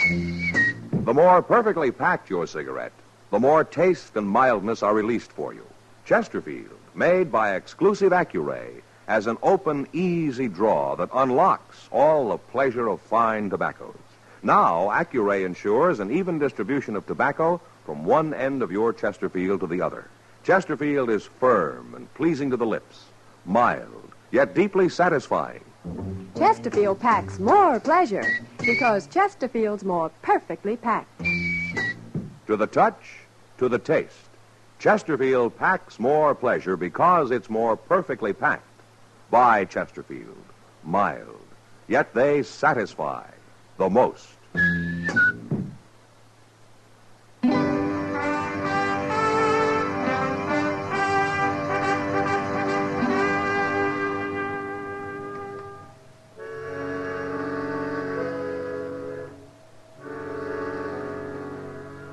By the time I reached the fire, a bucket brigade had been formed. And there wasn't much to do but get in line myself. Even while we worked, I could tell the fire had been set and that the wood had been soaked with kerosene. It was all over in a half hour, but not because we'd put it out. There was nothing left to burn. Next morning, I went back and had a talk with Enoch. And he'd already bought more lumber, and he had his workmen busy cleaning up. This ain't gonna stop me, Marshal. Takes more than a little arson to stop Enoch Mills. Enoch, I guess there's no need to ask you who you think did it, is there? What? Jim Dobie, of course. You know as well as I do. Yeah, but you don't have any proof of that, Enoch. I got what proof I need. And if you was anything of a lawman at all, Dobie'd be in jail right now. Enoch, you know I can't arrest a man because you and he are enemies. Well, it don't matter.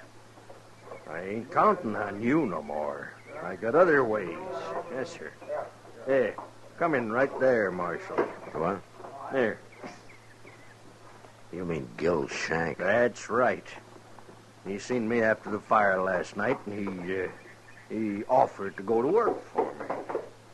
What do you need a gunman for, Enoch? Yeah, that makes you sit up, don't it? Yeah. You and Dobie both. You bet it does. Marshal Dillon. Well, now, this is a pleasure. Yeah, he knows you're working for me, Shank. I told him. Just Shank, Enoch? What do you mean? Well, is he the only one you hired? I'm alone, Marshal, if that's what you're driving at. You're making a bad mistake, Enoch. You don't need a man like this. I could take offense at that, Marshal. No? Well, why don't you let me know when you decide, huh? I'll let you know. Yeah, that's telling him. All right, we'll take care of Jim Dobie next. You won't do a thing to Jim Dobie. Either one of you. Well, you're protecting a criminal, Marshal. But it ain't gonna work. Shank's got a plan. You said you was gonna figure something out, Shank. You done it? Well, Enoch, what with the law being so loose around here, we gotta protect your hotel day and night. How many riders you got out at the range? About 20. I want 15 of them. You what? I want them here in Dodge. We're going to put a guard around this building 24 hours a day. Well, I can't spare 15 men, Shank. Who's going to watch the cattle? You ain't moving cattle this time of year, are you? Of course not. Then 5 riders is enough. You want this hotel to go up or don't you? All right. I'll send for him. Hey. See that Jim Dobie over there? Yeah, that's him. Come to enjoy his dirty work, I guess. Shank. What, Marshal? The first sign of any of your dirty work, and I'm coming after you. Fast.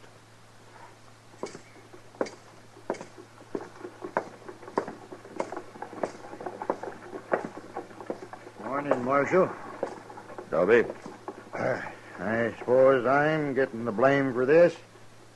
You are. Yeah. Then why ain't you arresting me? I've known you for a long time, Dobie. You're pig-headed and you can be downright mean. But you don't fight this way. You make it hard to thank you, Marshal. You can thank me by laying off Enoch Mills for a while. There's going to be enough trouble without your making any.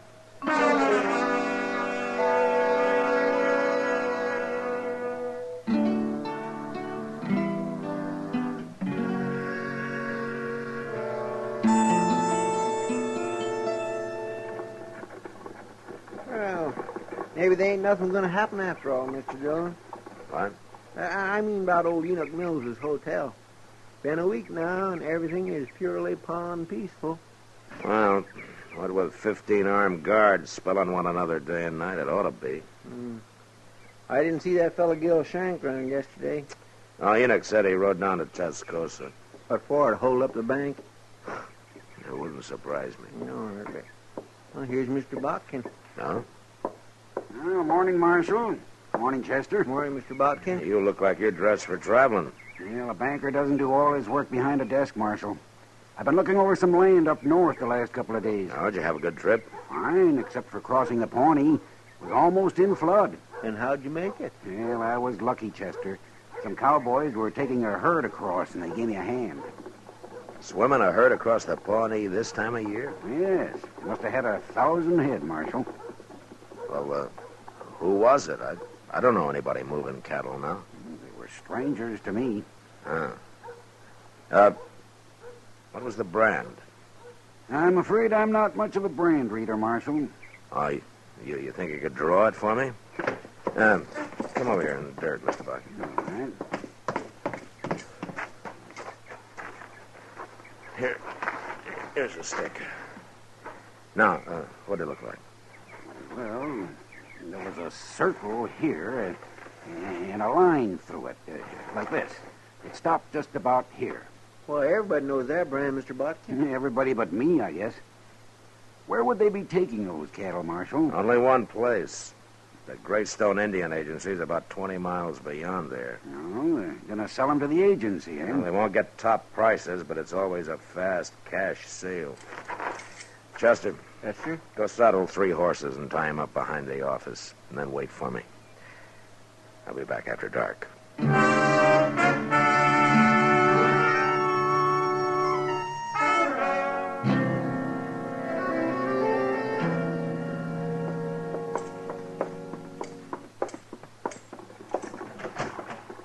Go ahead, Enoch. Don't know what you're bringing me here this time of night for, Marshal. Well, I got everything ready, Mr. Dillon. Oh, good, Chester. You got everything ready for what? Well, I don't know exactly, Mr. Mills. I think you're both crazy. Well, now here, that's no way to talk. Nobody's done nothing to you. I suppose burning my hotel down was nothing, huh? It wasn't a hotel. It was only the frame of one. Chester, I'm beginning to think you and the Marshal was in on it. Both of you. You're such big friends of that Jim Doby. You'll believe most anything, won't you, Enoch? Anything but what you tell me, Marshal Dillon.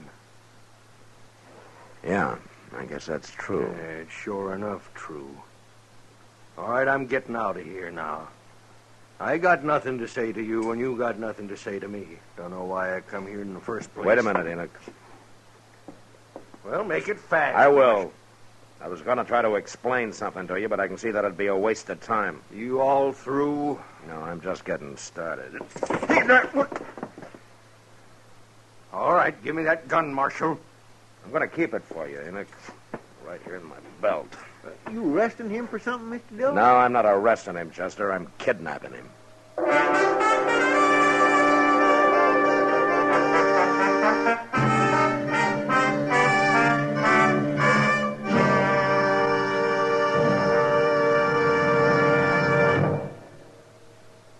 Where are you listening to Gunsmoke? In your kitchen? Getting ready for Sunday supper? Maybe in your living room, relaxing? Or out driving? Say, be sure and watch the road. But remember, there's pleasure ahead when you smoke Chesterfield. When you satisfy yourself with Chesterfield's better taste and mildness. You see, Chesterfield packs more pleasure because it's more perfectly packed. A more perfectly packed cigarette gives you an open, easy draw that unlocks all the better taste and mildness of fine tobaccos. And Chesterfield, made by exclusive Accuray, is more perfectly packed, with an even distribution of tobacco from one end of your Chesterfield to the other. Firm and pleasing to the lips, mild, yet deeply satisfying. Remember, to the touch, to the taste. Chesterfield packs more pleasure because Chesterfield's more perfectly packed. Buy Chesterfield. Mild, yet they satisfy the most.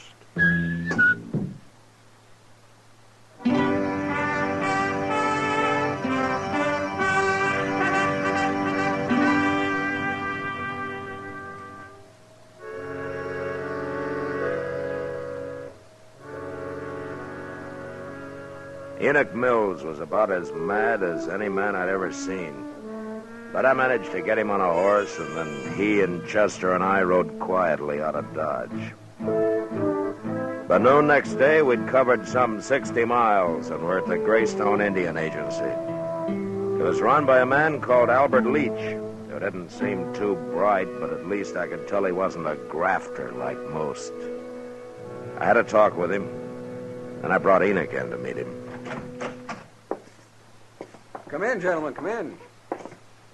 Have a chair. You give me a chair, mister. I'll bash both your heads in with it. Now, really, Mr. Mills. How come you know my name?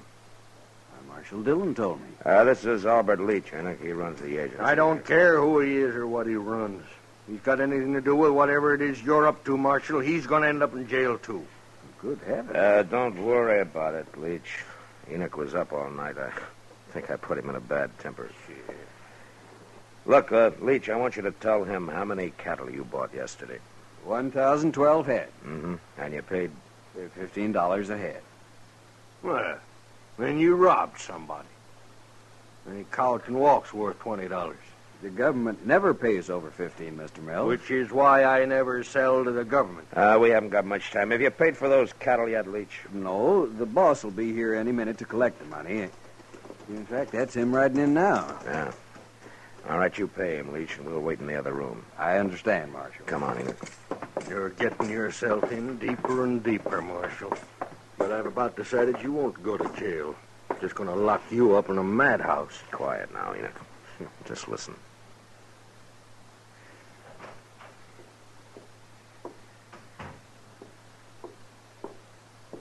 Matt, you got the money, mister? Are you the boss of that outfit? Enoch Mills is the boss. I run it for him. What? Be quiet. Come on, give me the money. I ain't got Well, all that's day. Gil Shank. Well, hurry it up, mister. Now, where's the money? Oh, I'll kill him. I'll kill him with my bare hands. No, wait a minute, Enoch. Dirty thief, Shank! What are you doing here? Dillon. Hold it, Shank.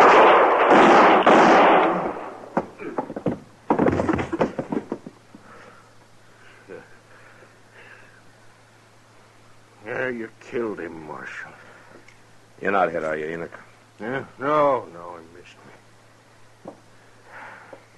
That's what he wanted my men guarding the hotel for. That rotten criminal. He had some help. Now, we're going to be a long time finding him. I don't care about them. You got him. He set that fire, Enoch. He planned the whole thing. He had it figured out. Why didn't you tell me? You won't believe anything I say. Remember? I've been a fool, Marshal. Looks like I owe you an apology. Never mind me. What about Jim Doby? You've given him a bad name. I don't know, Marshal. I never should have started that hotel in the first place. I'm a cattleman. I'm no innkeeper. You mean you're not going to finish it? Oh, I'll finish it. But then you know what I'm going to do? I'll go to Jim Doby and I'll ask him to run it for me. You think he'll do it, Marshal? Yeah, he'll do it, Enoch. And whenever you come to town, he might even let you stay there. If you behave yourself.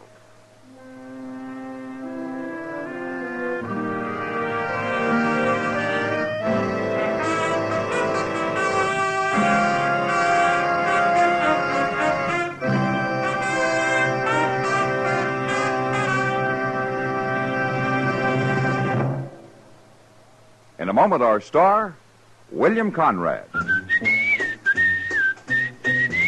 Chesterfield packs more pleasure because Chesterfield's more perfectly packed.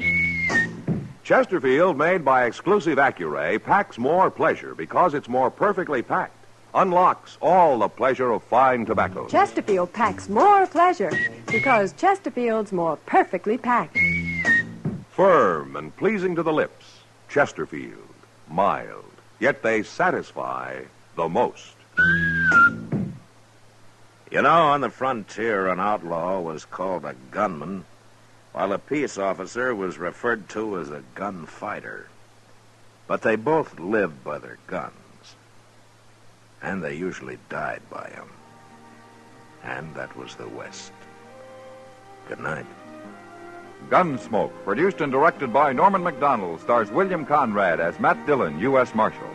Our story was specially written for Gunsmoke by John Meston, with music composed and conducted by Rex Corey. Sound patterns by Tom Hanley and Bill James. Featured in the cast were Lawrence Dobkin, Vic Perrin, John Daner, Harry Bartell, and Joe Duvall.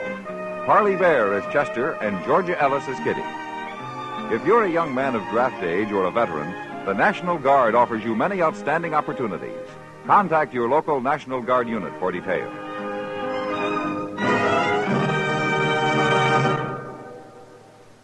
Smokers, this is it.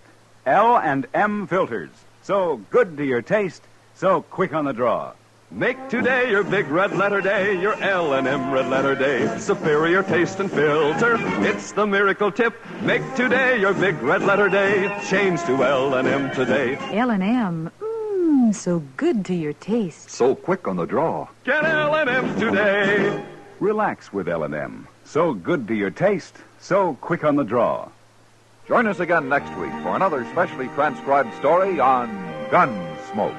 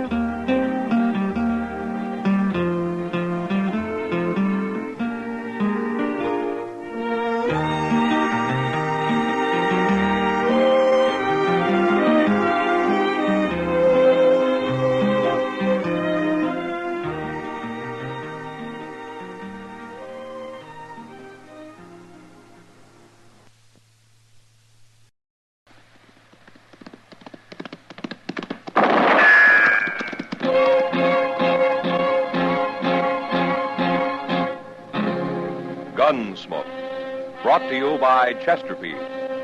Chesterfield packs more pleasure because it's more perfectly packed, thanks to Accuray. They satisfy the most. Around Dodge City and in the territory on West, there's just one way to handle the killers and the spoilers, and that's with a U.S. Marshal and the smell of gun smoke.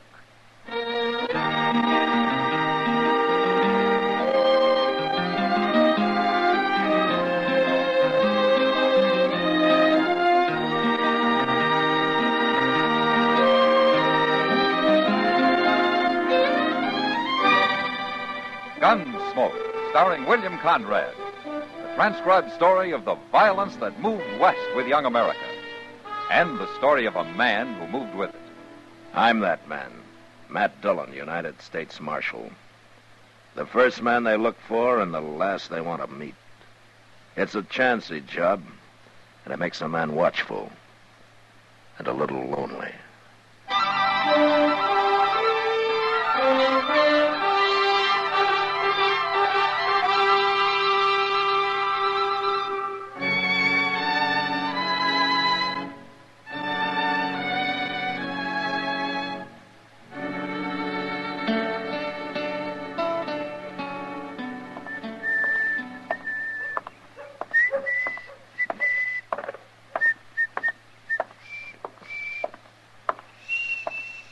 Well, hello, Doc. Chester? You going out on a sick call? I don't usually carry my bag when I'm going for a beer. Oh, no. Why, did you want something? Oh, no. I just thought I'd stop by. Well, you can walk with me at the stable if you want to. I'm going out to Jake Morrison's. His boy has the ague. Oh, now, ain't that a shame? Seems like everybody's getting the ague these days. Had a touch myself last week. Oh, that's so? You know, most folks swears by Osgood's Caligog. But I found me some new stuff. Professor Curtis's original Mameluke liniment. Mameluke? Look, it says right here on the bottle what it's good for. guaranteed to cure cramps, pains in the joints, sore throat, frosted feet, rheumatism, lumbago, old sores, bites of insects and reptiles, mange, salt rheum, dysentery, diarrhea, and cholera. Well, a regular medical arsenal all in one bottle. And it's doing you good, is it? Well, of course, Doc. Well, then how come you're still walking around like a buffalo with ring bone? Well, maybe I still got just a Oh, little so touch you in come the to me knee. for some free advice now, didn't you? Well, I'll just give you some free advice. Chester, stop eating all that salt pork and dried beans. What? And put some fresh greens in your stomach. Why, And stay away from the saloons for a few days. Oh, now, Doc, a little whiskey and sugar never hurt Oh, a nobody. little whiskey. Oh, and most important, take all those patent medicines you got and use them for cleaning your boots. They're just the thing to kind of toughen up the leather. And as far as I'm concerned now, Chester, you can... What's the matter, Doc? Doc, what is it? Something about that fellow that just rode by? Yes, Chester. Why, you was staring like you seen a ghost. You go ahead, Chester. I'm going back to the office. The office? What for? To get my gun. Your gun? Why? I'm going to kill that man.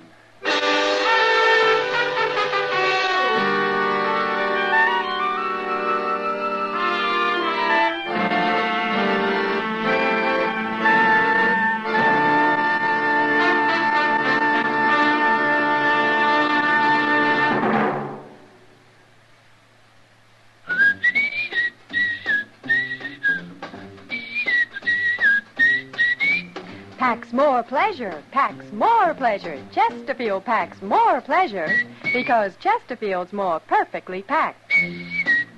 The more perfectly packed your cigarette, the more taste and mildness are released for you. Chesterfield, made by exclusive Accuray, has an open, easy drawer that unlocks all the pleasure of fine tobaccos. Now, Accuray ensures an even distribution of tobacco from one end of your Chesterfield to the other. Chesterfield is firm and pleasing to the lips, mild yet deeply satisfying. Chesterfield packs more pleasure because Chesterfield's more perfectly packed. To the touch, to the taste, Chesterfield packs more pleasure because it's more perfectly packed. Buy Chesterfield, mild, yet they satisfy the most.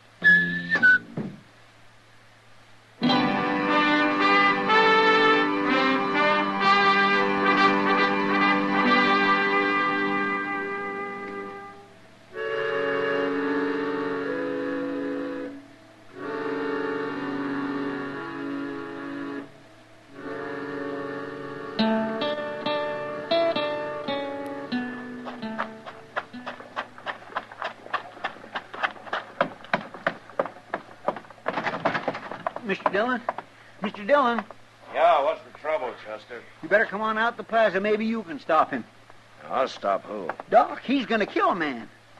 Doc. Doc, yes, sir. He's gone and got his old army walker and strapped it to his belt, and he's marching up Front Street looking for the fellow, whoever he is. All right, let's go. I tried my best to stop him, but he wouldn't listen. Oh, you should have saw his face, Mr. Dillon. He means business. I never seen Doc like this. Who was the fellow, Chester? I never seen him before. Well, you know what it's all about? No, sir, but I do know one thing. I'd hate to have to face that old Walker pistol, even if 'tis an old cap and ball. Why, it'd blow a hole clean through a buffalo. Matt! Oh, wait a minute. It's Kitty at the door of the laundry. She's waving. He must be down there. Yeah, come on. Matt, it's Doc. Is he in there, Kitty? Yeah, and he's got a gun. He's threatening some man. All right, thanks, Kitty. And if you won't come outside, I'll kill you where you stand. I told you I'm not going to fight you. That's up to you.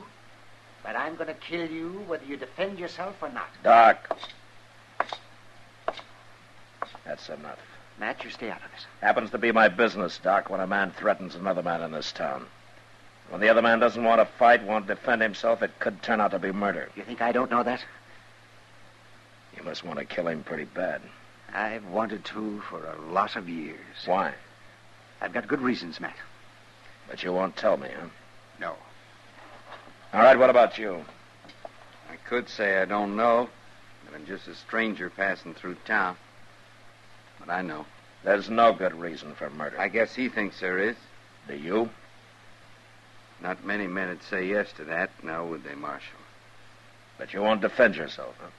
I won't draw with him, no. If he's going to shoot me, he'll have to take the consequences. I'm not a fighting man, Marshal. I'm a miner. Me and my partner here, we're just traveling through Dodge. We don't want any trouble. That's right, Marshal. We made our strike out in Arizona Territory, and we're headed back for St. Louis. Oh, we was just minding our own business, having a quiet drink when this fella comes along. What's your name? Clem Maddow. This is Ben Bartlett, my partner. We don't want no trouble. You won't have any. Go on back to your drinks. I'm going to kill him one way or the other, Matt. And you can't stop me. Look, Doc, you're taking an awful lot for granted. Maybe you think I won't throw you in jail for threatening murder. Maybe you think because you're the town's only doctor that you can get away Matt, listen. No, you listen to me. You're forgetting a lot you ought to remember, Doc. For instance, your position in this town. You ought to be setting an example instead of acting like an ordinary gun hand. And more important, your responsibility. Another man's life may be his own risk, but yours belongs to this whole town. And a good many lives depend on you. So you calm down and you put that gun away.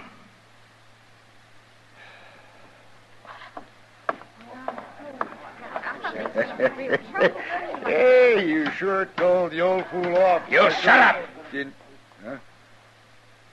Maddow, I don't know anything about you. Maybe you're what you say, but if Doc doesn't like you, that's good enough for me, so you get out of Dodge while you got a whole skin. And you stay out. Why should we? We got a right... And you take your partner with you, Maddow, because I don't like him. Sure, Marshal. We was going on tomorrow anyways. We'll ride on tonight, as soon as we stock up on some grub. All right. Where did Doc go, Chester? Well, up the street, probably back to the office, like you said to. Matt, the look on his face when he went out. Yeah, I know, Kitty. Well, I'm going up there. Matt, you had to do it. Yeah. I'll see you later, Kitty. Yeah, sure. Mr. Dillon, that Maddow, he didn't seem like such a bad fellow. No, he didn't, Chester. I'd sooner believe bad of that partner of his, that Bartlett. That one seemed like he could be a hard case all right without half trying. But Maddow wouldn't even defend himself. No. But I don't think that was because he was afraid to. No, that's true. Seemed more like he just didn't want to fight Doc. Didn't seem mad at all like Doc. More like he was sad. Maybe a man with a guilty conscience, Chester. Yeah, I guess so, Mr. Dillon. You better go on over to the office, Chester, huh? I want to go up alone. Yes, sure.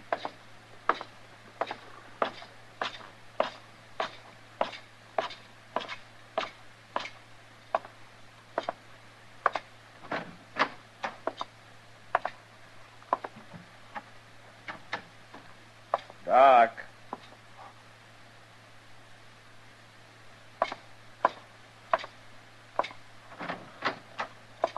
Now, Doc. Huh. Now, I wonder where he could have gone.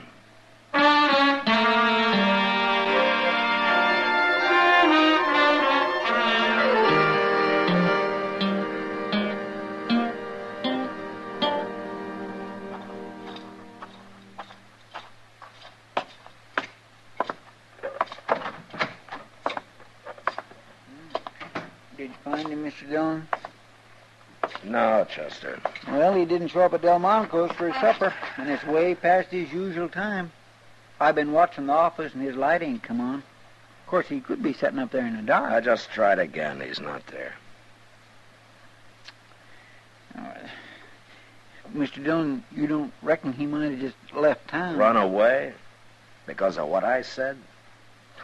Not Doc. He's too bullheaded for that. Most likely he's out there somewhere with that old pistol of his looking for Maddow. Yeah, I'm afraid you're right. Doggone it, I don't know what this town would do without Doc. He can be awful irritating at times and all, but... Hey, that was a shot. Yeah, come on.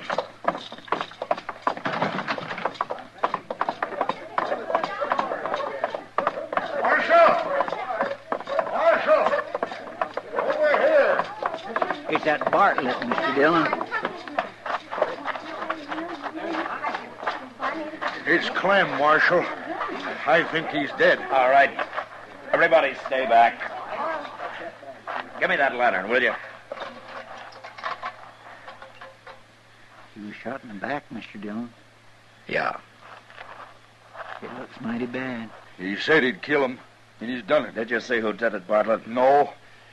We was loading horses, and I just turned to go back into the store for another load, and I heard the shot. Anybody else around to see it? Why, no, but after all, Marshal, can't be much doubt who did it, can there? Everybody in town heard him threaten to kill Clem.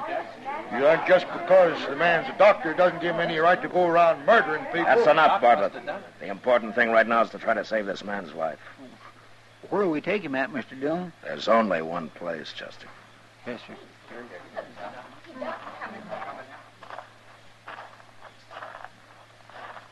Now, where have you been, Doc? I was down by the stable, and I heard a shot. It's Maddow. He's still alive, but he was shot in the back. Oh, I see.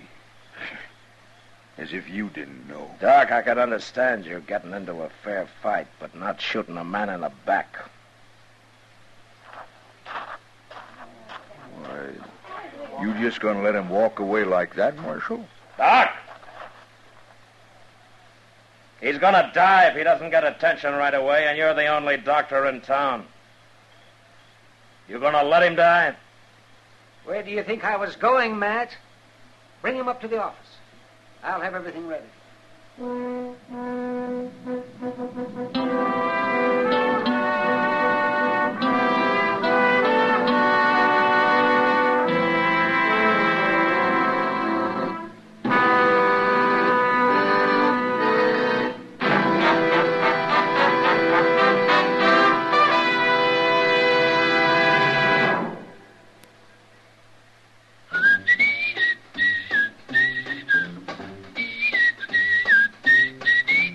Packs more pleasure, packs more pleasure. Chesterfield packs more pleasure because Chesterfield's more perfectly packed. The more perfectly packed your cigarette, the more taste and mildness are released for you. Chesterfield, made by exclusive Accuray, has an open, easy drawer that unlocks all the pleasure of fine tobaccos. Now, Accuray ensures an even distribution of tobacco from one end of your Chesterfield to the other. Chesterfield is firm and pleasing to the lips, mild yet deeply satisfying. Chesterfield packs more pleasure because Chesterfield's more perfectly packed. To the touch, to the taste, Chesterfield packs more pleasure because it's more perfectly packed. Buy Chesterfield, mild, yet they satisfy the most.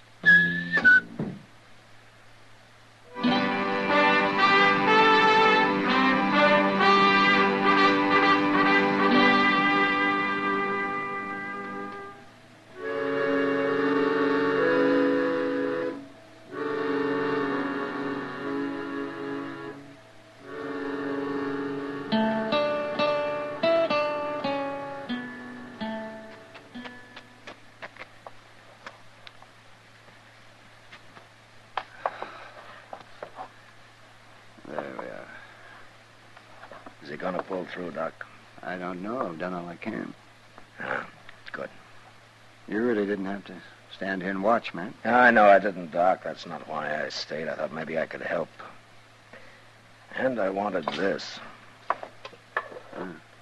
The bullet? Yeah, that's right. You see, Doc, I knew you didn't shoot Maddow, but I had to be able to prove it. How did you know? Because Maddow was shot in the back. I tried to tell you out there, Doc, only you didn't understand. Oh. But you did have me kind of worried when you started to walk away from him. Why, it never occurred to me to walk away from him. I guess being a doctor's a lot more important than any personal grudge. Well, I reckon I'm under suspicion, aren't I? Doc, look at this .45 bullet. Took it out of Maddow's chest. Now, it couldn't have been shot from that old pistol of yours, could it? No. I guess it couldn't. Well, then who did it? Well, that's not hard to figure. Oh, Bartlett, Chester, you can come in now.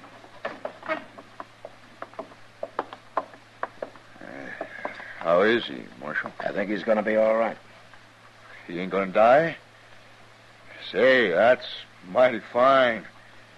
Well, I was plenty scared with this man operating and all. You needn't have worried.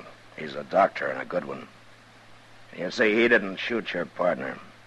He didn't? No, we have the proof for that. Who did?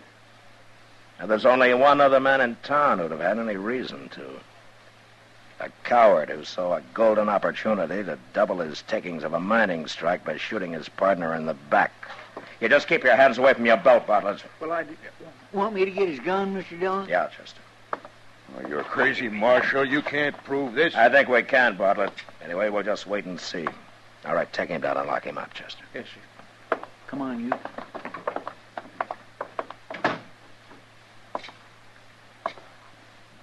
Doc, looks like Otto's gonna come too. Yes, maybe.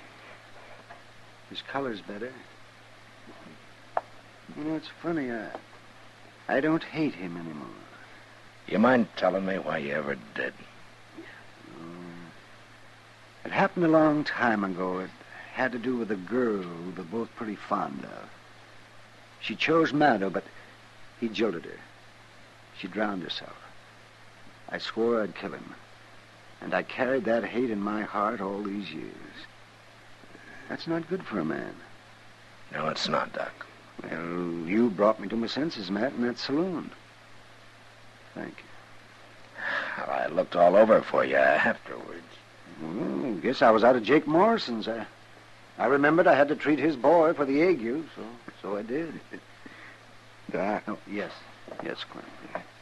Now, you just take it easy. That's right. You lie still. You're going to be all right. Doc, I wanted to tell you I'm awful sorry for what happened. Maybe sorrier than you. I loved her. I would have come back if I could have.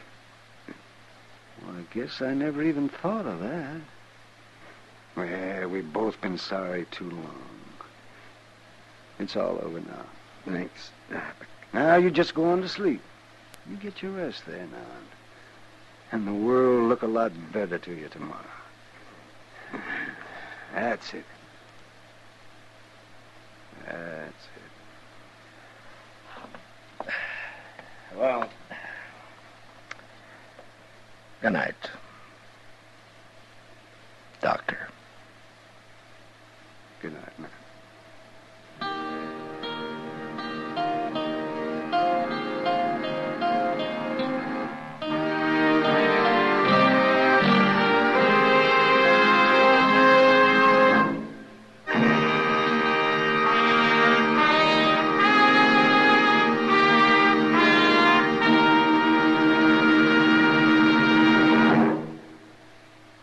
In a moment, our star, William Conrad.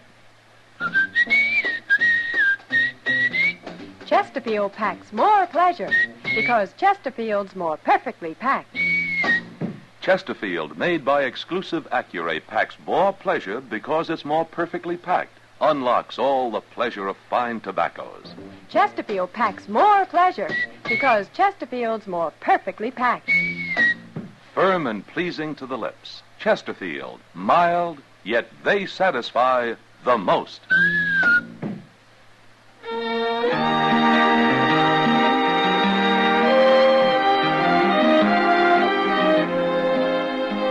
You know, cowboys with 6 months trail pay made the frontier a good place for a crooked gambler. Next week, one comes to town and gets cured of his bad habits the hard way. And that was the West. Good night. Gunsmoke, produced and directed by Norman McDonald, stars William Conrad as Matt Dillon, U.S. Marshal. The special music for Gunsmoke was composed and conducted by Rex Corey. Sound patterns by Tom Hanley and Bill James. Featured in the cast were Vic Perrin and John Daner. Parley Bear is Chester, Howard McNear is Doc, and Georgia Ellis is Kitty.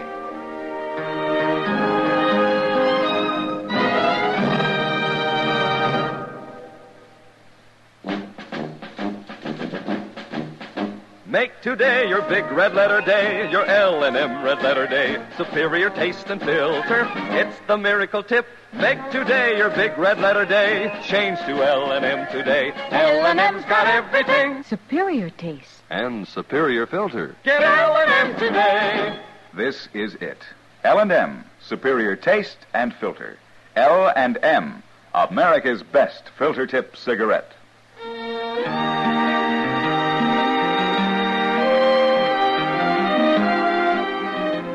Join us again next week for another specially transcribed story of the Western frontier when Matt Dillon, Chester Proudfoot, Doc, and Kitty, together with all the other hard-living citizens of Dodge, will be with you once more. It's America growing west in the 1870s. It's Gunsmoke.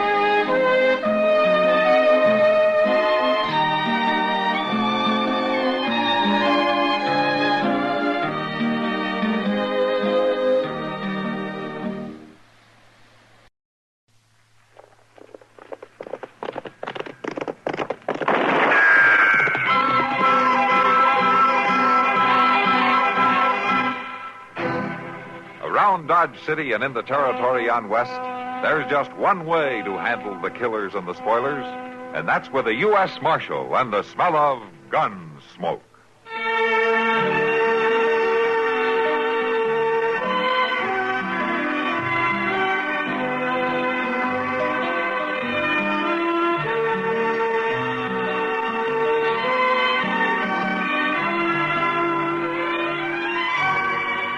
Gunsmoke, starring William Conrad, the story of the violence that moved west with young America, and the story of a man who moved with it.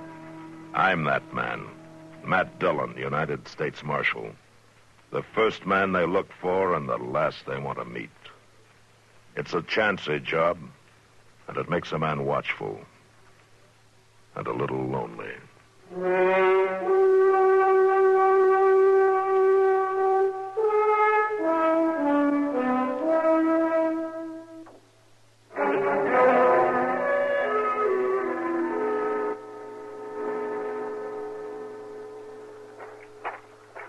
No sense trying to save the cabin, Chester. The barn, the sheds will soak them down good. All right, Mr. Dillon.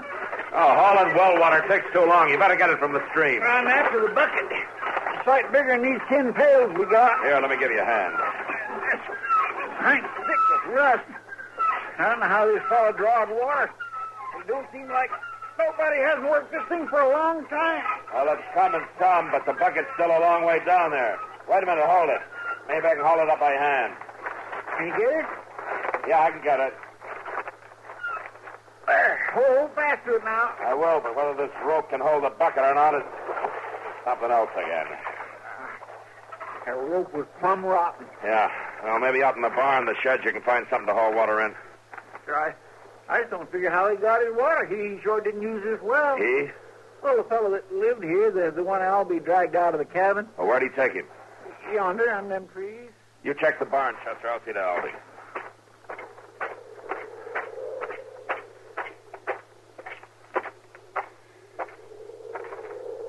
You look kind of singed, Albie. You all right? He's just a cinder. That's all I can think. He's just a cinder. Out under the blanket here? He ain't a man at all. He's a cinder. Yeah. That's all, Albie. Could you tell? Was he alone in the cabin? I couldn't believe it. He was sitting at the table. His head was slumped forward, and there was fire all around. And then I seen he was on fire. He was just sitting there, on fire. Take it easy now. And I got to him, and he toppled off right onto the floor, and he laid there burning. He didn't know it, Albie. I seen trees burn. I seen fields. I seen logs. I never seen a man burn before. Just forget about it. You know, it's funny. A man on fire. First thing you do is put a blanket on him. He's burning hot, so you smother. You put the fire out, Albie. That's the way to look at it. You put a blanket on his All right, cinder. now, Albie. You put Albie, a blanket stop it. around his Stop it. finger.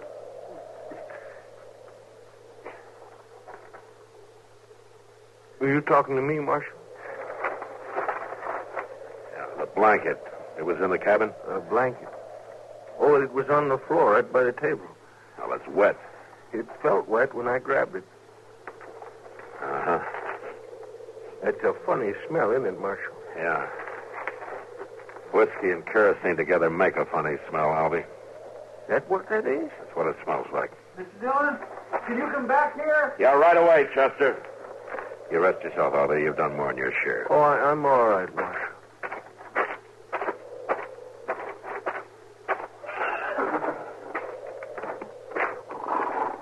Where'd you find him, Chester? In the corral, behind the barn. Poor things, ain't they puny looking? All thin flesh, bones showing. Yeah. Somebody neglected them for a long time. Mr. Dillon, they're about starved. Any feed in the barn? Ain't nothing in that barn but rusty cans and a broke plow. Everything in there's crumbling, except the rats. Well, there's grass down by the creek. We'll lead them down there. It don't seem like this was Indians, does it, Mr. Dillon? It looks queer, Chester. Everything around here looks queer.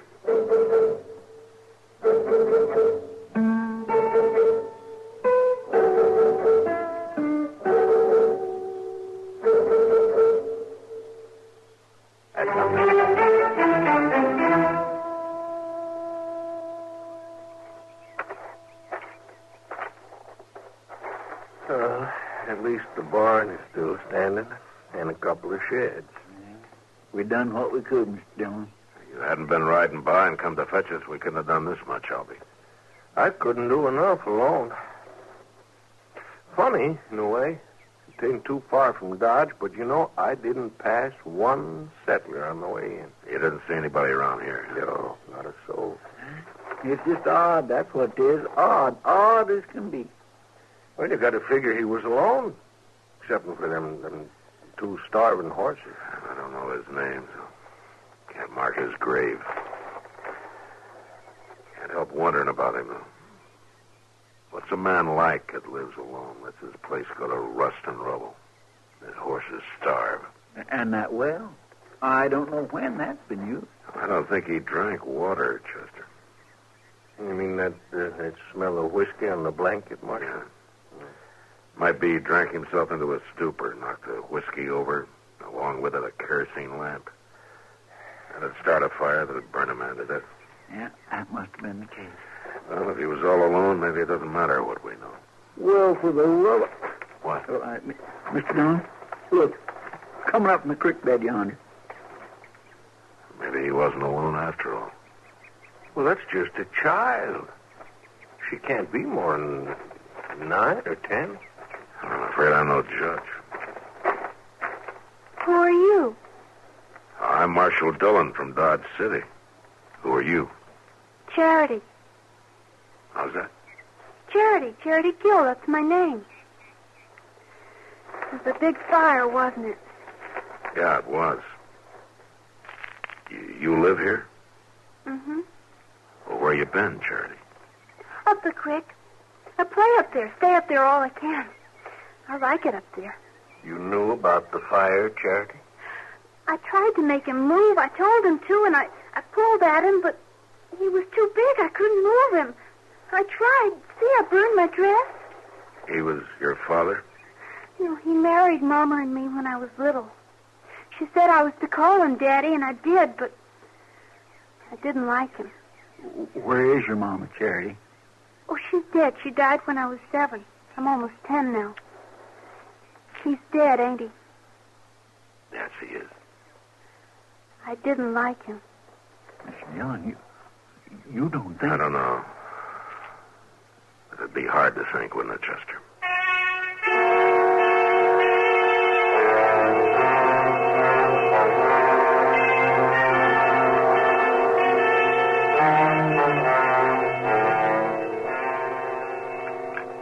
Yes. I'd say you're a pretty healthy young lady. I've never been to a doctor before. You never have. Well, you take a tip from me. You stay away from him all you can, Charity. You're funny. Well, some folks think so. Now then, I guess you can slip into your dress yourself.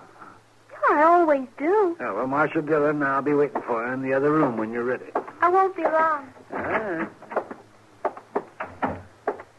What about her, Doc? Oh, she's fine. She sure could use some more meat on her bones, but there's nothing really wrong with her. The way her dress was burned, I thought maybe the fire got to her, too. Well, it's not a sign of a burn. You know something? She seems a lot older than 10, doesn't she? I don't know anything about kids, Doc. Well, I don't mean she is older than that. She just seems it. Older than her years. I guess she's seen a lot. You talked to her much about the fire? She said she tried to move her stepfather. Couldn't. That's about all. She didn't like him. She keeps saying that. I'm hungry, Mr. Dillon. Yeah, well, we'll fix that pretty quick now. Yeah, just Matt, get Chester to eat with her. Hey, he sets a mighty good example. Yeah, he does at that, doesn't he? Charity, will you tell us about the fire? What about it? Oh, how it started, for instance? Well, it's almost happened lots of times. Mama used to tell him that it happened sometimes if he wasn't careful. He'd drink out of that jug, and then he'd fall asleep, and if the lamp was near, he'd knock it over. That's what happened this morning? I guess so. I went down to the creek to get my breakfast.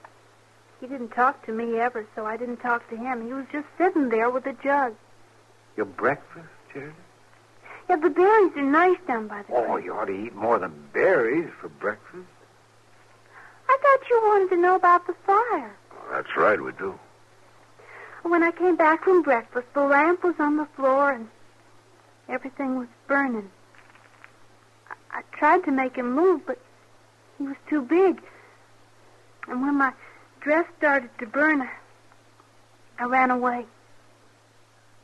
It was just you and your stepfather. That's all that lived there, huh? Mm-hmm. And Coley and Sue. Coley and Sue? Yeah, the horses, Doc. We brought them in the moss. Oh. Marshal? Yeah, Charity. Will I live with you now? Well, no. We'll find a place for you, but... But I like you. Well, yeah, but you Don't see... you like me? Well, sure. Sure, I like you all right, honey. You want to say something, Doc? Huh? Oh, no, I don't. Oh, come on, Doc. Help me make her understand now, would you? You wouldn't let me be alone, would you? Well, no, Charity. I wouldn't do that.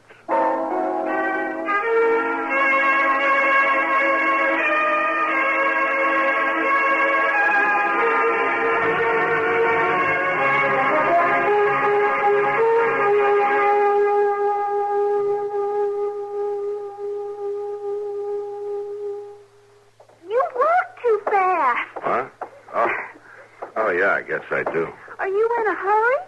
Well, it's going to be dark before long. I want to get you settled with Ma Smalley for the night. Who's Ma Smalley? Oh, she's a woman who runs a boarding house. What's a boarding house? Well, you know, you board there. You get a room to sleep in and your meals. Can I eat with you? Well, sure. Sometimes, maybe.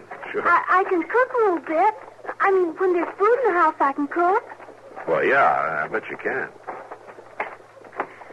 Do you have a little girl like me? No. Little boy? No. Why not? Well, I'm not married, Charity. Well? Well, what? Why don't you have a little girl, a little boy anyway? Now, you listen to me, little lady. Oh, you were going to call me Charity? Yeah, well, you ask an awful lot of questions, Charity. Well, that's how you learn asking questions. Well, sure. That's how you learn. Then but why don't you have a little girl like me?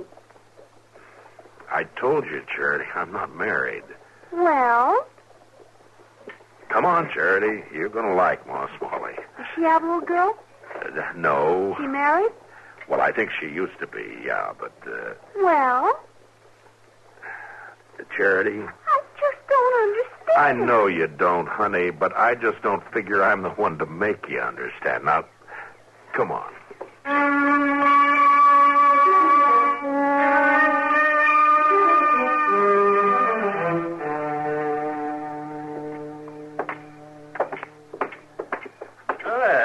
Evening, Marshal. Evening, Rob. What's that you got there? This is Charity, Rob. Why, she's a young'un, a girl. Yeah? Do you have a little girl? Now, don't start that again, please. Well, you talk right up to her, don't you, Marshal? Is Ma around, Rob? Can't start that soon enough with a young'un. Girls especially. Can't give them their heads, you know. Gotta lay down the law right early in life. I was asking after Ma. Where is she, inside? No, she is not. Well, then where is she, Rob? Meddling. That's where she is, thinking and talking free with a whole sewing circle of half-wit women who should have been buggy-whipped a long time ago. Is he mean, Marshal? Oh, yeah, he's mean as a butterfly. Ain't no mean about it, just setting down the facts, stating the case, you might say. Now, if someone had put Ma and them others in their place when they was this young'un's age, we'd have had a warm supper this evening and a few of the comforts us men folks are entitled to. Rob, you're going to run down pretty soon and tell me where Ma is? Clean all the way to Wichita. Wichita? Mm-hmm. Left on the morning Santa Fe, big as you please. Her and the Dorsey girls, Boss Grimmick's wife, Fanny Dorsey, Clara Jones. Hold up a minute, will you? You're calling off every woman in Dodge. They can't all be in Wichita. Well, you're the marshal. Make yourself a house-to-house search. There ain't a woman left in town, and they ain't going to be for 5 days running. Well, what's going on? Suffering. Rob, you talk straight to me now, That's or so... what they call it, suffering. They all met for it. Women from all over the state, according to Ma, pouring into Wichita, and every single one of them's got suffering on their minds. Suffering?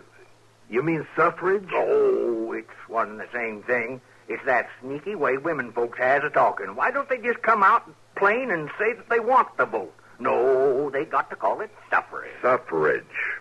Well, you let them vote a while and see if the country ain't suffering.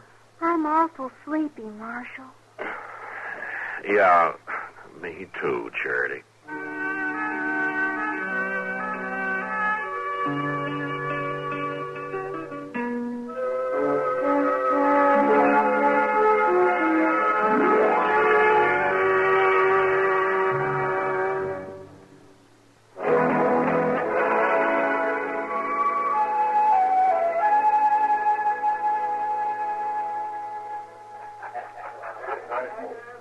You're not serious, man. You're the only woman in town, Kitty. It's only natural that you'd want to take care of her now, isn't it? In a saloon?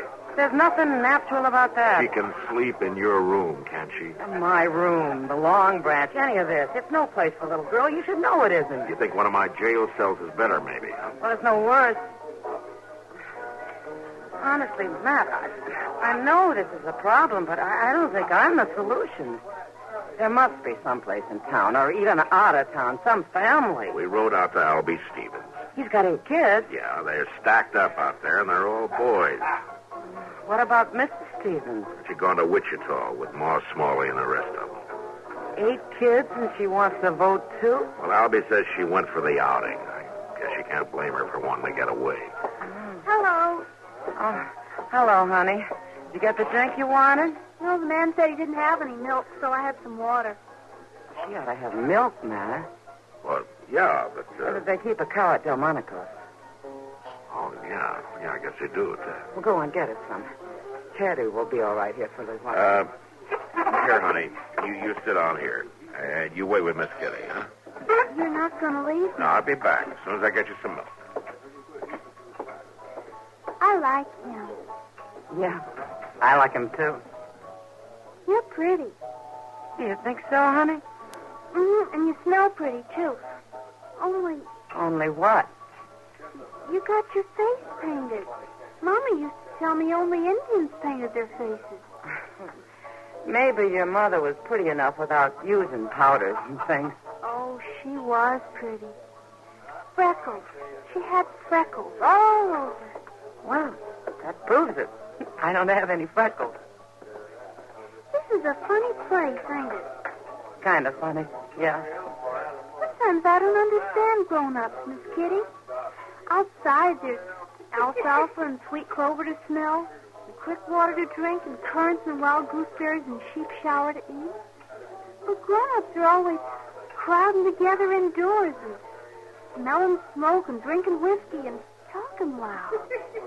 What is that? I don't know, Charity. I just know they do. And if they didn't, I'd be out of business.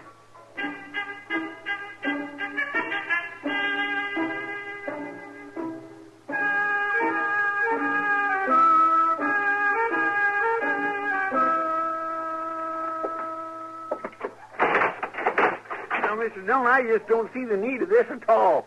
I never been in jail before in my life. Stop acting like an old woman, Chester. You're not in jail now, really. Poor Egbert McPeters was in the same doggone cell just last week, where they took him off to Hayes City to hang. Now, you listen to me, Chester. It's been a long day. I had about all the jawing I can handle. Charity's going to sleep in your bed. I'm going to sit up in mine, and you're going to sleep on that cot there, and that's the end of it. Now, shut up. Yes, sir, I understand, but I don't see why I got to be locked up to You're accomplish not it. locked up, Chester. You closed the door shut on me, Mr. All right, Dillon. all right, there. Better? Is that better? Huh? Yes, sir, it is. A sight better. Good night, Chester. Night, Mr. Dillon. Yes, I guess Charity's asleep by now, all right? She probably was before we started this ruckus, yeah. Oh, that poor little thing. Whatever is going to come of her, Mr. Dillon? No, I don't know, Chester. I don't know anyone who wants kids that hasn't got them. I sure never run up against anything like this before. She's plumb gone on you. Tags along like a little stray. Too bad you can't keep her. Oh, you're out of your head. Well, now I can see it ain't the most practical thing in the world. Chances are you'd feel a lot better having a little boy, but all the same... Chester. Yes, sir? I'd feel a lot better having nothing at all. No boy, no girl. Well, yes, I suppose so. You're more used to that. Good night, Chester. Good night, Mr. Dillon.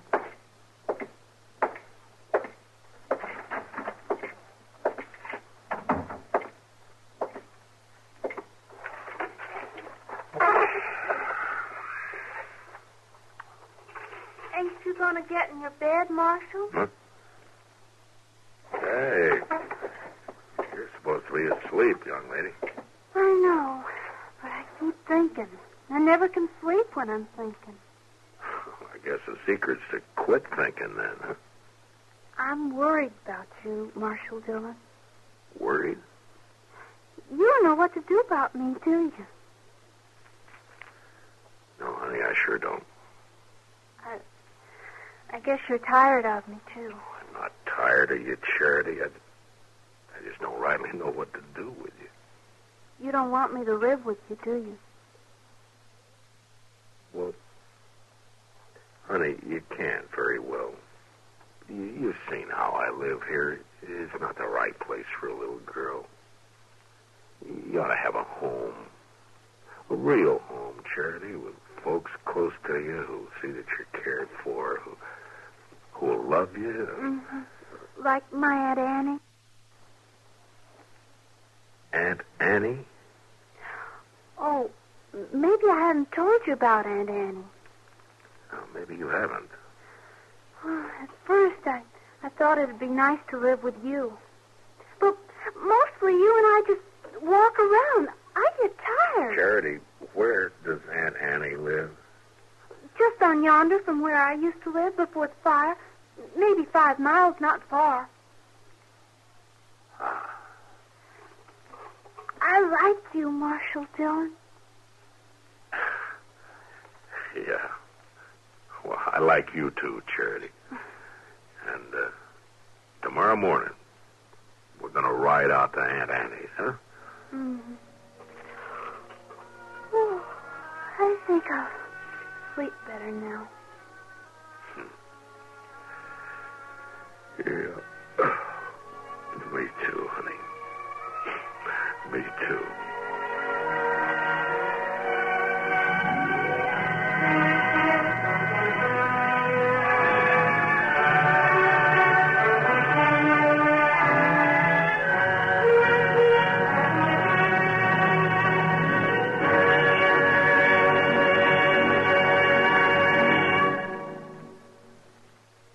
Munch, munch, munch a bunch of Fritos. Corn chips, it's not polite to smack your lips, but you can't help it with Fritos. Corn chips, munch, munch, munch a bunch of Fritos. Corn chips.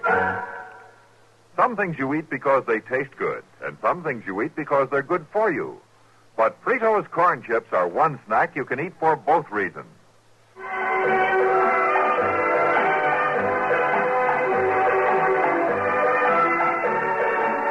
Gunsmoke. Produced and directed in Hollywood by Norman Macdonald, stars William Conrad as Matt Dillon, U.S. Marshal. The story was specially written for Gunsmoke by Kathleen Height, with editorial supervision by John Meston. Featured in the cast were Ann Whitfield, Joseph Kearns, and Lawrence Dobkin. Harley Bear is Chester, Howard McNear is Doc, and Georgia Ellis is Kitty.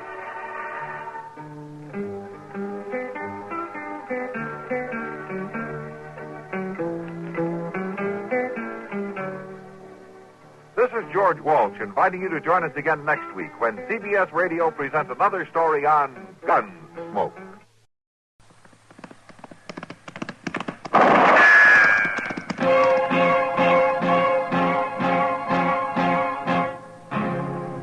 Gunsmoke. Brought to you by L&M, the modern cigarette that lets you get full, exciting flavor through the modern miracle of the pure white miracle tip. Live modern. Smoke L&M.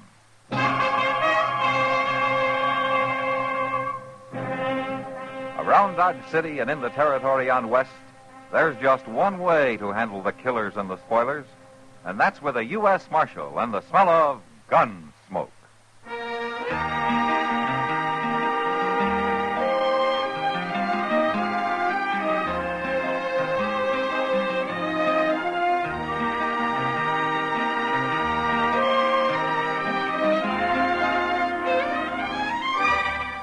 Gunsmoke, starring William Conrad. The story of the violence that moved west with young America. And the story of a man who moved with it. I'm that man. Matt Dillon, United States Marshal. The first man they look for and the last they want to meet. It's a chancy job, and it makes a man watchful. And a little lonely.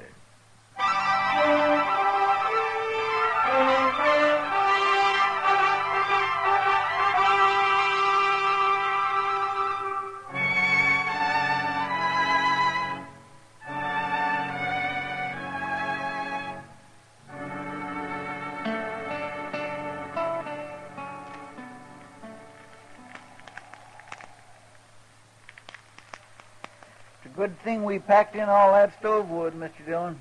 Gonna need plenty of it for morning. Yeah, it'll be a real cold night, looks like. That snow keeps on there, so it's gonna be 2 foot deep on the level and 4 in the draws. And if you don't take your boots off that stove, you're gonna have 2 feet on the bare ground, Chester. What are you talking about? Well, your soles are starting to smoke. Now take them off. My golly, I thought I smelled something burning in here. The stove's red hot. Yeah, well, at least my feet's warm for the first time in 2 days. Yeah, maybe I'll rub my boots with tallow. The leather ought to soak it up real good, being so hot that way. Evening, Matt. Oh, hello, Kitty. Come on in. Kitty. Oh, cold out tonight. Yeah, well, come over here and stand by the stove and burn with a Chester. Oh, no. I can't stay, Matt. I gotta get back to the Long Branch. Ah, big crowd tonight? Yeah, but quiet one. Men get sentimental around Christmas time. Oh, I'm that way myself, Miss Kitty. So am I, Chester. I was thinking earlier this evening what it was like when I was a little girl. We used to always... Well, that was a long time ago. Well, why don't you stay a while, Kitty, and let Sam run the place tonight, huh? Well, the boys sort of need me, Matt. Talk with them and laugh with them. even though they're thinking of somebody else at the time. Well, yeah, I know, but... Well, I don't mind, really. Kind of nice to be needed by somebody. What I was thinking, though, Matt, later around midnight, maybe the three of us could get together. Make some hot rum, maybe? It's a good idea, Kitty. Yeah, doggone, maybe I can get old Mr. Jonas to rustle up some chestnuts. And I'll be counting on it. All right. I'll come here if that's all right. I'd kind of like to get away from the Long Branch. Okay. Oh, well, how are you, Mr. Beaker? Good evening. Well, I'd better get on back. I'll see you later. All right, Kitty. Come on in, Jethro. You look like you could stand some warming up. Marshal Dillon, got some trouble out in my place. Oh, what kind of trouble? I've been invaded, attacked it on my own property, shot at. Look here, at that there hat. Ah, that bullet come much closer, you'd have been shot, not shot at. Who was it, Jethro? A couple coming through in a wagon. They took over my barn and won't let me put a foot inside. Now, what do you mean a couple? A man and wife? How do I know whether they're man or wife or not? Well, maybe they just wanted shelter from the storm. Marshal, I don't care what they want. They took possession of my barn without so much as to buy your leave. And I want them throw it out tonight. Oh, now, can't we leave it till morning, Jethro? No, sir. Will Ross ain't spending the night on my property. Will Ross? Yeah. Is your daughter with him? Harmony? Marshal, I ain't got no daughter. Well, you did have until 2 years ago when she married Ross and you threw them both off the place. For the last time, I ain't got no daughter. You had one for 19 years, Beaker. You know me for a man of my word, Marshal. Now I'm telling you this. If you don't ride back out there with me right now and get them two off my property, I'm going to burn that barn down with them inside it. Chester. Yes, sir. You better saddle a couple of horses.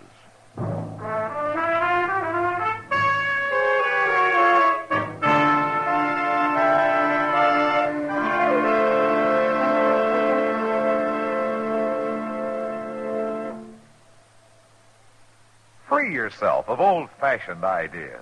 Why don't you live modern? Live modern. Live modern. Free up. Freshen up your taste. Smoke an L&M. Live modern. Smoke modern. Smoke L&M. Enjoy full, exciting flavor through L&M's Pure White Miracle Tip. L&M draws easier. Tastes richer. Smokes cleaner. That's why today more people are changing to L&M than to any other cigarette. So free up. Freshen up your taste. Live modern. Change to L&M. Make today your big red letter day and start to live the modern way. Live modern. Smoke an L&M. It's America's fastest growing cigarette.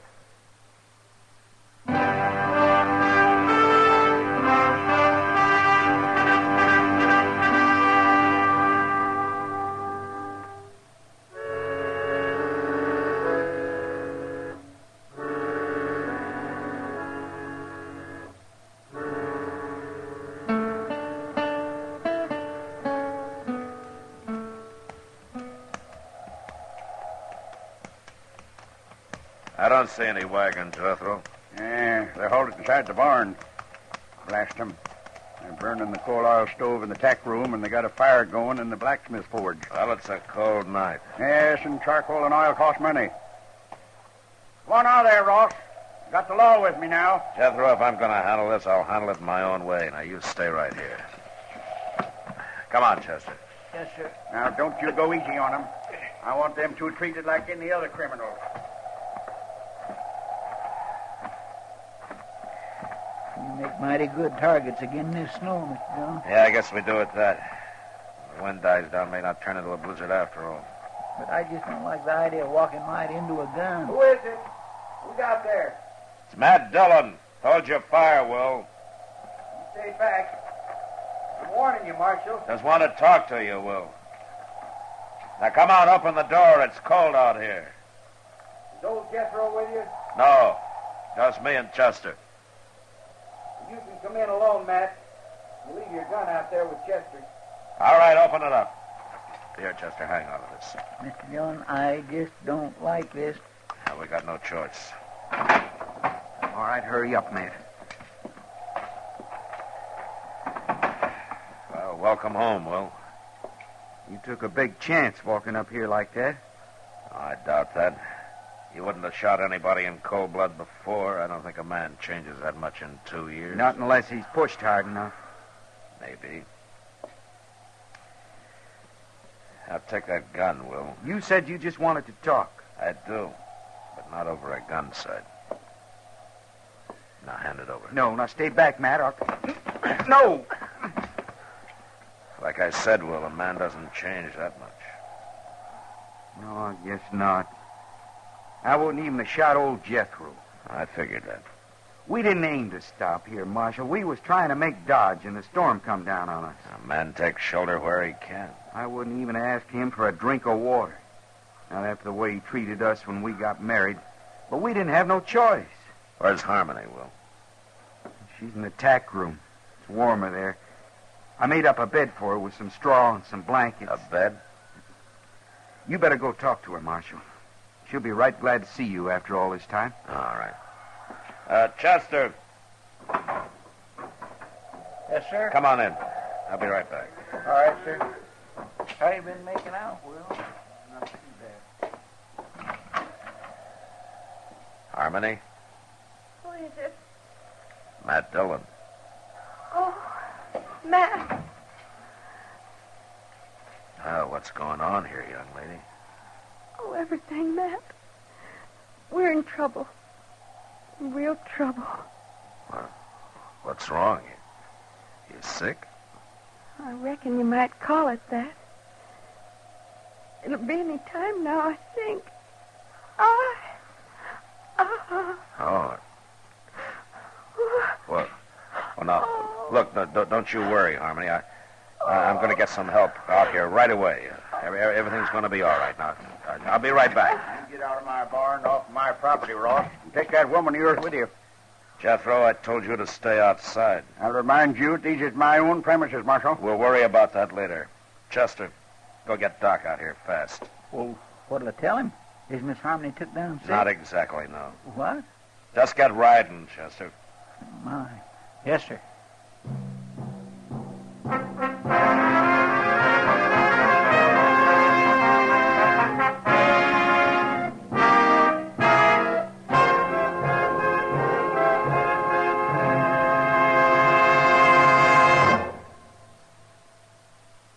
Happy holidays from L&M. And here's how to say it to your friends. Give modern. Give L&M holiday cartons. L&M holiday cartons are gay, handsome. A gift that says both you and your friends know how to live modern. Live modern. Live modern. free up, freshen up your taste. Smoke an L&M. Remember, when you smoke L&M, you always get full, exciting flavor through the L&M Miracle Tip. L&M draws easier, tastes richer, smokes cleaner. That's why today more people are changing to L&M than to any other cigarette. So smoke L&M, and remember, your friends appreciate your gift of L&M holiday cartons. Live modern. Smoke an L&M.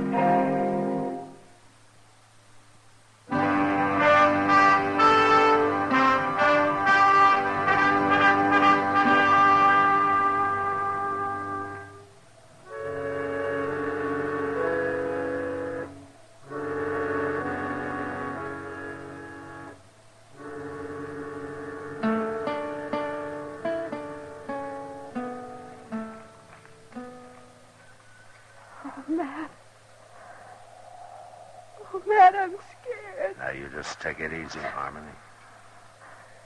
Now, Will and Chester are going to be back any minute now. And they'll have Doc with them. Why don't they hurry? Don't worry, it won't be much Oh, longer. they've got to hurry. Oh, they've just got to. Oh. It's going to be all right, Harmony. Couldn't Chester have gone alone? Oh, why did you have to send Will with him? Well, if he'd stayed here, Harmony, your father and him would have been at each other's throats. Where's Pa? He's out there keeping the forge burning, heating up some water. He's looking sicker by the minute. Why did it have to happen? Here, Matt. Oh. Harmony, take it easy. If I only had something to hold on to. Maybe if you'd give me your hand. Here, take my hand. Oh. Here. There you go. There you go. There you go. You know, baby's first look at the world ought to be all love and joy, not like this. With Pa hating us like he does. Oh, no, Harmony. He does. He hates us. Will and me both. Well, maybe not as much as he puts on. Oh, Matt. Oh, you're right, I think. What do you mean? Oh, it's not going to be much longer. Just take it easy. If Doc doesn't get here, you'll stay with me. You'll help me, won't you, Matt? Well, sure I will, Harmony. I'll do what I can. But he'll get here, though. Doc always makes it. I hope so, Matt, but I'm afraid he... Oh, say, look. Now, what's all this fuss about? Oh, Doc. Thank goodness. It's a fine time of night to drag a man out in the snow. Yeah, put my bag right. I can't see why you didn't plan this thing at a decent hour, young lady. Doc, I'm scared. Oh, scared? Fiddlesticks, not a thing to worry about. Women were having young'uns long before you and me was even born. Hurry, please. Oh, well, now then, you just settle back there and you quit worrying. I'll tell you when it's time to hurry. Doc, do you mind if Well, now, Matt, well, you're as white as a sheet.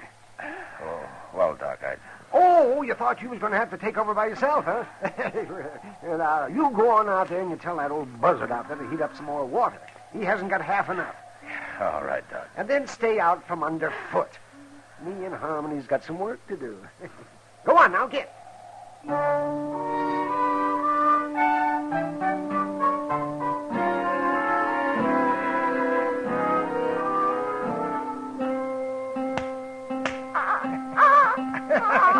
Oh, howdy, young fella. Welcome to the world.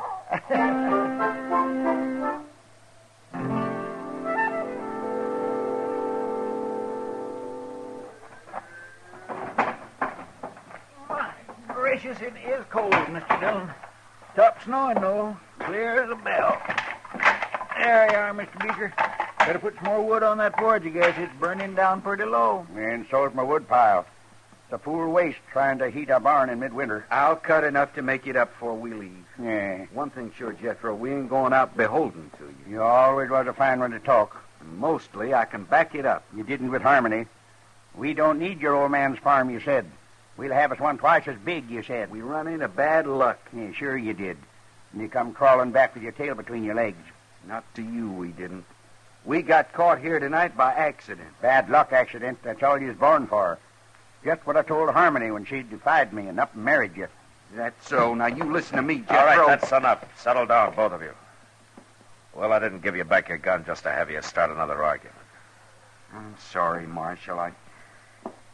I'm just kind of on edge, I reckon. Well, it ain't no wonder when a man's got a new little boy less than an hour old. Yeah, the rich get richer and the poor have young'uns. Jethro, shut up. Marshal, I'll remind you that all of you are trespassers on my property. I thought we settled that. I'm here because you called the law in, remember? Well, you sure ain't done nothing.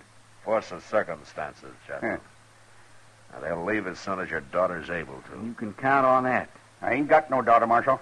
Well, anyway, while they're here, you're going to keep the peace. And ain't no law against talking. There is if a talk leads to violence. And just remember that Harmony and Will don't like putting up with you any better than you like putting up with them. Real high and mighty, ain't they? And without a ruff over their heads. A lot of folks might figure that makes you look worse than them. Now, what kind of talk is that, Marshal? Well, with a ranch this size, a big house on it, and a man your age trying to work it all by himself while his own kin roam the countryside. Some folks might figure a man like that's got a lot of meanness in him. I told her what to expect if she married this feller. Man might tell somebody most anything when he's mad, Jethro. But it's plain stubbornness that makes him stick to it afterward. They come sneaking into my barn like bandits, Marshal. Didn't even knock on my door. Now you're saying I ought to go crawling to him. I didn't tell you what you ought to do. Well, it comes to that, though, and I ain't doing it. Don't worry, Jethro. We don't want no part of your ranch. And it ain't being offered to you. I worked mighty hard to make this place look like what it is. A little peace and quiet out here wouldn't do the patient any harm, you know. How is she, Doc? Is she going to be all right? She's fine. And so's the young'un. She'll live to have a dozen more, and he'll grow up and probably come to a bad end. Like being a marshal or a country doctor. Oh, now, young lady, I'll be back in the morning. You get yourself some sleep. All right, Doc. But would you tell my pa that... If you got any telling to do, you do it yourself. Pa? Pa? Well, answer, you old coot. She's talking to you. Yes? What is it? Pa? Would you come in here and say howdy to your grandson? Grandson. Did she say my grandson? Of course he's your grandson. Well, I hadn't thought of that. My grandson. Now, wait a minute. I don't know, Jethro. You just got through claiming you didn't even have a daughter. Confound it, Marshal. You're trying to put words in my mouth. Of course I got a daughter. And a grandson. And as fine a boy as you could ask for. Will. What? Well, I'd be much obliged to you if we could shake hands and kind of forget about things. Well, can't see no reason not to, Jethro. Yeah, good. Good. Now, come on, Will. Let's look him over. By golly, a grandson. Oh, look at him, the crazy old fool. Young'un's born every day. It's nothing to get all worked up about. Who you fooling, Doc? Huh? Nobody. Well, what are we going to do? Head back to town? Might as well, Doc. You know, they'll probably have some ups and downs yet, but I guess the four of them will be able to work it out. No. They'll spoil that kid rotten.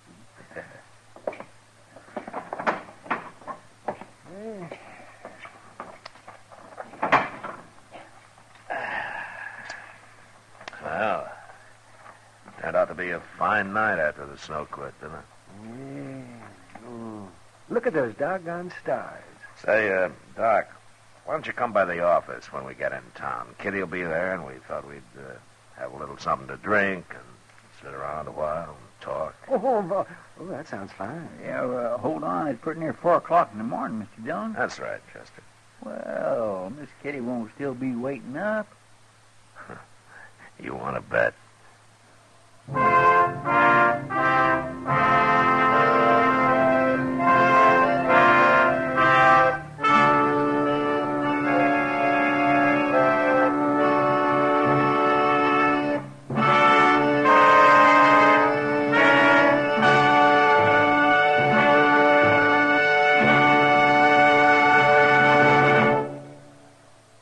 In a moment, our star, William Conrad. Just one person can make the mistake that causes an accident. Pedestrian, passenger, or driver. Any one of us can go into the kind of solo mistake that spells trouble on the road. It can happen even though we know better. Most drivers know how their cars operate and what the traffic rules are. We know that speed kills and that alcohol and gas make a bad mixture. Yet an impulse sometimes takes over. We show off, act defiant, or let off steam. We take the gamble that figures in the majority of accidents today. Don't be sorry later. Be sure now. Drive with courtesy and care. Use posted signs and signals. They were placed there for you to know the road ahead. Keep in mind that just one person can cause an accident when a dangerous impulse takes over behind the wheel. It's what psychiatrists call emotional immaturity. Whatever your age, on the road, grow up and live. Remember, careless driving is kid stuff. And now, William Conrad. You know, the frontier cowhand was pretty proud, and he'd fight anyone who had bad to say of his horse, his hat, or his saddle. And next week, it's because of an old spotted hound dog that 2 men nearly died. And that was the West. Gunsmoke, Produced and directed by Norman MacDonald, stars William Conrad as Matt Dillon, U.S. Marshal. The story was specially written for Gunsmoke by Les Crutchfield, with editorial supervision by John Meston. The music was composed and conducted by Rex Corey. Sound patterns by Tom Hanley and Bill James. Featured in the cast were Ralph Moody, Vic Perrin, and Virginia Gregg. Parley Bear is Chester, Howard McNear is Doc, and Georgia Ellis is Kitty. Join us again next week for another story of the Western frontier, when Matt Dillon, Chester Proudfoot, Doc, and Kitty, together with all the other hard-living citizens of Dodge, will be with you once more. It's America growing west in the 1870s. It's Gunsmoke.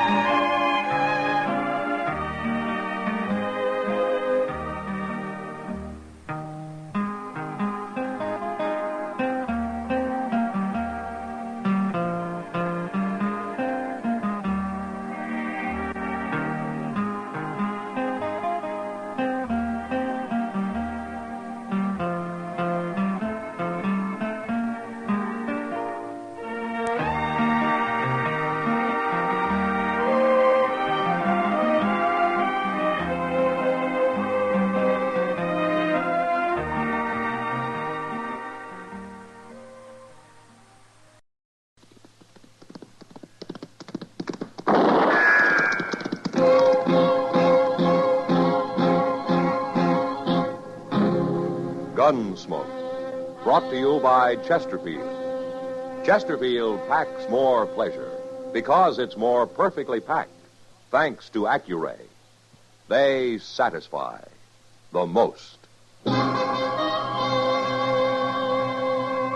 Around Dodge City and in the territory on West, there's just one way to handle the killers and the spoilers, and that's with a U.S. Marshal and the smell of gun smoke.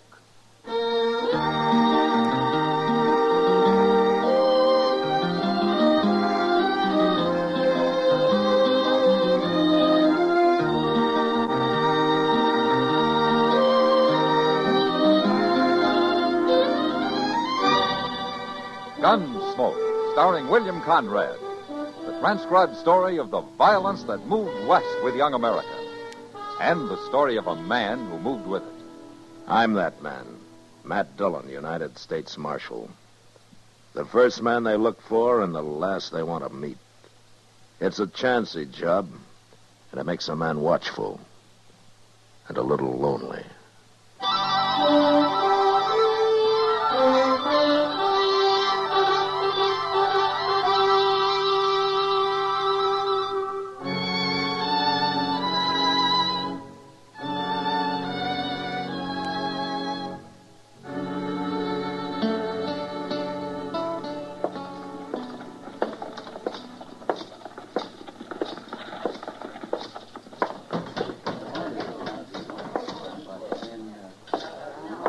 Marshal Dillon. Hello, Bowers. How's the cattle business? I shipped 1,000 head out into Santa Fe this morning.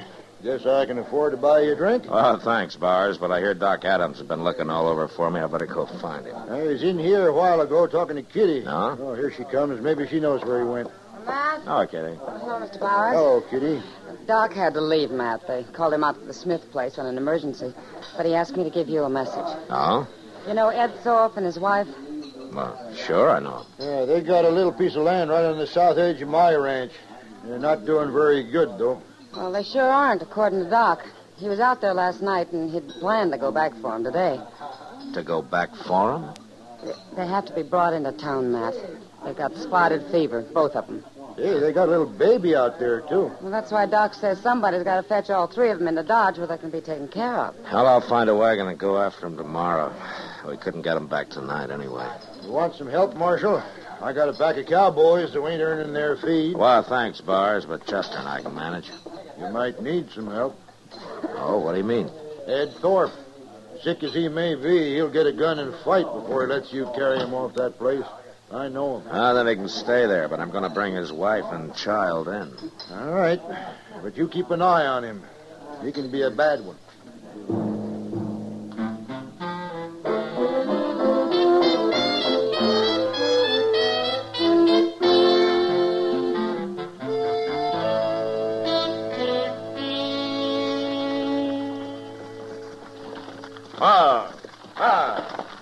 This ain't Ed Thorpe's place, Mr. Dillon. Yeah, I know, Chester, but I want to meet these people. They must be new. Come on. How do you know they're new? You ain't been out this way in over a year. Well, all the more reason to meet them. Now, let's walk around back. I thought I saw somebody there. Nothing but a sod hut and blow dirt. Must be living on nothing. Well, it doesn't look like it, Chester. Huh? Why, he's butchering a calf. Now, where'd he get that? Well, he sure didn't raise it on those weeds his woman's trying to hoe. Hello. What are you men doing here? I'm Marshal Dillon from Dodge.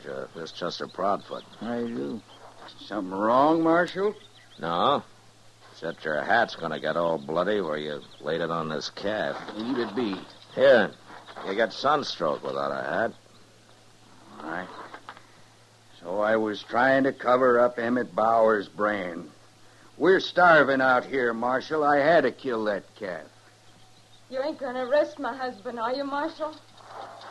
No, ma'am. Not unless Emmett Bowers complains. Well, Joe had to do it, Marshal. We just can't go on without something to eat. Look where I've been hoeing over there. I couldn't plant enough for hardly anything to come up. We can't afford no more seed. Our credits run out in Dodge. Well, that ground doesn't even look like it's been plowed. I done the best I could. It ain't easy. No, ma'am. Not for a woman. We're on our way over to Ed Thorpe's. I guess you know that they got spotted fever. I was there this morning. Ed Thorpe's dead. Died in the night, I guess. She didn't tell me that, Joe. You mean you left Miss Thorpe and the baby alone over there? I ain't gonna chance catching no fever. But, Joe, the baby. My woman's always worrying about babies. It's only 'cause she can't have none, I guess. She's like one of them there dry gourds.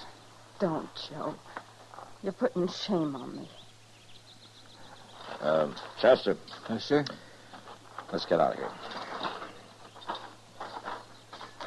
Oh, Miss Nader, Yes, Marshal? next time you're in Dodge, come see me, huh? I'll get you some seed to plant.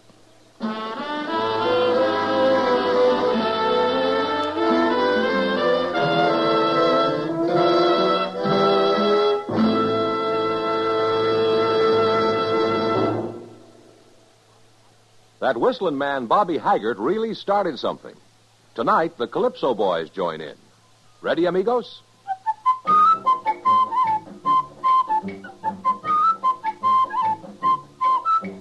Packs more pleasure, packs more pleasure. Chesterfield packs more pleasure because Chesterfield's more perfectly packed. It stands to reason a cigarette made better and packed better, smokes better, tastes better. And Chesterfield is more perfectly packed by Accuray. This electronic miracle removes human error in cigarette manufacture. So Accuray Chesterfield is firm and pleasing to the lips, mild yet deeply satisfying. Yes, Chesterfield gives you something no other cigarette can give you. Chesterfield packs more pleasure because Chesterfield's more perfectly packed. To the touch, to the taste, Chesterfield packs more pleasure because it's more perfectly packed. By Chesterfield, mild, yet they satisfy the most.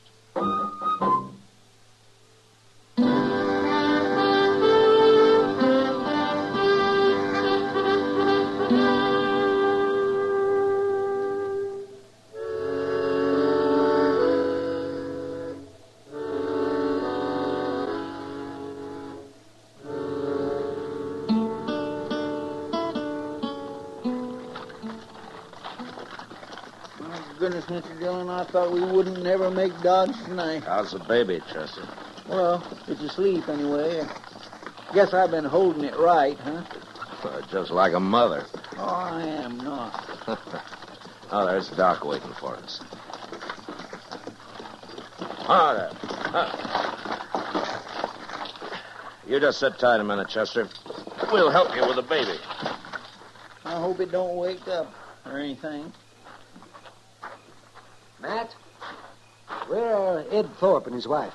Well, Ed died before we got there, Doc. Miss Thorpe's lying down in the wagon back there.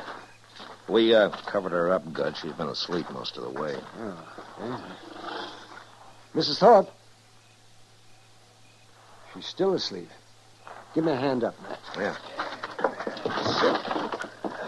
Okay. Oh, Mrs. Thorpe? Oh. Oh, my.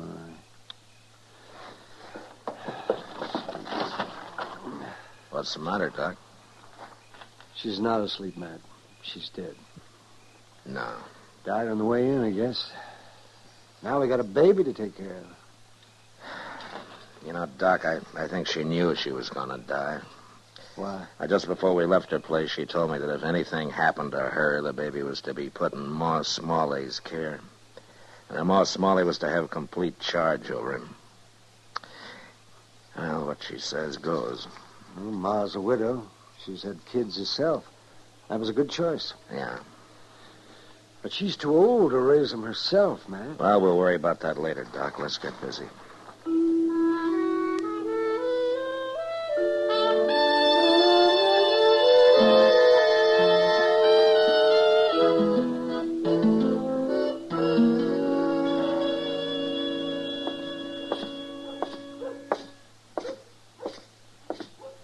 Hello, Ma. Howdy. How have you been, Miss Nadler?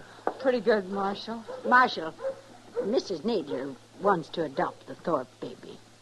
Oh? Well, Miss Thorpe left the baby in your charge, Ma. It's all up to you. Well, I've had him over a week, Marshal, and I'm going to keep him a while longer so he'll be near Doc just in case. But Mrs. Nadler here seems like a mighty fine woman to me. And I'd let her take that baby, only I'm worried about one thing. I told her, Marshal, and the truth, and she's afraid maybe Joe and I can't make a go of it out there. You remember what you said when you was leaving that day? I said to come to see me. I'd help you get some seed to plant. Well, now, that's all I need. I get a little corn up there. I might even raise a few hogs. I'll work awful hard, Marshal. I promise I will.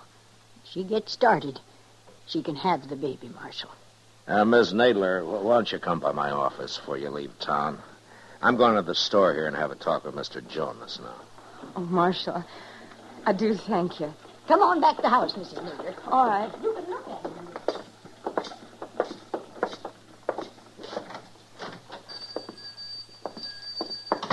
Oh, hello, Marshal. Hello, Jonas. Well, what can I sell you today? I came by to see you about Miss Nadler. You know her, don't you? Yeah, of course I do. Joe Nadler's out back in the stock room right now. Oh, he is? Yeah. Hey, Nadler, come in here a minute. He's buying himself a new pair of boots, Marshal. I thought their credit had run out. Oh, well, Nadler's doing better now. He started bringing meat into Delmonico's and a couple other eating places and paid up part of his bill already, ain't you, Nadler? I don't know as I like you talking about my private affairs, Jonas. Oh, no harm. It's only Marshal Dillon. Come on, Nadler. Those are good-looking boots. They ought to be. Them's the best I stock. Them's $20 boots. $20. I'd buy a whole wagon load of seed, Nadler. You telling me how to spend my money? Does your wife know you've been doing better lately? Family matters ain't no concern of the law. Yours are. And if it wasn't for your wife, I wouldn't bother just warning you. But because of her, I'm telling you to take off those boots and buy some seed and whatever else you need to grow corn with. Now, you look here, You Marshal. shut up! Now, I'm giving you a chance, Nadler. In 3 days from now, I'm riding out to see what you've done with it. It's up to you whether or not you'll be riding back with me.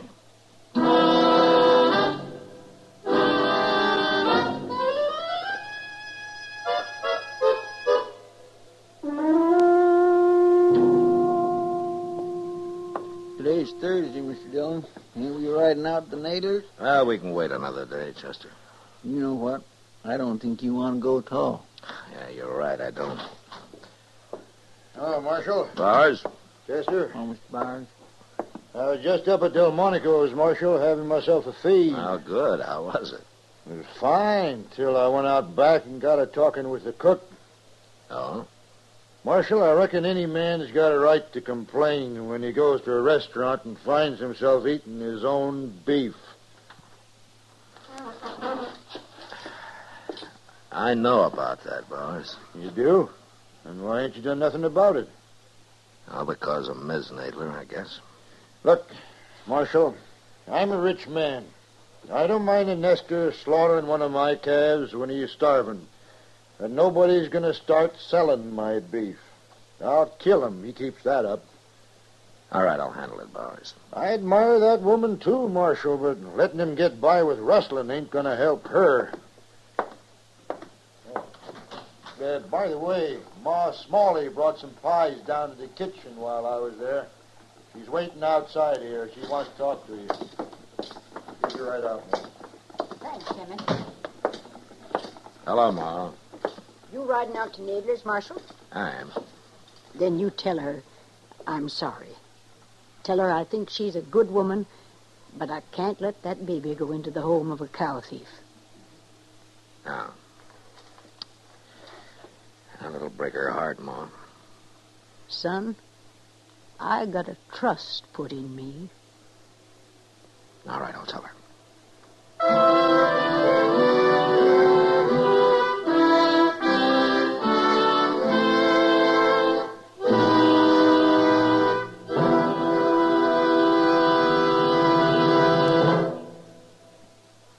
Say, where are you listening to Gunsmoke? In your car? Getting ready for dinner? Oh, I see. Just relaxing in your favorite easy chair. Well, I'd say you're in a good spot right now to really enjoy a Chesterfield. You see, Chesterfield packs more pleasure because it's more perfectly packed. It stands to reason. A cigarette made better and packed better smokes better, tastes better. And Chesterfield is more perfectly packed by Accuray. This electronic miracle removes human error in cigarette manufacture. So Accuray Chesterfield is firm and pleasing to the lips, mild, yet deeply satisfying. Yes, Chesterfield gives you something no other cigarette can give you. Chesterfield packs more pleasure because Chesterfield's more perfectly packed. To the touch, to the taste. Chesterfield packs more pleasure because it's more perfectly packed. Buy Chesterfield. Mild, yet they satisfy the most.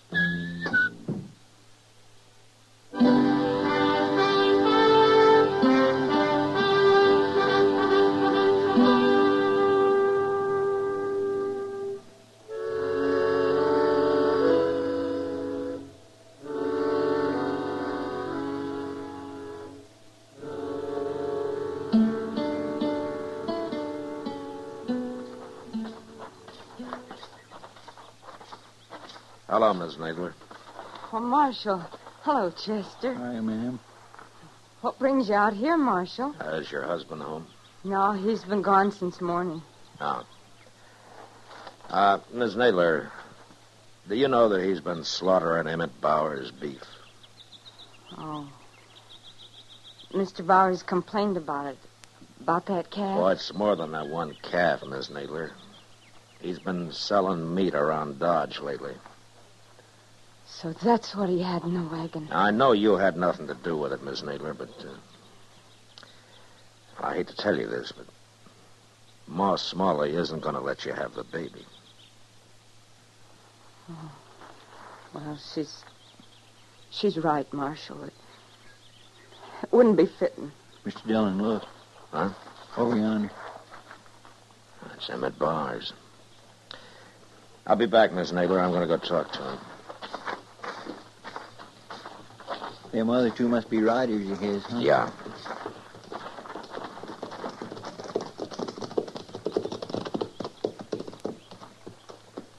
Thought I might find you here, Marshal. There's something wrong, Bowers?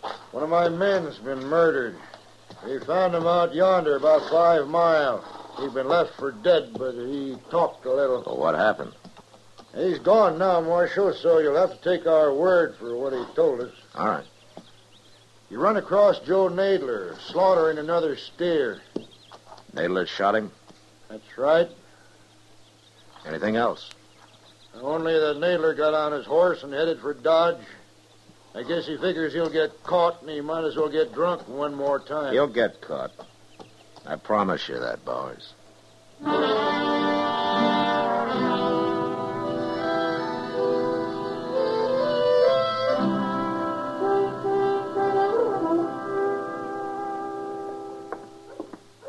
Finally found him, Mr. Dillon.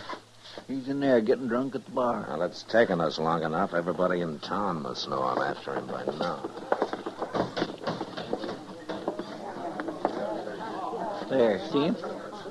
Yeah, I see him.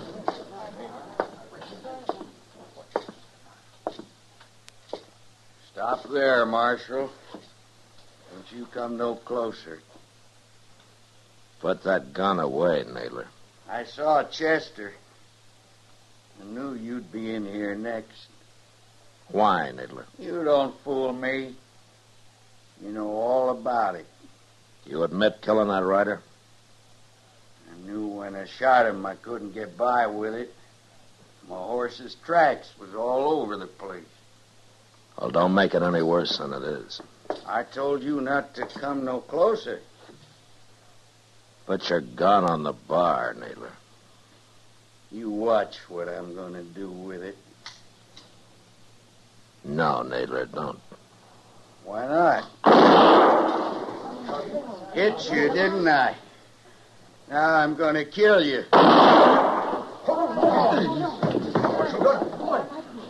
You hurt bad, Mr. Dillon? He hit me in the arm, Chester, but I'll be all right. You killed him? Yeah. Do something with him, will you? I'm going over to Doc's. Yes, sir, I will. Alvin.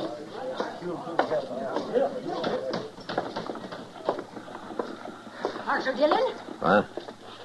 Oh, Ma Smalley. Why, you've been hurt. Oh, it's not bad, Ma. What about Joe Nadler? He's dead. I figured you would be. I heard you was looking for him. That's why I followed you down here. Look, my arm's bleeding some, Ma. I better get over to Doc's. Well, you hear me out first, Marshal. Yeah, of course, Ma. Go ahead. You'll be the one to tell Mrs. Nadler about him, won't you?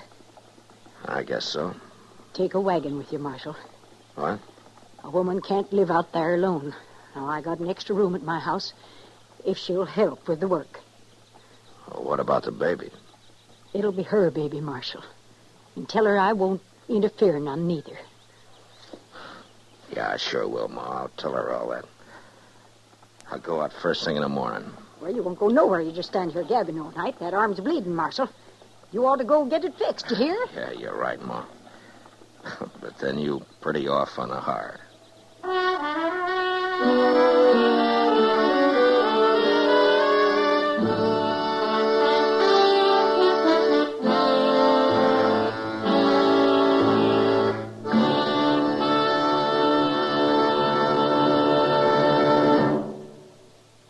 In a moment, our star, William Conrad. Chesterfield packs more pleasure because Chesterfield's more perfectly packed. A cigarette made better and packed better, smokes better, tastes better. And Chesterfield is more perfectly packed by Accuray. This electronic miracle removes human error in cigarette manufacture. So Accuray Chesterfield is firm and pleasing to the lips. Chesterfield, mild, yet they satisfy the most. You know, the buffalo hunters killed off the entire High Plains herd in a few short years, leaving the Indians to starve.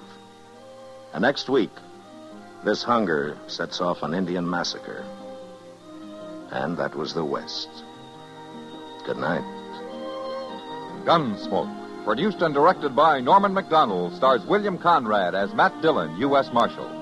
Our story was specially written for Gunsmoke by John Meston, with music composed and conducted by Rex Corey. Sound patterns by Tom Hanley and Bill James. Featured in the cast were Vic Perrin, John Daner, Jeanette Nolan, Virginia Christine, and Frank Cady. Parley Bear is Chester, Howard McNear is Doc, and Georgia Ellis is Kitty. Help today and hope tomorrow is the slogan of the 7th Annual United Cerebral Palsy Drive. Support United Cerebral Palsy.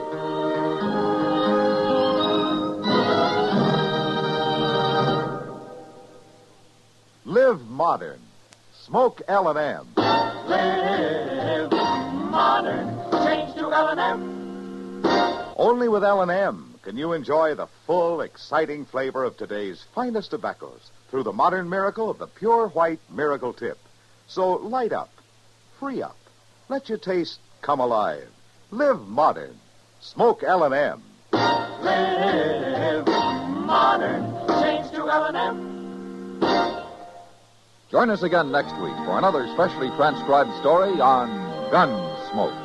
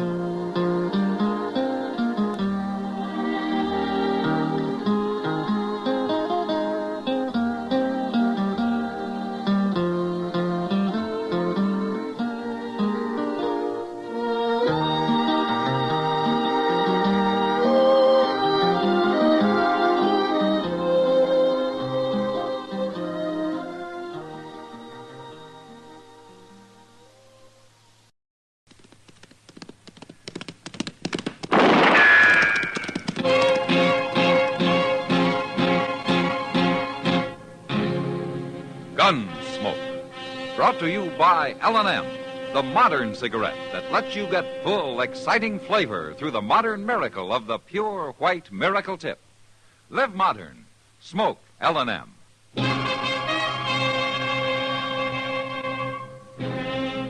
Around Dodge City and in the territory on West, there's just one way to handle the killers and the spoilers, and that's with a U.S. Marshal and the smell of Gunsmoke.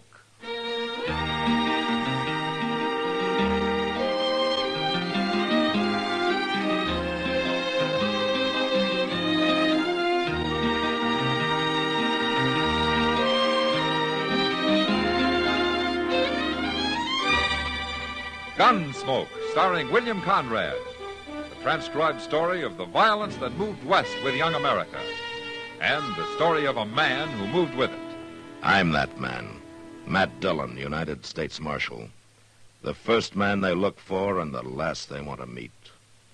It's a chancy job, and it makes a man watchful. And a little lonely.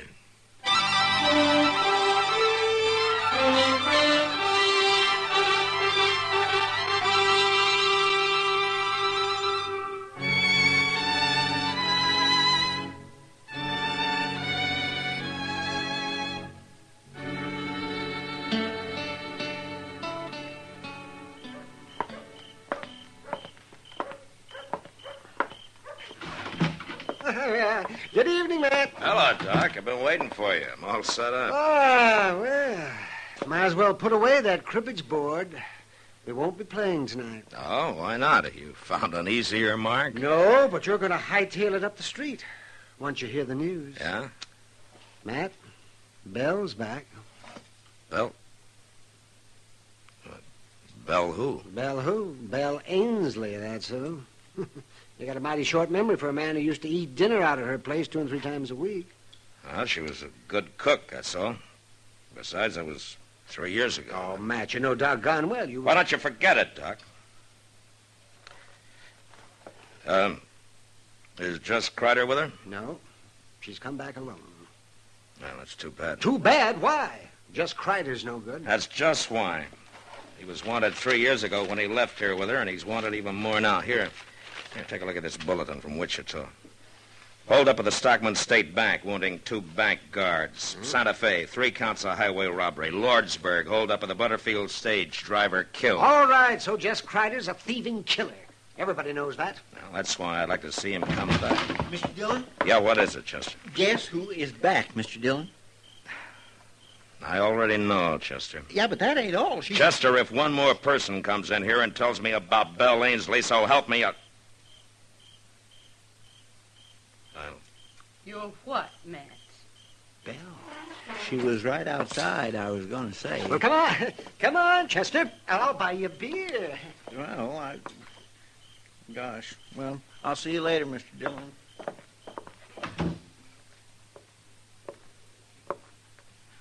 How are you, Matt? I'm fine, Bill. And you? Oh, a little older. Are you visiting, or are you planning on staying?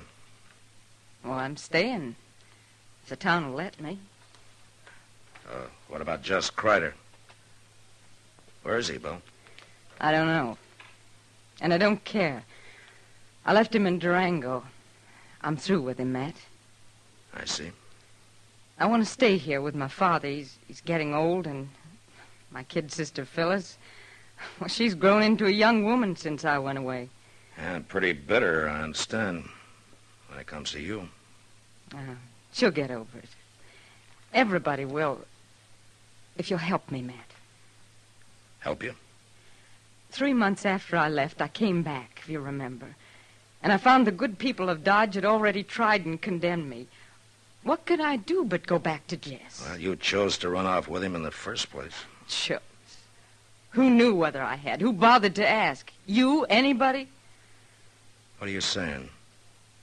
Matt, I rode out of Dodge, thrown across the back of Jess Kreider's saddle, with a gag in my mouth and my hands tied. Oh. Why didn't you tell somebody that? Who'd have believed it? But he didn't keep your hands tied for 3 years, Bill. Matt, a woman has to have somebody. Somebody who wants her. And nobody here did. As bad as he was, Jess was my man. Yeah. What do you want me to do, Bill? Just tell people, that's all. If you believe me. Just tell them how it happened.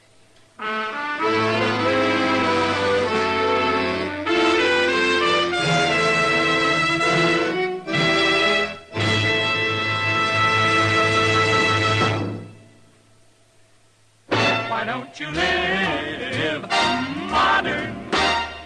Live modern. Live modern. Change to L&M. Only with L&M can you enjoy the full, exciting flavor of today's finest tobaccos through the modern miracle of the L&M Miracle Tip. Through the pure white Miracle Tip, L&M tastes richer, smokes cleaner, draws easier. No other cigarette, plain or filter, gives you all the flavor you want. The rich, exciting flavor you get only from L&M. So light up, free up, let your taste come alive. Live modern. Smoke L&M. Make today your big red letter day and start to live the modern way. Live modern. Get L&M today.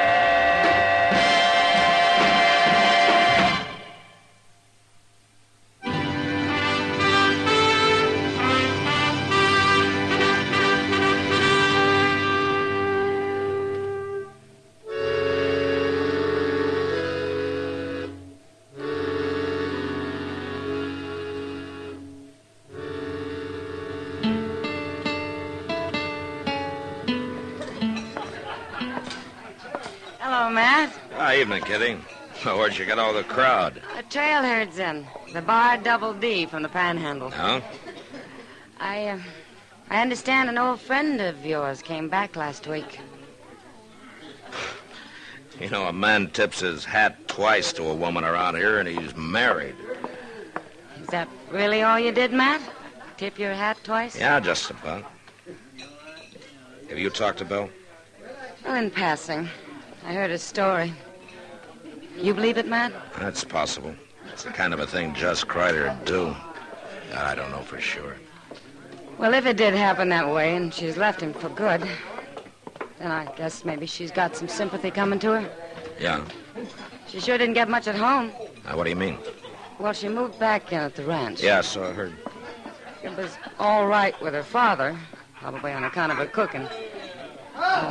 You remember her cooking, Matt? I remember old man Ainsley well enough. He worked both those girls half to death. Well, anyway, I guess her sister really raised Cain. Well, I figured that'd happen. She's hated Belle ever since the night she ran away with Kreider was taken away. But I didn't think she'd carry it so far. Now, what do you mean? Phyllis left the ranch yesterday and moved into town, Matt. She's got a room over at the Dodge House. What? Uh-huh. A 15-year-old kid living here alone? Yeah, I know. I'll go see her and talk to her, Kitty. But I don't think it'll do any good.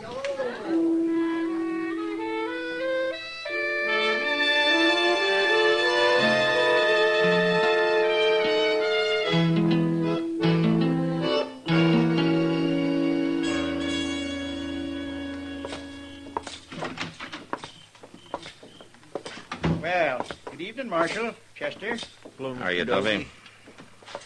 Some of my guests been kicking up their heels, have they? Dovey, I understand that the youngest Ainsley girl, Phyllis, took a room here yesterday. Is that right? Yeah, she certainly did. Wanted to get away from that environment, I reckon. I can't say I blame her, Marshal. I know if my sister'd been cavorting around for 3 years with a cutthroat like Jess Kreider, Dovey, would you mind telling the girl that I'd like to talk to her? Well, I can't very well do that, Marshal. Oh, why not? Because she up and left this evening. What? Yep. I've already let the room to somebody else. She said she was leaving the country and wasn't coming back. Leaving the country? Well, was she alone? Well, now, she walked out alone, but I kind of had the impression there was some man waiting for her outside. And you let her go? Well, there wasn't nothing I could do about it. Well, you could have told somebody, her family, or me. She's only 15, Dovey. Well, that's growed up the way I look at it. Anyway, I figured it's just another case like her sister Belle. And it sure ain't none of my responsibility.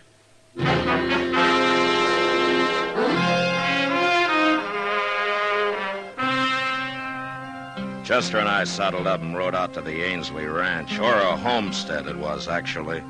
A broken-back spread with a flinty range and short water. When we got there, we sat and talked with Belle and her father, all polite and formal-like. And nobody saying much of what they meant. Chester kept looking at me funny because I didn't mention young Phyllis, but I'd decided against that 2 minutes after we walked in. And I still hadn't said anything when we left. Belle came out into the yard with us. It was nice of you to ride out, Matt and Chester. Well, Nobody else from town's even been near the place. Now, they're slow people to change, Belle. It takes them a while, I guess. They got to get over feeling kind of awkward around you, I guess. Well, it's not only the outsiders who feel awkward around me. Oh? Well, I guess you wondered where Phyllis was. She's moved out, Matt. She took a room in town. Well, she'll get over it. A girl can be pretty flighty at that age. I suppose so. Well, thanks for coming out. Sure. You ready to ride, Chester? Yes, sir. We'll see you again, Belle. I hope so. Good night, Matt. Good night, Chester. Good night. Mr. Dillon, you didn't say one word about Phyllis. Wait a minute, Chester. We're going to ride away from here now, but we're coming back later tonight. What? Didn't you notice how they acted? Old man Ainsley was scared to death, and Belle was jumpy as a young colt. Well, I did notice that, but... Belle didn't come back home alone, Chester. Just Kreider's around somewhere.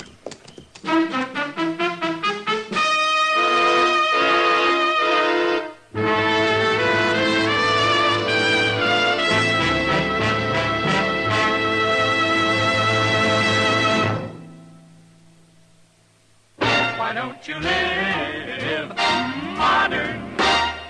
Live modern. Live modern. Change to L&M. Yes, live modern. Smoke modern. Smoke L&M. Enjoy a modern cigarette. L&M gives you the full, exciting flavor of today's finest tobaccos. No other cigarette, plain or filter, gives you the flavor you get through the modern miracle of the L&M Miracle Tip. Through the pure white Miracle Tip, L&M tastes richer, smokes cleaner, draws easier. So light up, free up, let your taste come alive. Live modern. Smoke L&M Make today your big red letter day and start to live the modern way. Live, live, live modern. Get L&M today.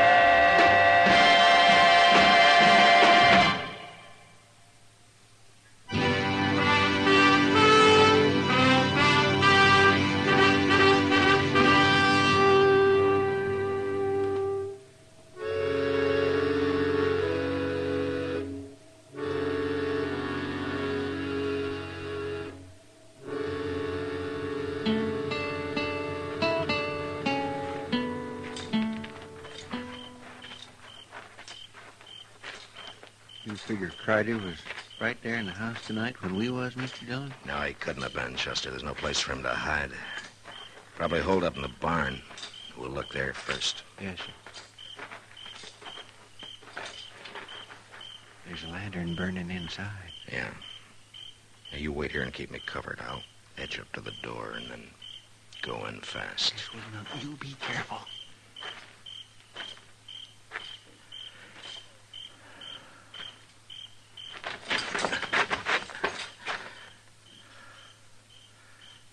Crider?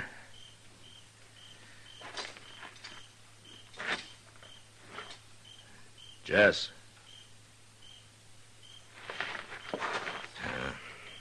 Come on in, Chester. He ain't here? No, but he has been. You see that blanket on that straw there? It's made up for a bed. Well, maybe he's up at the house now. I don't think so. The only horse in here is that old spavin mare Ainsley uses on the buckboard. Jess Crider'd have the best mount he could lay his hands on. Maybe the two of them got spooked up and made a run for it. Yeah, maybe, but I don't think so. Get your hands up, Matt. Well, You too, Chester. well, Jess? Jess? Forget it, Bill. He's too far away by now to hear you. What are you talking about? Well, take a look around. Didn't you have a couple of horses in here? Sure we did. Now don't move. Either one of you. They're gone. Jess! Jess! You might as well save your breath, Bill. He took both saddles and the packs. You know where he went? Well, I can guess. Where? When's the last time you saw him this evening? Just before dark. I brought him out some coffee, and he said he was going to try to sleep. Matt, where'd he go? Tell me. There's not much point in holding a gun on us. Not now. Stay back, Matt. Let's have it, Bill. No. Thanks. Well, now, a man can breathe a mite easier without that thing staring him in the face. What's happened to Jess? Tell me. What do you care? You've left him, haven't you? You said you had. Oh, I only came and told you that so you wouldn't get suspicious. Jess caught a bullet in that hold-up at Elko. It was bothering him some, and we had to find a place to stay for a while. So you brought him home to the family, huh? And in less than a week, your kid's sister ran away from home. She didn't run away. I sent her into town. And why? What's the difference why? Because Jess was bothering her, is that it? What are you saying? He's always been known for it, Bill. Was that the reason? All right, that was the reason. She's my sister, Matt. And she's only 15. And Jess is your man, huh? Isn't that what you told me when you came to my office? Sure, that's what I told you, but never mind that now. I want to know what's happened to Jess. The same thing had happened to Phyllis, I guess. She checked out of the Dodge house this evening, Bill. She said she was leaving the country for good. What? A man was waiting for her outside. And Jess Crider left here with 2 horses. Get him, Matt. Go after him and get him. You know where he might be. Of course I know. I know everything about him. I've had 3 years to learn, haven't I? All right, then where is he? He'll only ride at night. He'll stop at sunup. There's an abandoned shack about a mile west of where Little Deer Creek runs into the Arkansas. Yeah, I know the place. Well, that's where he'll be. We've used it before. We stopped there on our way in. All right, Bill. That business about your hands being tied, being thrown across the back of Crider's saddle. That part was true, Matt. All right, Bill. Come on, Chester, let's ride.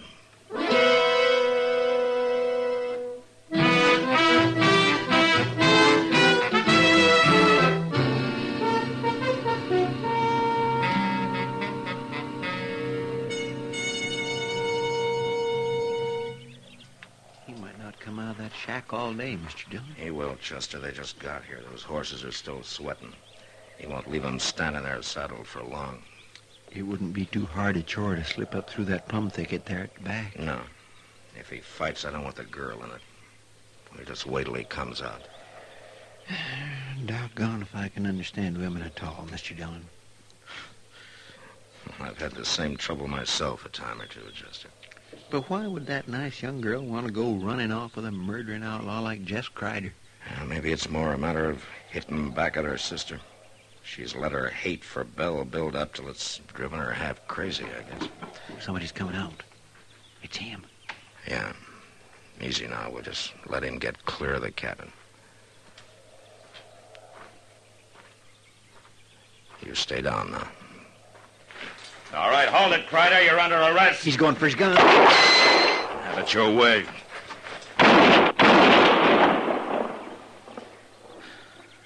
Okay, Chester.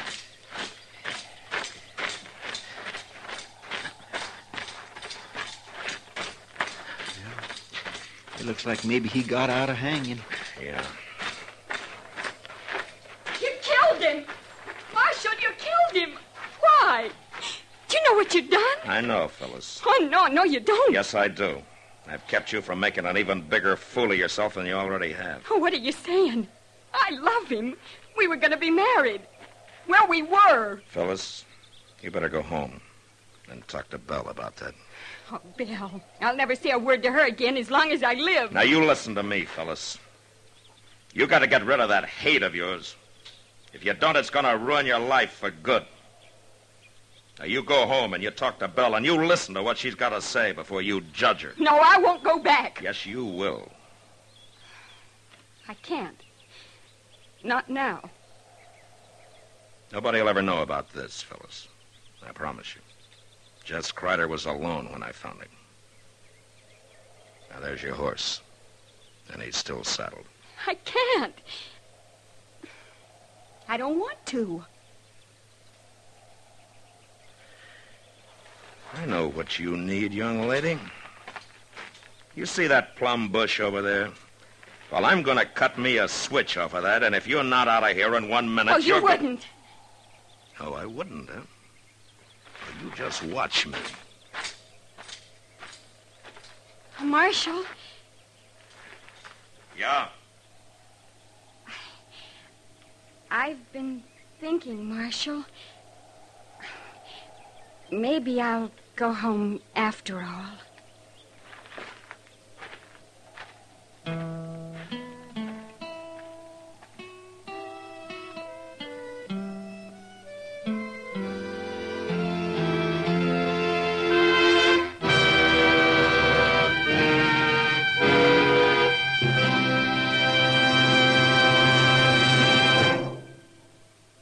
In a moment, our star, William Conrad. Learn more now, earn more later. That's a motto CBS Radio wishes every college student would paste inside his or her wallet. A lot of those collegiate wallets are a good deal fatter than usual these days, thanks to summertime jobs. And as a result, quite a few young men and women are finding themselves tempted to forget about school this fall and keep on with that job. This isn't such a smart idea as it may seem. It's a plain and simple fact that dropouts from college are less likely to find and keep better-paying jobs. Quit school before you've finished, and you're not only cutting down on your chances for a really good job, you're also throwing away thousands of dollars of possible future income. Finish college, get all the education possible, and your lifetime income is many thousands of dollars higher. America needs well-educated young men and women, and the rewards are sure. So if you're wavering now that school's about to open, don't decide against your future. Go back. And remember, learn more now, earn more later. And now, William Conrad. You know, when men on the frontier were able to prove up some good land, they were usually content. But next week, after building a prosperous ranch, 2 lifelong friends nearly lose everything, even their lives, because of some side meat and hominy grits. And that was the West. Gunsmoke. Produced and directed by Norman MacDonald, stars William Conrad as Matt Dillon, U.S. Marshal. The script was specially written for Gunsmoke by Les Crutchfield, with editorial supervision by John Meston. The music was composed and conducted by Rex Corey. Sound patterns by Ray Kemper and Bill James. Featured in the cast were Virginia Christine, Ralph Moody, and Sammy Hill. Parley Bear is Chester, Howard McNear is Doc, and Georgia Ellis is Kitty. Join us again next week for another specially transcribed story on Gunsmoke.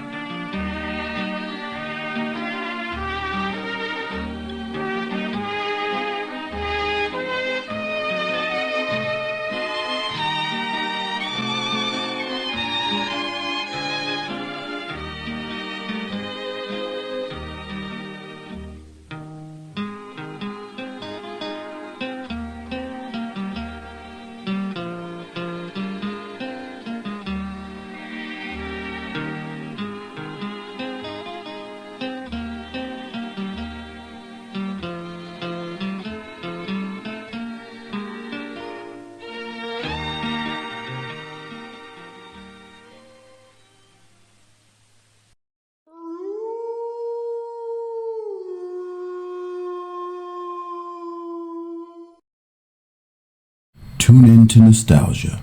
Tune in to now. Golden Radio Hour.